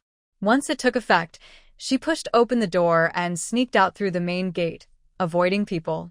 As for the prince who caused her separation from her family and who died young from depression, Zhuyu planned to deal with him later, when she had the chance. The Marquis of Annal's residence was large, built with strict symmetry into 3 main courtyards and multiple smaller ones. The layout was orderly and elegant, with pavilions, towers, flying eaves, and blue tiles. The structures intertwined and curved gracefully, both delicate and grand. As she moved forward, her view gradually widened. Red walls and green tiles lined the sides, and in the distance, the eaves and terraces seemed to reach the stars. In front of the courtyard was a stone screen carved with bamboo, lotus, and the moon. Inside, there were 2 porcelain water jars on each side and 3 rooms with sparse trees, giving a cold, quiet feeling. The original owner's courtyard was the quietest in the estate. Compared to her eldest sister, Zhu Wan, who was born to her parents' high expectations, and her only younger brother, Zhu Yin, she seemed to be less valued in the family. When her biological mother was still alive, things were a bit better. After her mother died and her stepmother came, and her sister Zhu Wan got married, she became even more unnoticed. Although she was pretty, her personality was quite dull, and she wasn't as charming as the other children. She was often ignored by her family. But there was a good side to this. When changes happened later, no one would suspect her because they didn't know much about her. Upon entering the courtyard, Ji looked around her sister's room, but didn't look closely. The original owner preferred simple colors. Her clothes were mostly pink, light purple, or off-white, and her delicate appearance made her look very elegant. Her clothes were made of silk or brocade, embroidered with fine patterns and designs. Her jewelry box was full of hairpins, hair sticks, beads, and other ornaments. There were also many gold, silver, and jade accessories. Zhu Yu packed all these into a space bag. Later, she could sell these items to support her sister and brother. She moved quickly, packing most things away, leaving only 2 gold bracelets hidden in her wide sleeves. "Second miss, the officials are here. Everyone must go outside the courtyard." "What should we do?" Her maid Bai Lu hurriedly entered. Zhu Yu pretended to be shocked, her face pale but trying to stay calm. She said, "Take me to Ener. Has the eldest sister come back?" Zhuan had been abandoned and returned home last month because she had no children for many years. She had been staying in the family temple, often in meditation. No matter how Zhu Yu tried to comfort her, it didn't help. Now, Zhu Yu couldn't just watch her sister remain numb. Bai Lu, young Master Yin has already been taken outside by the old lady. The eldest lady is there too. "Miss, let's go quickly." Those officials are fierce. Many servants had run away in the chaos. Bai Lu, who was an abandoned baby Zhu Yu found on the street and was loyal to her, was the first to realize Zhu Yu hadn't gone outside and risked coming back to find her. "All right, let's go." Following the white heron through the backyard, the middle courtyard, and the front yard, they reached outside the gate. At this moment, a circle of people had already knelt down. As Zhu Yu approached, she was quickly pulled back by a woman in white. Zhu Wan looked very pale and dull. She held Zhu Yu's hand and looked her over carefully, nervously saying, "Why are you so late? I thought something had happened to you." Before Zhu Yu could comfort her, a small figure also rushed toward her, clutching her skirt tightly with tears in her big eyes. "Second sister, I'm so scared." Zhu Yu's wandering heart was stirred by these 2 people, giving her a sense of responsibility. Even though she wasn't really frightened by the noisy house search, to go along with the crowd and keep her role, she kept a pale face. It was easy to do, just slow her breathing a little. Zhu Yu gently held Zhu Wan's hand again. The warmth of her palm made Zhu Wan feel comforted. She then patted Zhu Yin's head and took his small hand. One hand for each task, finally reunited, feeling safe and secure. "Big sister, I'm fine. I just hid some gold and silver. When the Marquis' house falls, we'll have to rely on ourselves." This was very realistic. Zhu Wan was stunned. How could she, who is calm and composed now, be worse than her younger sister? Especially in times like this, she must not panic. Otherwise, how could she protect her brothers and sisters? Her previously lifeless heart, like a withered tree, had changed because of this hardship. She thought that her life had no more meaning. But her younger siblings, still so young, shouldn't end up in such a tragic situation. A faint smile appeared on her tired face. She praised, "You've thought everything through well. Don't worry, big sister will always protect you all." Zhu Yin loved his two older sisters very much. His mother had died early. If it weren't for his sister's care and the old lady's attention to her direct grandson, his stepmother wouldn't have let him grow up safely. Though he was small, Zhu Yin was already 8 years old. In ancient times, he had been learning for several years. His mind was about the same as a modern 13 or 14-year-old middle schooler. He understood everything he needed to. So, Zhu Yu didn't hide anything from him now. Since the whole family would live together in the future, the treasures she had hidden were also meant for their use. "Brother Yin, after being exiled, are you willing to leave our family with me and Sister Da? Can the three of us live together?" Zhu looked at her brother's small face and asked softly. Both Zhu Yin and Zhu Wan were surprised because Sister Air's tone was very serious, not like she was joking. Today, Sister Air's late arrival already made him worried. He knew that the stepmother had always been unkind to Sister Air, but the old lady was watching him closely, so he couldn't leave to look for her. Fortunately, Sister Air arrived quickly. She even said she had secretly hidden some gold and silver. Zhu Yin also wanted to do the same, but couldn't find the chance. Sister Air's actions surprised him a lot. He thought that by now, his sisters would be panicked and lost, and he wanted to comfort them, no matter how difficult the situation was, because he was their brother. He believed he could support them and take care of them. But he didn't expect Sister Air to ask him such a question when she returned. Zhu Wan stared tightly at Zhu Yin. Thinking about leaving this suffocating family, she felt a strong desire to escape, even though it was a crazy idea during the house search. Zhu Yin hesitated and said, "Sister Air, our grandmother has always been very kind to me. If we leave like this, what will happen to Father and Grandma?" He hesitated, wanting to ask why they couldn't take Father and Grandma with them. "Aren't they a family?" Zhu Wan looked away, feeling disappointed. Zhu Yu also sighed inwardly, giving up on the idea of taking the two people they wanted to protect and fleeing to a remote place to live safely.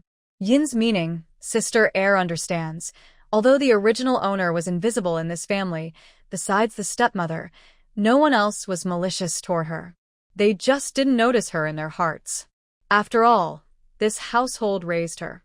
Since her family wasn't entirely bad, Zhu Yu couldn't forcefully take her away against her wishes. Forget it.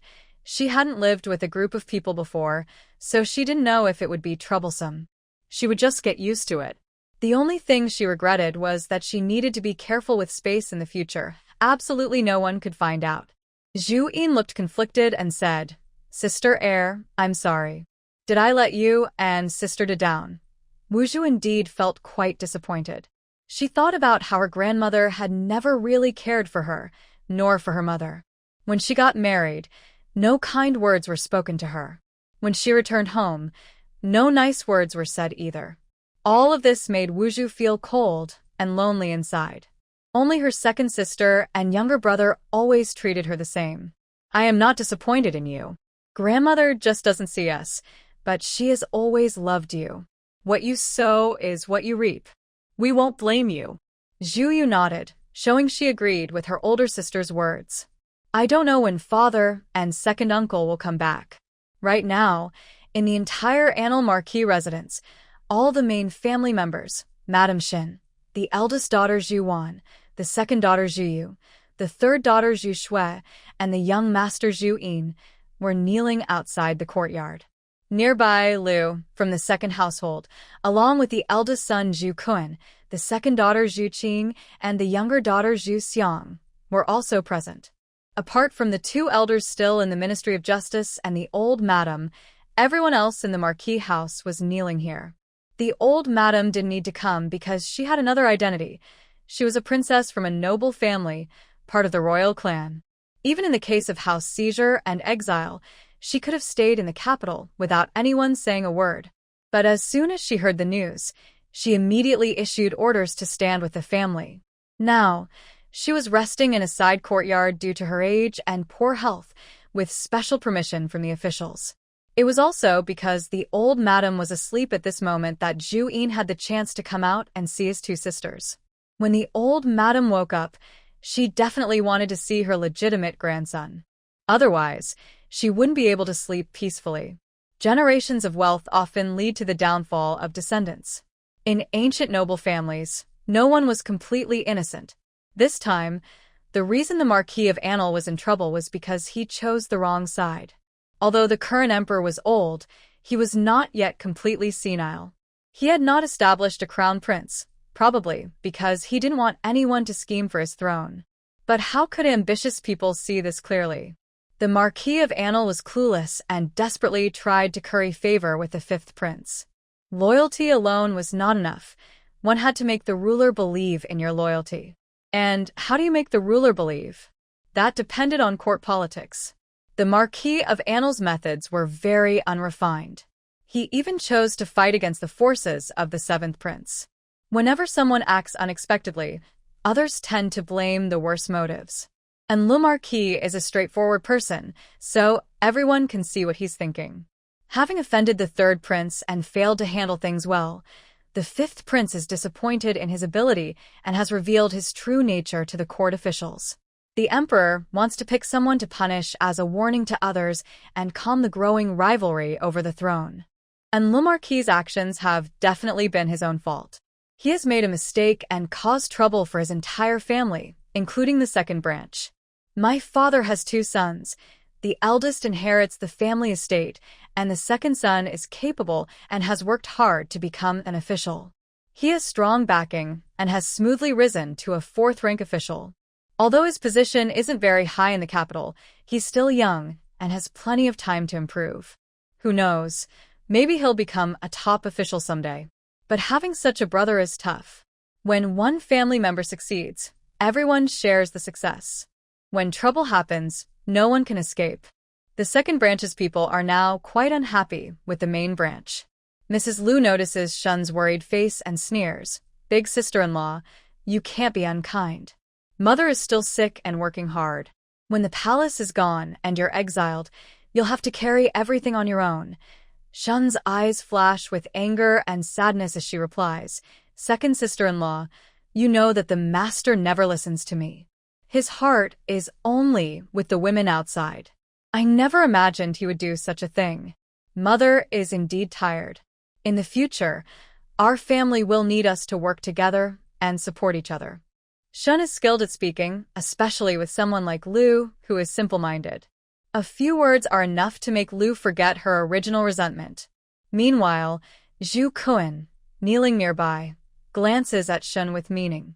Even now, she still pretends to be kind and generous, and she doesn't seem tired of it. Looking at the sky, it's already late. Zhu Yu reminds, Ener, it's almost time for grandmother to wake up. You should go now. Zhu Yin looks down quietly and says nothing. Zhu Wan, who is also silent, can only return to her side courtyard. Big sister, I understand your worries. When we go to exile, no one will know our past. There might still be hope. Zhu Wan's expression flickers slightly, and a ripple stirs in her usually calm heart. When the house search was finished, it was already dark. The people in the yard seemed forgotten. After kneeling for a long time and feeling their legs go numb, they switched to sitting. No one paid attention during the night. A group of privileged people had never experienced such hardship. Mrs. Shun felt sorry for her daughter, Zhu Shui. She gently patted her head and begged the guards, Sir, may I ask if my young child can rest at the old lady's side in the side courtyard? She is very young, and the cold night might be too much for her.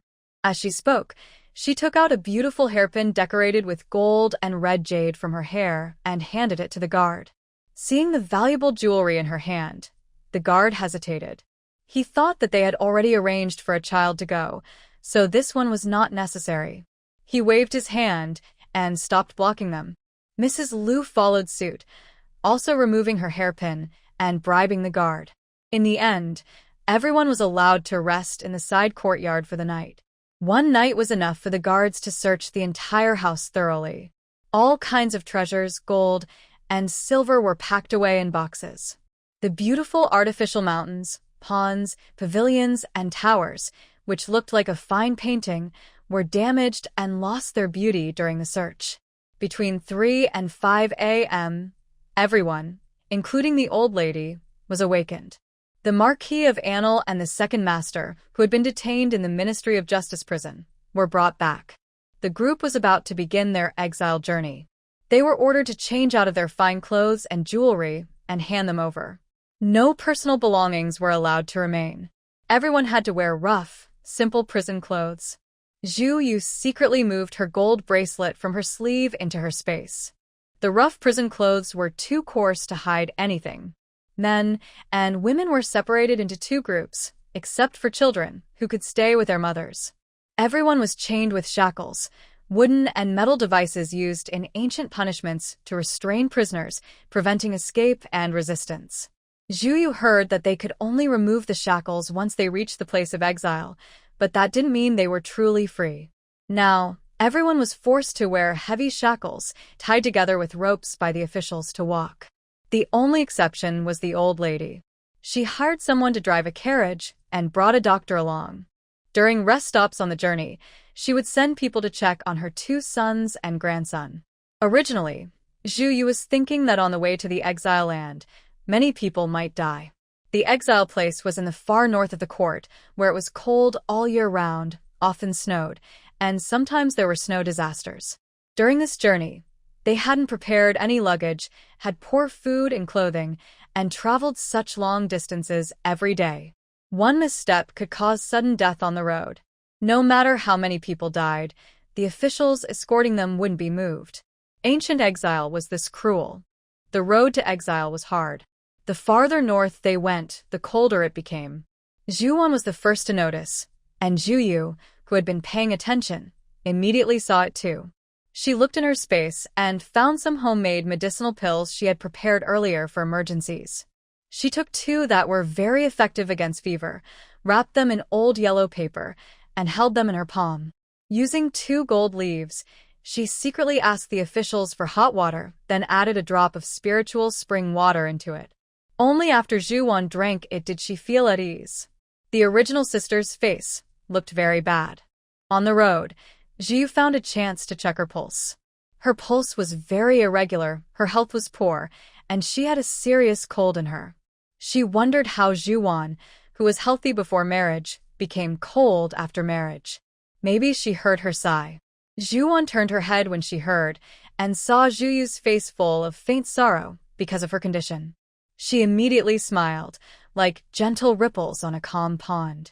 I'm fine. The medicine will help me recover quickly. Don't worry about me. To reassure her and help her recover faster, Zhu Yu pretended to breathe a sigh of relief. She was indeed worried. Her previous tasks were mostly about revenge or technical work. This was her first time protecting someone. What would count as a successful task? Protecting 2 people to have happy married lives, or protecting them for a lifetime? Zhu Yu thought carefully and analyzed the original owner's memories. She guessed it was probably to protect both of them for life. Fortunately, the requirement was just their safety, not wealth or high status. If it were wealth and fame, she would need to clear the name of the Marquis of Anil, which wouldn't be too difficult, but Zhu Yu didn't want to spend too much effort. Bai Lu, if you feel unwell, remember to tell me. I have medicine. On the way, a white heron helped take care of Zhuan, busying itself with chores. Zhu Yu didn't have to worry much. Those who contribute deserve rewards. She planned to tell the white heron once they reached the exile land that she would no longer be her servant. Everyone would be equal, both guilty and innocent. She would give her some silver as payment. From then on, she could choose her own path no matter what. The farther the exile land, the deeper the sins. Usually, these places are remote, cold, or hot islands with poor economy, little medical care, and harsh living conditions. Many die on the way from illness. Even upon arrival, they might not be free. Some are forced into hard labor, military service, or live as commoners. Halfway there, the group stopped. Officials came with a knife, and all prisoners with serious crimes had their faces marked. Zhu Yu looked at the dirty, unwashed knife and instinctively frowned deeply. She secretly considered the possibility of killing everyone and escaping with Zhu Wan and Zhu Yin. At that moment, the old lady got off the carriage. Her maid, Qishan, held an open box filled with shining jewelry and gold. Can we make an exception? Although her tone was calm, her commanding presence and long-standing authority made others listen obediently. A few officials looked at each other, hesitant. Princess, this is the rule. If we don't do it now, the military will check when we reach the exile land. Don't worry, I will be gentle. After some time, the scars won't be noticeable. The old lady hesitated. It seemed unavoidable. Seeing hope slipping away, Zhu Yu couldn't hide her feelings anymore. She thought if she didn't act now, she might get tetanus. Just as the officials' knives were about to mark Zhu Wan's face, she quickly spoke. Grandmother, Yuer knows a medicine that, when applied to the face, looks like a scar and doesn't come off when wet. We can use this, so she doesn't have to be marked. The old lady was overjoyed. Really? She had underestimated her granddaughter, who now gave the family hope in this dangerous moment. She was truly underestimated. Zhu Yu stepped forward, cupped her hands, and bowed to the old lady and the officials. Qilua, the red herbs behind you, pluck and crush them into juice. Grandmother, is this true? We will see once we try. The old lady nodded. Qilua set the box aside and took out a red herb, crushing it into juice. Her words made the old lady very happy and also surprised the others. Zhu Wan softly asked her, Yuer, how do you know about this? Zhu Yu looked up and met her second uncle's gaze, which was now calm and steady, without the previous fear. Second Uncle Zhu was the best among the exiled people at the moment. Compared to the numb and often uncontrollably shouting Marquis Anil, he seemed very calm. He remained calm and rational, just like the old lady. I also want to know how Yuer found out about this, he said. In the Zhu family, the best speaker now is the old lady, followed by second Uncle Zhu. Zhu Yu said, when I was in the house, I was disturbed by rumors and didn't want to go out. Out of boredom, I read many medical books. These are written in the books. His words made Madame Lu glance at Shun with a hint of sarcasm. Shun's face turned pale, but she was not panicked. So what if she found out? She was just a little girl with no favor. How could she threaten her as the head lady? Second Uncle Zhu listened and thought, oh, where means she can do medical work now? That's clever. That's great news. Zhu Yu said, I don't deserve that praise from second uncle. I only know some basic medical skills. Today's matter was just a coincidence. All right, if you really don't need to carve words, Yuer, you saved the whole family. She was praised highly, and Zhu Yu smiled shyly, lowering her head. Qilua had also tried it. Now she spoke loudly. Old madam, the second young lady is telling the truth. If you apply this, it looks exactly like a scar, and it won't come off when wet. The amazing part is, washing it with salt water can quickly remove it. Seeing the effect of this item firsthand, many people secretly remembered the herb's appearance. This thing was truly magical. The old lady listened and nodded gently at Qilua. Qilua then handed over a box of gold and silver again. This time, the other person didn't refuse. Earlier, they had been hesitant. The mountains and the emperor were far away, and they just wanted some extra money. That was fine. But carving words was impossible to overlook. The military would investigate. Now, everything was settled, and there was no need to worry anymore. Everyone started applying medicine, and Zhu Yin took the opportunity to run down from the carriage. Grandmother, I want to see my older sister. Zhu Yin looked at the old lady with a sincere expression.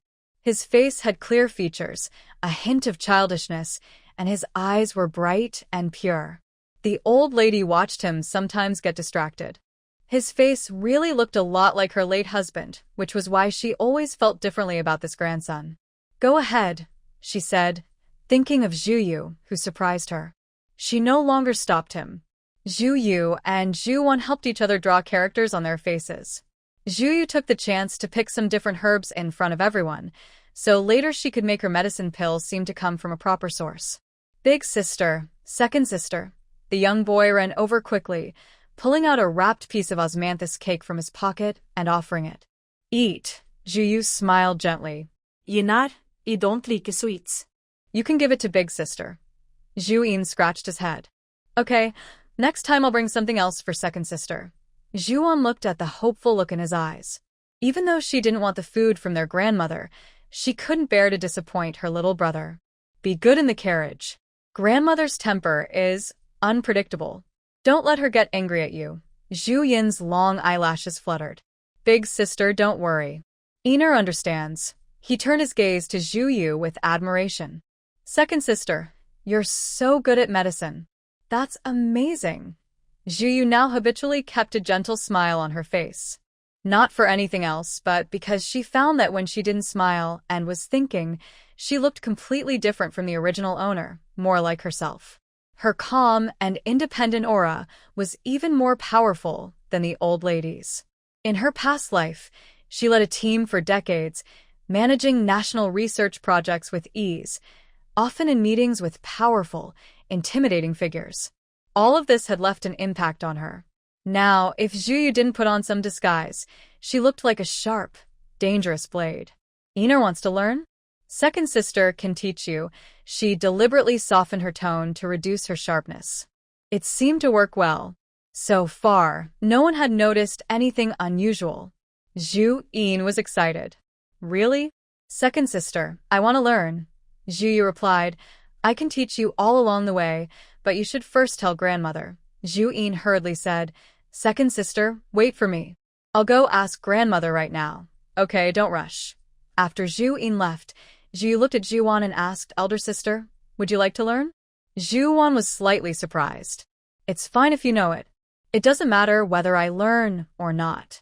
Zhu Yu sighed softly and said, But when I see you looking lost all the time, I feel sad. Sister, having something to do might be the best way to forget the past. Her elder sister had gentle and graceful features. She always spoke and moved with calm elegance, beautiful, but never frivolous. Zhu Yu had a good impression of her. She rarely tried to persuade anyone, but this time she spoke because she couldn't bear to see such a kind woman trapped in her memories. Zhu Wan didn't say whether she accepted her words, but although she still didn't agree to study medicine, at least the sadness and despair around her seemed lighter.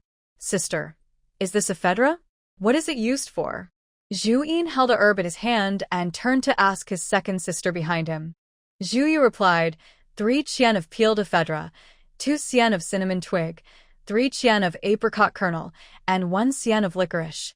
For people with a floating and tight pulse, no sweating, headache, body aches, chills, and fever, this prescription can be used. Zhu Yin thought for a moment and asked, Then what can we do for grandmother? She sweats a lot and has trouble breathing. Zhu Yu considered for a while and decided not to go out of her way to help, only to answer according to common medical knowledge of the time. The old lady had treated the original Zhu Yu rather indifferently, so she felt no need to do more than necessary. This is usually caused by cold turning into internal heat. She needs medicine to clear the lungs and ease her breathing. The Ma Xing Ganshi decoction will do. Zhu Yin said happily, What is the Ma Xing Ganshi decoction? Please tell me, second sister. I'll write it down and try it for grandmother. Zhu Yu smiled. The doctor is already giving grandmother the Ma Xing decoction. Didn't I teach you to recognize the smell of ephedra and apricot kernel? You've been in the carriage all day, didn't you notice? Zhu Yin recalled the scent and realized it was the same. Feeling embarrassed, he said, I was too anxious and forgot for a moment. But second sister, is that soup enough? I don't think grandmother is getting much better. Zhu Yu smiled gently. Grandmother is old, so it's normal for her to recover slowly. All right, have you remembered everything I taught you today? Zhu Yin nodded. Yes, second sister, I've memorized all 5 prescriptions we learned today. Good. Before you go to sleep, review them a few times so you don't forget. I'll test you tomorrow. You can go now. Watching Zhu Yin get into the carriage, Zhu Yu lowered her eyes. Her smile, which had been there before, gradually faded. She coldly looked back at Shun's malicious gaze. Zhu Yu, if you dare look at me like that again, I swear I will pluck out your eyes. Shun's pupils constricted, instinctively frightened. Her gaze flickered for a second, then she was furious. Are you crazy? How dare you speak to an elder like that?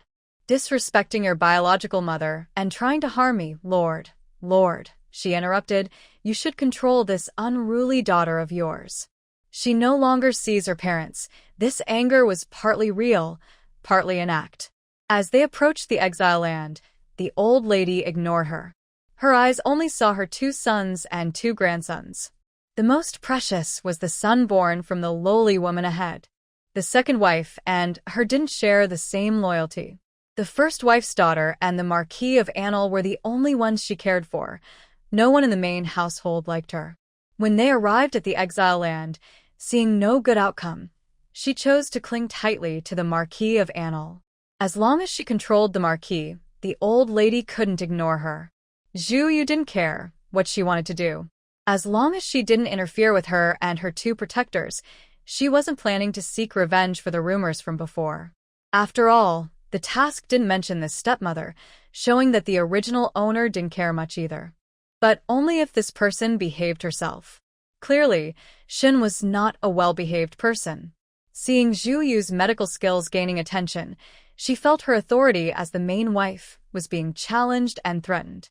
Her eyes often carried strong malice when looking at Zhu Yu. Even Zhu Shui was taught to hate Zhu Wan, Zhu Yin, and her. Zhu Yu was not very forgiving. She only cared about bullying the original owner when she felt like it. If someone wanted to bully her, they were asking for trouble. Marquis of Anil sat numbly on a nearby stone, his face pale. He closed his eyes, listening to Shun's shouting. Annoyed, he opened his eyes and loudly scolded. Shut up, ignorant woman. He wasn't just angry at Shin. He also didn't look kindly on this second daughter. Your biological mother told you to listen, so just accept it. Who told you to talk back? No manners. Shin looked at Zhu Yu with a proud expression. Zhu Yu sneered. You're the one who should shut up. Marquis of Anil was furious. He stood up, pointing at Zhu Yu with anger. Rebellious girl, say that again. Zhu Yu's smile was even more sarcastic and unrestrained. You, the sinner who has harmed the whole family, how dare you still call me here? Do you think you're still the head of the family? Say it a few more times so you can understand. You and the Shin family dare to provoke me. Facing everyone's stunned silence, Zhu Wan's panic, the old lady's furrowed brow, Zhu Yu suddenly stopped all her smiles. Dare to provoke me again? You probably don't want to know the outcome. Everyone has been exiled. Losing a few people is normal. The Zhu family had no deaths and arrived safely at the exile place, all thanks to the old lady's wealth and influence. However, the only 2 sons she paid to take care of were Zhu Yin and Zhu Kun, both riding in the carriage. They traveled 6 or 7 hours each day, eating pig food, sleeping poorly, and unable to take out the delicious food piled in the space. Even Zhu Yu felt irritable and frustrated. Shun and the foolish Marquis Anil dared to cause trouble again. Zhu Yu's suppressed anger finally burst out. Fortunately, she still kept her reason, and her anger was controlled, similar to the old lady's level. This was extremely disrespectful, showing she didn't care about her father at all. The Marquis Anil was so angry he nearly fainted, pacing and shouting.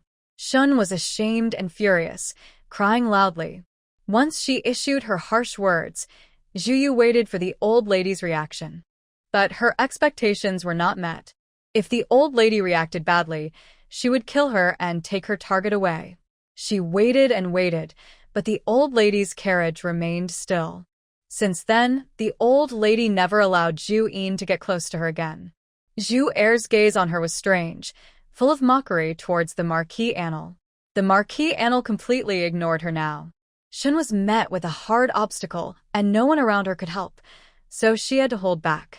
Only Zhu Wan didn't take her threats seriously, thinking she was just angry.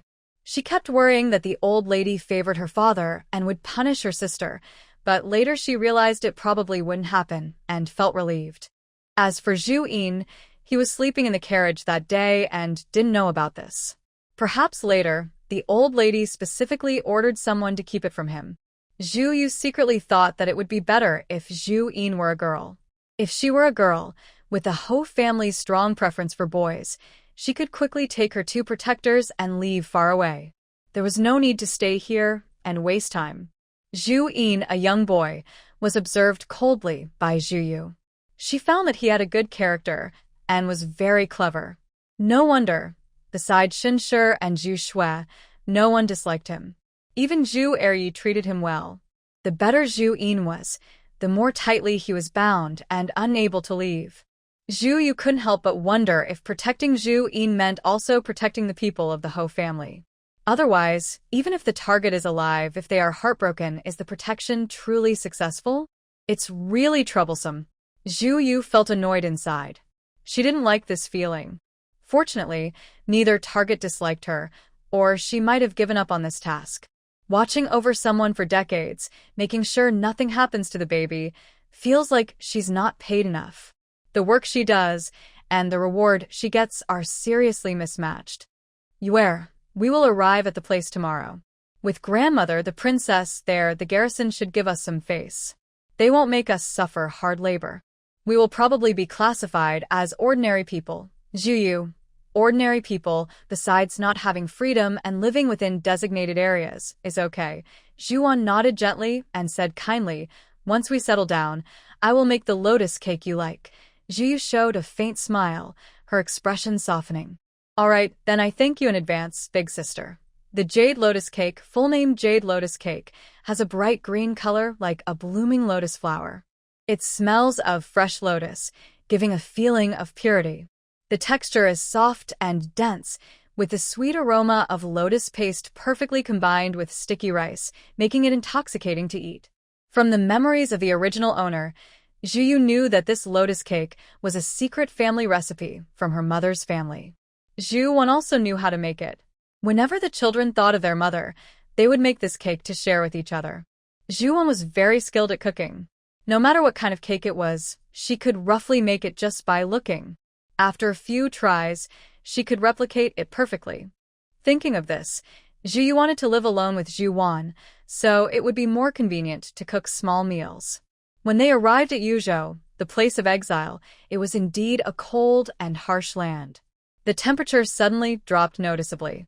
Zhu Yu put on a cotton coat exchanged with a few gold leaves for it, one for herself and one for Zhu Wan. She looked at the officials with a blank expression as they approached, handing over their group to the other officials. The two officials behaved quite well, especially respectful toward the old lady. After walking for more than 10 minutes, they finally saw the city of Yuzhou. It looked very different from the rundown image Zhu Yu had imagined. Ancient city walls stood tall and mighty, showing a sense of grandeur. The walls were built with huge stones, strong and weathered but still standing firm. The city gates were thick and solid, covered with iron sheets, decorated with copper nails, showing the city's power and invincibility. Inside the city, the streets were wide and clean. Shops lined both sides, filled with all kinds of goods. People came and went constantly, creating a lively scene. Tall watchtowers stood on both sides of the streets, decorated with beautiful stone carvings, showing the skill of the craftsmen. The buildings inside the city were of different styles, some grand and elegant palaces, others simple and modest homes, together forming a unique cityscape. Outside the city walls, a wide and deep moat reflected the sunlight on its clear water. Green trees lined the banks, and flowers filled the air with fragrance, adding a peaceful and poetic touch. Farther away, mountain ranges rolled on, shrouded in mist, highlighting the city's majestic and rugged beauty. After entering the city, they walked for a while as night fell quickly. The city was brightly lit, with stars shining above, like a paradise on earth. In her opinion, Zhu Yu thought this city was not inferior to the capital, even feeling it had a deeper sense of history. Not only she was surprised, everyone, including Zhu Eryi and Marquis Anil, was amazed. They were led into a large, 3-section mansion by the officials, then into the main courtyard with the old lady. The mansion was extraordinary, full of delicate details. It was quiet and well-designed, with a garden, rockery, fish pond, and other scenic spots. It was well-ventilated and bright. Zhu Eryi couldn't help but ask, "Mother, what is going on?" The old lady stopped and suddenly looked cold, like an icy glacier, making people shiver. Even in difficult times, she remained calm, using her reason and wisdom to solve problems. She was the backbone of everyone on this journey. At this moment, she showed a hint of weakness. This city belongs to the second prince. In the future, there will be no more Marquis of Peace. We are all just underground forces for the second prince, doing tasks for the Lord. The old lady didn't expect that the young man she saved by chance years ago would turn around and save her when she was in a desperate situation. Could it be that everything in the world is truly predestined, with no room for chance? Although it was said to be for the second prince, in fact, the only person the second prince has his eye on in the entire Zhu family is Zhu Eryi, the former Marquis of Peace, now the useless Zhu Deyi, hurriedly said, "Mother, I can do things for the Lord. I've realized my past mistakes. I was too eager, which is why that petty man caught me off guard." Zhu Eryi looked at him with disdain and said, "Big brother, you should stop.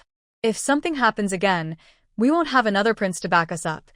Zhu Deyi's face turned red as he fiercely argued, "I'm also thinking about the future of the Marquis house. Second brother, relying on you as a follower, when the new emperor ascends the throne, won't the Marquis house fall behind?" Although "I truly mean well, Zhu Eryi. How dare you say such shameless words? I don't need to give you any face. If I say you're a follower, I see through you. The things the emperor doesn't want, you're jumping around trying to revive the Marquis house, or are you trying to ruin everyone? You. Zhu Deyi was speechless, unsure how to respond, and fell silent. He always cared about his reputation in front of this younger brother. The old lady watched coldly. Over the years, she had long since seen through him. The eldest son was foolish but unaware. The more he was placed in a high position, the more likely he was to cause big trouble. So, after inheriting the Marquis title, she never forced him to do proper work. Her only requirement was that he produce a legitimate heir. After that, no matter how he squandered his life, she paid no more attention to him. Her energy was focused on raising the next generation. This son disappointed her greatly. Fortunately, the second son was like her. Second brother, there is an elder in Yuzhou who once taught the current emperor and the second prince, Master Pei. Tomorrow, you should go visit him." Zhu Eryi agreed. She hardly said anything extra. She waved her hand to let Qi Luo arrange everything, and her last words were, "Xin Shi and Lu Shi from now on, buy supplies and add people to the household. You two work together on managing affairs." The two reacted differently. Mrs. Shen felt secretly unhappy, but didn't dare to say it aloud. Mrs. Lu was happily surprised and quickly responded. This was a sign that in the future, the household would shift from being led by the eldest son's family to sharing power with the second family. If Lord Zhu was able to maintain the current situation, the household would eventually be led by the second family. Zhu Yu and Zhu Wan were arranged to live in neighboring pavilions. Zhu Yu stayed in the beautiful and delicate stargazing pavilion. Just after arriving at the household, she hadn't yet arranged for servants. Zhu Yu blew out the candle, plunging the room into darkness, then entered her space. She took a quick, satisfying bath, changed into soft, comfortable pajamas, and lay on the big bed for a while. Her fatigue eased a little after resting. She ate some fried chicken, then felt ready to think about the news she had just heard. Since arriving in the city, Zhu kept thinking, "Wow, what a luxurious house. Who would believe this is a place of exile? Grandmother is very good at hiding her feelings. No wonder she's been so calm all along. I thought she was seriously ill and about to die." Thinking about the grandmother's noble appearance, Zhu Yu put down her milk tea. It wasn't just the grandmother. Zhu Yin and Zhu Wan also looked quite extraordinary, especially Zhu Wan. Every time Zhu Yu looked at her, she saw something different. The first time they met, she didn't seem destined for a long life. But after using spiritual water and some medicinal treatments over time, her appearance changed from short-lived to long-lived. However, today, after entering this household, Zhu Yu saw that Zhu Wan and her brother Zhu Yin's fates had changed. Not only theirs, but everyone in the Zhu family's fate had shifted. She even wanted to find a mirror to see her own current face. The main difference from when she was rushing here was the presence of the second prince. Zhu Yu didn't think much about it. These things didn't concern her much. But sometimes things didn't go as planned. The next day, at dawn, Zhu Yu and Zhu Wan sat together in a pavilion, enjoying the flowers. They were discussing how to prepare the food. Second miss, something's wrong. Grandmother wants to send second miss to be a concubine for the second prince. Bai Lu hurried over, anxiously reporting the news from the main hall. What? Zhu Wan stood up in shock, unable to keep her composure. Zhu Yu remained calm. Clearly, the grandmother hadn't thought of this yesterday. Egret, go find out who first brought up this matter. The young girl wore a simple blue dress, with a tall and graceful figure, smooth skin, light eyebrows, and bright eyes that flickered as she looked around. Zuowan couldn't help but be amazed by her beauty and poise. Such looks and temperament are rare, even in Shengjing, hardly matched by any other woman except her second sister. Zuowan didn't believe it and refused to accept that the old lady would give the legitimate daughter of the Marquis's house to someone as a concubine. That would be a great shame. Egret hurried to the main courtyard to find out the truth. Big sister, don't worry. Things might not be settled yet. I am no longer the legitimate daughter of the Marquis's house. My original status could have made me the main wife. Now, I can only be a concubine. If I really become a concubine, the shame would fall on grandmother and second uncle, so you explained the pros and cons.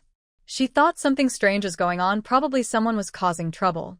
That makes sense, Zuowan said, gradually calming down. She was no longer as panicked as before. But, Yuer, we must be careful. Grandmother doesn't like mother, so she isn't close to us either. Only Ener seems unaffected for some reason. My marriage was arranged by grandmother. Zuowan thought of her previous husband and in-laws. Tears flickered in her eyes, and she held back a sob. That family appears normal on the surface, but their family morals are very bad behind the scenes. After experiencing this, I feel like days are passing slowly. If I didn't have some leverage over them, they wouldn't let me go. Now, I still have to struggle in that hellish place. Zuowan held her hand. Her hand was icy cold, as if she was recalling past events with a heart as cold as ice. So, grandmother wouldn't care much about your marriage either. You're of age now, and if mother were still here, she would be looking for a good match for you. Waiting a couple of years to settle the marriage would be perfect, and we could find out everything.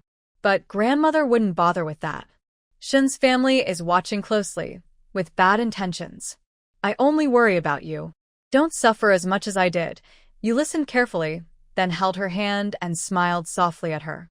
Big sister, don't worry. They didn't choose this marriage for me. I won't marry anyone. If necessary, I will run away with you far away. Zuowan smiled gently, her eyelashes slightly moist. We two weak women, without our father and others, how can we survive? Don't talk such foolish things anymore. Ji looked calm, with a slight smile on her lips. She said, Big sister, I know medicine. Your cooking skills are good. If we go outside, we can hide our appearance with medicine and disguise ourselves as boys. Then we can be brothers. Actually, I want to take Ener with us, but he might not want to leave. Zhu Wan smiled faintly and said, If he really wants to leave, he will take Ener with him. Father is already in such a state, and at his age, he can't compare to the second uncle. The main family is destined to fail. Instead of wasting time here, it's better to leave. Thinking of the old lady, Zhu Wan was momentarily distracted. She quietly asked, In your opinion, how much longer can the old lady hold on? The old lady's health had always been poor, especially after the journey of exile, which caused her to faint several times during travel. It's hard to say. If she starts resting in bed now, she might last 2 or 3 years. She only has minor illnesses, but her body is weak and recovers slowly. Her constitution makes her prone to illness. When she was young, it was okay, but aging makes it worse, Zhu Yu reminded her sister. If you keep pushing your body, your later years will be as painful as the old lady's. Zhu Wan was stunned, then forced to smile. Will I even live to old age? As long as I'm here, yes. If you listen to me from now on, eat well, Rest more and stay calm. You can recover as well as before in less than half a year, Zhiyu said confidently, gently adjusting her hairpin, her expression full of self-assurance. Zhuwan looked into her sister's eyes, filled with concern and determination. Her heart softened, and tears fell like beads. She wiped her tears, feeling a lightness in her heart, as if a heavy burden had been lifted. She was truly at peace now. All right, I'll listen to you. After many knocks on the drum and repeated persuasion, Zhiyu finally convinced Zhuwan. She let out a sigh of relief. At this moment, Bailu also returned with news. Miss, the main courtyard said that this idea was originally proposed by the old master. He even said in front of so many people, no need to hesitate. Just say it. Old master said that someone like you, who disobeys him, doesn't deserve to be his daughter. He wants to send you away. Seeing that the old lady doesn't agree, he then said he would send you away. Lu Shi mentioned the second prince, and the old lady hesitated. Zhuyu sneered and said to Bailu, I understand. You may go now, Bailu. The white heron was reluctant to be released and insisted on staying close to Zhuyu. Zhuwan already looked worried. She said, Father can't be like this. You were just upset earlier, and he also made mistakes. Why blame you for everything? Zhuyu comforted her, saying, Big sister, it's okay. I don't mind. If the marriage is decided, we will just go. Hearing this, Zhuwan nodded and made up her mind. If it really came to that, she had no choice but to leave. In the evening, in the main courtyard. How is Minister Pei? The old lady asked. Zhu's second master poured a cup of tea and said calmly, I can't see anything wrong. He's just a clever fox. The old lady heard this and frowned, then quickly relaxed and said, If he's willing to accept your visit, it shows that the prince's attitude toward us isn't indifferent. Zhu's second master asked suspiciously, Mother, why would the second prince help us? I think we can't bring him any benefit now. You're confused. You don't know some things. Now that we're in this situation, it's okay to tell you. The Zhu family isn't just us. The second prince's maternal family, Consort Zhu from the palace, is from a side branch, the legitimate daughter of that branch. Zhu's second master was very surprised and blurted out, How come no one knows about this? Consort Zhu was one of the most favored consorts years ago and gave birth to the clever second prince. Sadly, she was in poor health and died early. After losing her mother, the second prince was often ignored and bullied in the palace. At that time, the old lady, seeing her connection to the Zhu family, helped him a few times, but it was just a casual act. Thinking back now, she felt grateful for her moment of kindness. Because Consort Zhu didn't enter the palace as a Zhu family daughter. She was replaced by a concubine of the Zhu family, who used a common girl to take her place as the legitimate daughter. She was even sold. Consort Zhu was presented to the current emperor as a thin horse. The old lady recalled her shock when she learned the truth and sighed. She's also a tragic person. The palace isn't a good place. Her background was difficult, and she experienced many hardships. She no longer considers herself a Zhu family girl. The emperor also knew this and chose to follow Consort Zhu's wishes, never changing her surname. Zhu's second master couldn't help but sigh, that concubine really has guts. She dared to pretend to be the legitimate daughter and even harmed her. That's truly unforgivable. The elderly lady's lips curved into a cold smile. She's a cruel person, but as the head lady of the household, she can make someone exchange their own daughter without noticing. She's a fool. Don't mention her family in front of the palace. After Lady Zhu died, they were eager to curry favor with the second prince, but unfortunately, His Highness doesn't like them. Second Master Zhu nodded and asked, Mother, what do you think about Yuer's marriage? If it really involves His Highness, the elderly lady sneered. I underestimated her before, thinking she was just a wooden girl. I didn't expect she was a sharp dagger. I dare not give her to others. The higher the status and power, the more unsuitable she is. His Highness is especially out of the question. Do you know why? Second Master Zhu was momentarily stunned and thought for a moment.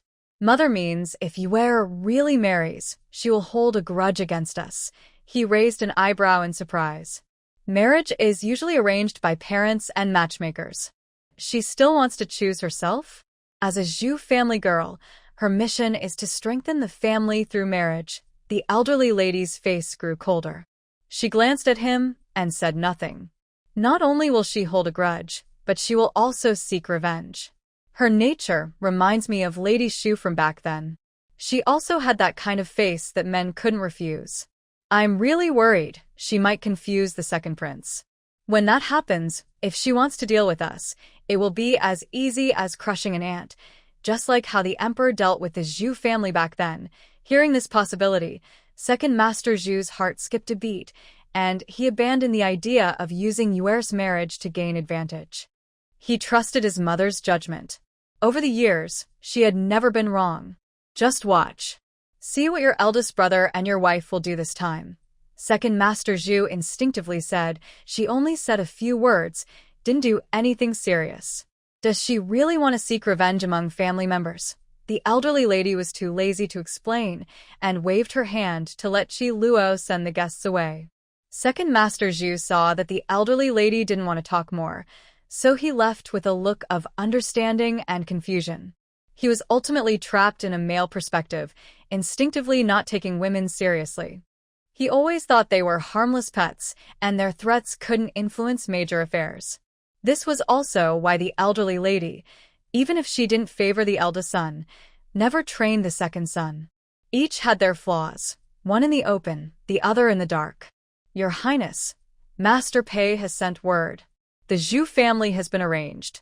They have met with Second Master Zhu, and his judgment is that he is barely a usable person. The second prince stood with his hands behind his back, his scholarly appearance subtly revealing a hint of boredom. His pale face seemed to glow softly like moonlight, gentle as jade, with features like a beautiful painting. Is there anything wrong with the Zhu family? The secret guard knelt respectfully and replied, nothing unusual on the way here, but the second miss of the Zhu family seems a bit different from others. Go on, he said calmly, his expression showing more weariness. The guard lowered his head and answered, in the family's accounts, nothing was found in her area, no jewelry, no gold or silver. It was as if she knew in advance and prepared. Also, she knew how to use red herbs to hide scars. The second prince, handsome and clear-eyed like polished jade, now looked slightly brighter and softer. She knows about the red herbs too? Yes, the second miss explained it was from medical books. The second prince seemed amused. Medical books? How interesting. He had searched through 20 years of medical texts, but never found any mention of red herbs with such effects. It was only by chance that he discovered it, keeping it secret all along. Yet, she casually revealed it. And how did she know in advance that the Zhu family would face trouble and hide their valuables? Such a clever little fox, the second prince thought, imagining her cunning smile, her delicate skin, and bright eyes, an unmatched beauty. This beautiful woman also held a fascinating secret. Keep investigating, he said with a gentle smile, but his tone carried a hint of mystery. Yes, Your Highness, the guard responded fearfully and withdrew. Bai Lu entered with a lotus cake, placing it on the small table inside the room. She touched the teapot. The temperature was just right. She brewed some tea and set it on the table. Miss, it's time to get up. Life among the wealthy in ancient times was truly convenient. Food and clothing were at their fingertips. Zhu Yu, half asleep, and another new maid, Chiu Yu, fussed over each other. Soon, her hair was neatly styled, and she changed into fine, elegant clothes. The Zhu family was truly wealthy. After a thorough house search, they still had the confidence to enjoy such comforts. Zhu Yu looked at the treasures filling her space, feeling she was not generous enough. She had more money than these people, so why didn't she feel the need to indulge? Every time she arrived in the task world, she just wanted to finish her tasks quickly. She followed a routine every day. In the real world, her life was similar to this pattern. She always thought her most important task was studying. White Egret, has there been any news from the main courtyard? Miss, this morning the main courtyard was very lively. The old master and the second madam both found doctors. I heard they have blisters around their mouths. The doctor said they are overly excited and need to eat vegetarian food for half a year, avoiding meat to get better. White Egret felt very satisfied recalling how the old master scolded the young lady several times. Miss, you haven't seen the old master's face. It was really scary. Zhu took a bite of lotus cake. The texture was soft and similar to the flavor in her memory. It was delicious. She already knew the recipe and planned to make more later to store in her space. How sad. She suppressed her desire to laugh softly. After finishing, she drank some tea to rinse her mouth. Chiou, go ask at the gatehouse if we can go out now. Yes, Mississippi, Chiou responded and went to the gatehouse. A few days ago, the estate was in chaos because things hadn't been settled. Zhu wanted to go out but was told it wasn't possible now because there were no available people to arrange it. In ancient times, young ladies didn't leave the house completely unaccompanied. It was always complicated to go out. They had to ride sedan chairs, with maids and guards following. Outside, they used fans, veils, or straw hats to hide their faces. In the morning, after getting ready, they had to return before sunset. They couldn't stay outside for long. Zhu sat quietly in the study reading medical books for a while. Then Chiou returned. Miss, the gatehouse said we can go out now. Zhu's eyes lit up. She stood up and said, let's go and see the city of Yuzhou. They wandered casually along the busy streets. Bright sunlight shone on the green tiles and red walls. There were overhanging eaves, high shop signs fluttering in the wind, carriages and horses passing by, crowds of people flowing endlessly, and faces full of calm and contentment. All of this reflected the wealth and prosperity of the flourishing era. Zhu felt that this place resembled the Tang dynasty. She ordered the coachman to head toward the largest pharmacy in the city. The carriage moved slowly and stopped at Qingfeng Pharmacy. The pharmacy was decorated quite uniquely. As soon as they entered, they saw two symmetrical counters shaped like the letter Y on each side. A strong scent of herbs filled the air. Walking through the middle corridor, you can see a green bamboo carved screen. To the left is the medicine room, and slightly smaller on the right is the consultation hall. The scent of incense rises gently, and the sounds of birds and flowers fill the air. As soon as you step inside, the busy noise outside the shop fades away from your mind. Smelling the medicinal herbs, Zhu enters the interior of the pharmacy. She wears a veil on her face, and two maids follow behind her. It's clear she is a young lady from a wealthy family. The shop assistants are very attentive and ask politely, Miss, what would you like? The pharmacy mainly sells herbs, but there are also 1 or 2 doctors sitting inside. This pharmacy has been here for over 100 years. Zhu glances at the tall, tightly packed cabinets filled with medicines and knows she will find what she needs today.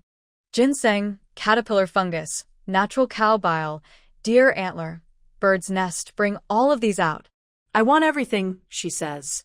Then she adds, only ginseng that's at least 10 years old. The shop assistant is surprised but happy, repeating, are you sure you want all of these, miss? Her white heron and autumn rain, the maids behind her, also look surprised. They want to remind her that they don't have that much money. And even if they did, with her small monthly allowance, she couldn't afford such expensive herbs. Zhu nods confidently. Yes, go and get them. The assistant happily calls others to fetch the herbs from the storeroom. These high-quality medicines need to be prepared in advance and stored carefully to last a long time. White Heron hesitates and says, Mississippi, Zhu thinks she doesn't seem to have much money openly, but that's okay. Fortunately, in ancient times, sleeves are very long, so she can hide her hands inside. She slightly lowers her eyes, and her hands inside her sleeves hold 2 glass balls, one clear, the other filled with bright yellow glitter. These items cost about 15 yuan each today, but in ancient times, they would be considered more precious than glass. She quietly whispers, come here, both of you. White Heron and Autumn Rain move closer. Zhu quickly slips 1 glass ball into her hand. Both maids are shocked and quickly hide their own in their sleeves. Autumn Rain's voice trembles. Miss, these things are priceless. Isn't it too dangerous to take them out openly? White Heron quickly agrees. Miss, let's go back to the house. I feel uneasy carrying these. Joy was calm and relaxed, with a gentle smile on her lips. You two stop staying here. Go to the treasure pavilion across the street, sell these 2 items, and bring the money back here to pay the bill. Both Bailu and Chuyu looked at her in disbelief. Miss, are you going to sell these treasures to buy medicine? Miss, besides the old lady, no one in our family is sick. Why not sell one and keep this one? Bailu hesitated, holding up a beautiful yellow glass ball that shimmered with light. Inside, the flowing sand moved slowly, very pretty. Chuyu looked around nervously. The pharmacy was busy and no one was paying attention here, so she finally relaxed. Bailu, hide it quickly. Don't let anyone see. We can't protect such a treasure. Hearing this, Bailu hurriedly put the glass ball back into her sleeve. Joy waved her hand, showing a hint of impatience. No need. Just do as I say. Seeing that the girls couldn't persuade her, Bailu and Chuyu had no choice but to agree. Carefully, they took the treasure across the street. Joy had 1 or 2,000 such balls. The container was full of toys meant for export overseas. Glass balls and crystal balls were just one type. The craftsmanship of crystal balls was even more exquisite than glass ones. She rarely used them, which was a waste. Joy almost forgot what else was stored in her space. She planned to use everything later. It didn't matter if she used it all up. If she ever went to the modern world, she could replenish it. Miss, the ginseng is all here. Joy smiled, looking at the high-quality ginseng and various rare medicinal herbs that could only be cultivated in ancient times. She felt very happy. Only about 30 roots. The pharmacy stock wasn't small, but Joy needed more.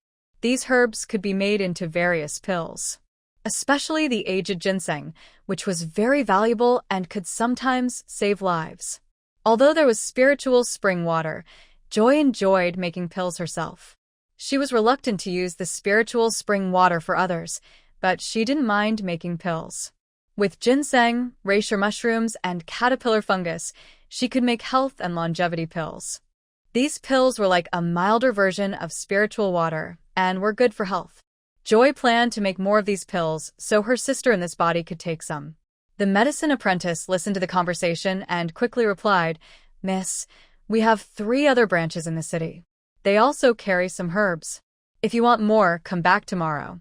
Our shopkeeper will be back from the headquarters then, and we will restock. We have all kinds of herbs.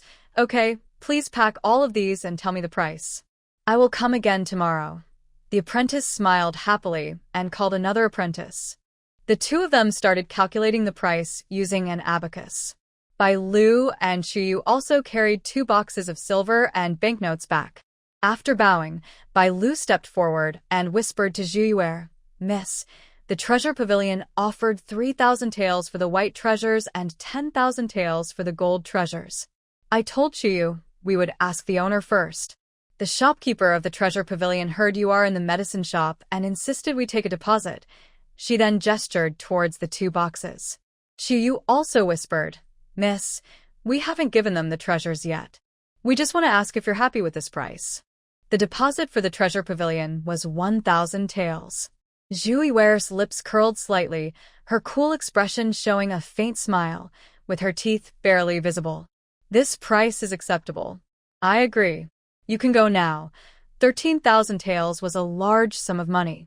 Zhu Yuer immediately dismissed the idea of selling more.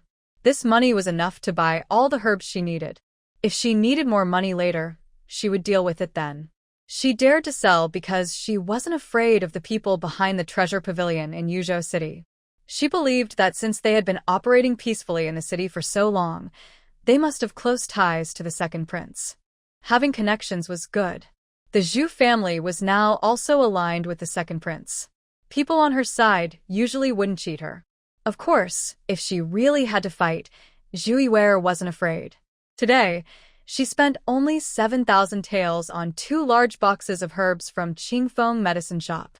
Out of that, 5,000 taels was for ginseng, especially 2 ginseng roots over 100 years old, costing 2,000 taels each. The rest were about 50 years old, costing only a few hundred taels each. Zhu Yuer thought it was a good deal. These herbs, if sold in modern times, would be worth a lot more, each one at least hundreds of thousands of yuan. How much could she buy with just 10 or 20,000 yuan? Glass marbles, for example.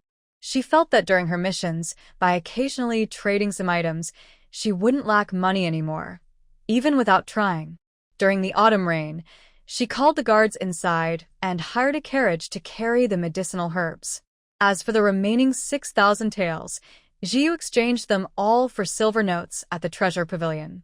She casually rolled 4,000 taels into her sleeve and transferred the notes into her space.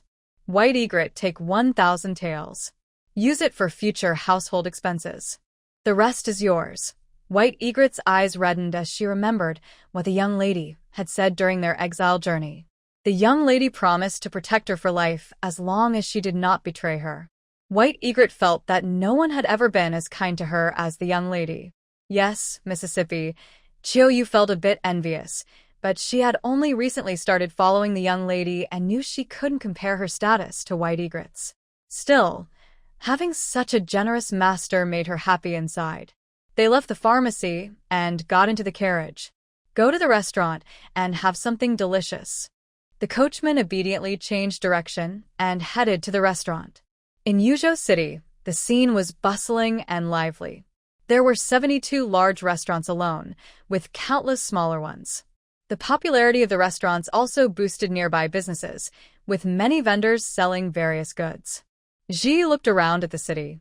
It was probably rare or non-existent to see such harmony and liveliness among officials and nobles. Even in the capital, the streets couldn't be as lively as this. The prosperity and excitement of the capital were mostly from wealthy young men. It seemed the city's ruler was a very capable manager. With such talent, governing the world wouldn't be difficult. It looked like the Ji family's chances of winning this battle were very high. So, should she take Jiyin with her? Jiwon was definitely coming along. Without her, the family's status would drop. The servants were very good at reading the situation. The old madam didn't see the young lady as important, and others followed her example, showing disrespect. Jiyu didn't want that. Jiwon had finally improved her mood, and she wanted to keep her that way. The carriage stopped at the door of Drunken Immortal Pavilion. She asked Chiou to arrange for the coachman and guards to also have a meal, then took White Egret into a private room on the second floor of the restaurant. Removing her veil, Jiu eagerly looked at the feast on the table, full of various dishes, and invited White Egret to sit and eat together. Miss, the duck here is really delicious. White Egret took a bite of the duck and looked amazed. Jiu had tasted many good dishes before, so she wasn't as surprised. Still, she thought the cooking was quite good, much better than what the Ji family's cook could make. After eating well, we will go out to eat more. Bai Lu was about to say that it was too expensive here, but then she remembered that her young lady was now a wealthy person, and a small meal was nothing. She decided to enjoy this rare good food.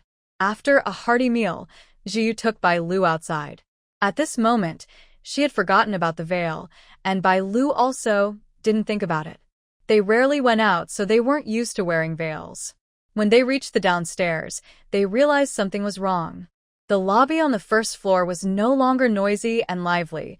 It was eerily quiet. Everyone was kneeling on the ground. The only man standing was dressed in a smoky green brocade robe, tall and handsome, with a gentle and elegant demeanor. Surprisingly, he didn't seem arrogant, but had a kind, smiling look.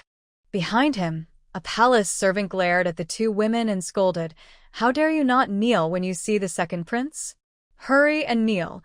Bai Lu was startled and immediately knelt down. But she quickly noticed that her young lady didn't move to kneel at all. The second prince was also watching the woman, who showed no respect at all. He raised an eyebrow, interested. "Are you not afraid of me?" Disrespecting the royal family was a serious crime. The entire Zhu family could be implicated again, falling into deep trouble. The woman in front of him was dressed very simply in a neat white outfit. Her long hair was tied with a ribbon, and she wore no makeup or jewelry. Yet, her beauty seemed unaffected by these external things. It wasn't an aggressive kind of beauty, but gentle and stunning. Standing in the hall, she had an almost otherworldly charm. Zhu Yu was also feeling conflicted. If it weren't for the second prince, any other prince would have just walked away without kneeling. She thought with a modern mindset, She had no reason to kneel to these people, especially since they didn't pose a threat to her. Her only hesitation was thinking about Zhu Wan and Zhu Yin, who were her mission targets. The second prince might be Zhu Yin's future supporter, and she couldn't just solve the problem easily. After some thought, she came up with a way to handle the situation. She said calmly, "Your Highness, I am an outsider. I do not kneel to anyone. I am a Taoist priest. I kneel to no one. Since I said I am a Taoist priest, I am not a member of the Zhu family. If you want to cause trouble, come at me." The second prince, Lu Shi, understood the hidden meaning. He looked down at her with a cold gaze, slightly parted his lips, and snorted softly. He didn't want to argue with a young woman. A group of people stood up and followed the second prince as he left. Before leaving, the high-ranking beside him cast a deep look at Zhu Yu. Bai Lu was so frightened she fainted on the ground, trembling as she said, "Miss, you scared me to death. What if His Highness blames us?" Zhu Yu also felt helpless. She truly had no respect or fear for these royal family members. Only if she lost all her memories and became a girl born in ancient times could she kneel before such people. "All right, it's time for us to go back."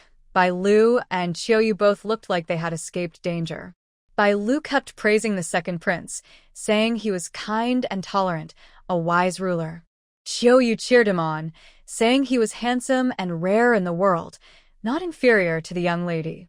When Qiuyu first saw Zhu Yu, she was amazed that such a beautiful woman existed. Today, she saw another. Hearing this, Zhu Yu chuckled softly and said, You don't favor your own young lady, but instead favor an outsider?" Bai Lu quickly looked around carefully, making sure no one in the carriage could hear, then relaxed and warned, "Miss, there are ears behind the walls. I heard the royal secret guards are very powerful. No matter how secretive, they can find out. We should only praise, but if they overhear us, what then?" Zhu Yu raised an eyebrow in surprise. "Aren't secret guards only supposed to be around the emperor? Do the princes also have them? That would be a mess." Qiuyu also knew this. "Miss, the princes have had 2 squads of secret guards since they were young. It's allowed by the emperor to protect their safety." Zhu Yu thought for a moment, but said nothing. She remembered her actions during the house search and the crystal balls sold in the city today. She thought such small matters wouldn't attract the attention of someone at the level of the second prince. But if secret guards had been watching her during the house search and found no treasures in her room, what would they think? Would they continue to watch her? Zhu Yu asked herself honestly, and felt she had to be careful. She needed to be more cautious in the future. Seeing 2 large boxes of herbs being moved into her room, Zhu Yu ordered her people to prepare her medicinal tools, which were also brought over. She then felt at ease and began making longevity pills. Halfway through, she thought for a moment and opened the red envelope group. "Official worker of the Quick Travel Bureau. Team leader, your reincarnation was successful. Say hello." There was no response. Both the cultivator and the team leader were apparently not present. She clicked on the second group. "Official worker of the Quick Travel Bureau. Red envelopes, ready to be claimed." Official worker of the Quick Travel Bureau. The Task World's medicinal pills are good for health. Zhu Yu thought about the holographic helmet and sword from last time and felt it was worth maintaining this connection. She took out 2 beautiful natural crystal balls and sent them over. These crystal balls cost about 2 million each in modern times, and she had several hundred of similar quality. "Official worker of the Quick Travel Bureau. Red envelopes, ready to be claimed." 2 red envelopes successfully attracted 2 group members. Nine-tailed fox demon of the demon realm. Claim 2, abandoned wasteland star zone 17. Claim 2, nine-tailed fox demon of the demon realm. This ball is really beautiful.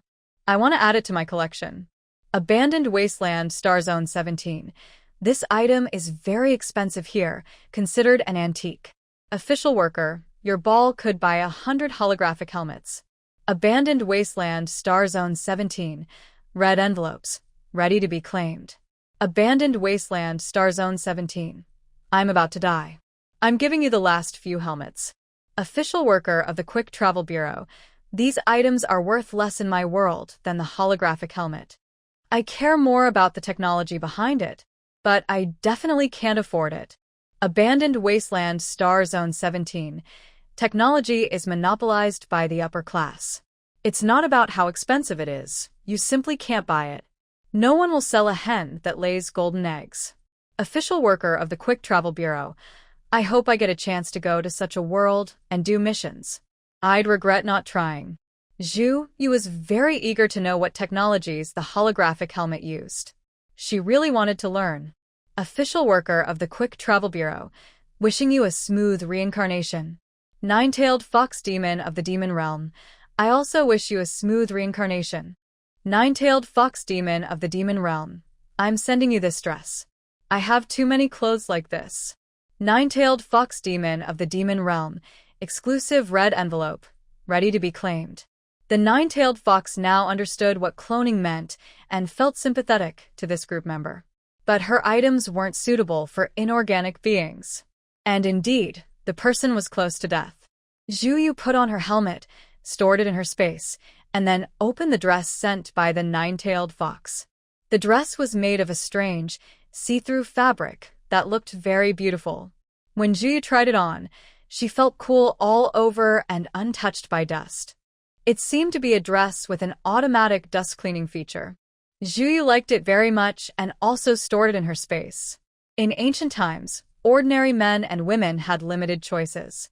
For children from poor families, the only way to improve was through the imperial exams. Zhu Yin was no longer the heir of the Annal Marquis mansion, and there was no inheritance left for him.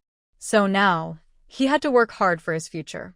Unlike before, when he only knew a little about medical books, Zhu Yin now needed to study the 4 books and 5 classics for the exams. The old lady and Zhu Wan both valued this highly. They asked around to find the best school in Yuzhou City, hoping to send Zhu Yin there. However, the school had very high standards for knowledge. Zhu Yin had barely studied the 4 books and 5 classics before. When he was young, he didn't need to take exams, and no one in his family expected him to. Only Zhu Kuan, the illegitimate son, was required to focus on these texts because he was a son of a concubine. Although Zhu Kuan was the only son of the second Master Zhu, his stepmother Lu was indifferent to him. Even after his mother died early and Lu had no children herself, she never planned to recognize him as the main heir. No matter how much Zhu Yin's father hinted, she pretended not to hear. Zhu Kuan had to give up reluctantly. During this time, Zhu Yin studied the 4 books and 5 classics very hard. Zhu Yu often sent some snacks and fruits through Qiyu to maintain her sister's good image. Zhu Yin's future was not Zhu Yu's main concern. Her care was superficial. Zhu Yu always believed that people shouldn't interfere with others' choices, just like her parents raised her freely. She respected her family and friends and didn't interfere, as long as it didn't threaten lives. They could do whatever they loved. She wouldn't suggest her friends study a profession she thought was not promising just because she believed it was better. Everyone should be responsible for their own choices. Even if you pity someone, it's best not to interfere in their life easily. Thinking she was protecting everyone perfectly, she realized that sometimes this could actually be a barrier. Zhu Yu told herself that even though her tasks had gone smoothly so far, she shouldn't be complacent or think she was very capable just because she hadn't failed yet.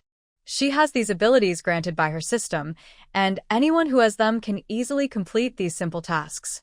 After experiencing so many worlds, what has she left behind? She believes she has changed a lot. Before having the system, she was just a middle school student. After binding with it, even though she didn't interact much with others and mostly worked alone, those years were not wasted. She has seen more things and read more books, so she understands many principles without having to experience them herself. However, the more she understands, the less she looks down on anyone. She often ponders aimlessly about some things that may not have much meaning. For example, she sometimes looks at the autumn rain and white herons and thinks, if the system had been bound to them, they wouldn't be worse than her. But opportunities and choices for women have never been many.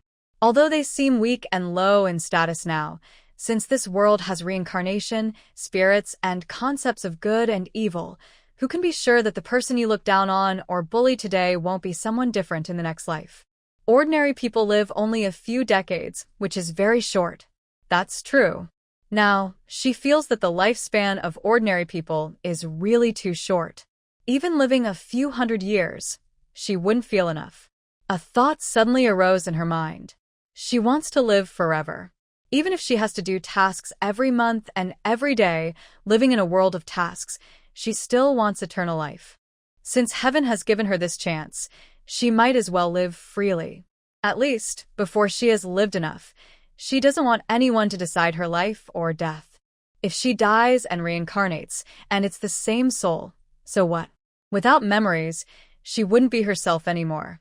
It's like she's already dead. She wonders if her soul cultivation techniques can achieve this. As long as her soul is strong enough, she thinks it should be possible. She lifts her chin confidently, her gaze sharp yet gentle. The two different expressions coexist perfectly, without losing their meaning. No matter how difficult it is, she will firmly move toward her goal. Even if she dies on this path, she won't regret it. She rarely thinks deeply about the deeper reasons behind the system. Being so weak, there's no need to know too much. If she knows the outcome isn't what she wants, where is the motivation to keep trying? Zhuyu enjoys brewing tea during the autumn rain, with graceful posture and smooth movements like flowing clouds. She takes the teacup gently, tastes a sip, and the aroma fills the air. The tea is slightly bitter at first, but leaves a clear, fragrant aftertaste. Nice, good job, she says. Qiuyu happily lifts her small face and replies, "Thank you, miss, for the compliment." Bai Lu quickly takes out a money box and hands Qiuyu a silver ingot. Scenes like this happen often these days. Second miss is truly the easiest master to serve. As long as you are obedient, respectful, and don't secretly spread rumors, you will often be rewarded. These rewards aren't just silver. Sometimes they include better meals, or if someone is sick, the lady pays for treatment, so she doesn't need to spend her own money. If a family member falls ill, they can also borrow money in advance. When enough money is saved, she can buy back her freedom. Second miss never makes things difficult for her. This has earned her a good reputation among the servants. Zhuyu doesn't do these things on purpose. She just acts naturally. When she sees something unfair, she notices it and has the ability to improve it, so she does. There's no reason to hesitate. She doesn't do these to seek gratitude. She dislikes being seen as a saint or having others expect too much from her. She wonders if this is some kind of problem. Since she was young, even though she knew her efforts could lead to good results, she didn't want her grandparents to have high expectations. Later, to please them, she worked hard to change and study desperately. Zhuyu prefers to follow her own rhythm. She believes in going with the flow. If she's willing to learn, she'll absorb the knowledge. If not, she won't force herself. She prefers a relaxed approach. No one says she has to be excellent at everything. Just doing enough is fine. Zhuyu doesn't want to force herself. Later, after binding the system and taking the enlightenment pills, knowledge that didn't enter her mind before now automatically did, without her effort. She is naturally passive. The only variable is the system. Her gradual change is mainly due to these tasks. The system's tasks are always simple, which suits her perfectly. She feels like she can live peacefully. Just staying alive is enough. How simple that is. As for side quests and her original wishes, she does them casually. If she doesn't want to do them, she can refuse at any time. She really enjoys this kind of state. She has met many people who care too much about others' opinions, willing to sacrifice themselves. In their hearts, they lack a true sense of self. It seems they don't love themselves at all. They force themselves to meet others' expectations. Isn't that tiring? In life, when you reach the end, ask yourself quietly, have I truly lived for myself? Not for parents, children, husbands, or anyone else. Only for yourself. First, you must love yourself before considering others. Miss, there's a new dish at Drunken Fragrance Tower. I heard it's even tastier than duck meat. Bai Lu shows a greedy look. Qiuyu teases her nearby. I think you're more excited than the miss. Why don't you go eat it yourself? Bai Lu quickly feels guilty but quickly retorts, if there's something delicious, I must tell the miss first. The miss eats first, then I do. Her words sound nice, and Ji-yu, who is secretly flattering her, smiles and puts down her notebook. She has almost finished reading, so she can go to the bookstore to buy more. These imaginative stories from ancient times are quite interesting. The miss has fair skin. Wearing this long water-sleeved phoenix tail dress, she must look stunning. Chiyo holds jewelry and styles Ji-yu's hair into a side bun. She doesn't like to put too many accessories on her head. This simple style is good enough. She puts on a snow-white embroidered cloak and, with 2 maids, takes a carriage to Drunken Fragrance Tower. She is quite happy here. Her protector, Zhu-in, is well cared for. The old lady and Zhu-won treat him like their lifeline, caring for him every day after school. To prevent this younger brother from becoming spoiled and entitled, Zhu has shifted from her gentle, caring attitude to occasionally giving Zhu-in a cold shower. Her other protector, Zhu-won, now has a new hobby. Besides worshipping Buddha, she loves making all kinds of pastries. She studies happily every day, and Zhu often tastes delicious food. She doesn't need to put too much effort into these 2 people. After experiencing many hardships during exile, she has now settled down. Zhu feels like she has little to do. Recently, she often goes out. There are many interesting things in Yuzhou City. Storybooks are just one of them, mainly various opera troupes, tea houses, and more. Places rich in history often represent well-preserved civilization. If she hadn't seen it with her own eyes, Zhu wouldn't believe that ancient dramas are truly excellent. The singing styles are completely different from modern ones. At first listen, they sound strange, but oddly enough, Zhu can understand them easily and become immersed in the performance. Miss, shall we go to Drunken Fragrance Tower for dinner first, then continue to watch the show afterward? Bai Lu asked with bright, sparkling eyes. Not only Zhu loves watching dramas. Zhu nodded gently, a smile appearing in her eyes. Exactly just like before. After she spoke, Bai Lu and Chi both looked happy. If there is one thing Zhu dislikes about Yuzhou City, it is that it is just too cold here. No wonder there are so many taverns in the city. In such cold weather, people tend to drink strong alcohol to warm up. Now, Zhu sometimes enjoys watching the snow and having a few drinks. Although the drinks are not very tasty, it's undeniable that after drinking, people feel warm and find it easier to fall asleep. Bai Lu, is this the new dish you mentioned? Zhu looked at the bright red, oily chicken in front of her and asked in disbelief. Bai Lu confidently said, Miss, don't judge by appearance. The taste will definitely be good. The master chef at Drunken Fragrance Tower is very skilled. Zhu still had some doubts. The appearance was really unappetizing. It looked like there was no way anyone would want to eat it. Try it first, she signaled Bai Lu with her eyes. Bai Lu, hearing this, didn't hesitate. She picked up her chopsticks, took a bite, and immediately her face changed, her features twisting in surprise. Zhu smiled and said, I told you, there's no way this could taste good. Go ask if they brought out the wrong dish. Bai Lu looked grim, not wanting to spit it out but forced herself to swallow. Her throat felt blocked and uncomfortable, so she drank 2 cups of tea to feel better. Yes, miss, she said, holding the dish and quickly heading to the kitchen. Not long after, the shopkeeper came with Zhu. He first apologized, saying they had indeed served the wrong dish. It was made by an apprentice trying out new skills, and because they were busy, the waiter didn't check carefully before bringing it out. After explaining, the shopkeeper brought a new dish for Zhu. Miss, here is the new dish, red braised chicken. Please try it. Zhu nodded, didn't make things difficult, and waved her hand to dismiss him. She then beckoned Bai Lu and said, Come, try this. The egret carefully picked up a small piece of food with chopsticks, tasted it, and then said with bright eyes, Miss, this is very delicious. Zhu also took a bite and agreed. It is indeed good. However, Zhu didn't like oily dishes, so after a few bites, she stopped eating. She didn't have a big appetite, so most of the food on the table was eaten by the egret and Chiyu. After the meal, she went to the theater and sat in a private box, listening to the singing from outside, feeling immersed in the atmosphere. Time passed unknowingly. When Zhu wanted to leave, It was already dark outside. The guards had wanted to remind her earlier, but couldn't get in. Because the second prince was also watching the show today, the theater was reserved, and only those waiting for the prince to leave could come out. No one else could enter.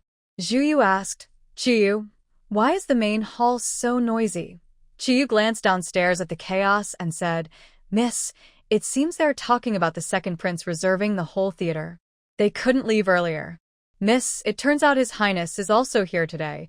Zhu was slightly surprised. "I see. Normally, when meeting the prince, we should pay our respects. But I guess the prince doesn't want to see us." "Chiyu, hurry up and take me out." Chiyu, the tallest of the three, nodded. Since there were too many people outside, Zhu would be overwhelmed once she stepped out. Looking around, she saw only shoulders everywhere, and she might even lose her sense of direction. The theater was large. When she arrived, there were fewer people, but she had to walk for a while. Chiyu helped Zhu put on a veil. "All right, miss, let's go." They stood in front and behind Zhu, surrounding her to prevent others from approaching. Suddenly, Zhu felt a gaze and looked in that direction. She saw the stern face of the Hai, who looked at her with a hint of mockery. Zhu thought, what a petty person. He didn't even bow to her, and since he doesn't care, he's holding a grudge. If he dared to come closer, Zhu threw a transparent bad luck charm at him, glaring fiercely and tossing it again. The Hai's expression grew unwilling, but he dared not forget the second prince's orders to watch over her safety and see Zhu safely home. The Grand Lady thought about Miss Zhu's beauty and understood the emperor's fondness for beautiful women. However, she believed this woman was not gentle or obedient. She was proud and unruly, not suitable for the emperor. Miss Zhu had no idea about the Grand Lady's imagination. She pushed through the crowd and finally felt relieved once she was in the carriage. "Next time, let's go to a smaller theater. This one is too big. If we find a smaller one, such things won't happen again." Bai Lu and Chu looked as if they had just escaped danger, nodding firmly. "By the way, did you go backstage to give tips?" Bai Lu replied, "Yes, I sent Miss Zhu there." It was shortly after the show started. Miss Zhu nodded and said, "I have a task for you. Later, find out about the theater troupe. See if they have a group that can perform at the mansion. If so, Miss Zhu might want to watch their show." Miss Zhu rarely went out, and Miss Zhu's family didn't want to force her. But many plays are interesting and can broaden her mind. So, she could invite some performers to the mansion for Miss Zhu to see. Bai Lu agreed. Back at the mansion, Miss Zhu drank a bowl of goat milk at night. Then she told Qiuyu and Bai Lu to leave, so they wouldn't need to stay watch over her. After blowing out the candle, Miss Zhu blocked the door with a cabinet and slipped into her space. First, she checked the plays she watched today. There was no record of the plays she listened to. She had long thought about this. From the first time she heard it, she felt this kind of art should be preserved. She wanted to watch it over and over again. If this weren't ancient times and there were records, Miss Zhu might have stored a few boxes of them in her space. She didn't pay special attention, but some news kept reaching her. Her second uncle had allied with Lord Pei and was now helping him with some tasks. No doubt, these were related to the second prince. The current situation at court was probably tense. The second prince had just returned from far away, and his first act was to visit several martial arts grounds outside the city. The signs were clear. Miss Zhu thought for a moment. Although she believed the second prince was clever and had a good chance of winning, accidents could happen, and she had to be careful. Thinking of this, she closed her eyes and recalled the face she saw last time, activating her precognition. She wanted to see if this person would be the final winner. In the vision, the second prince led his troops into the imperial city and tore up the edict left by the old emperor, which ordered the seventh prince to succeed the throne. The gentle expression on her face was like always. Calmly, she ordered the killing of all her brothers, leaving no one alive. In this world, the winner takes all. Eliminating potential threats is necessary, even if it seems harsh. But isn't that what emperors often do? It's not a big problem. However, what happened next shocked Zhu. After Lu Shi finished killing his brothers, the next person he targeted was Zhu's family. Of course, not her own Zhu family. She understood from the scene that this Zhu family was probably connected to Lu Shi's mother. Hundreds of people, from top to bottom, were all killed, blood flowing everywhere. Everyone in the court was stunned. No one expected that the gentle appearance of the second prince was just a mask. Inside, he was so cruel. Even if they wanted to find someone else to support, there was no one left. All were killed. This tyrant even had no children. The last scene showed Lu Shi having many wedding gifts carried in, intending to make Zhu Yu his noble consort. After watching, Zhu Yu was initially happy that Lu Shi was the final winner. But then, she saw his imperial decree, and her eyes flashed with anger. She asked herself, aside from that one moment when they met before, she had no other connection with this prince. The decree was really strange. Could it be that he liked her face? Zhu Yu touched her soft cheek. Her face was indeed very beautiful, often called the most beautiful. Her most attractive feature was her deep, alluring eyes that seemed to hold many secrets. Thinking of the most beautiful woman in the capital, Zhu Yu remembered the death of the original owner. She had already taken revenge on the prince who coveted her. Using a cursed talisman, the outcome was predictable and not good. As for Lu Shi, she couldn't act now based on future imperial orders. She thought about the year Lu Shi ascended the throne. It was probably within the last 2 years. She needed to leave Yuzhou City before Lu Shi became emperor. The old lady won't last much longer. It's fine to take Zhu Yin away now, she thought, feeling no rush. In this life, she couldn't practice meditation techniques. During her free time, she listened to plays, read stories, and occasionally recreated ancient desserts in her space. Her favorite was lotus cake. She made several large boxes, enough to last for years.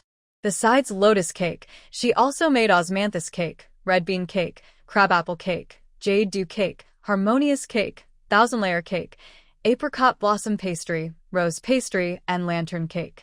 The taste of rose red bean cake and almond snowflake pastry was just as good as lotus cake. Zhu Yu made a lot of these and stored them carefully. Every 6 items are sealed with a vacuum machine, then packed into boxes and stacked into tall piles. Besides pastries, she also stored many vegetarian foods. Every evening when she had free time, she would cook 20 or more pots of rice, steamed buns, and dumplings in her space. The fillings for the dumplings were varied, mostly spicy. Now, she is dedicated to turning all the stored grains in her space into finished products, leaving only a small amount of seeds. She organized her space, dividing it into specific areas for food. The steamed buns, rice, and other foods she cooked recently have filled half of her large storage. Ziyue thinks she needs at least 100 warehouses to use all this grain. Fortunately, she has plenty of time. She enjoys the process of cooking the food, mainly because she has various pots and she just needs to put ingredients in and wait. While waiting, she watched many stored movies and now started watching TV shows. Yue, I haven't seen you go out lately, Zhu Wan said slowly as she entered, carrying a food box held by her maid. She opened the box and took out different kinds of pastries one by one. Try my new 5-spice cake. Ziyue took a piece to taste. As soon as she bit into it, she smelled a faint tea aroma combined with a rich, smooth flavor, which was very enjoyable. Delicious, big sister. I didn't expect you to really develop this 5-spice cake. I saw the recipe back then, but it didn't taste good when I made it. Zhu Wan smiled gently and said, I improved a few things. I used white glutinous rice and japonica rice in a 6:4 ratio, dried glutinous rice powder, ginseng, white atractylodes, poria, and amomum seeds, totaling 1 part. Grind them very finely and sift. Mix with white sugar syrup, then steam. For the flour, use 1 bushel, add 4 ounces of dried glutinous rice, 2 ounces of atractylodes, 2 ounces of poria, 1 ounce of ginseng, and a small amount of amomum seeds, all ground into fine powder.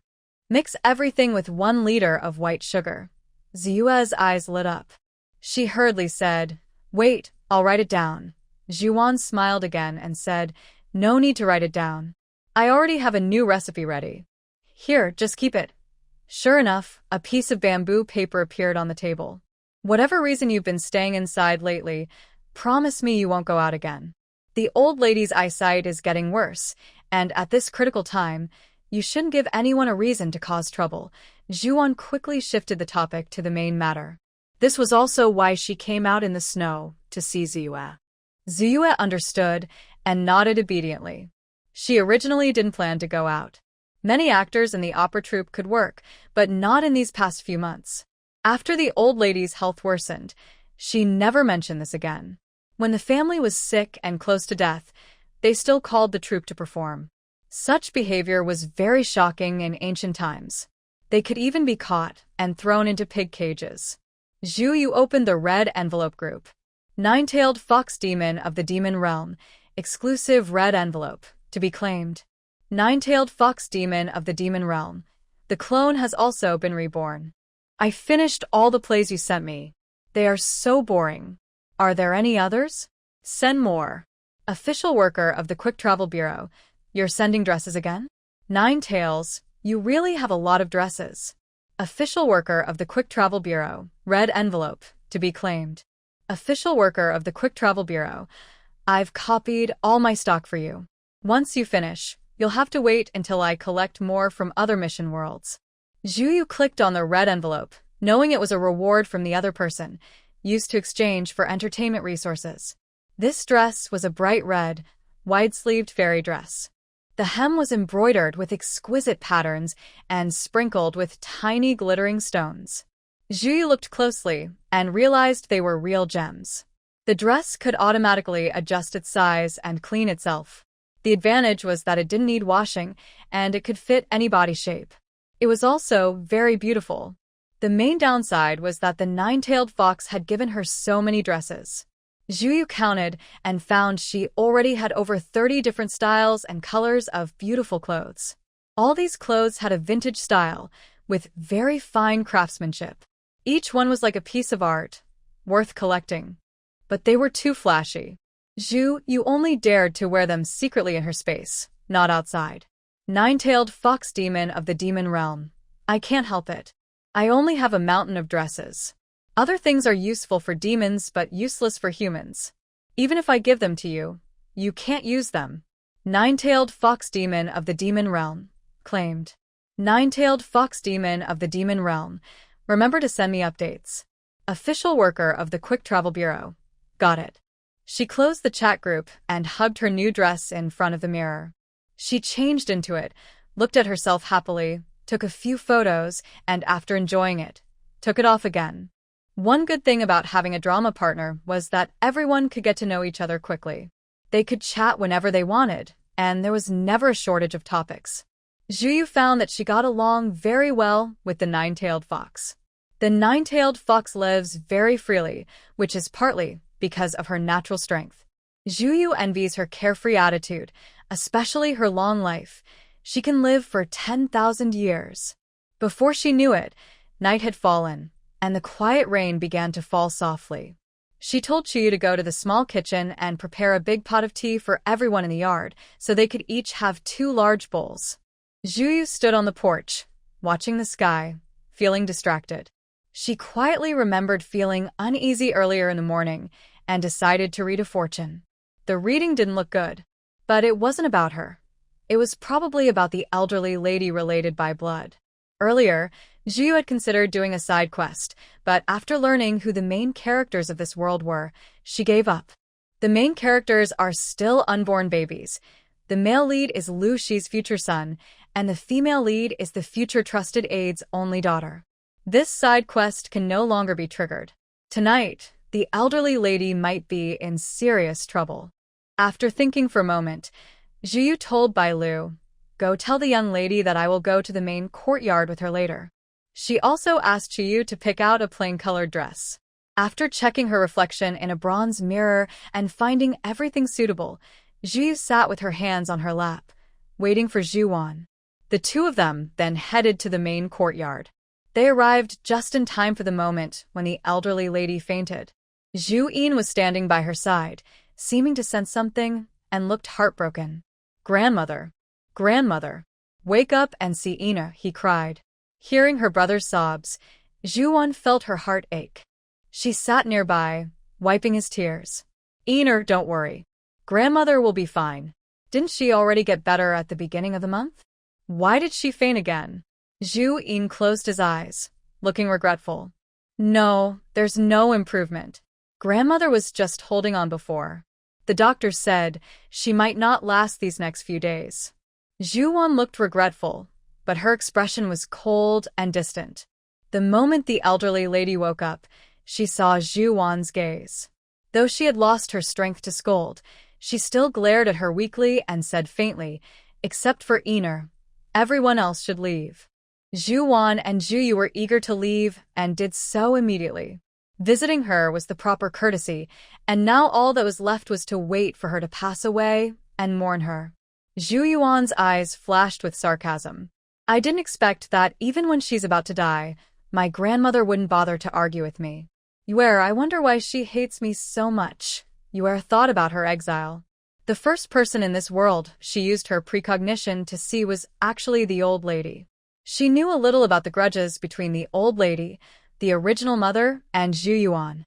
The old master's death was somewhat related to Zhu Yuan, but she was young back then and didn't remember. The old master was also in poor health, with some heart and breathing problems. It was spring or summer, with willow catkins floating in the air. Little Zhu Yuan was hiding behind a tree playing when she suddenly jumped out and laughed loudly, startling the old master. The two buffs stacked, and he quickly became very ill. The doctor's diagnosis was fair. He said the main cause was the willow catkins, and Zhu Yuan was just the last straw. Since then, the old lady disliked both mother and daughter. Her hatred extended to Zhu Yuan as well, and her attitude towards Yuer was also unfriendly, though not as harsh as towards Zhu Yuan. Zhu Yuan's marriage was not her deliberate choice. She simply didn't care. When the servants mentioned some candidates, she casually picked one. But Yuer didn't want to reveal this truth. The old lady hadn't spoken about it, and even if she hated her deeply, she only treated her coldly. Yuer saw no need to make things worse. Now, Zhu Yuan knew this truth would only make her more painful. She learned that her grandmother hated her because she was responsible for her grandfather's death. How should she behave in the future? Fortunately, few people in the mansion knew about this. Yuer also noticed that the old lady's desire to survive was weak. She supported the Zhu family more out of a sense of duty. She was always indifferent to her two sons and grandchildren, except for Zhu Yin, who resembled the old master in appearance. During her exile, Yue discovered that the old lady deliberately avoided taking medicine and didn't want to recover. Even after returning home, she knew she should rest in bed but insisted on exerting herself, showing a desire to die quickly. However, those in the mansion who didn't know the past probably couldn't see this clearly. Even Zhu Yin thought the old lady was just too attached to the Zhu family now, which is why she was so busy. Yue couldn't help but feel curious. She had never seen such a deeply affectionate woman. Even after so many years, she still mourned the dead. Whether it was worth it or not isn't for her to judge. She, Yue, had no right to say. She only thought that the old master must have been very kind to the old mistress. In ancient times, when someone in the family died, there was a tradition called stopping the coffin. This means keeping the body at home instead of immediately burying it. The main reason was to help the deceased pass away peacefully.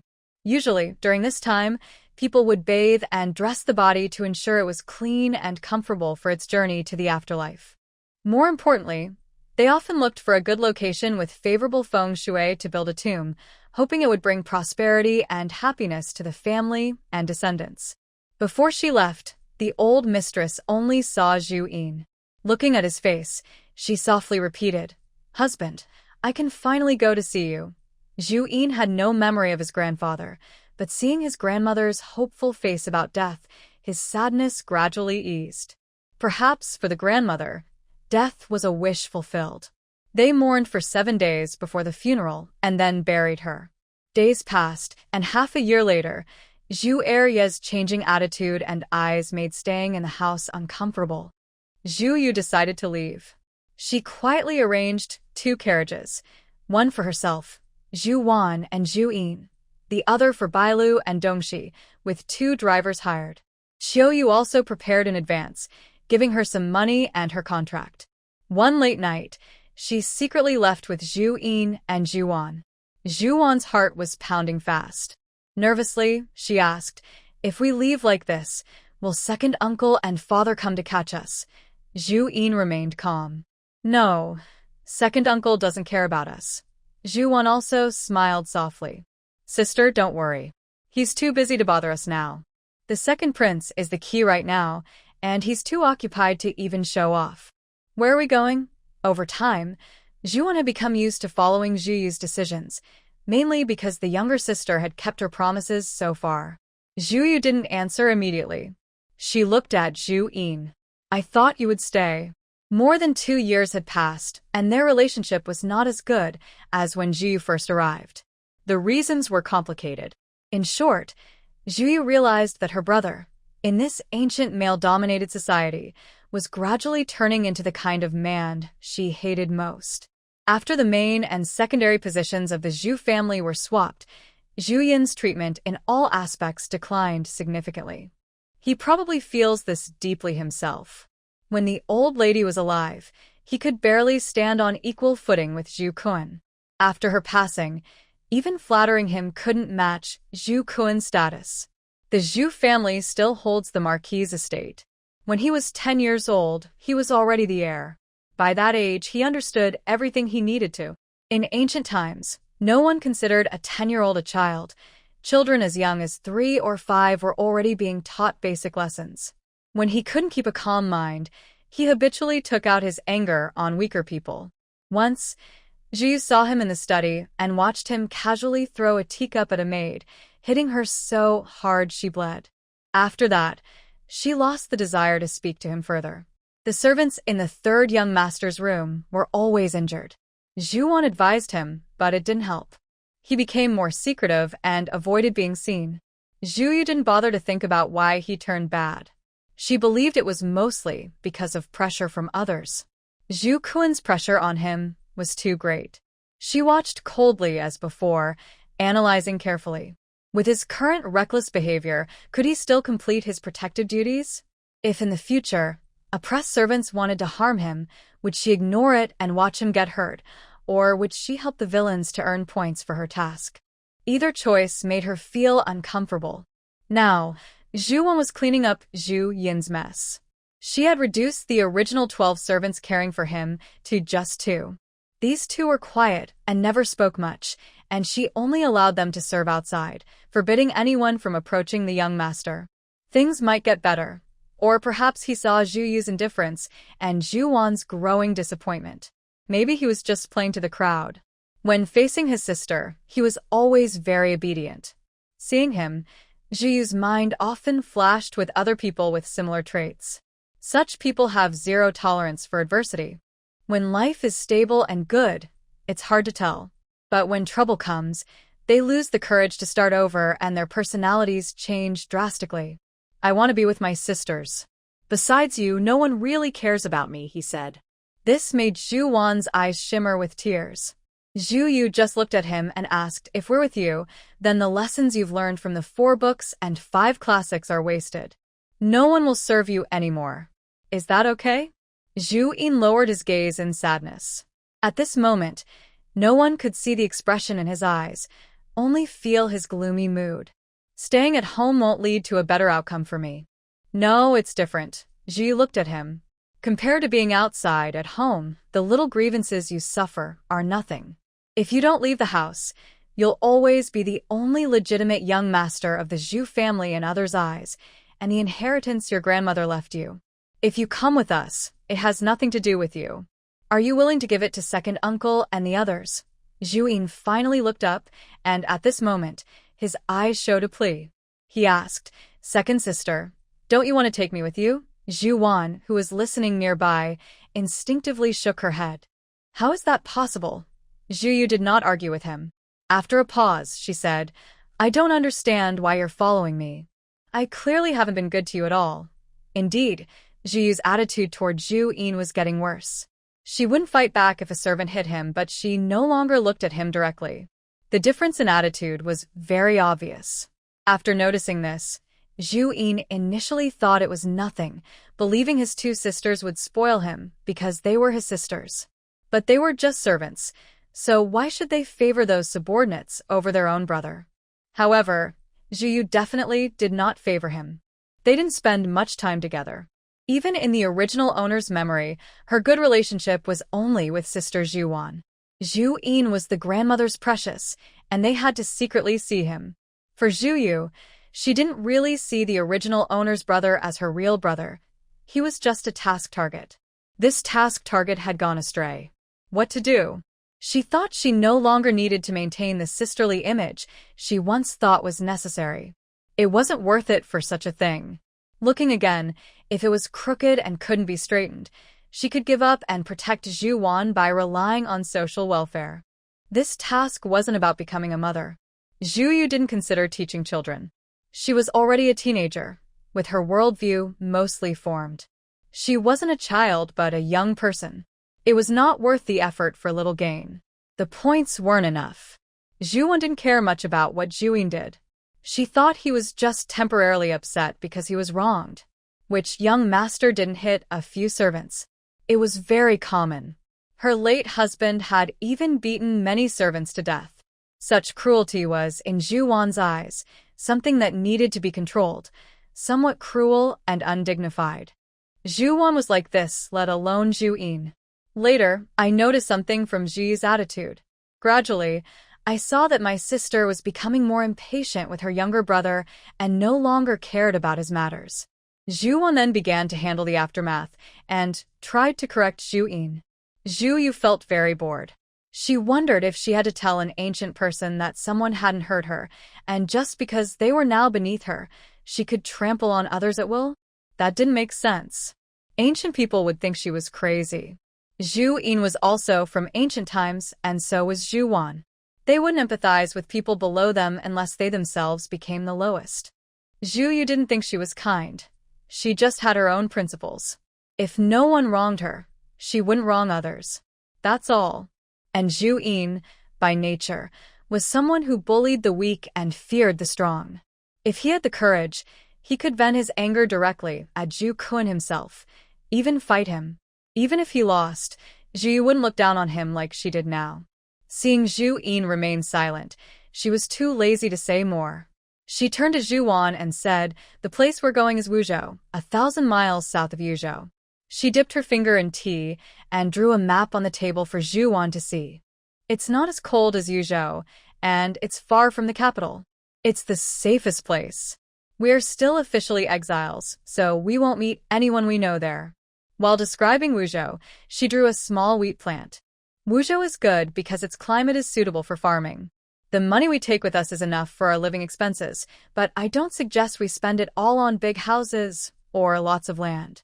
Zhu Wan looked puzzled and asked, why not? It's too obvious. Zhu pointed at the wheat shape.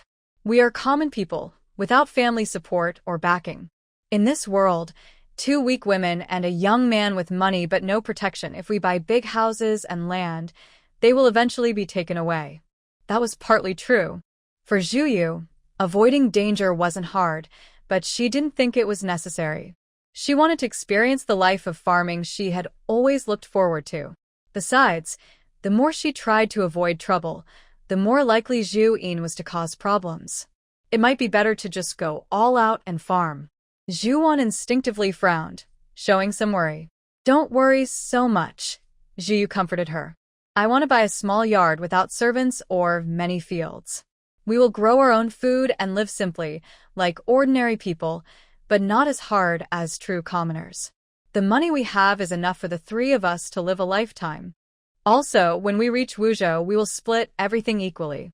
Zhen's money is his own to manage. Big sister, don't argue with me now. Although we are his sisters, he is already of age to be a father. We can't keep treating him like a child. Isn't this better for him? The man is often less capable when he's in a comfortable, protected environment, and this is true. Seeing Zhen look at her with some hope, Wan Yuan decided not to say what she was about to. She said, "You two can share the money." "I don't need any." Yu smiled and firmly said, "No, I will give you the money, and you can use it however you want. But this money must be split equally. Our family will discuss everything together. Each month, we will spend only from our own money and add the same amount to the shared account. Also, Bai Lu is no longer just my servant. She is part of the family. No one should order her around. She said this to Zhen. Zhen nodded obediently, looking very gentle, reminding you of her first impression of him. People are complicated. This younger brother is kind to his two sisters, but he is very harsh to those of lower status or not family. He doesn't see them as people. You did this to make him realize that he is no longer the young master of the noble house. He could become just like the servants he looks down on. They are all common people. She hopes that once he is in a lower position, he will understand. Early spring brought a light rain, with a bit of chill in the air. The Changchun Palace had red walls and green tiles. In the corner, a pear tree leaned against the wall. A breeze blew, and pear blossoms fell into the courtyard. This small yard was not big, but it was in a good location. It was quiet nearby, close to a school. This yard has good sunlight. If you buy it now, it only costs 200 taels. Usually, you'd need at least 230 taels to see such a house. If the seller wasn't leaving Wuzhou, you wouldn't find such a good house. The seller was full of praise. You looked at the two people behind her with curiosity. She was quite satisfied, but she didn't know what they thought. Zhu Wan felt the house was too small. She had never lived in such a tiny courtyard, not even as big as the tower she used to live in alone at the former marquis's residence. Now, she had to share it with her siblings. But she understood that times had changed. Things were no longer the same as before. Thinking about how they now had nothing, she thought this house was not so bad. Zhu Wan nodded to show she had no objections. Zhu Yin saw that her sisters agreed, so he also nodded obediently. Zhu Yu took out some money and asked Bai Lu to go to the government office to handle the property papers. The documents they used now were not real. They had bought them on the way and changed their names. "This house will be our home from now on," Zhu Yu said. She thought for a moment and looked at Zhu Yin. "In the future, you can't let big sister cook alone. Take turns. You need to learn how to cook, and your clothes, don't let anyone else wash them." In the past, they didn't live together because the courtyards were far apart, and it was better not to see each other. Now they were close, right under her nose. Zhu Yu wouldn't allow anyone to take advantage of her, especially not by making her do more work. Zhu Yin gathered his courage and looked up at Zhu Yu. "Second sister, I really know I was wrong before. Can you forgive me?" Zhu Yu looked at his serious eyes at that moment. His face looked good, not bad at all. There was even a faint purple aura between his brows. Such a face, when she was the imperial tutor, she often saw on high officials in the court. This meant that in the future, this brother would achieve great things. She also saw his true nature. He was upset because he thought she cared about the servants and was angry about it, but he didn't really think he was wrong. Zhu Yu looked at him deeply. "Einer, without the grandmother, if we were still in exile, you would be a sinner. Do you think your situation would be better than those who serve you? You haven't done anything wrong to me, so you don't need to apologize." A dark cloud crossed Zhu Yin's eyes. He couldn't hold back and said, "But they have nothing to do with you. I am your brother. How can you stop caring about me? I stopped doing things because of you. What more do you want?" Zhu Yu said, "Zhu Yin, you dislike Brother Cohen who provokes you, but you don't confront him. Instead, you get angry at unrelated servants." She sneered with anger. "If you think I and Big Sister shouldn't be angry about this, why didn't you dare do so when the grandmother was still alive? Why do you hold back your feelings now?" Zhu Yin, "So, second sister, are you going to be angry with me forever just because a few servants? That's not about the servants. I just saw my brother clearly through these things." Zhu Wan was stunned. She had never thought about it from this angle. She finally understood the real reason Yuer was angry. She thought that Yin's character was not good, but Yuer, the matter of the servants is ultimately a small thing. Later, the two of us will teach Yin properly, and he will understand. Yuer lost her desire to continue the conversation. It was like talking to a wall.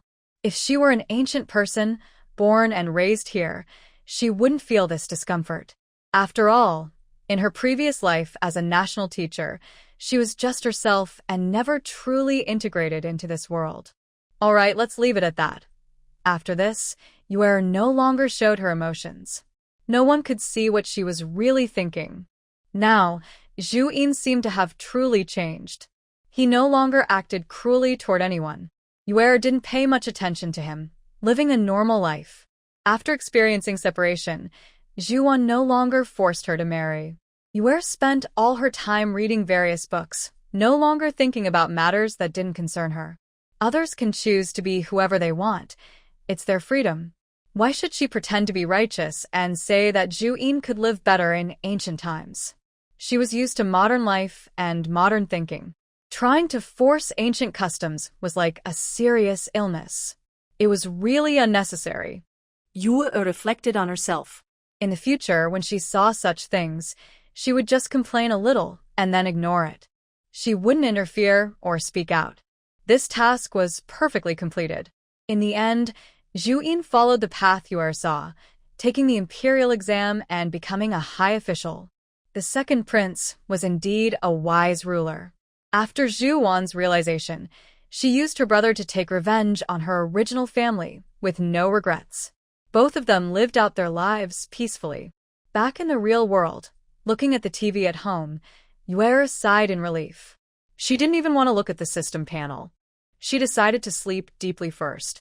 When she woke up, she started to think, if she completed others' wishes in the task world every month, what about herself? Since she linked with the system, she seemed less concerned about the real world. In the task world, she is willing to learn anything difficult to reach the peak of scientific research for her goals. But in the real world, she seems to always be asking for love from her grandparents and family to keep herself stable and better complete her tasks. However, she hasn't really given much in return. The little bit of spiritual spring water she offers isn't much of a sacrifice. Although these things are precious, they are not hard for her to obtain, just like daily wages. She doesn't think she has repaid her family. The people she loves, who love her, how long can they stay with her? Zhu looks at her skills on the system panel and considers whether to fulfill her own wish. Their love is the best reward for her. It has been continuously and generously given to her. Her current wish is to make them proud of her. Zhu makes up her mind. But being proud isn't so easy. Before university, she could have made her grandparents proud by becoming a top student. Now she's in her second year, which is no longer realistic. Her research skills are not as advanced as those of modern scientists. She only lived about 10 years in her world, and now it's 2050 in her own universe. System, before settling the rewards, I want to ask, can I really not choose the world I want to go to? Zhu wants to go to an interstellar world, learn various technologies, and bring them back to her world, like the holographic helmet technology she craves. Host, no, the world is chosen randomly. Alright, she'll just see if she can encounter her desired worlds later. Task settlement in progress. Task completed. Congratulations to the host for completing Task 1, passing away peacefully. 1,000 points awarded. Congratulations to the host for completing Task 2, protecting loved ones. 1,000 points awarded.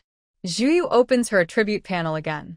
Name: Zhu main world age, 19 skills, traditional Chinese medicine, acting, martial arts, divination, weapon mastery, genius tools, precognition, 3 realms red envelope group, spiritual spring water points, 11,050, finally seeing 5 digits.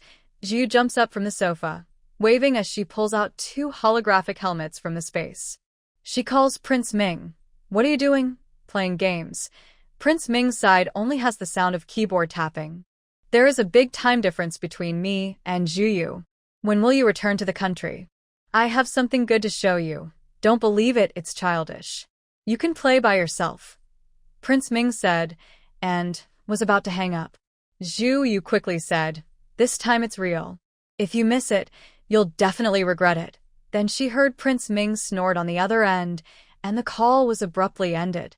Really, it was just about the last time when he accidentally dirted his beloved first-generation Ultraman. Why does this anger still linger? Who was the more childish one? Thinking about the holographic helmet, Zhuyu decided not to share if he didn't come back. She casually put the helmet back into the space. She called her mother, whom she hadn't seen in a long time.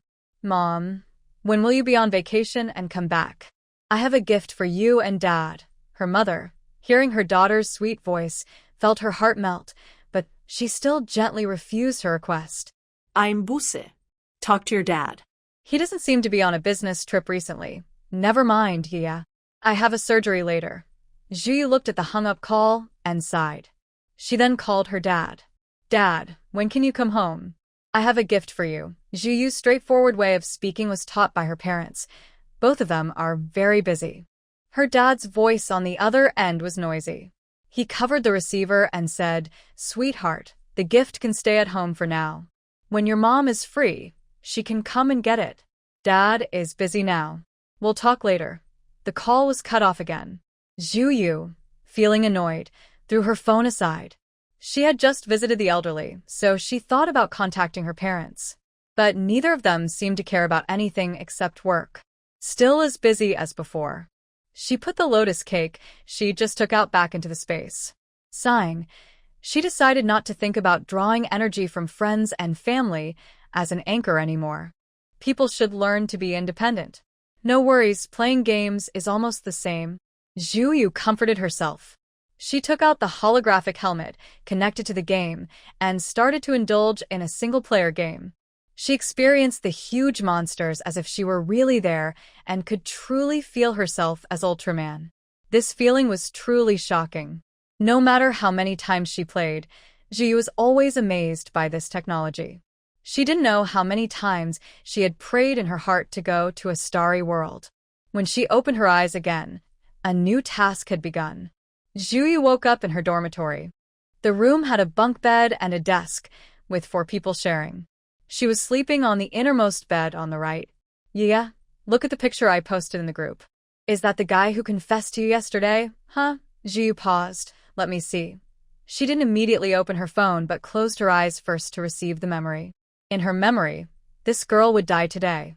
This was the predetermined path, which would unfold after seeing the picture her roommate sent. After receiving the memory, Zhuyu opened her eyes, took out her phone, and checked the picture. It matched exactly what she remembered. It's him. Why is he downstairs in the dorm building? Was this taken today? Her roommate responded. Yes, it was taken today. Xiaoyan went downstairs to get takeout and saw that guy. She took a picture and sent it to the group. You refused him, but he's still at the dorm door. Is he trying to bother you again? Zhuyu's roommates were used to her being popular among the students, especially the campus beauty. For some reason, several of the guys pursuing her didn't seem quite normal. No matter how she refused, they wouldn't listen and kept hanging around. Not only Zhuyu, but her roommates also found it very annoying. That kind of man is really disgusting. Yeah, we should tell the counselor. Zhuyu let out a soft sound from her nose. Then she changed the subject. When will Xiaoyan be back with the takeout? Call her and tell her not to walk downstairs. She should go straight to the cafeteria. That guy knows you all, and it's not good if he keeps bothering you. Another roommate immediately started calling Xiaoyan.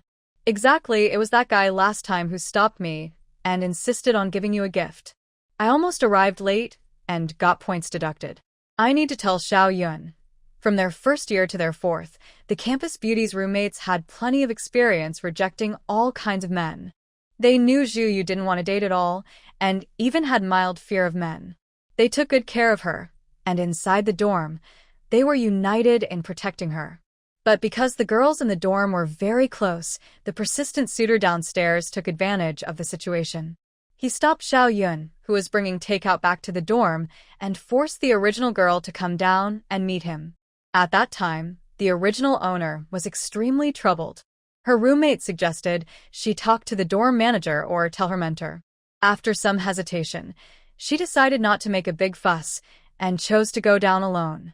When she went downstairs, the man confessed his feelings again. She immediately refused without hesitation, even showing her true feelings for the first time. She felt strong disgust for this persistent pursuer. Just as she was holding Xiaoyan's hand and planning to go upstairs, The man, overwhelmed with shame and anger, rushed forward and swung a knife at her face. She screamed loudly from the pain. Xiao Yun and a passing girl saw the bloody scene and screamed in fear. The man, hearing their screams, became even more violent and stabbed at the girl's throat, 17 times in total. The original owner died that day. Her blood stained the floor of the dormitory lobby. 7 days after her death, she became a vengeful spirit haunting the building. She turned into a ghost, forgetting her memories from when she was alive. Her only obsession was that whenever she saw a girl refuse a man and that man still persisted, she would directly cause harm to those men. In the future, before the male protagonist appeared to dispel her spirit, she had killed over 100 male students who refused her. Her consciousness only briefly returned a few seconds before her spirit was completely destroyed. Her deepest regret was why she didn't dare to firmly refuse those men out of fear of causing trouble. She regretted not listening to her parents and learning self-defense skills from a young age. Even though she had killed some innocent men in her ghostly state, she felt no guilt.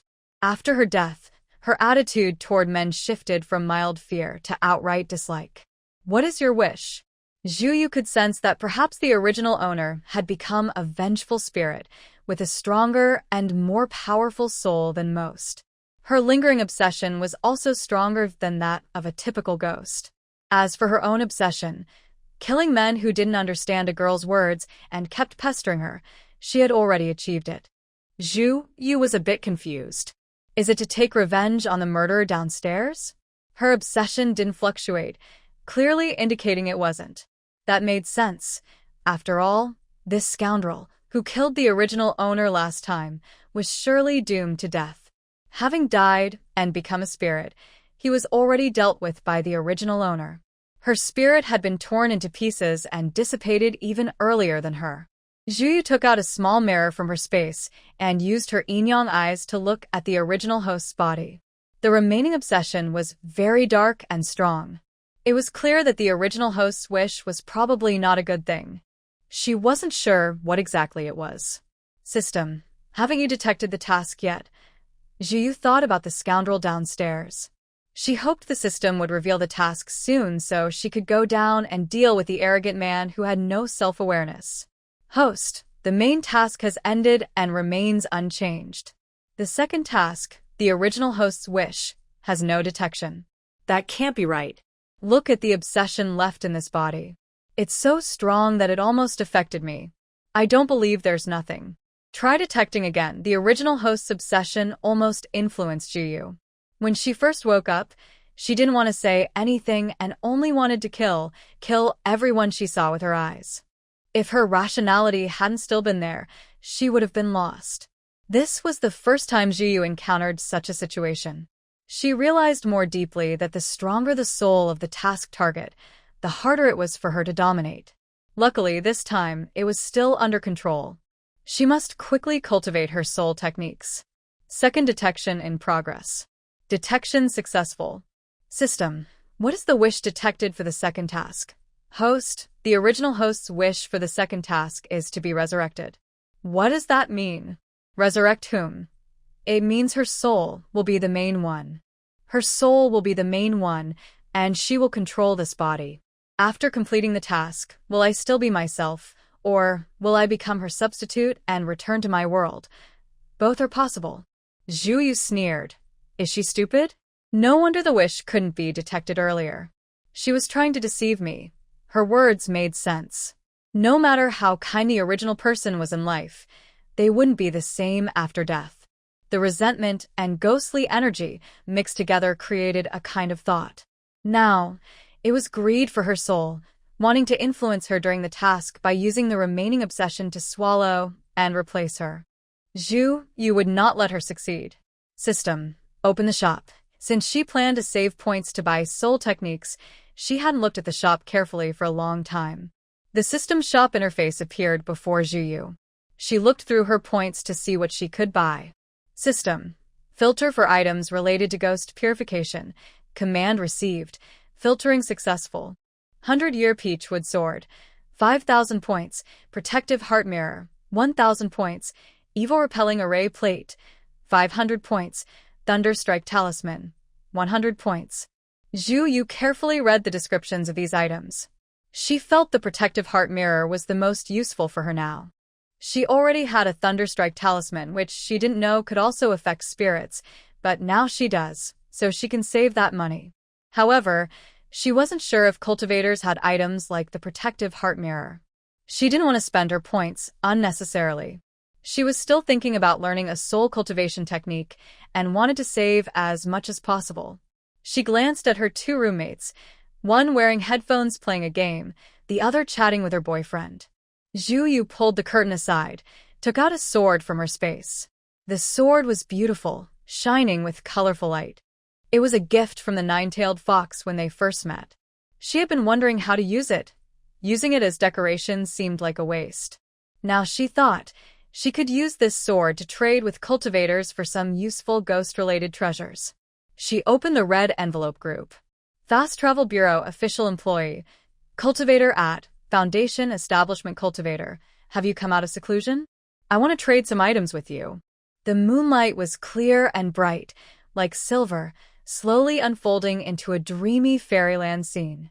This place was a fairy sect on the coast of the East Sea, called Zixiao Palace, hidden among lush mountains, resembling a paradise on earth. Murong Yen felt a familiar tremor in his mind, recognizing it as a message from the red envelope group. He opened his eyes. Senior brother, I'm going to practice swordsmanship. After getting up and leaving, he found a quiet sword room and replied to Zhu Yu. Cultivator in the Foundation Establishment Stage. Long time no see. What do you want to trade? Fast Travel Bureau Official Employee, send a red envelope. Wait for the receipt. Fast Travel Bureau Official Employee, take a look and see if this sword is useful to you. On the other side, Murong Yen saw the message, and his eyes lit up. Was it a sword? He happened to need a good sword. He received the red envelope, and a shimmering 7-star sword appeared. Murong Yen held it in his hand, eyes full of admiration. This sword is made from high-quality materials. Even at the foundation building stage, it would be useful, and it could last until the core formation stage without any problem. The friend who works officially in the cultivation world truly has an impressive background. It seems there is a master behind him. Murong Yen quickly responded to her. Foundation building cultivator in the cultivation world. The sword is very good. I need it right now. Zhu Yu breathes a sigh of relief. Official worker in the Quick Transmigration Bureau. I am currently in a world full of ghosts and monsters. I want to exchange for some treasures that can deal with spirits. This isn't the first or second time she's traded. She trusts the cultivator's character and believes she won't be cheated. Mu Rongyan thought for a moment. There are many treasures that can restrain spirits, especially her senior brother, who is very good at cultivating spiritual consciousness. Foundation building cultivator in the cultivation world. I have a senior brother who specializes in the way of spiritual consciousness. I will ask him and then reply to you. Zhu Yu sees his reply and feels happy. Her previous frustration disappears. Official worker in the Quick Transmigration Bureau. Okay, ask him. It would be great if he has a cultivation method. If he does, I can exchange it for other things if the sword isn't enough. Foundation building cultivator in the cultivation world. Okay. Knowing there is a way to resolve the lingering obsession of the original owner, Zhu Yu's big burden in her heart is lifted. Now she is in a mood to think about other troubles left by the original owner. Compared to life and death threats, the trouble from a persistent suitor is really minor. Besides the man downstairs who keeps pestering her, there are 3 others who refuse to give up on her for a long time. They all see that the original owner has a temper and is not good at rejecting people. They take every opportunity to cling and refuse to give up. Zhu Yu sneers coldly, takes out her phone, and sends a meeting request to 4 people, including the man downstairs. They are to meet outside a coffee shop. All 4 reply instantly, agreeing to come right away. Zhu Yu sneers again. Her 2 roommates in the dorm and Xiao Yun, who just returned, look at each other in surprise. Xiao Yun cautiously asks you what's wrong. Zhu Yu turns to look at her. Her cold smile turns into a gentle one. She says, I'm going to deal with some annoying flies. Do you want to come along? The other three exchange glances, guessing what she's planning. Xiao Luo asks her, "Is it that guy downstairs? We'll go with you, so he can't use force." Last time, Xiao Luo wanted to stay with the original owner, but she refused. Zhu Yu's eyes were gentle and kind. These roommates were innocent and lovely girls, so she wouldn't blame them. "Okay, let's go," she said. The group changed their clothes and headed toward the school gate. When they entered the coffee shop, Zhu Yu saw 4 men. Xiaoyan instinctively said, "Why are all 4 here?" "Zhu Yu, maybe we should come another day." Zhu Yu shook her head. "It's better that they're all here. Today, everything will be settled." After saying that, she didn't explain further to her roommates and walked into the coffee shop. The 4 men weren't sitting together. Each one had their own table. Zhu Yu looked at their faces and couldn't help but smile inwardly. Sure enough, persistent pursuers are usually men who are far less impressive than the original girl. Ordinary but confident. They firmly believe in the saying, "A strong woman fears a persistent man," thinking they can also succeed by pretending not to see a woman's rejection. For people like this, Zhu Yu didn't bother to waste words. Starting from the first table, she said, "Please don't appear in front of me again." "Can you do that?" The first man kept staring at her with sticky eyes. "Zhu classmate, I really like you. I won't give up." Fine, then there was nothing more to worry about. Zhu Yu stepped closer, raised her hand, and splashed the coffee from his cup onto his face, saying, "This is just a warning. Next time, it won't be so light. If you don't believe me, you're welcome to try." After that, she turned and walked toward the second table. "And you, did you hear that?" The second man's eyes flickered with reluctance. "I'm different from those others." "Zhu Yu, only I truly care about you," Zhu Yu lazily repeated. "I asked you, can you promise not to appear in front of me again? Who cares if you're sincere or not?" To someone she didn't like, even sincerity was just a bother. The man said nothing, only giving a deep, affectionate look, trying to soften her. Zhu Yu wasn't fooled at all. She even wanted to sneer. She did smile, but it was a very nasty smile. The original girl's pure and beautiful face, when twisted by Zhu Yu's expression, looked quite sinister. The shy, harmless look that made men feel they could easily control her was completely gone. The men in the coffee shop, one by one, saw her expression and got goosebumps. Even the man who was splashed with coffee lost his angry look. The remaining 2 men didn't need to be told twice. They wisely ran away. Clearly, they were quite frightened by the goddess. Zhu Yu's smile faded, and a hint of sarcasm flashed in her eyes. She turned to her roommates and said, "All right, come on, everyone. Today, it's on me." After the 3 roommates sat down, they looked at Zhu Yu with new eyes. Not much was said. Xiao Huang, who usually didn't stand out much in the dorm, changed his expression and looked at Zhu Yu with bright, admiring eyes. "Xiao Yu, you're amazing," Xiao Luo couldn't help but say. "Did you see those unlucky guys' faces?" It was so satisfying. "I've never liked them. They have no self-awareness. They only bothered you because they knew you wouldn't refuse. They took advantage of your shyness. It's about time they got what they deserved." Xiao Yun laughed happily. "Today is really a good day. We won't have to see those annoying guys anymore. Come on, order some delicious food. Today, we're going to make Xiao Yu really splurge." Zhu Yu also couldn't help but smile. "Order whatever you want. I've got money." Her relationships with her old roommates were quite ordinary, probably because their majors were different, and she had moved out right after starting school. This was her first time experiencing close female friendships. Since elementary school, she had been isolated, so she deliberately avoided making friends. Except for Wang Ziming, she was naturally guarded and somewhat resistant to others approaching her. After doing tasks for a long time, Zhu Yu developed a special aura that she wasn't aware of. When she wasn't smiling and was just sitting there, she radiated a strong sense of distance. Few people could ignore this cold presence. Even if someone was attracted by her looks, they wouldn't have the courage to come close and talk to her because her aura was so powerful. She felt a sense of detachment from the world, guarding herself against everyone. In her previous world, when she interacted with her protection target, she also sensed this. It was very painful for her. because she really didn't like long-term interactions with others. Maybe it was because she grew up mostly living alone in a big house. Since childhood, she hadn't developed the habit of forming close relationships, so even as an adult, her ability in this area was almost non-existent. I see my parents only a few times a year, maybe 3 or 4, and we don't talk deeply. Usually, they send messages on their phones after work, just sharing a few updates about their lives. Grandparents and other relatives, like my grandmother and grandfather, only lived nearby when I was a child. After I started school, I expressed a desire to live on my own, and my parents agreed. They also didn't want to trouble my aging parents, so they hired a nanny to take care of me. If it weren't for Prince Ming, the real me would be even more distant and disconnected from the world, feeling more out of place. But the small changes he brought during our monthly tasks made me resist changing myself. After getting to know people in the task world, I quickly let go of that resistance.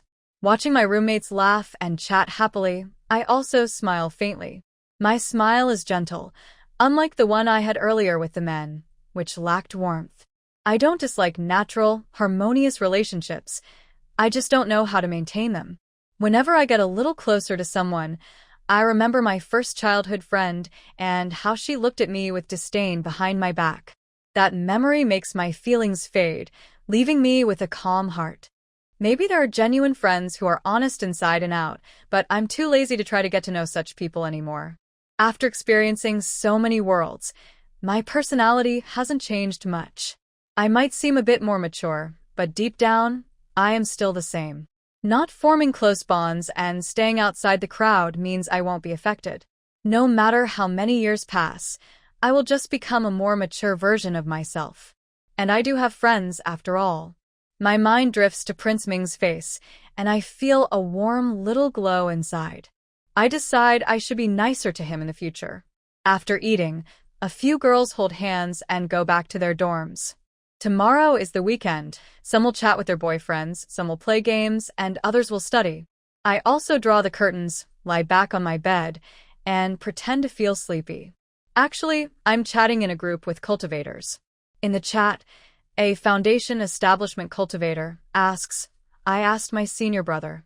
He said his sex cultivation techniques are only for disciples, but he has collected some spiritual soul cultivation methods used by wandering cultivators outside. Another person replies, that's enough. I want all of it. The foundation building cultivator in the cultivation world. It's easy to get basic techniques. I exchanged many useful magic tools for dealing with ghost cultivators with senior brothers using equivalent items. I'll give you one. The foundation building cultivator in the cultivation world. Send a red envelope. Awaiting collection. The official worker from the Quick Transmigration Bureau. Great, thank you. The official worker from the Quick Transmigration Bureau. Already received. The foundation building cultivator in the cultivation world. If you have any questions about the techniques, feel free to ask me anytime. Don't try to figure it out alone, and be careful not to go astray or get possessed. The official worker from the Quick Transmigration Bureau. Is the consequence really that serious? The foundation building cultivator in the cultivation world. Yes, especially with spiritual soul techniques. Be very careful. If your soul gets damaged, healing is very difficult. Zhuyu plans to be more cautious with the technique she just obtained. The official worker from the Quick Transmigration Bureau. Okay, I understand. She happily opened the red envelope. As soon as she did, she transferred everything into her space, closed her eyes, and used her mind to check inside. The first thing she looked at was the technique called concentration method. It was a thin booklet with traditional Chinese characters, which were easy to read.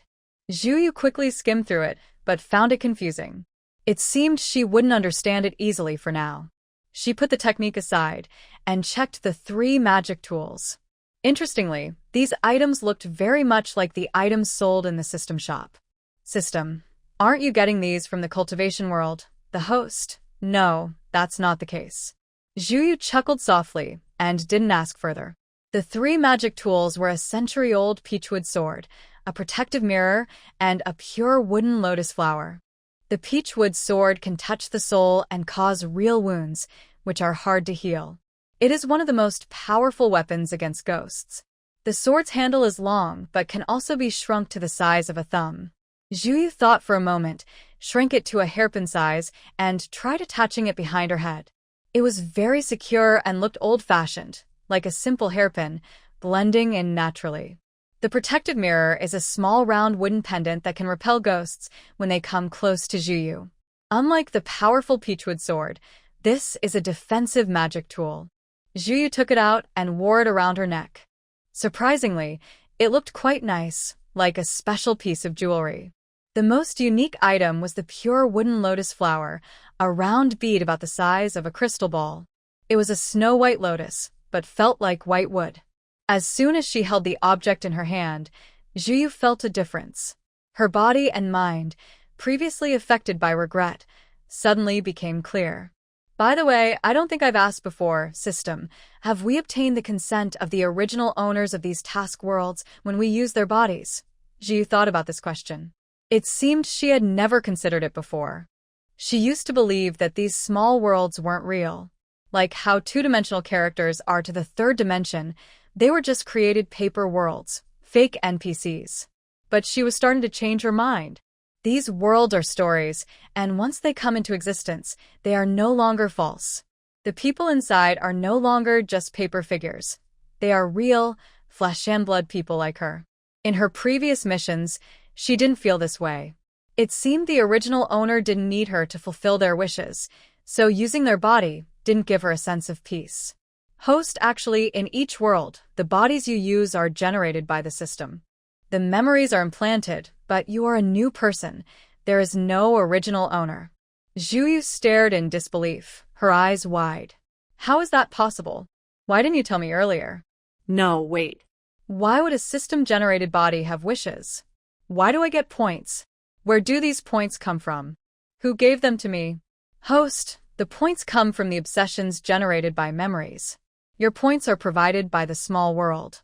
In your world, you are like a lower-level official, and the points and wishes are ways the small world tries to give you benefits. Some side quests are also part of this.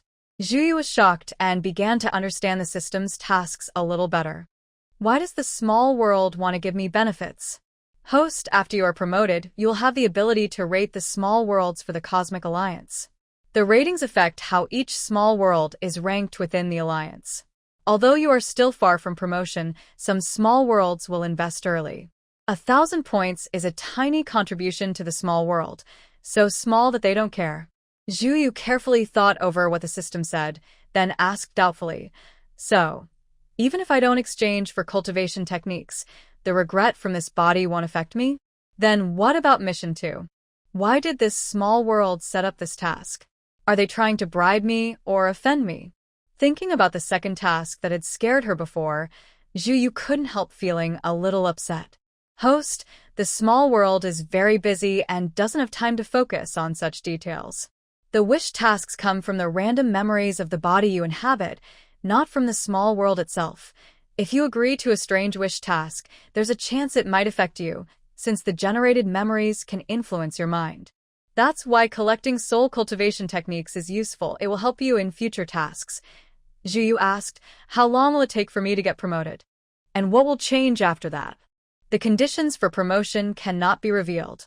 When the time comes, you will know. So mysterious, she murmured. Realizing the system truly wouldn't say more, Zhuyu blinked and whispered to herself, it seems I really have to use the pure wood lotus. The obsession of this body was too troublesome, and Zhuyu was genuinely worried about being affected by it. The purewood lotus had a simple purpose. It dissolved in water and could cleanse a person of any lingering dark or ghostly energy. What pained Zhuyu was that the purewood lotus was the only one-time item among her 3 treasures, and it could only be used in this world. What a pity. Still, she wouldn't hesitate to use what was necessary. She took out a bowl of spirit spring water, believing it would work even better. Normally, she had little use for spirit spring water. In most mission worlds, she rarely needed it. Unless the main task required her to live to old age, she usually finished her missions and returned to the main world before that. Spirit spring water could improve one's body and extend life, but in most mission worlds, unless the original body was very weak, like in an esports world, she hardly ever used it. Zhuyu disliked the feeling of growing old and weak. She didn't want to live in such a state for long. Over time, her supply of spirit spring water had grown so much that she could probably bathe in it every day for a year. "It's sweet, like lychee water," she said. After drinking it, Zhuyu closed her eyes and could no longer feel the lingering influence of the body's obsession. Likewise, she knew she wouldn't be able to receive the reward for the second task in this world. System, can you detect my lifespan in this world? Host, lifespan can only be detected within the last 10 years of one's life. It seems that apart from that difficult period in my life, everything else has been quite normal. System, unlock the main plot for the small world with the male and female leads. Unlock successful. 50 points have been deducted. Remaining points, 11,000. The story information flooded into Zhuyu's mind, and she saw lines of text appearing. This small world has no female lead, only a male lead. His fate is similar to that of Zhang Wuji, who has no romantic luck. Where there is a Mary Sue, there is also a Jack Sue. Zhuyu understands this. The male lead is about 8 or 9 years younger than me. Since I didn't die, the plot involving the spirit of the land must be gone. When he grows up, he won't come here anymore. To trigger a side quest, I probably need to appear near him first. However, the book doesn't describe where the male lead was as a child. The locations mentioned are the places where the male lead dealt with resentful spirits. Zhuyu's gaze fixed on the first location where the male lead would need to deal with a resentful spirit after growing up. This main character belongs to the orderly faction. The spirits he deals with are all deserving of their fate. Their souls are dark, lacking humanity, and innocent lives are piled up in his hands. She wondered if, upon reaching these places, she might trigger the quest without even meeting the male lead. Of course, this depends on whether she can cultivate the spirit soul technique. Otherwise, if the side quest involves dealing with resentful spirits, her methods of attack would be limited. Thinking this, with more than half a year before graduation, she decided to stay in the safe environment of the school to cultivate. This world is not safe. Zhuyu has already sensed that. Her yin-yang eyes haven't seen anything clearly yet, but the grayish hue in the air is very noticeable. This is a world favored by ghosts, with weak positive energy and a mix of faint or clear negative energy permeating every corner, truly their paradise. Similarly, in such a world, the lifespan of normal humans is usually not very long. Negative energy can erode the body, causing health to decline and reducing lifespan. The concentration technique is a type of internal skill that cultivates the mind. It emphasizes clarity and calmness of the mind, helping cultivators stay calm, maintain self-control, and achieve transcendence from chaos, purifying the soul. This technique stresses letting go of distracting thoughts and disturbances during practice, keeping the inner self peaceful and focused so that the mind is enlightened and the will is purposeful.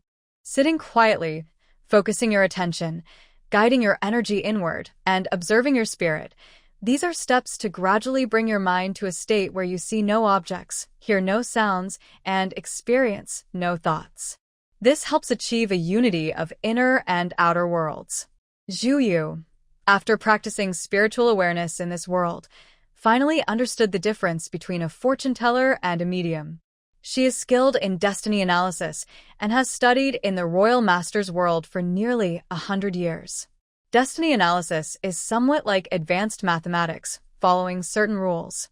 When she meets different people, she can look at their faces and match what she sees with her knowledge of destiny, then apply formulas to understand them. Everyone's destiny is unique, but many people share similar patterns. It's like solving math problems. If she has hundreds of formulas in her mind, even the hardest problems can be solved by trying a few formulas, and the answers are usually the same. Divination is about predicting future changes based on destiny analysis. Mediumship, however, is a completely different method. Although this may sound funny, Zhu still believes that fortune-telling and destiny studies follow some scientific principles. People's destinies are constantly changing in small ways, but the formulas usually stay the same, like certain truths. Some say that science's ultimate mystery is metaphysics. Science is also a process of constantly testing and disproving theories. There are no absolute truths, only laws that have been discovered and summarized into principles. This is very similar to the unpredictable nature of destiny, which makes it fascinating. This ability can be learned over time. Some people don't understand it at first, or they learn slowly, or even if they understand, their comprehension is weak and progress is slow. Slow progress due to understanding issues is what the Royal Master calls lacking talent. But that's not entirely true. The subject requires learning a lot of complex and diverse knowledge. The difference is that some people can think quickly and solve problems faster, while others are slower and need more time. If someone truly wants to learn and works hard for decades, Zhu Yu believes most people can grasp a few simple principles. This is also why many fortune tellers are scammers. Poor knowledge, ignorance, and guesswork. Aren't they just con artists? However, spiritual communication is usually limited to people with special innate abilities. No matter how hard they try later, they cannot develop this skill if they are not born with it. It is a natural talent that allows communication with spirits and ghosts. For example, Zhu Yu's yin-yang eyes can see the time of death and the colors of souls. This ability cannot be gained through effort. It is a type of spiritual power. In simple terms, many existing spiritual mediums act like messengers or channels. They learn information from spirits or ghosts. This is different from fortune tellers who use known methods like the I Ching, the 8 trigrams, or the heavenly stems and earthly branches to predict the future. For example, it's like solving a math problem. One person looks up the answer online and copies it, while another figures it out by creating formulas. These two skills are different in how they work. Fortune telling is honest and straightforward. Once you do the calculation, the answer is clear. But fortune tellers can only predict the fate and future changes of living people. They cannot predict the fate of the dead. To learn about the dead, they need to examine the living relatives of the deceased to infer what happened to the person. Usually, this only goes as far as the time of death. Even a very powerful fortune teller like Zhu Yu, who can see a person's life and death through face features, cannot do much when it comes to the dead. Spiritual mediums mainly deal with spirits of the deceased. It's like comparing science and arts. Each has its own specialty. Some spiritual mediums have contracts with kind spirits called Chuma Xian. Chuma means some trained animals possess human-like spirits to avoid thunder tribulation and to improve their spiritual practice faster. They help people and gather merit. Foxes, yellow dogs, wild dogs, and common animals are often involved. In a way, these spirits and humans help each other with mutual needs. Ghosts, however, are very different. The saying, "Ghost stories are endless," is true. To communicate with ghosts or monsters, you need the ability to suppress them. For example, Zhu Yu has yin-yang eyes.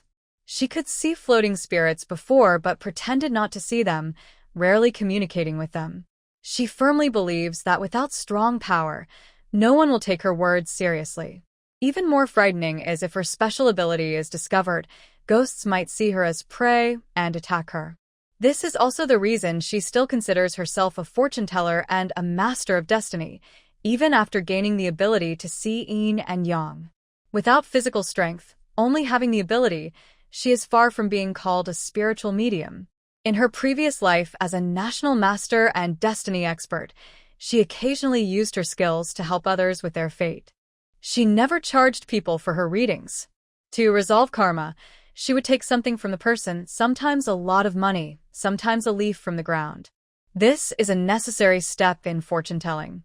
If the person refuses to accept it, they will have to bear the karma themselves. The information she shares is exchanged with the other person. Whether they believe it or change their actions afterward is not her concern. Everyone bears their own karma. Having the ability to foresee the future is like that of a god, but it does not mean she is truly divine. Interfering with and changing others' lives also comes with a price. As a master of destiny, Zhu does not like to get involved in karma. People's fates are predetermined. Whether they change or not is their own choice. She only observes and never intervenes. This is why she is free from many flaws. Besides her family, Zhuyu believes she will not carry anyone's karma. Spiritual communication also comes at a cost. But now, things are different.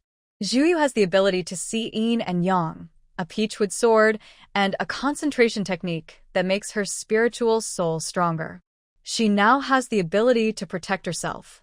The cost of spiritual communication, being surrounded by yin energy, is actually an advantage for her, as someone practicing the concentration technique. She can absorb and purify that yin energy. Therefore, from now on, Zhuyu is both a fortune teller and a spiritual medium. Changing someone's life always comes with a price. She used to think that victims in this life might have been perpetrators in a past life. Now, Zhuyu believes that revenge in this life is justified. If someone has a grudge, they should settle it now. She believes that people with the same soul but lost their memories are different individuals. She lives by the philosophy of enjoying the moment, drinking today, not worrying about tomorrow. She doesn't ask about the next life, only to live her current one well. Her mindset as a spiritual medium tells her she still needs to engage with the world, going to places filled with heavy yin energy to deal with ghosts and monsters. This not only helps her gather yin energy for her cultivation, but might also earn her some merit and blessings. With merit and blessings, when she truly wants to use her destiny skills to change others' lives, she will not be tainted by flaws or shortcomings. Yeah, if you have time, come to the capital. I'll treat you to some roast duck. Xiao Luo reached out to hold Zhuyu, her eyes full of reluctance. Xiao Luo's real name is Luo Yuqi. She is from the imperial capital. After graduation, only Xiao Yun and Xiao Huang chose to stay in the city. Both Xiao Luo and Zhuyu are about to leave. Luo Yuqi has a cheerful and innocent personality. Her clear eyes are like a sunny sky after rain, showing she grew up loving. Zhuyu thinks that girls like her are the most likable. Maybe her looks are simple, but her charm makes up for it. Zhuyu enjoys listening to her lively voice. Over the past half year, their relationship has become closer. Okay, I will contact you once I get to the imperial capital, Zhuyu said, patting her on the back and giving Luo Yuqi a peace talisman. Here, I wish you a safe journey. Take care. Thinking about the moments shared with her roommates over the past months and the lingering gloomy atmosphere, Zhuyu realizes she is not completely heartless. Plus, the peace talisman is less effective now that she has the concentration technique. She hopes these charms can keep her roommates safe. Now, the school is empty. Students who finished exams are eager to go home, and graduates are packing up and leaving one after another. In the quiet dormitory, Zhuyu packs her luggage and places it at the door. Her flight is tomorrow morning, heading to Jiangchuan province. The current male protagonist is probably a high school student, around 15 or 16 years old. At this time, he is still unaware of his powers. His fate will change during the summer after the college entrance exam. It all begins with her preparing to handle her first supernatural incident. This incident caused the death of his parents, and in a life and death crisis, he awakened a powerful spiritual communication gift.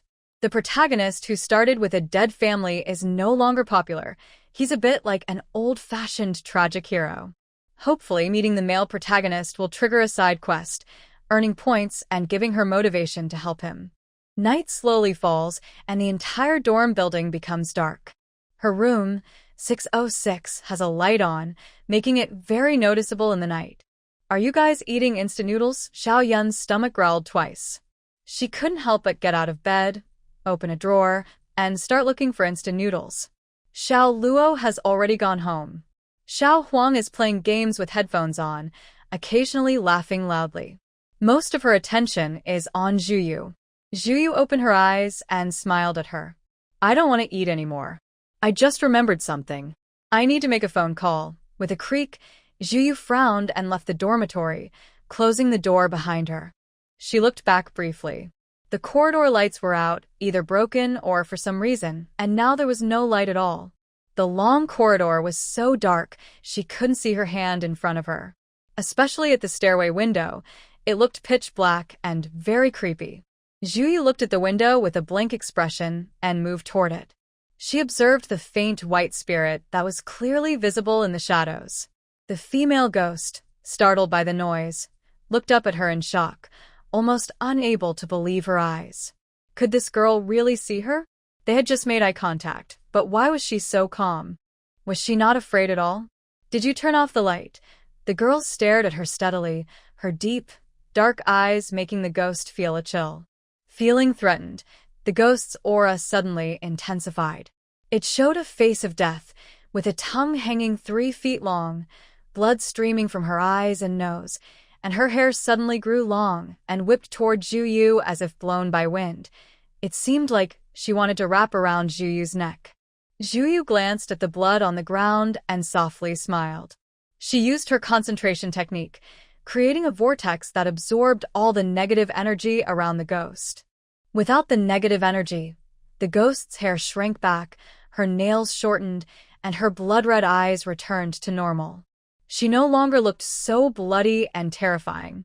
The negative energy automatically transformed into the benefits needed for her concentration technique. Juyu felt it. Just a small sip was like practicing for 2 days. Indeed, becoming stronger requires both effort and practice. Simply working hard alone isn't enough. I advise you to behave. You're no match for me. The ghost, knowing the situation, quickly lowered her head in submission. Please spare me. I'm just a ghost, and I usually only scare people a little. I've never harmed anyone. All right, fix the light and you can go. The ghost trembled and immediately agreed. The corridor lights flickered back on quickly, and her ghostly figure disappeared completely. It was too terrifying. She couldn't afford to offend this woman who could absorb ghost energy.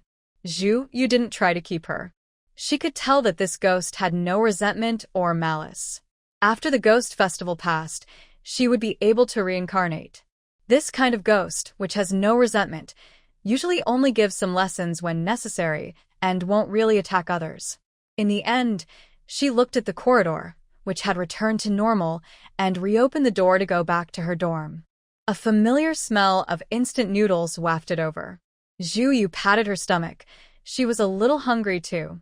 There's hot water. Come and have a bowl. Xiao Yun, who was lazily drinking lemon water after eating, took out a few more bowls of instant noodles and placed them on the table. Tomorrow I'll move out too, to the dorm for my internship.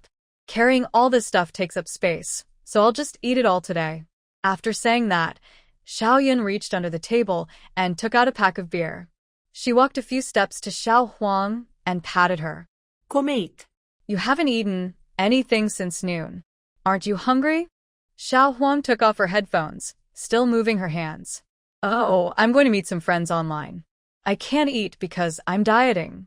Look at my face, it's too round. Most modern female college students don't love sports. They usually rely on dieting, especially for dinner. Are you crazy? You're not even thin enough. Xiao Yun pushed her chair, making her sit at her desk. Just have a sip of soup. It'll stop you from waking up hungry in the middle of the night like before. I have to work tomorrow, so let me sleep well tonight. Xiao Huang isn't actually fat. She's 1.7 meters tall and weighs about 120 jin, around 60 kilograms. She just has a naturally round face, and even with a slim body, her face doesn't look thin. She sighed sadly. If only I had a face like your oval face or Xiao Yu's heart-shaped face. I skip dinner every day, but my face is still chubby. Zhu Yu disagreed. She poured hot water and covered her instant noodles with a thick book. Round faces are cute. You really don't need to lose weight. Beauty isn't just about being white, young, and slim. She thought Xiao Huang, who was tall and well-proportioned, had a kind of elegant beauty. Pure and delicate white flowers and plump, wealthy-looking flowers are equally beautiful. Zhu Yu admired both. Xiao Huang looked at Zhu Yu's face under the light. Her skin was fair and smooth, like fine porcelain. Even after spending so much time together, they still occasionally got captivated by her beauty. Her every gesture and expression was perfect. Xiao Huang felt that Zhu Yu's presence made her truly understand what a real beauty was. Even without any makeup, she was stunning. She couldn't help but put aside her worries about meeting friends online and started thinking about other things. Would you like to come with me to meet them? Please, I really need you. Zhuyu was momentarily stunned. Before she could refuse, she heard Xiaoyun's laughter. Are you crazy? You're taking a big weapon like Xiaoyu to meet your online love interest? What are your real intentions? Currently, it's the rainy season. I remind everyone to bring an umbrella when going out to avoid catching a cold. Stay tuned for more exciting content at the same time every day. We look forward to seeing you. Zhuyu held a black umbrella in one hand and dragged her suitcase with the other. She slowly turned to look behind her. Is he the person you're going to meet? Last night, she had wanted to refuse, but unexpectedly noticed something strange about the white mechanical watch on Xiao Huang's wrist. Xiao Huang was wearing a raincoat, her hands full with luggage, smiling brightly and in a good mood. Don't be upset. The Jiangchuan province you're going to is very close to us. You can take a taxi, so it's convenient. I'm so nervous. I really love his voice. During the most stressful days of the college entrance exams, I listened to his voice to get through. She gestured excitedly as they entered the waiting hall. They checked their luggage and then boarded the plane. I know it might seem strange to ask you to come with me, but I really can't find anyone else. You can just wait for me at the hotel. I'll pay for the hotel. Please just consider it as a little trip together. Okay, no problem, Zhuyu replied softly. She really didn't think it was a big deal. Hee, I knew you'd be the best. The four roommates had shared their hopes for the future since their first year. Shaoran wanted to become a successful woman. She hadn't taken a break in 4 years of college. The library and study rooms were her favorite places. She earned many certificates, received a scholarship for 3 years, and was ambitious and proactive. She declined a graduate program offer and was directly hired by a top company in her field. Xiaolua wanted to travel around the world. She took trips to different places every holiday. She said she might get married after graduation. This was her most free period, and she wanted to enjoy it to the fullest. Xiaowang hoped to meet many handsome guys. She had been in several online relationships, though she doubted whether the others were really handsome. This is really annoying. In the end, all the photos he sent me are fake, either heavily edited or not related to him at all. What a scammer, a big liar who tricks people's feelings. Xiao Huang clenched her teeth, thinking hard about the strange people she had dated over the years. She felt so angry she almost wanted to. What if this time is the same?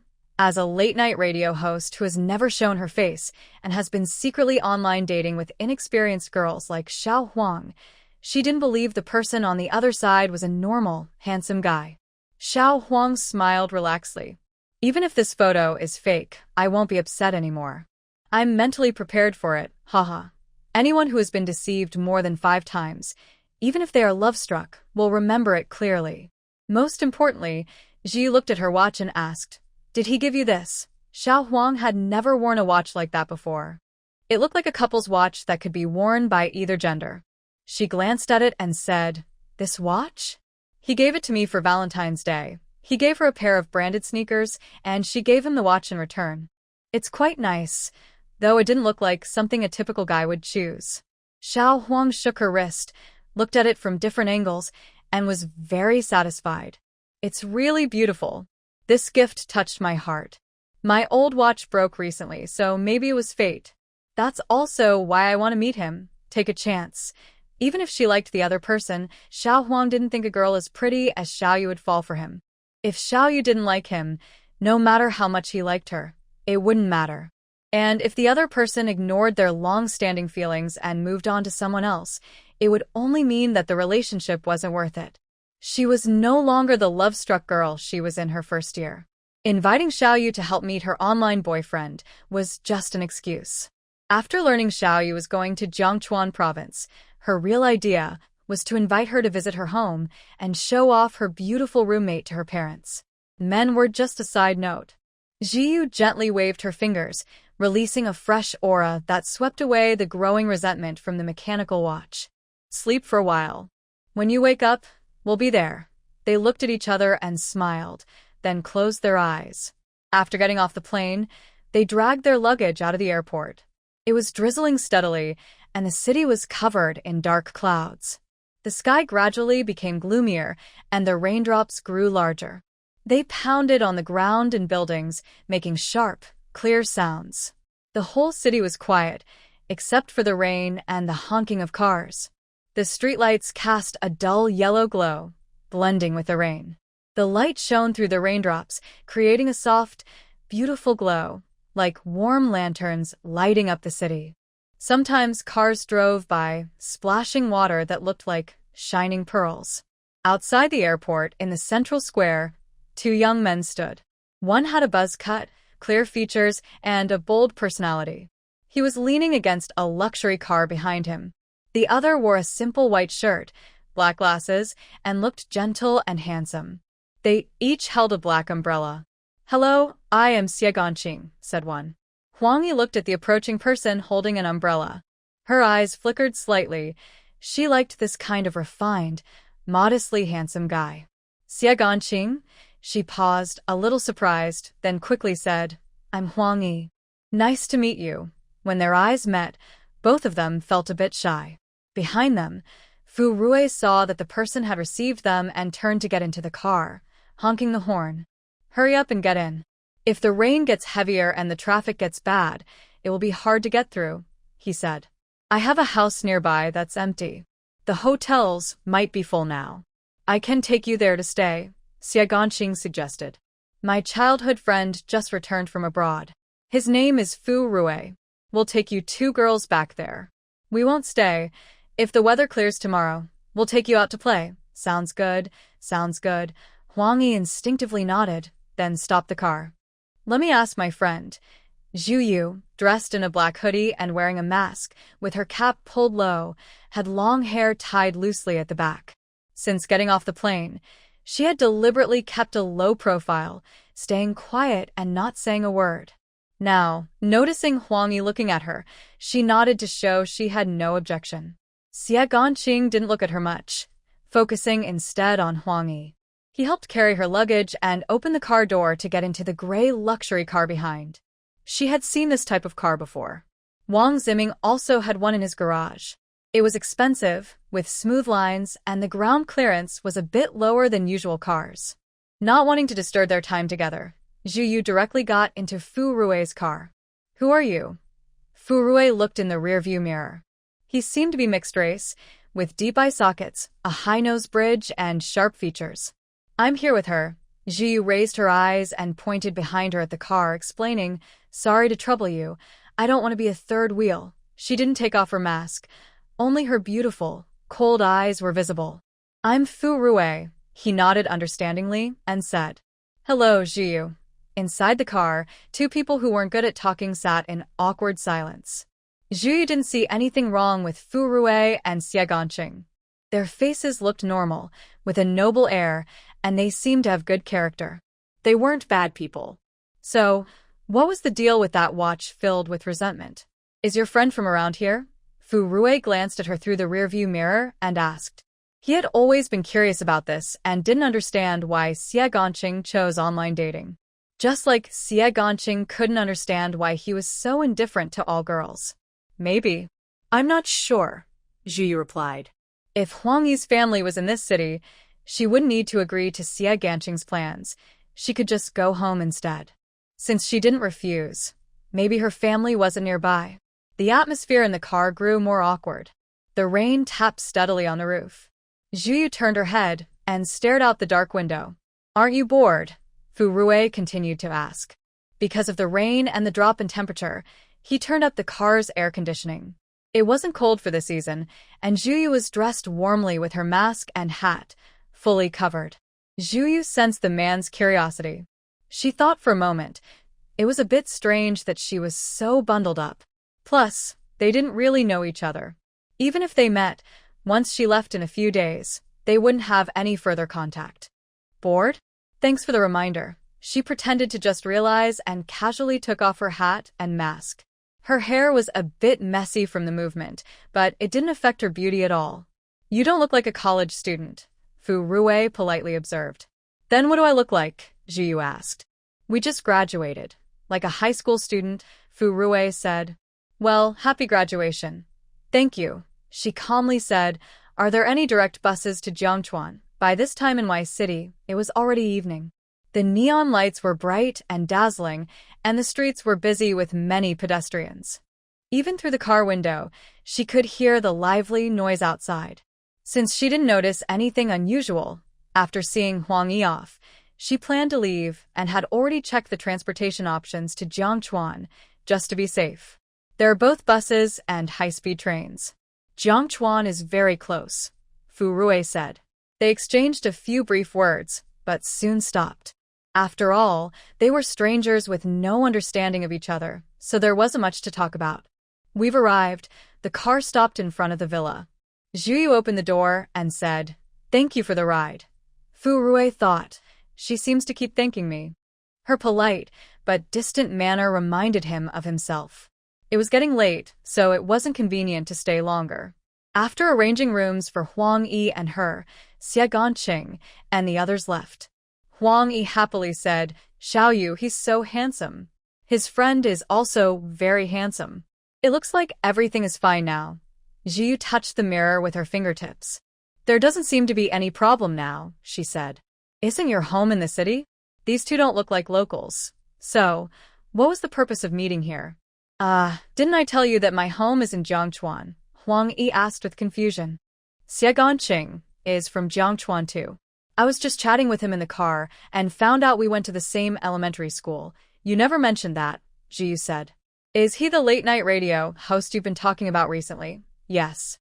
Meeting him now, I understand why someone so talented would do a radio show," Huang Yi said. "Everyone has hobbies. I love gaming, and he just enjoys telling stories at night. It's much better than hobbies like gambling or drinking. I think I misunderstood him before. I wanted to meet him, but I didn't have a good impression of him at first," Huang Yi admitted with some guilt. "But he's really a good person. How could he be so good?" They had only just met. "How can you tell he's a good person?" Zhu Yu asked. Even she, who could read faces, couldn't be sure. Good character doesn't always mean honesty in love. Huang Yi thought for a moment. "He's very gentlemanly, thoughtful, and caring. As long as you like him, that's enough," Zhu Yu said. "Your problem is solved. I have something to do in Jiangchuan tomorrow, so I won't be able to keep you company." She couldn't see anything unusual about Xie Ganqing, but perhaps the reason for the strange energy in that watch was connected to Jiangchuan. It would be better to go there and find out as soon as possible. "I'll go back with you tomorrow," Huang Yi said. "We're both from Jiangchuan, so it's fine to meet there." Before, they avoided meeting in Jiangchuan because they were worried about running into people they knew and having to explain. But now that they had met and gotten along well, those worries had faded. Even if friends found out they were in touch, it wouldn't matter anymore. Besides, with all the recent troubling news from Jiangchuan, Huang Yi didn't feel comfortable letting Zhu Yu go there alone. "It's fine," Zhu Yu said. "I'll be busy with my work and won't have time to visit your home. Let's meet again after your date, when I'm done with my business." Huang Yi was convinced and said, "All right then.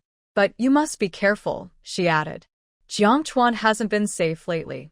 My mom said that in the past 6 months, 7 or 8 young women have gone missing after coming here as tourists.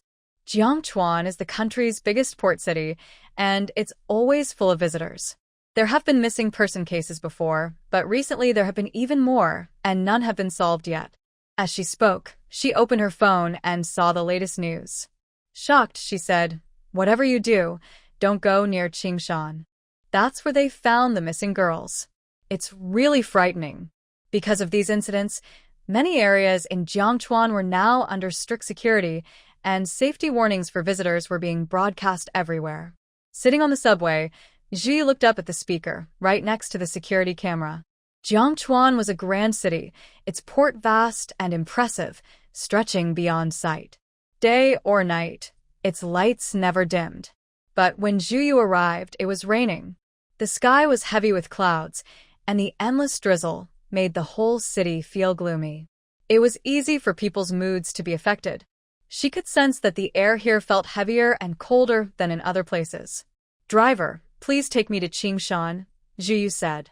She had already stored her luggage away, carrying only a small backpack. Scanning the group of drivers trying to get passengers, she chose one who looked kind and trustworthy. "Miss, that area isn't safe these days," the driver said. "There are plenty of nice places to visit in Jiangchuan. How about going somewhere else first? Can't go. Zhu heard this and was about to close the car door and get out. Yes, yes, yes. The driver was startled. Making money was the most important thing. She still wore a hat to reduce her presence. This way she could blend in better. Every time she crosses over, her body looks similar to her original appearance, just with different styles of beauty. Such a face in a crowd is very eye-catching. Zhu found that wearing a hat helped her stay unnoticed. She kept her head down, and the brim of her baseball cap covered her eyes. Her steps became lighter without her realizing. She liked feeling invisible in the crowd. It was as if she became a transparent person, able to move freely without being noticed. Sometimes, only by blending in can she see details that are hard to notice. Zhu knew this well. She enjoyed observing people in the crowd, looking for clues in their words and actions to uncover hidden truths. She was used to being a silent observer, quietly watching without rushing to speak, which didn't affect her inner thoughts. At the foot of Qing Mountain, a yellow line surrounded the area. Police officers in uniform were guarding the scene, preventing unrelated people from entering. Zhu stood far away, watching the scene. It reminded her of the missing girl case that Huang Yi had told her about before. She didn't think the dark energy had anything to do with this death case. Standing around Qing Mountain, she didn't feel any fresh, vengeful spirits, which meant this wasn't the victim's first death scene. The killer just happened to choose this place to bury the body. The body had just been dug up, and the area was tightly controlled. Zhu wanted to go in but didn't want to attract attention. She looked around, thinking of ways to sneak into the scene. In the story, the male protagonist and his friends went on a picnic here, found a charm pouch, and took it home, which brought them misfortune. Inside the pouch was a red-clad ghost who had died nearly 100 years ago. The ghost's dark energy was very strong, and ordinary people who touched it would not live long. The protagonist's parents were drained of their vitality by the pouch and died. The protagonist almost died too, but a Taoist priest appeared, saw his talent, saved him, and taught him everything he knew. That was the beginning of the story, said a year later. Zhu didn't want to wait that long. She believed the charm pouch was definitely on the mountain right now. By late at night, the crowd around here had thinned. Zhu put on her hat and night vision goggles, then took out a stealth charm from her space and activated it. She boldly crossed the yellow line and entered the mountain. The sound of wind rustling through the leaves and cicadas chirping filled the air. Zhu tightly held her peachwood sword. Guided by her yin-yang eyes, she moved toward the area with the heaviest yin energy. The place with the strongest yin energy was not the mountaintop, but near the foot of the mountain.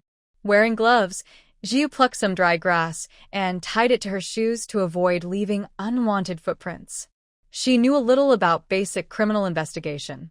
Her goal was to find the yin energy, not to deal with the murder. Leaving false clues could mislead the police, so she was careful.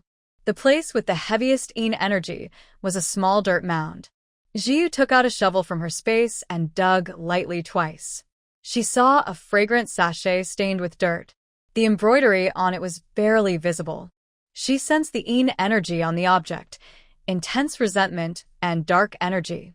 Frowning slightly, she wondered. The item was found, but where did the red-clad ghost go? The surrounding silence was complete.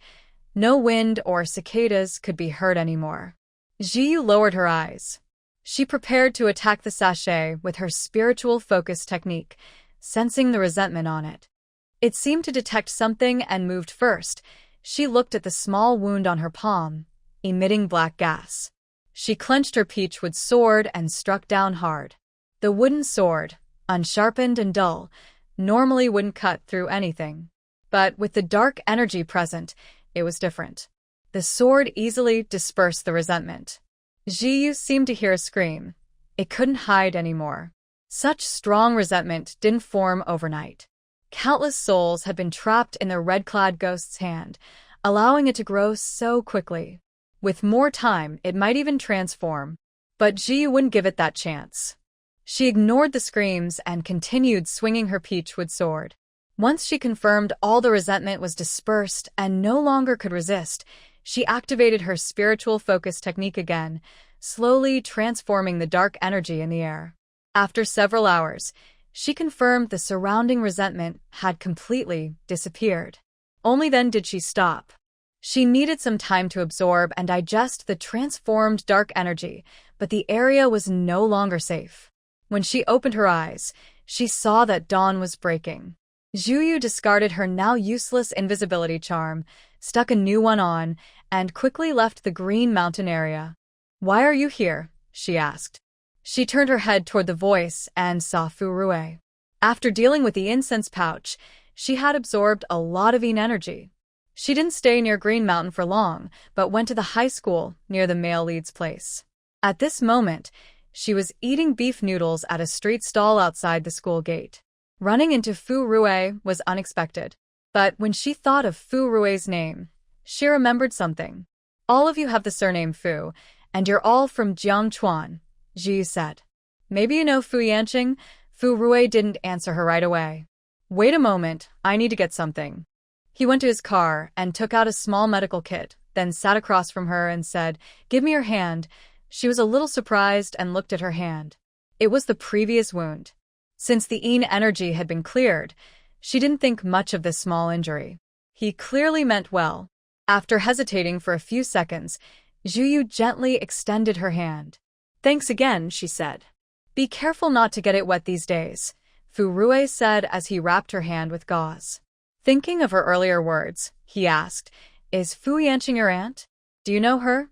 Fu Yanqing was the master of the male lead in the story. She didn't expect the world to be so small. "I've heard of her. She's quite famous," Zhuyu replied. Fu Yanqing was well known in the field of psychological crime and was an advisor at Jiangchuan Police Department. "I thought you knew her because of Xie Ganqing. He's my cousin and Fu Yanqing is his mother. Do you know the gift Xie Ganqing gave to my friend?" Zhuyu thought about the resentment on that watch.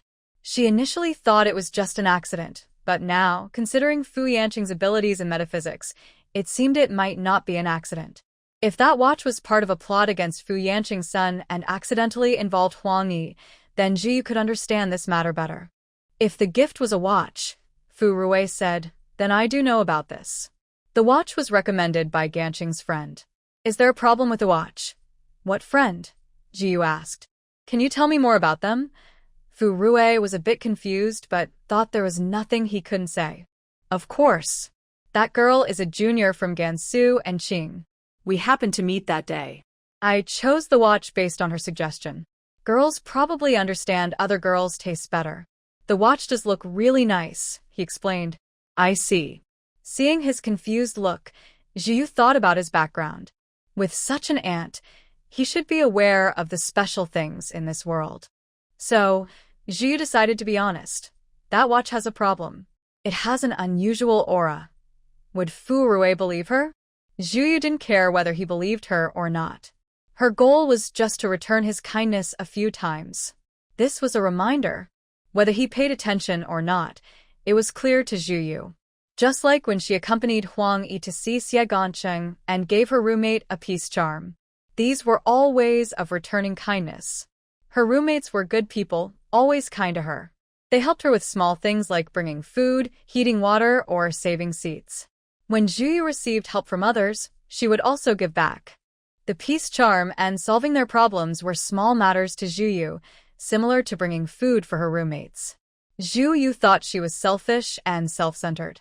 She didn't like people with similar personalities, but she admired kind and giving people. Fu Rui took out 2 pieces of anti-inflammatory medicine and handed them to her. "I understand now.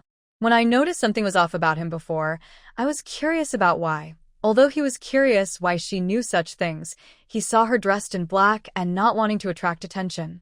He sensed she didn't want to talk more, so he didn't ask." Zhuyu replied. "I hope you solve everything quickly and don't involve my friends. Thanks for your help. I'll go now. Let me see you off." "It's hard to get a cab here," Fu Rui said. "No need. I live nearby."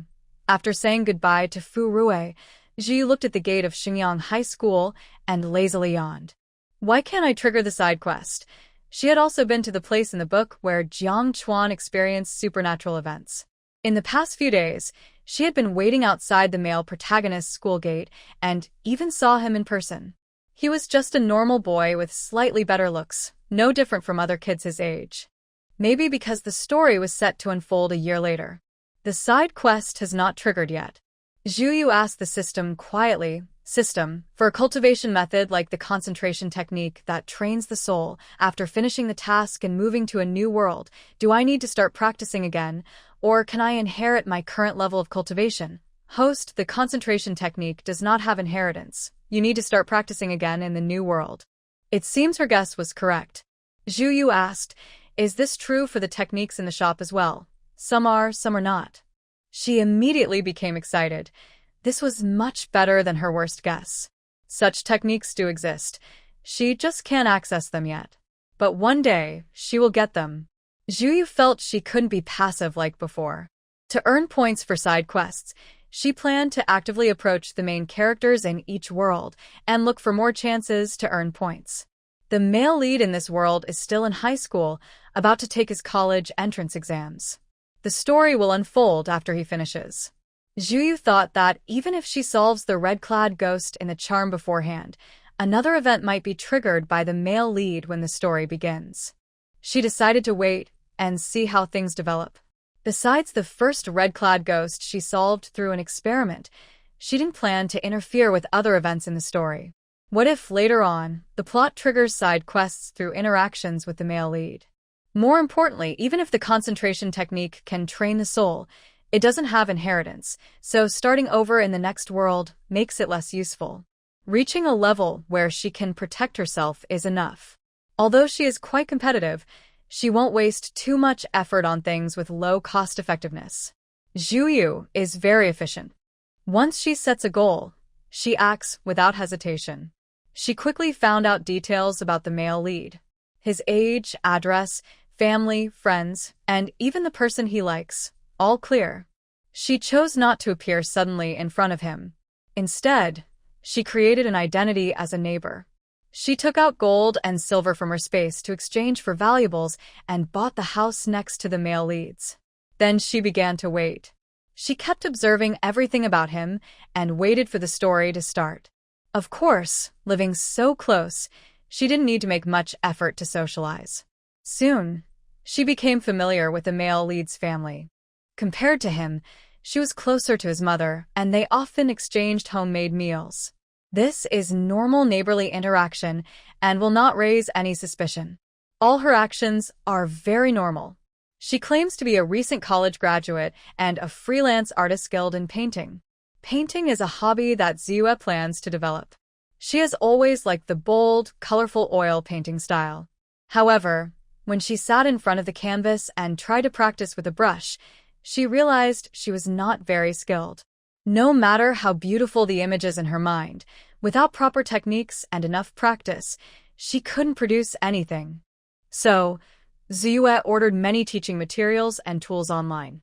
Generally, the first step to mastering painting is learning sketching. Sketching is a discipline that requires following certain steps and rules. Ziyue was unsure about what to learn first and didn't understand what sketching really involved. Her progress was slow. To improve efficiency, she decided to pay for advice from a skilled artist online. The artist told her that she was already prepared with tools, and the first thing she needed to learn was how to use them. At first, Ziyue didn't understand. Not everyone knows how to use a pencil, right? The artist explained that it was a bit different and showed her the correct way to handle the tools. Then she started practicing drawing lines. She began with simple shapes, outlining forms with single lines, filling in surfaces with multiple lines. These lines organized into blocks of color, similar to how objects appear under backlighting, creating a sense of volume through light and shadow, which is how we perceive the three-dimensionality of objects. Initially, Ziyue didn't understand the importance of practicing line depth and control, but she quickly realized that these exercises were very important because they form the foundation. After about 10 days of practicing lines, the artist advised her to start practicing still life. Humans are the best tool users, and to draw still life well, geometric shapes are used. Ziyue's still life drawings didn't include flowers or plants, but started with geometric forms. As she drew more geometric shapes, She gained a better understanding of the images and even sensed some patterns. Everything is made up of squares, circles, and triangles, transforming from flat shapes into three-dimensional forms. The outlines of any flat object are composed of these three shapes. To make a drawing look realistic, one must deeply understand geometric forms. During her practice, Ziyue also learned about perspective.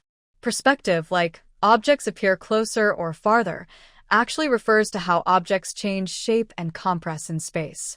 In addition to learning perspective, geometric shapes also require understanding light and shadow rules. Once she understood geometric shapes, there was no need for the teacher to say more. Ji realized she had gained the ability to shape objects. Compared to the strange shapes she drew before, her current drawings looked more realistic. Stationary objects are called still life, but they vary in difficulty. Jiu had been practicing drawing eggs, apples, and tables all year. Her practice sketches filled her entire room. She believed that drawing was a pure and happy activity. During the process, she cared more about the experience than the final result. Out of all the skills she learned in different worlds, this was the only one she valued more for the process. When she was immersed in drawing, it was relaxing and enjoyable. Time flew by quickly. She tore off a sheet of paper with a vivid apple drawing and casually put it into the paper shredder after finishing. That was the fate of all her practice sketches. Ding dong, the doorbell rang. Jiu put down her brush, wiped her hands with a damp cloth, and got up to open the door. Yuan she asked softly, is something the matter? Big sister Yu, my mom asked me to bring you some food. Yuan Shi, 5 years younger than her, often helped her by delivering things for her mother over the year. They had become quite familiar. How was your exam? Do you feel confident? Jiu accepted a fruit salad. Wait a moment. She went inside, took 2 boxes of chocolates from the fridge. Please thank your mom for me. I don't need to cook lunch today, Jiu said. This is for her to try. I made it myself. Yuan Shi accepted it as usual. The estimated scores look good. You can get into the university I like. Big sister Yu, I remember you said you wanted to go out and sketch to relax. In a few days, I'm going camping with my classmates. Are you interested? A faint ripple appeared in Jiyu's eyes. Just as Yuan Shi finished speaking, a system notification popped up in front of her. Side quest triggered. Go to Shaolin City and investigate the details. Please choose yes or no. If you do not choose, the system will automatically select yes after 10 seconds, counting down 10, 9, 8. Before the countdown ends, Zhu blinks and silently accepts the task in her mind. The system panel flickers, and a new incomplete task appears on her list. All right, Zhu says. You go home and have dinner first. Don't keep Aunt Yuan waiting. Just send me the detailed plan via WeChat. Watching Yuan Shi's back, Zhu gently closes the door, a slight smile on her face. Triggering the side quest confirmed her suspicion. Getting close to the main character often activates side tasks. From now on, she can't be so passive in completing tasks. At least until she earns enough points to learn a special skill, Zhu plans to find ways to get close to the main character in each world and try to trigger more side quests.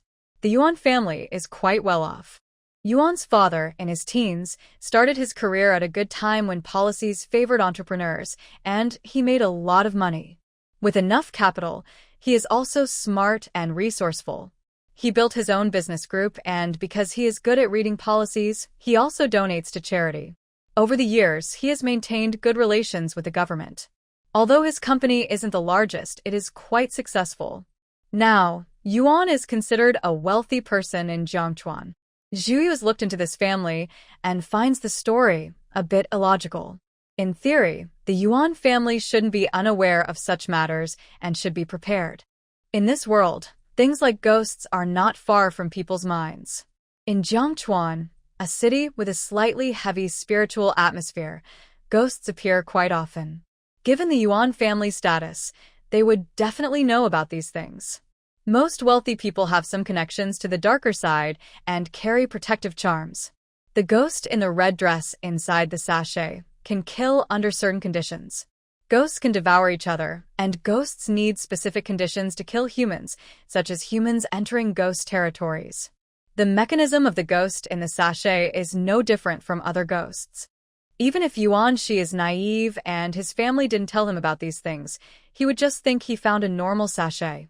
The Yuan family wouldn't be as tragic as in the story, where the red-dressed ghost kills them. When Zhu Yu first moved across from the Yuan family, she noticed that this community, with its 2-unit apartments per floor, suited the Yuan family's status. They could afford to live somewhere better, but the only advantage of living here was the strong feng shui. The place has plenty of positive energy and is very safe. Since the Yuan family chose to live here, they must have known about the unusual aspects of this house. Thinking about the feng shui and sensing the faint spiritual aura on Yuan mother and Yuan father, Ji didn't believe that the red-clad ghost could have the power to harm them. There must be a third party secretly involved, doing something to cause the unnatural deaths, using others as pawns, and making Yuan Shi, who has become powerful, unaware of the real enemy. This third party has been hiding very well. Zhu Yu understood this and found it interesting. It showed one thing. The story isn't entirely trustworthy, and you shouldn't believe everything, or you'll suffer a big loss. Yuan Shi, who is she? Is she your girlfriend? Besides Yuan Shi and Zhu Yu, there were 2 men and 2 women camping together. Yuan Shi's good friend Wu Su, along with Xia Yangyang and their girlfriends. At this moment, Wu Su's girlfriend was curious about Zhu Yu. When she saw Zhu Yu's gaze, she instinctively smiled kindly at her. She thought, what a beautiful girl. Zhu Yu was slightly surprised but politely nodded in response. Yuan Shi explained, no, Sister Yu is my neighbor. Wu Su cleared his throat. All right, get in the car quickly, or we'll get there after dark. Everyone looked curiously at Zhu Yu's drawing board on her back. Since they didn't know her well, they didn't ask questions and soon shifted the conversation to their destination. Shaolin City is a city with more greenery than buildings. The most unusual thing about this small town is that it has forests and mountains, as well as lakes and grasslands, all connected to nature. People tend to gather with those like themselves. Yuan Shi's 2 good friends also come from good families. The owner of the RV they are in is Xia Yangyang's family. After 5 hours of driving, they saw Shaolin City's famous scenic spot, lush, green forests. Wow, this place is so beautiful. Xia Yangyang's girlfriend, Su Sheng, couldn't help but exclaim. Our place is even more beautiful, haha. I spent a long time choosing a location, and it's definitely worth it, Xia Yangyang said. Soon, they arrived at the Lakeview Villa they had booked. Surrounded by lakes on 3 sides and following the mountain terrain, the villas are built in layers, blending into the forest. They are hidden among the trees, and just looking at them makes you feel like embracing nature, fresh and pure. Everyone was very impressed. It was truly worth the trip. Let's rest well tonight and be ready to explore the deep forests of Jugu. This magical forest has many legends, and now we finally have a chance to see it for ourselves, said Wu Su's girlfriend, Hu Yuqing. She is an expert camper and was invited to lead the team as a professional. None of the others, who had never camped before, disagreed with her. Yuan Shi helped carry Zhu Yu's luggage. Sister Yu, which room would you like to stay in? Zhu looked around. All the rooms had the same layout, with large windows facing the lake, offering similar views. At the end of the corridor, that one, she said. Thank you, Yuan Shi. Yuan Shi looked a bit shy and lowered his head. Seeing his downcast expression, Zhu Yu thought that this camping trip was probably the moment he was rejected after confessing his feelings. She thought for a moment, then took a peace charm out of her pocket and said, Yuan Shi, I specially got this for you. Keep it with you. She placed it into his hand without giving him a chance to refuse, then went into her room and closed the door. Yuan Shi was left standing at the door, looking at the yellow triangular charm in his palm, feeling a bit troubled.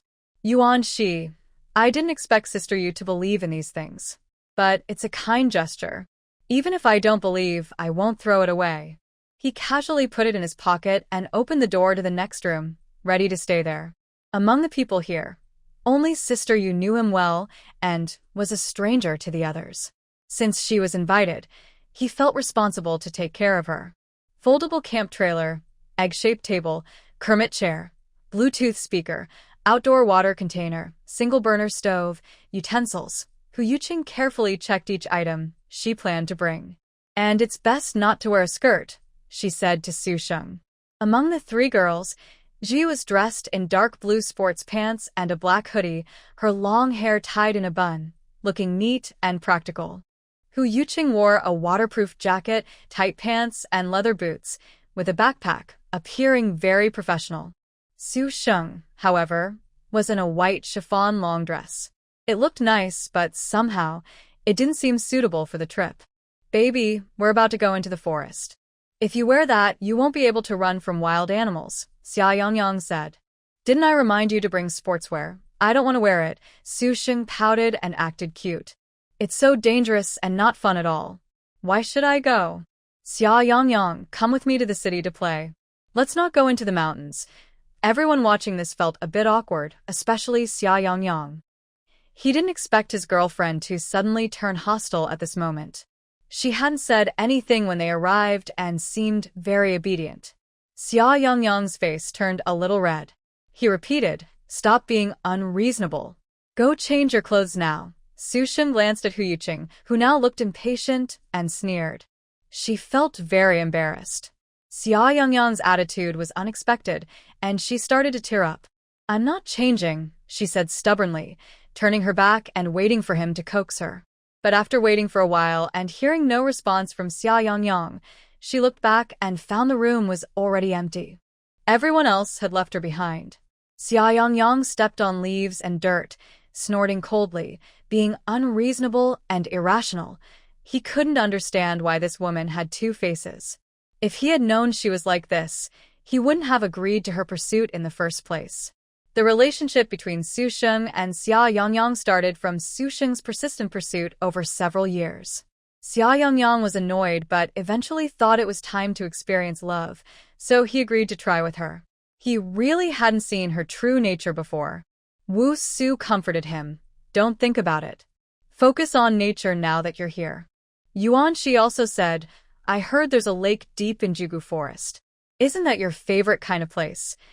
When it comes to feelings, even friends shouldn't interfere." So, the two quickly changed the subject.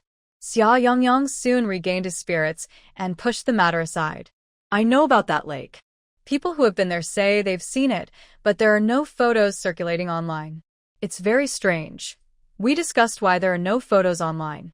People who have been there said their minds seem to be affected. They had no desire to take pictures, even though they had decided to do so before. When they saw the lake, they completely forgot about it." Hu Yuqing said, "To prevent ourselves from doing the same, how about using a black pen to write photo on our palms?" "That's a good idea," Wu Su replied. "I also want to know why this happened." Yuan Shi said, "Some people think it might be due to special magnetic fields affecting our minds." Ji listened quietly to their conversation without joining in.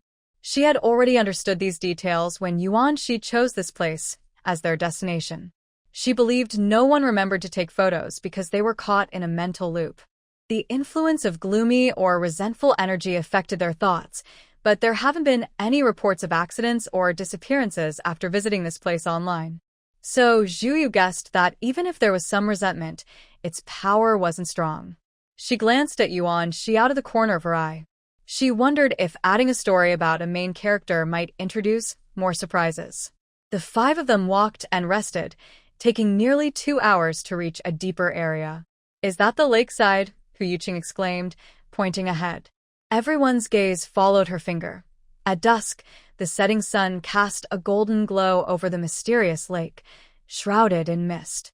Sunlight filtered through the treetops, creating shimmering ripples on the water. It was a poetic place. Even Zhu Yu couldn't help but feel a bit lost in the scene. They all looked at it for a long time. Even after leaving the forest, their minds kept returning to that moment.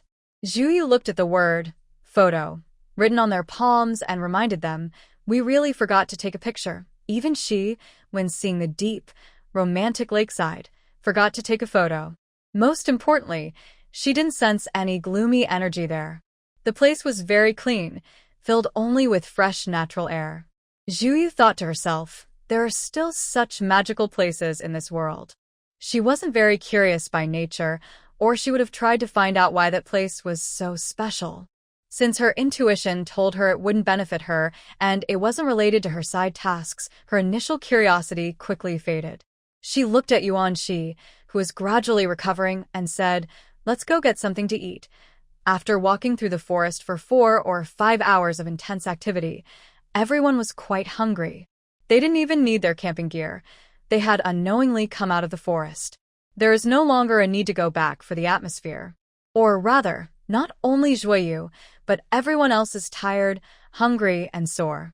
They just want to eat and sleep. They quietly open their phones to order takeout. Yuan Shi, "Sister Yu, what do you want to eat?" "I'll order it for us." Zhuyu casually says, "Spicy is fine." Shaolin City is a well-known tourist city.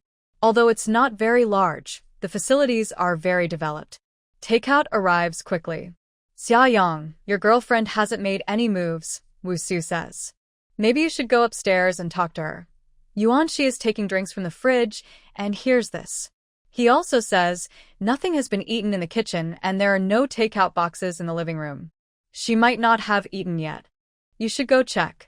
What Yuan Shi doesn't say is that he has a bad feeling about this. Hu Yuqing remembers the argument from this morning and looks a bit uncomfortable. "I'll go with you," she says. "I was a bit rude this morning, and since we'll be together for the next few days, I want to explain." Wu Su holds her hand and says happily, "That's right. It's not a big deal." Although Su Sheng's behavior before leaving was quite disgusting, after that, no one was very angry. Basically, they just thought she was a bit spoiled. Xia Yangyang didn't want to go, but seeing everyone staring at his friends, he finished his meal quickly, then angrily threw the lunchbox into the trash. "Got it, I'll go check." If he had known Su Sheng was such a troublemaker, he definitely wouldn't have started with her. Xia Yangyang, who looks like a cheerful, outgoing guy, is the hardest-hearted of the three. Because he's seen his parents' promiscuous behavior and their tendency to spoil lovers, he genuinely doesn't care about or cherish love. About 10 minutes later, the once angry Xia Yangyang surprisingly appeared with Su Sheng, holding her hand and smiling. His attitude was no longer cold and indifferent. It was full of affection. The others were just surprised at how quickly they made up. Only Zhuoyu's face changed slightly. Her gentle smile disappeared. She stared at Su Sheng's face for a while, then quickly looked away before she felt her gaze. In less than 5 hours, her appearance had completely changed. What exactly has been happening lately? Zhuyu thought about her side mission. Please go to Shaolin City and investigate the details. At this moment, a strong feeling told her that Su Sheng's strange behavior might be the key to understanding what's going on. She stared at her for a while, but chose not to make any noise that might alert her. "Yuan Shi, I'm a bit tired. I'll go back to my room," she said. Yuan Shi nodded, "Okay." Before entering her room, Zhi took one last look at Yuan Shi. She always felt that these events weren't so simple. She watched the girl whose face had completely changed and wondered what she would do next. The creaking sound woke Zhuyu from her light sleep. She opened her eyes and looked toward the door. The sound was coming from outside, sometimes soft, sometimes loud, so it wasn't directly at her door. She gently sat up, barefoot on the cold floor, and slowly placed her hand on the doorknob.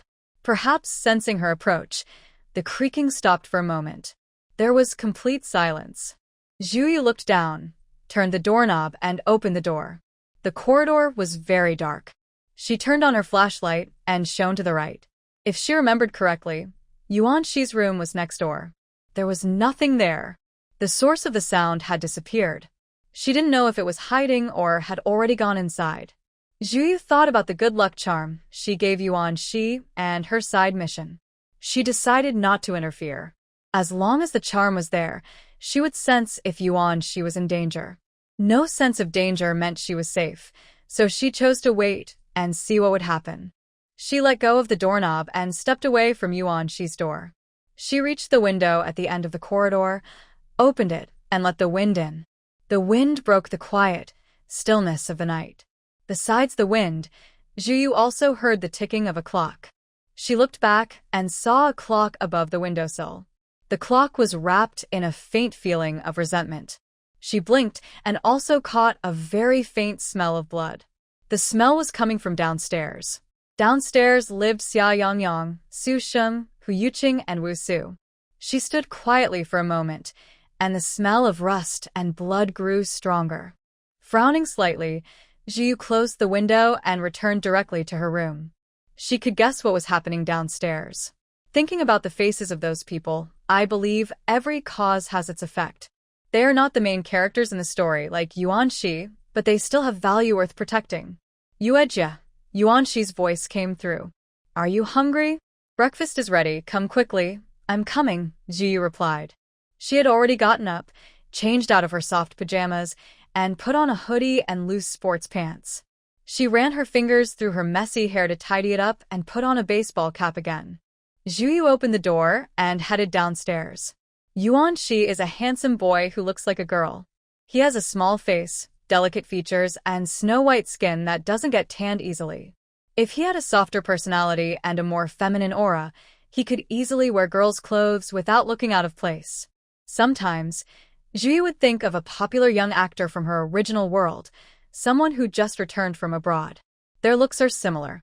What's for breakfast? Zhu asked. Let's go fishing today.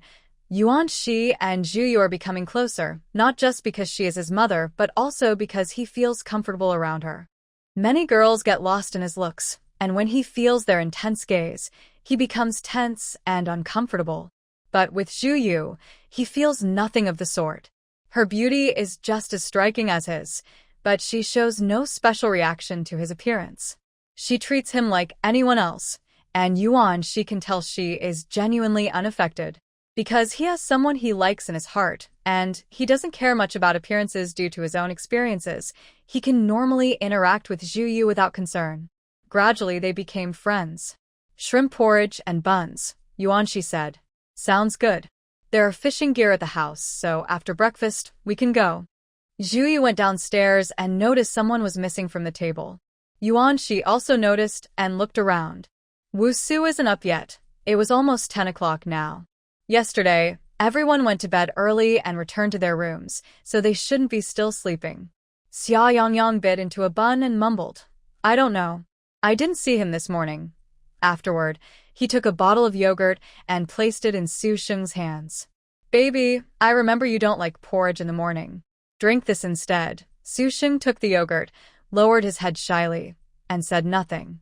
Hu Yuqing said, I want to call him this morning, but he didn't respond. Maybe he was sleeping too late last night. Never mind, I won't wake him up. Let him sleep a little longer. Zhi looked at the porridge on the table and suddenly seemed to smell a faint blood-like scent. This made her lose all her appetite. Just as Yuan Shi was about to drink, she reached out and stopped his hand. What's wrong? Yuan Shi paused and looked at her. Not only Yuan Shi, but everyone at the table was also looking at her at this moment. These unclear looks couldn't make Zhi feel comfortable. She said, Don't eat it. Go check on your friend first. The porridge didn't feel right to her. Most likely, the ingredients weren't very clean. To be safe, she thought the main character shouldn't eat it. If he got sick, what would happen to her task? Yuan Shi sighed. All right. Wu Su's girlfriend, Hu Yuqing, looked surprised. No need. He's just sleeping. Why did this girl seem to think Wu Su might be in trouble? Yuan Shi said, It's nothing. Go check on him. He might have caught a cold and fevered yesterday. This guess was quite possible. Hu Yuqing no longer objected. Yuan Romein letter 11 pet 2 ukshu estor. Hu Yuqing kept calling Wu Su's name, but there was no response inside. This made everyone who wasn't worried at first start to look concerned. Xia Yangyang said, I'll go find the staff to get the spare key. Give me a moment. Xia Yangyang hurried to leave. Su Sheng put down the yogurt straw she was biting and looked worried. I'll go with you, she said. Xia Yangyang took her hand and said, Okay, let's go quickly. Yuan Shi and Hu Yuqing, who stayed behind, looked at each other. Zhu lowered her gaze, looking at the time on her phone. It seemed their fishing plan was ruined for today. Xia Yangyang soon returned with the key, along with 2 hotel staff members. When the door was unlocked and pushed open, the staff's faces immediately changed. Someone's dead. So much blood. Another staff member saw it too, looked terrified and trembling, took out his phone to call the police. Hu Yuqing and Xia Yangyang, upon hearing this, quickly pushed away the staff at the door and looked inside. The floor, walls, and door were all covered with fresh, dark blood. Wu Su was lying face down in the center of the bloodstains. Without needing to check, just the amount of blood showed he was unlikely to still be alive. Hu Yuqing let out a sharp, piercing scream and ran to Wu Su's side, trying to lift him. Xia Yangyang and Yuan Shi were stunned for a few seconds before rushing over to help turn Wu Su's body over. Wu Su was indeed dead, his eyes tightly closed, with no sign of life. Seeing their shocked and frightened expressions, Zhu Yu stood outside the crowd, her gaze fixed on Su Sheng, who was also motionless. She wondered what Su Sheng was thinking right now. Perhaps sensing her gaze, Su Sheng looked back at her. His eyes, which had been clear and innocent before, now showed pure delight. She met Zhu Yu's calm, steady gaze and was momentarily stunned. The previous madness disappeared, replaced by her usual clarity. Instead of looking at her, Su Sheng turned his eyes toward Xia Yangyang. "So scary?" Su Sheng said. "I'm so scared, Xia Yang." Xia Yangyang looked confused for a moment, then immediately stood up and left the bloody room, pulling Su Sheng into his arms. "Don't be afraid, I will protect you," he said without hesitation. Zhu Yu also entered the room, grabbing Yuan Shi by the back of his collar and pulling him out. "Wait for the police to come and investigate. Don't disturb the scene," Zhu Yu said. "Miss Hu as well. Don't cause more trouble for the investigators. Everyone come out." The staff quickly nodded in response. "Yes, that's right. Miss, you're right. Please come out." Wu Su's death didn't look like a suicide. If he was murdered, the scene must be preserved carefully. Hu Yuqing wiped her tears and stood up, leaving the room. She still couldn't believe Wu Su was really gone. Who killed Wu Su? Su Sheng's eyes flashed with a hint of satisfaction, but he softly comforted her. The police will find out. But can they really find out? Yuan Shi quietly approached Zhu Yu. "Sister Yu, did you notice anything when you came to see Wu Su?" Zhu Yu chuckled softly, with an ambiguous look. "No, I just didn't want you to eat that bowl of shrimp porridge." "Shrimp porridge? Is there something wrong with it?" Yuan Shi turned to look at the table, but found the shrimp porridge was already gone. He remembered that there was still a lot of porridge left. "Stop looking," Zhu Yu said. "Su Sheng has already taken care of it. Do you want to guess who might be connected to Wu Su's death?" Yuan Shi lowered his eyes and recalled the details since he arrived here. He thought about the specifics. "Is it Xia Yang?" he asked uncertainly. "Why would Xia Yang kill Wu Su?" "We've known each other since we were kids, with no grudges. Because your friends are not always what they seem." "You don't understand the real reason," Zhu Yu said.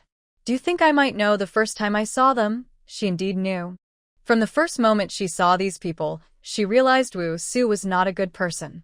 One of the bad consequences of his evil was Su Sheng. Now that he's dead, it was also Su Sheng who did it. But why she could control Xia Yang is still unclear.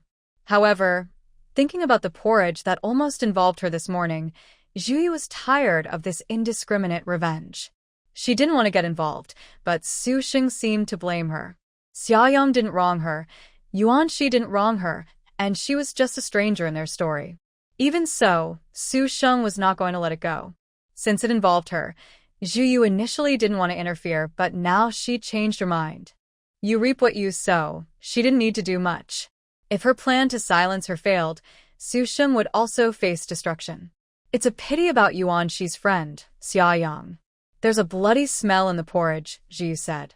"There are traces in the kitchen that haven't been cleaned up. You should check it out. Later, hand it over to the police." Yuan Shi looked to the side. A bloody smell. Why would there be a bloody smell in the porridge? Where did the blood come from? Could it be? The police arrived very quickly. Each person was questioned about their purpose for coming here, and who last interacted with Wu Su, down to the smallest detail. The real culprit wouldn't tell the truth. Fortunately, footprints not belonging to Wu Su were found in his room. Now, forensic foot analysis has become very advanced. Based on the size, shape, depth, and direction of footprints, one can infer the suspect's height, weight, gender, age, and walking habits. If there are multiple footprints at the crime scene, comparison and analysis can reveal connections and differences. The footprints at the scene were clear enough. They were soon found to match Xia Yang's footprints. Of course, the scene had footprints not only from Zai Yanjiang but also from Hua Yuqing. Just based on footprints, it's impossible to determine who the murderer is. The forensic doctor learned that Wu Su died around 1 a.m. They asked specifically where Hua Yuqing and Zai Yanjiang were during that time and if there were any witnesses. It couldn't have been me. I am Wu Su's girlfriend, and I have no reason to kill him. It's normal for me to have left footprints in his room, Hua Yuqing said. At 1 a.m., I was in my own room, already asleep. There were no witnesses. I didn't kill anyone. Why would I kill my good friend? Zai Yanjiang said. Last night, I was sleeping with my girlfriend, and she can prove it. From the scene, only a few footprints could be collected, and no other evidence was found. Wu Su died from excessive blood loss. His wound was on a major artery in his neck, but no suspicious weapon was found at the scene. The most suspicious thing was that there were no signs of struggle from the victim. It's possible he was unconscious at the time, or had drugs like hypnosis residue in his body. These need to be confirmed by the forensic lab. It will take time to get the results. The forensic examination and background investigation will also take time. Since no signs of outsiders entering the scene were found, the killer is unlikely to be someone outside the group. After taking their statements, everyone was restricted from leaving for a week. The 3-story lakeside villa, where they stayed, was also sealed off. They are now all suspects. Yuan Shi mentioned strange shrimp porridge during questioning. All leftover food in the kitchen was collected by the police. Yuan Shi saw the police focusing on the kitchen because of his comment and also saw Su Sheng's face turn pale because of this. Why are you checking the kitchen? Su Sheng asked. I made breakfast this morning. Is there a problem? There was no need for Yuan Shi to speak. The police already responded. We'll wait for the test results to see if there's a problem. The police aren't like Zai Yanjiang and wouldn't stop their actions just because her face turned pale. Su Sheng's eyes darkened with anger. She suddenly turned to glare at Zhu Yu and Yuan Shi, as if she knew they were the ones who brought this up. Your reaction is really strange, Yuan Shi said. Could there really be something in the porridge? What are you talking about? Sheng Sheng could never do such a thing, Xia Yangyang said, glaring at Yuan Shi, unwilling to believe it. You're the same. You've been acting strange since you came back yesterday, Yuan Shi replied.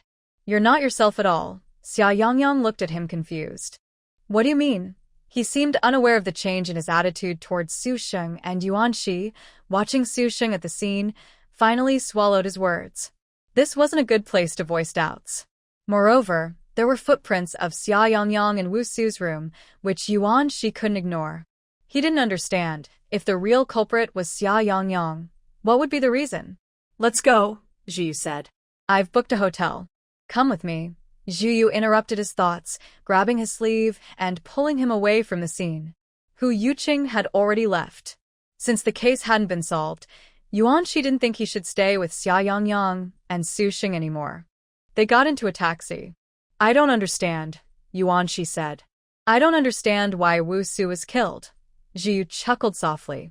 You really don't know your friends. Without going through hardships, an untested main character really is just a naive fool. He wouldn't doubt anything others said. Yuan Shi looked down sadly. You're right. I really don't know anything. Now he felt Zhu Yu was very mysterious, seeming to understand many things. Yue Jie, can you tell me what you're thinking? Yuan Shi asked. I really want to know. Just do your own research, Zhu Yu refused. Would you really accept everything I say and trust it completely? You should investigate yourself. There's no point in wasting words, and I do have limited knowledge. Zhu Yu wasn't interested in teaching the boy how to grow up. She was just following the main character because of her mission. Actually, she had guessed the truth last night, but since her side mission was still incomplete, she had some suspicions. The truth probably wouldn't be revealed until the main character found out. This world wasn't like before, where both male and female protagonists existed. Now, there was only one main character. It seemed the world favored him especially. This was reflected in many things revolving around him. She was thinking that the scene at the lakeside villa was probably just a way to naturally introduce the male lead's master. Without the fragrant pouch ghost, the ghost of the land spirit would come again. The story's plot is very strong and determined to lead the male lead down that path. Just like how the fragrant pouch ghost would attract the master and reveal the male lead's powerful talent. This villa incident also serves the same purpose, bringing his future master and guiding him onto that path. The only difference is that in the previous incident, the sacrifice and death involved the male lead's parents, while this time, it was his friend. Zhu Yu thought about Wu Su, who had died. Though he was partly to blame, for ordinary people, being around him was really dangerous. It was a bit like her world's version of a small death god. She just hoped the side mission would be completed soon. In the police station's large conference room. Whether he killed him or not, he didn't, Fu Yanqing said as she flipped through the photos from the crime scene and drew her conclusion. Seeing everyone's confused looks, Fu Yanqing projected the bloody scene photos onto the big screen behind her. The magnetic field at the scene is unusual, she explained. All the evidence brought back shows energy magnetic fields that shouldn't be there. The problem lies with that villa. On the surface, it looks like Xia was the killer, but deeper down, he was influenced mentally and controlled spiritually. What should we do with the villa? The deputy captain asked, unable to hold back. If we leave it alone, more people might die later. We won't ignore it, Fu Yanqing replied. Send those young people back there again. I want to see for myself if everything is normal. Yes, Professor. Footprint analysis is somewhat scientific, but also has limitations. Footprints can be affected by the environment and may deform. The features of footprints can also change due to shoe wear. Therefore, footprint analysis is only an auxiliary tool in criminal investigation and cannot be used as the sole basis for suspect identification. Convicting a criminal is a very strict process that involves a series of legal procedures, including investigation, prosecution, and trial. Throughout this process, sufficient evidence must prove the crime, and the suspect has the right to defend themselves. The only solid evidence against Xia Yangyang was a few footprints. Nothing else was conclusive. Relying solely on footprints cannot determine guilt. Even though Fu Yanqing knew on the surface that he was the one who caused the death and used powers he shouldn't have, he couldn't do anything to Xia Yangyang without solid evidence. Plus, the real culprit behind the case wasn't this young man. He is just a puppet being controlled. The real criminal isn't him. This case could only be handed over to a special department for investigation. According to their procedures, Xia Yangyang was also a victim. He didn't intentionally hurt anyone. He might have been manipulated by an unknown force. Fu Yanqing is the head of that special department. Her presence here was just a coincidence. She was originally on a business trip in a nearby city, just finished a big case, and happened to encounter a new one here. Professor, everyone is in the interrogation room. Yuan Shi was sleeping deeply in a dim hotel room when he was suddenly awakened by knocking on the door. He woke up startled, rubbed his eyes, and heard his phone on the bedside table beep with a new message. He picked up his phone and saw the name Xia Yangyang on the screen. He was surprised, put on slippers, and slowly approached the peephole. Looking outside through the peephole, he saw that it was indeed Xia Yangyang and Su Sheng. Xia Yangyang was looking down at her phone. Yuan Shi's heart raced. He didn't know why they were here, or what they wanted to do. He felt his body become unusually heavy, unable to move even a step. He stood still, quietly listening to the sounds outside the door, thinking about how to respond. Xia Yangyang knocked again. Seeing Yuan Shi didn't respond, she took out her phone and called him. Yuan Shi's phone vibrated. He looked at the screen showing Xia Yangyang and hesitated whether to answer. Thanks to the excellent soundproofing of the five-star hotel, even if he stood at the door, he didn't have to worry about the people on the other side hearing the vibrations. He hesitated for a moment, took a few steps back to the bathroom, closed the door, and pressed the answer button. Yuan Shi, are you at the hotel? We're outside your door. Xia Yangyang's voice came through the phone. Yuan Shi took a deep breath. Flashes of bloody, disfigured images appeared in his mind, and he tried to keep his voice calm. I'm here. What do you want? Yuan Shi, we want to talk to you. Something serious has happened, and we're all worried. Please open the door and let us in, Xia Yangyang said. Yuan Shi's heart paused briefly. Their concerns sounded sincere, but he no longer knew whether he should trust them. He hesitated for a moment, thinking about the bowl of porridge in the morning and Zhu Yu's few words. In the end, he decided not to open the door. Go back. I'm very tired and want to sleep, Yuan Shi said. Yuan Shi, what's wrong? You look so worn out, Xia Yangyang asked. Can we talk for a while? Even over the phone, came the unexpected reply. Xia Yangyang stopped speaking, and Su Sheng's voice was heard. I can explain what happened this morning, Su Sheng said. Yuan Shi shook his head, knowing they couldn't see his gesture. I believe you, he lied. He didn't believe that the shrimp porridge accident was just an accident. He suspected there was poison mixed in. Let's wait for the police to finish their investigation, Yuan Shi said. He really didn't know how to face them, how to face the other side of his familiar friends who watch dramas and show different sides. You should give me a chance to explain, Xia Yangyang said. So, you think I killed someone? Yuan Shi pulled a chair and sat down weakly. He listened to the voices of the man and woman on the phone, trying to persuade him. Yuan Shi, do you know? I've always considered you my best friend. Why would I kill anyone? If even you don't believe me, I really believe you. Yuan Shi's voice was strained but sincere. Yes, he truly believed Xia Yangyang, but he didn't trust Su Sheng. That girl gave him a strange feeling. And he believed that he wasn't the only one doubting Su Sheng. Open the door or you'll be accusing me, Xia Yangyang insisted. Yuan Shi moved closer to the door again.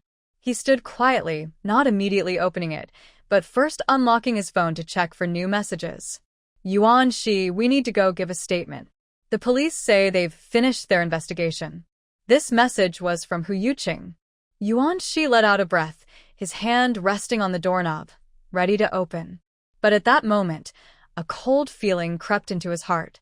His subconscious was warning him wildly. His heart was pounding fast. Looking through the peephole at Xia Yangyang and Su Sheng, he felt a strange, unfamiliar sense, no longer the same as before, more like strangers. Is this message really from Hu Yuqing? If Hu Yuqing is already dead right now, just like Wu Su. In the end, he still gave up on opening the door, quietly stepped back, moved carefully, and retreated all the way to the bed behind him. He carefully set his phone to silent. The faint glow illuminated his pale, handsome face. He took a deep breath, trying to calm his sudden panic. I won't open it, Yuan Shi said coldly. Let's talk about it tomorrow. Without waiting for any reply from the other side, he hung up. Side mission completed. Zhu Yu looked at the pop-up mission screen. The side mission was actually finished? It's been a week since the last death incident. During this week, she stayed in the hotel after giving her statement at the police station. The matter was simple. She just wanted to see what else might happen to Yuan Shi. With the peace talisman nearby, if he really got into trouble, she could still help. Yuan Shi was a good bait. But things didn't turn out as she expected. The peace talisman wasn't triggered. Zhu Yu couldn't help but wonder what had happened this week to keep Yuan Shi safe and uncover the truth. Just then her phone rang. It was Yuan Shi calling. Zhu Yu answered, and a clear, familiar male voice sounded. Yuan Shi's voice. Yuejia, I'm sorry. I wanted to help you relax, but I didn't expect this to happen, Yuan Shi said. I booked a flight for tomorrow. I'll take you back. Have the investigations been completed? Zhu Yu asked. Since that day, I haven't received any calls from the police. What about you? After a moment of silence, Yuan Shi said, they said this needs to be kept secret. All right. Zhu Yu's curiosity wasn't strong. Besides, if she really wanted to know, it wouldn't be hard to find out tomorrow when she saw Yuan Shi in person. See you tomorrow, Yuan Shi said. Zhu Yu responded and hung up. The story had already diverged completely from the original timeline since they started sketching. The original plot and characters could only serve as references. They couldn't be fully trusted. Zhu Yu woke up early the next morning. She improvised a few quick sketches of the characters, then put down her pencil. She looked at the eyes of the person in her drawing for a few seconds, then casually crumpled the paper and threw it into the trash. Yuan Shi is a somewhat delicate, androgynous-looking young boy with a beautiful face. Sometimes, Zhu Yu unconsciously forgets his gender because of his calm demeanor. He has clear eyes, a gentle temperament, and speaks in a way that easily gains others' trust. Honestly, this ability often gives him an advantage. For example, right now, Zhu Yu is looking at the bright glow on his body, which is at least 10 times brighter than before, and she simply cannot believe nothing happened during this week. The key point is that Fu Yanqing, who came to send Yuan Shi and her to the plane, is someone Zhu Yu specifically remembered from the beginning of the story. Fu Rui's aunt, knowing her identity, made Zhu Yu realize how quickly this matter was resolved. Most of Yuan Shi's changes are probably related to Fu Yanqing.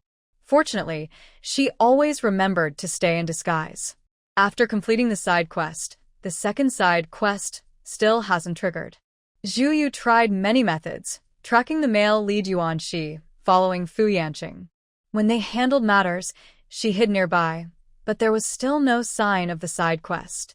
Reluctantly, Zhu Yu gave up the idea of exploiting the male lead. She stopped paying attention to him and fully immersed herself in learning to draw. This world has no famous painters like Da Vinci or Michelangelo, no Mona Lisa's smile, but there is Jennifer's smile.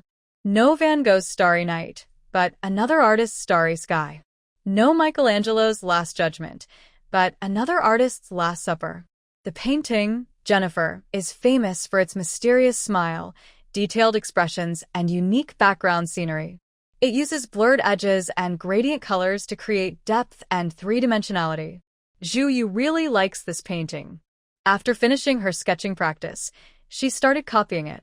The Starry Night is also very beautiful. Unlike Jennifer, which belongs to a private collector and can only be seen in photos online, Starry Night is exhibited in galleries every year. Zhu Yu bought tickets and visited it multiple times. Seeing it in person is much more beautiful than in photos. The swirling starry sky, bright moon, and village are vividly colored, with bold brushstrokes, rough and wild in contrast, full of energy and rhythm. Having seen many famous paintings, Zhu Yu feels her talent in this area is only average. Her paintings lack a unique charm and spirit. Painting takes a lot of time. Simple sketches may only take a few minutes to a few hours, while detailed oil paintings and portraits can take weeks or even months to finish. Every morning, Zhu Yu often paints from dawn to dusk, losing track of time in her obsession. She studies painting simply because oil painting is her favorite activity right now, not because she has big ambitions for it. It's good to create excellent art, but it's okay if no one appreciates it. She feels happy just doing it. Having experienced many worlds and fulfilled others' wishes repeatedly, Zhu Yu always thought she was unaffected. But as she kept healing and feeling joy through painting, she gradually realized she was wrong. She was still influenced. Even if the system removed her emotions, her heart still felt faint signs of exhaustion. Is it because her family, as her anchor, isn't enough? Zhu Yu doesn't understand, but she's glad she discovered painting. Every time she finishes a piece, it feels like a release. Through painting, she found her deepest self. It was like a cleansing. Darkness stayed on the canvas, and her soul became whole again. Decades passed quickly. In her final moments, Zhu Yu looked at the room full of her paintings and gently released them into space. These were her most precious treasures in this world. Task in progress. Task completed. Congratulations, the host has finished Task 1, passing away peacefully. 1,000 points awarded. Congratulations, the host has completed a side quest. 1,000 points awarded. Zhu Yu opened her attribute panel again. Name: Zhu Yu. Main world age: 19 points. 13,000. Zhu Yu lazily stretched and glanced at the time on her phone. She took 2 paintings from the space, packed them, and sent them to Wang Ziming. She also delivered loving meals with spiritual spring water to her mother in the hospital and her father at the law firm. During lunch, she talked with her parents about future plans. Zhu Yu thought for a moment. She is only a freshman and still early in her studies, so she hasn't made firm plans. Her future isn't clear yet. Unlike others who have a clear vision and set goals early, Zhu Yu feels a bit lost right now. She thought about what she knew. After experiencing these worlds, She had learned quite a lot, but upon reflection, she realized none of it suited her ideal life in reality. I haven't decided yet, Zhu said. You should also go see your grandparents if you're free. Zhu's father is now one of the founders of a top law firm in the industry. The cases his firm handles start at millions of yuan, so Zhu Yu's family has been wealthy for years. Although their assets still can't compare to the old, powerful wealthy families like Wang Ziming's, who have been established since the founding of the country, Zhu's family, with their law firm and Zhu's mother's status in heart surgery, are considered quite influential. Even without a formal system, Zhu Yu now has her parents' support. She can live comfortably her whole life, spending money without worry. Most people's worries can be solved with money. This was something Zhu Yu understood from her childhood, watching Wang Ziming's large villa and countless toys. Back then, she and Wang Ziming both rarely saw their parents and mostly stayed alone. To ease loneliness, they spent a lot of time together. When they were together, they mostly played separately, Zhu Yu with Barbie dolls, Wang Ziming with model trains. Their hobbies didn't really match. Their main connection was simply being with each other. She had better friends than Wang Ziming, and he had a few friends he got along with better, but later, she was completely disappointed in her friends. Wang Ziming was disappointed in his friends even earlier. Without Wang Ziming needing to say it, Zhu Yu, as she grew up, understood why Wang Ziming had no true friends. Their family backgrounds were too different, making it hard to find friends who treated each other equally. Zhu Yu never understood why her parents insisted she attend the best schools. Since elementary school, she and Wang Ziming went to international schools. The tuition was higher than her parents' annual salary. Even as their family situation improved over time, Zhu Yu always felt the impact of her family's lack of money. She could never see money as something to be despised like Wang Ziming did. Even now that she was wealthy, she still couldn't afford to be careless with money. She was slowly trying to change her frugal mindset. Uncle Wang said Ziming hasn't answered his calls recently. Try to contact him later. Zhu Yu's father agreed. After finishing a few cases, he planned to go home. Zhu Yu's task was also considered complete. I understand, Zhu Yu said. However, when she returned home, she still didn't contact Prince Ming.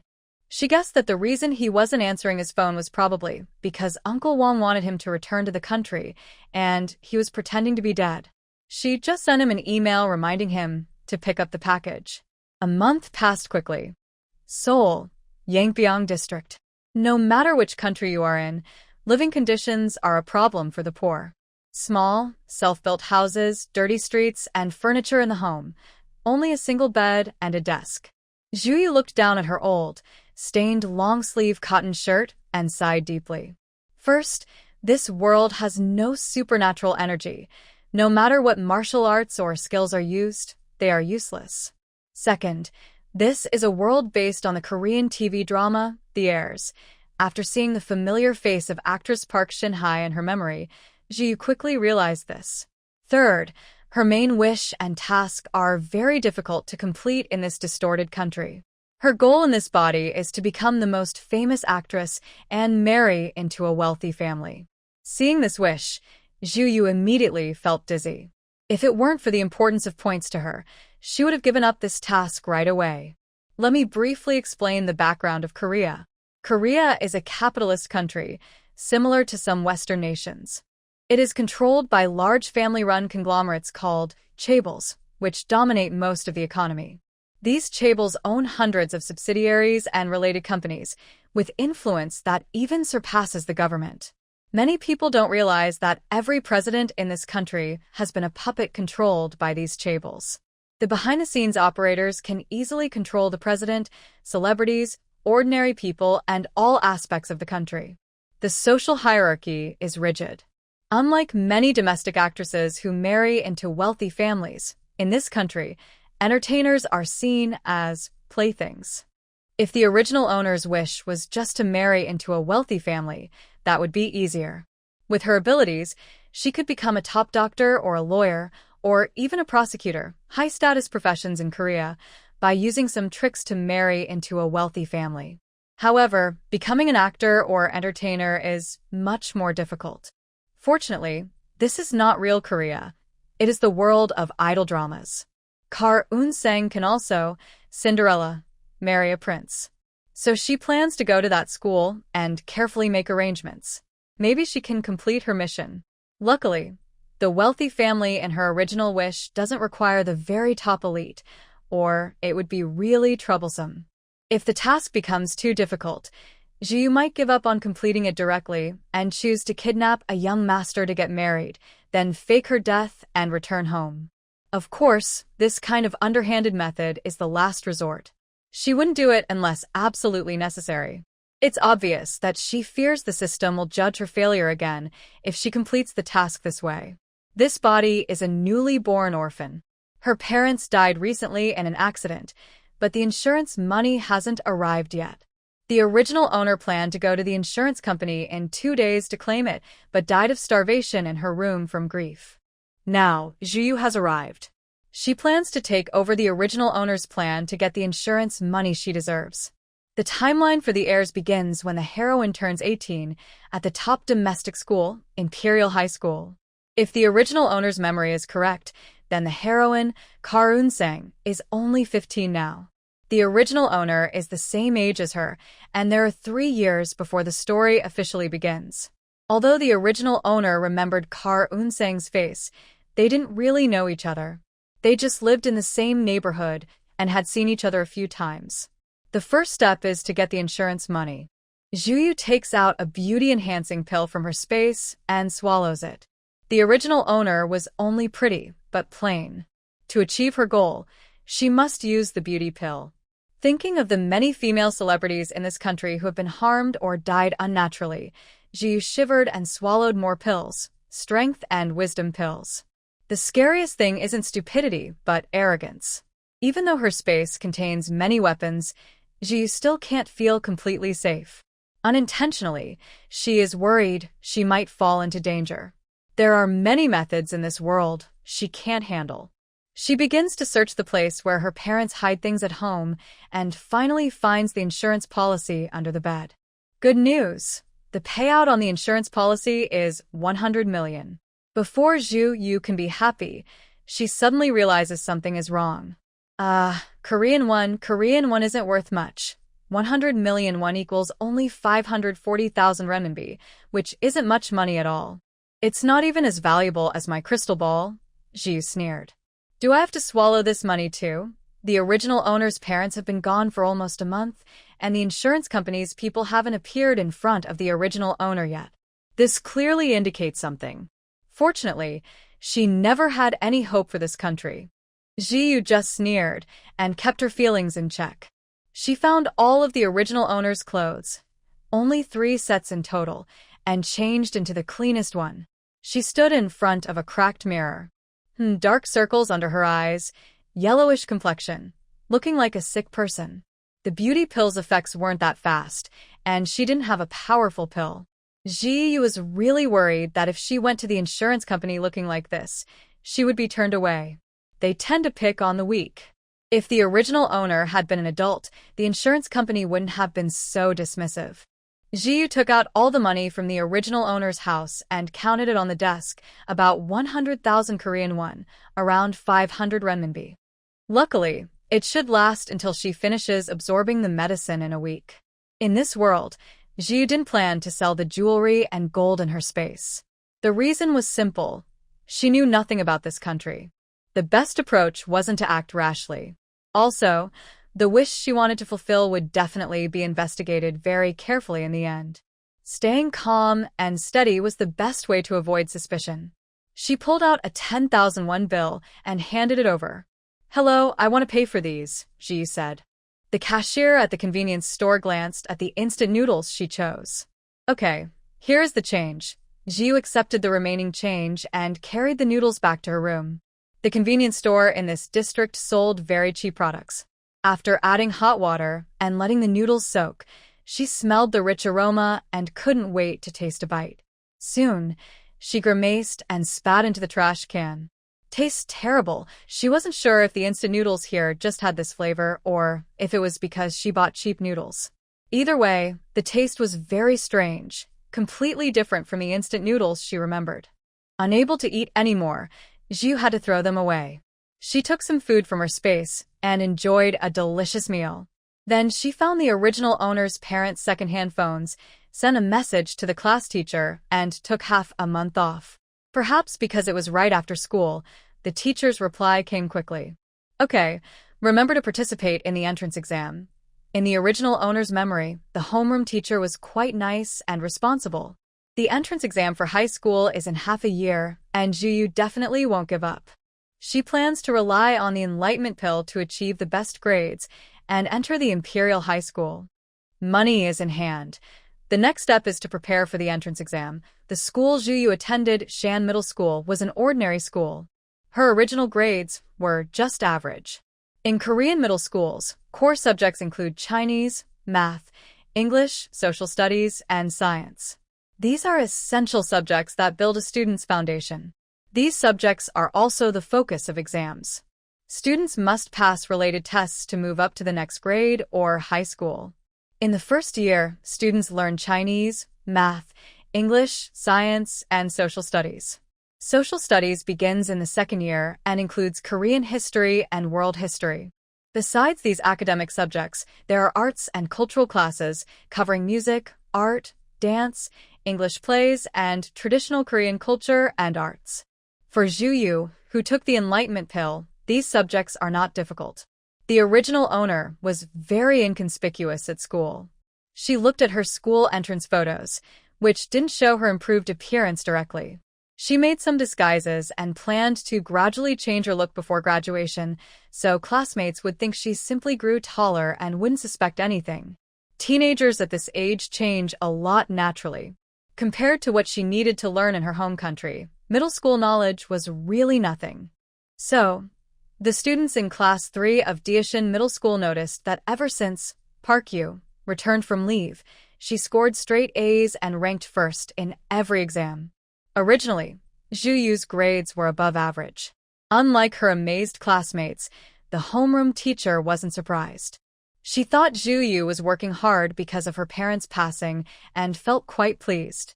The top students from several middle schools in Seoul would receive admission offers from the Imperial High School, with special scholarships and full tuition waivers, allowing them to attend this top national school.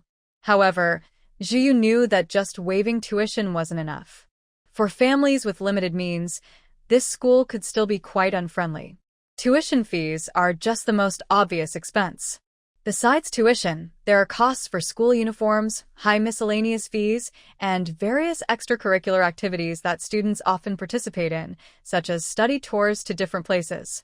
If a family is not well off, it can be hard to fit in.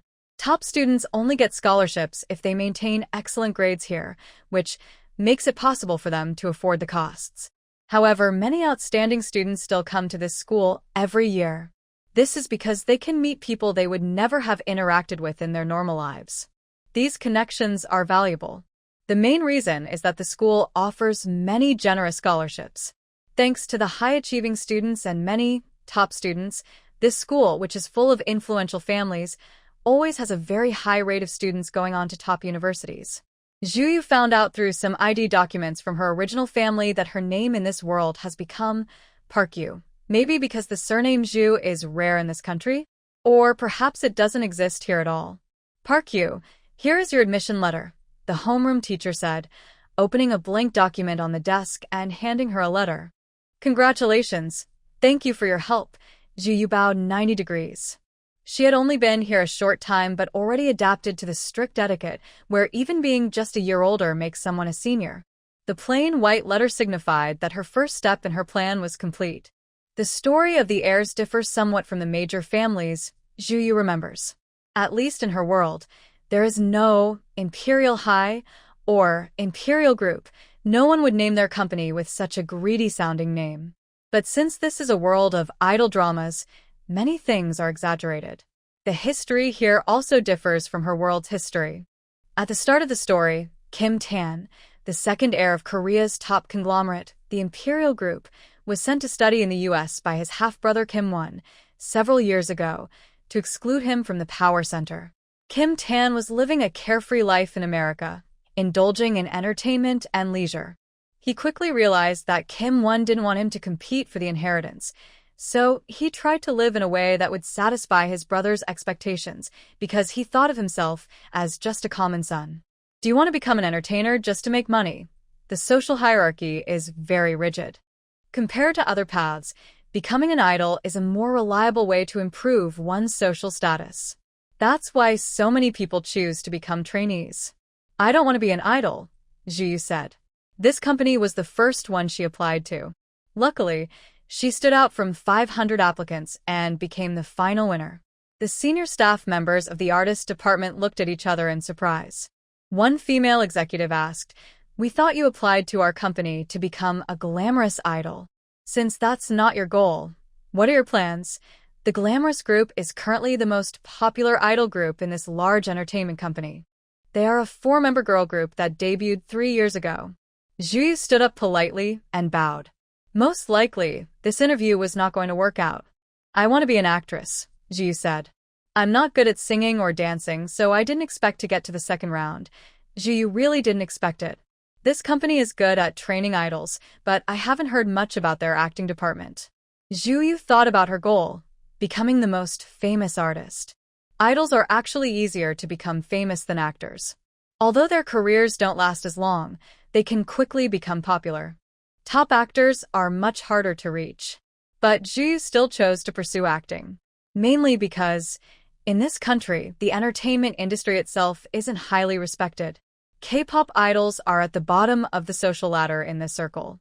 Every few years, a new batch of similar-looking idols is introduced. They say it's easy to become popular, but it's just a bubble that bursts easily. Compared to that, acting is much better and less tiring. Her acting skills are already advanced, so she doesn't need to worry about that. If she became an idol, she would spend most of her time practicing dance and singing. Zhu doesn't love performing on stage, and she doesn't want to be so exhausted. No matter which world you're in, this circle is full of luxury and chaos, just to different degrees. The female executive looked at Zhu and said, "Thank you for your wonderful interview. The company will consider it and give you a reply within 3 days." After the person left, KM Company's meeting room held an urgent meeting about this candidate. They had noticed her weak singing and dancing skills, but they still let her go to the second round. The reason was simple. This young girl's features are simply too outstanding. KM Company has a proportion system. Using a photo or video of this young girl, they generated a remarkably beautiful appearance. Although the company technically has the right to adjust a contestant's looks, they know well that continuous adjustments are needed. The naturally beautiful bone structure is different from the polished, camera-ready appearance.